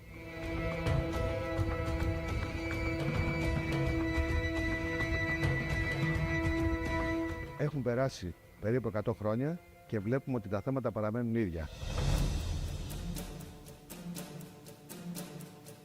2010. Η Ελλάδα μπήκε στο πρώτο μνημόνιο. Η ανεργία κορυφώθηκε. Το δημόσιο χρέος αυξήθηκε και χιλιάδες καταστήματα κατέβασαν ρολά οριστικά. Από το 2010, τα πολύ σκληρά μέτρα για τα νοικοκυριά, εργαζόμενους συνταξιούχους είχαν ως αποτέλεσμα, εκτός των άλλων, περισσότερο από 250.000 λουκέτες επιχειρήσεις. Από το 2012 ως το 2018 κυρίως, μάχες που δώσαμε για άδικες φορολογίες που υπήρχαν τότε, για ζητήματα που αφορούσαν την επιβίωση, για τις ρυθμίσεις των χρεών. Δεκέμβριος 2019. Ο κορονοϊός εντοπίστηκε για πρώτη φορά στην πόλη Ουχάν της Κίνας. Το Μάρτιο του 2020 έφτασε και στην Ελλάδα. Το Επαγγελματικό Επιμελητήριο Αθηνών ανέλαβε αμέσως δράση για να βοηθήσει τα μέλη του. Να θυμίσω λοιπόν ότι περάσαμε 17 τροπολογίες υπέρ των επιχειρήσεων που πολλές από αυτές, τα έλεγα, σώσανε πάρα πολλούς κλάδους. Βγάλαμε τα περιβόητα βίντεο για κάθε κλάδο, δηλαδή τον τρόπο υγιεινής και ασφάλειας πρέπει να έχουν για να μένουν ανοιχτά, τα οποία πραγματικά νομίζω το νούμερο 455.000 που ήταν όσοι είδαν τα βίντεο αυτά από τους διάφορους κλάδους είναι ένα ιστορικό νούμερο που δεν ξέρω αν υπάρχει προηγούμενο. 100 χρόνια μετά την ίδρυσή του, το Επαγγελματικό Επιμελητήριο Αθηνών δίνει καθημερινά αγώνα για να αντιμετωπίσει τα προβλήματα των μελών του, τα οποία διαχρονικά παραμένουν περίπου τα ίδια. Χρηματοδότηση, λειτουργικό κόστος λόγω πληθωρισμού, ενεργειακής κρίσης, πληθωρισμού απληστίας, ασφαλιστικό, τα χρέη των επιχειρήσεων. Έχουμε 42 ανταποδοτικές υπηρεσίες σήμερα και νομίζω αξίζει τον κόπο να πω μερικές από αυτές που είναι εμβληματικές. Προσφέρουμε δωρεάν στα μέλη μας τη δημιουργία site και e-shop. Προσφέρουμε δωρεάν στα μέλη μας CRM, υψηλή τεχνολογία. Προσφέρουμε δωρεάν στα μέλη μας προγράμματα κοστολόγησης. Μόνο το επιμελητήριό μας έδωσε δυνατότητα σε πάνω από 20 κοινωνικά παντεπολία να μπορέσουν να λειτουργήσουν με δωρεές που κάναμε εμείς. Βρεθήκαμε και στηρίξαμε ακόμα για την Αρχιεπισκοπή στο έργο της διαβίωσης ανθρώπων που δεν είχαν καταφέρει και δεν μπορούσαν να ζήσουν. Στις καταστροφές της χώρας βρεθήκαμε στον Εύρο, βρεθήκαμε στη Θεσσαλία, βρεθήκαμε στην Εύβοια, βρεθήκαμε στις Αχαρνές, στις φωτιές. Βρεθήκαμε στο Μάτι, βρεθήκαμε στη Μάνδρα, βρεθήκαμε στην Πελοπόννησο και βρεθήκαμε και στο Καστελόριζο. 100 χρόνια ιστορίες, 100 χρόνια δράσης για τους μικρομεσαίους, για τους ελεύθερους επαγγελματίες, 100 χρόνια τα οποία πραγματικά έχουν αφήσει το αποτύπωμά τους. Προσπαθούμε και αυτό θα προσπαθούμε πάντα να στηρίξουμε αυτό το πολύ σημαντικό κομμάτι της οικονομίας μας, τις μικρομεσαίες επιχειρήσεις και τους ελεύθερους επαγγελματίες που αποτελούν το 99,2% των επιχειρήσεων της χώρας.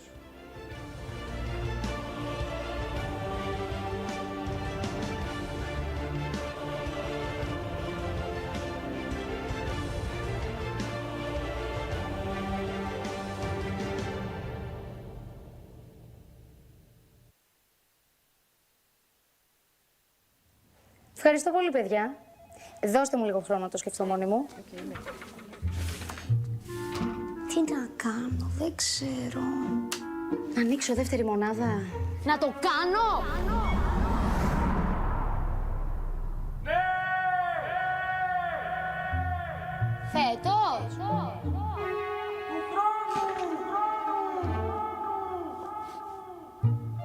Και να σου πω, σε άλλη πόλη. Να έρθω από εκεί να τα πούμε!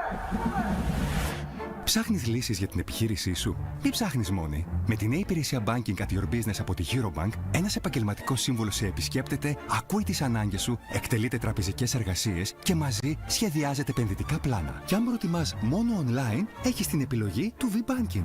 Eurobank Banking at Your Business και η επιχείρησή σου δεν θα είναι ποτέ μόνη. Σε κάθε μπροστά, Eurobank.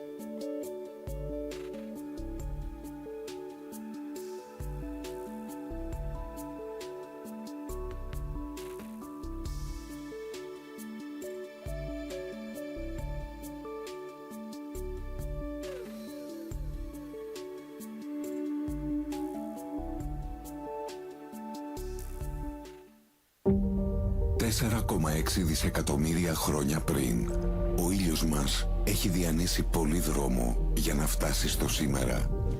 Μας χάρισε φως και θερμότητα. Μας έδωσε τη δύναμη της φύσης. Δημιούργησε τη ζωή. Ένα τεράστιο επίτευγμα πέραν της ανθρώπινης φαντασίας. Κι όμως, κάποιοι εξακολουθούν να υποτιμούν τη δύναμη του. Αλλά όχι εμείς. 4,6 δισεκατομμύρια χρόνια. Τόσων ετών είναι η πιο προηγμένη τεχνολογία εχμής. Στη United Group αναπτύσσουμε τα δικά μας αιωλικά και ηλιακά πάρκα για να εξασφαλίσουμε 100% ανανεώσιμες πηγές ηλεκτρικής ενέργειας από το 2027. Η φύση έχει επενδύσει σε εμάς εδώ και αιώνες. Τώρα είναι η στιγμή να επενδύσουμε και εμείς αυτοί. United Group. Με τη δύναμη της φύσης. Check this out. It hasn't been such a long time since people first started shopping online, and it was easy to keep up with the clicks. Little by little by little by more, the clicks added up to be more than the stores, and e-tailers worked harder than ever before, because they had to keep up with the clicks. The clicks came from laptops, then tablets and phones, Monday through Sunday, office and home, 24 hours in every zone, and still they kept up with the clicks. Now shoppers ask more from the websites they're on, their language, their currency, their way, or they're gone, so you'd better keep up with the clicks. All of a sudden, there are so many must-dos if you want to keep selling, like delivery there, no there, or there. And make it tomorrow, first thing. No time for borders. Got to stay in control, to stay in the flow and continue to grow. But we'll help you. Keep up with the clicks.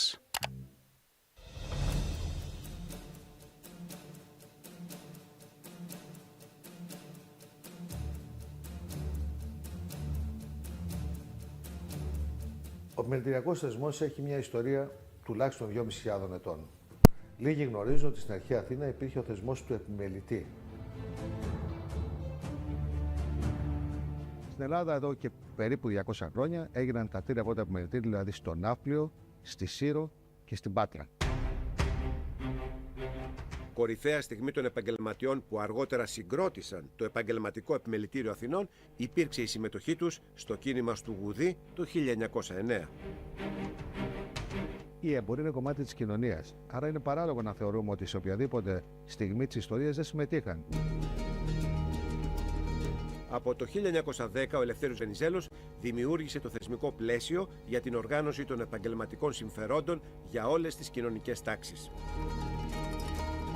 Η μεσαία κοινωνική τάξη που συγκροτήθηκε από επαγγελματίες και βιοτέχνες χρειαζόταν ένα θεσμικό όργανο για να την υπερασπίζεται. Ο πρόεδρος του ΕΚΣ, ο Στέφανος Βρετός, γράφει ότι η κεφαλαιοκρατία τίνει προς την εξόντωση του μητράς του και εκβάλλει αυτό στο να προβληθεί ένα αίτημα ίδρυσης χωριστών επιμελητηρίων για τους επαγγελματίες και τους βιοτέχνες. Το Μάρτιο του 1925 ψηφίστηκε το νομοσχέδιο περί συστάσεως επαγγελματικών και βιοτεχνικών επιμελητηρίων. Έτσι ιδρύθηκε το 1925 το Επαγγελματοβιοτεχνικό Επιμελητήριο με πρώτο πρόεδρο κύριο Λαμπρινάκο. Τα επιμελητήρια είναι και με βάση το καταστατικό τους ο σύμβουλος της πολιτείας και των μελών. Η απεργία της 10ης Μαρτίου 1927 είναι ένα σημαντικό σταθμό στην ιστορία του επιμελητηρίου. Οι απεργοί διαμαρτύρονταν για την υπερβολική φορολογία και την αύξηση των τιμολογίων στις υπηρεσίες κοινής ωφέλειας. 3 νεκροί και 11 τραυματίες έδωσαν στην κινητοποίηση τον τίτλο «Η ματωμένη Πέμπτη».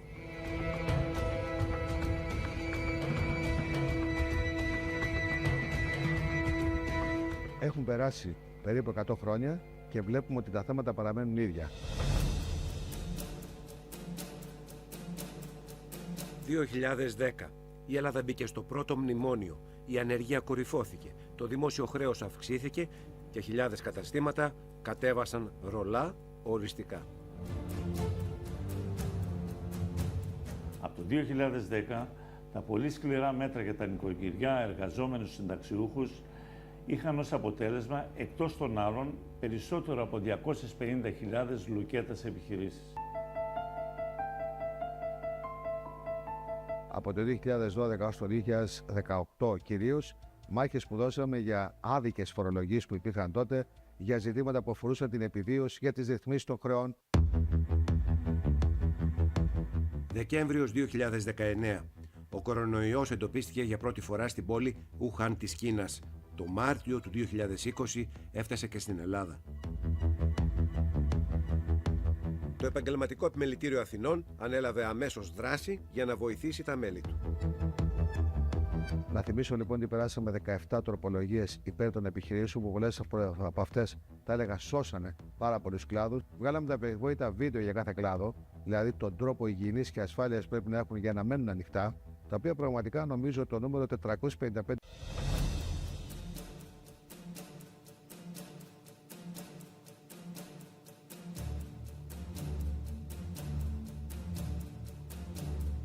Ο επιμελητηριακός θεσμός έχει μια ιστορία τουλάχιστον 2.500 ετών.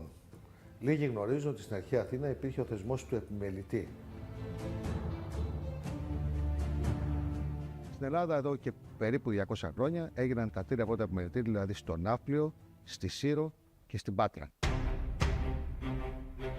Κορυφαία στιγμή των επαγγελματιών που αργότερα συγκρότησαν το Επαγγελματικό Επιμελητήριο Αθηνών υπήρξε η συμμετοχή τους. Η εμπορία είναι κομμάτι της κοινωνίας, άρα είναι παράλογο να θεωρούμε ότι σε οποιαδήποτε στιγμή της ιστορίας δεν συμμετείχαν.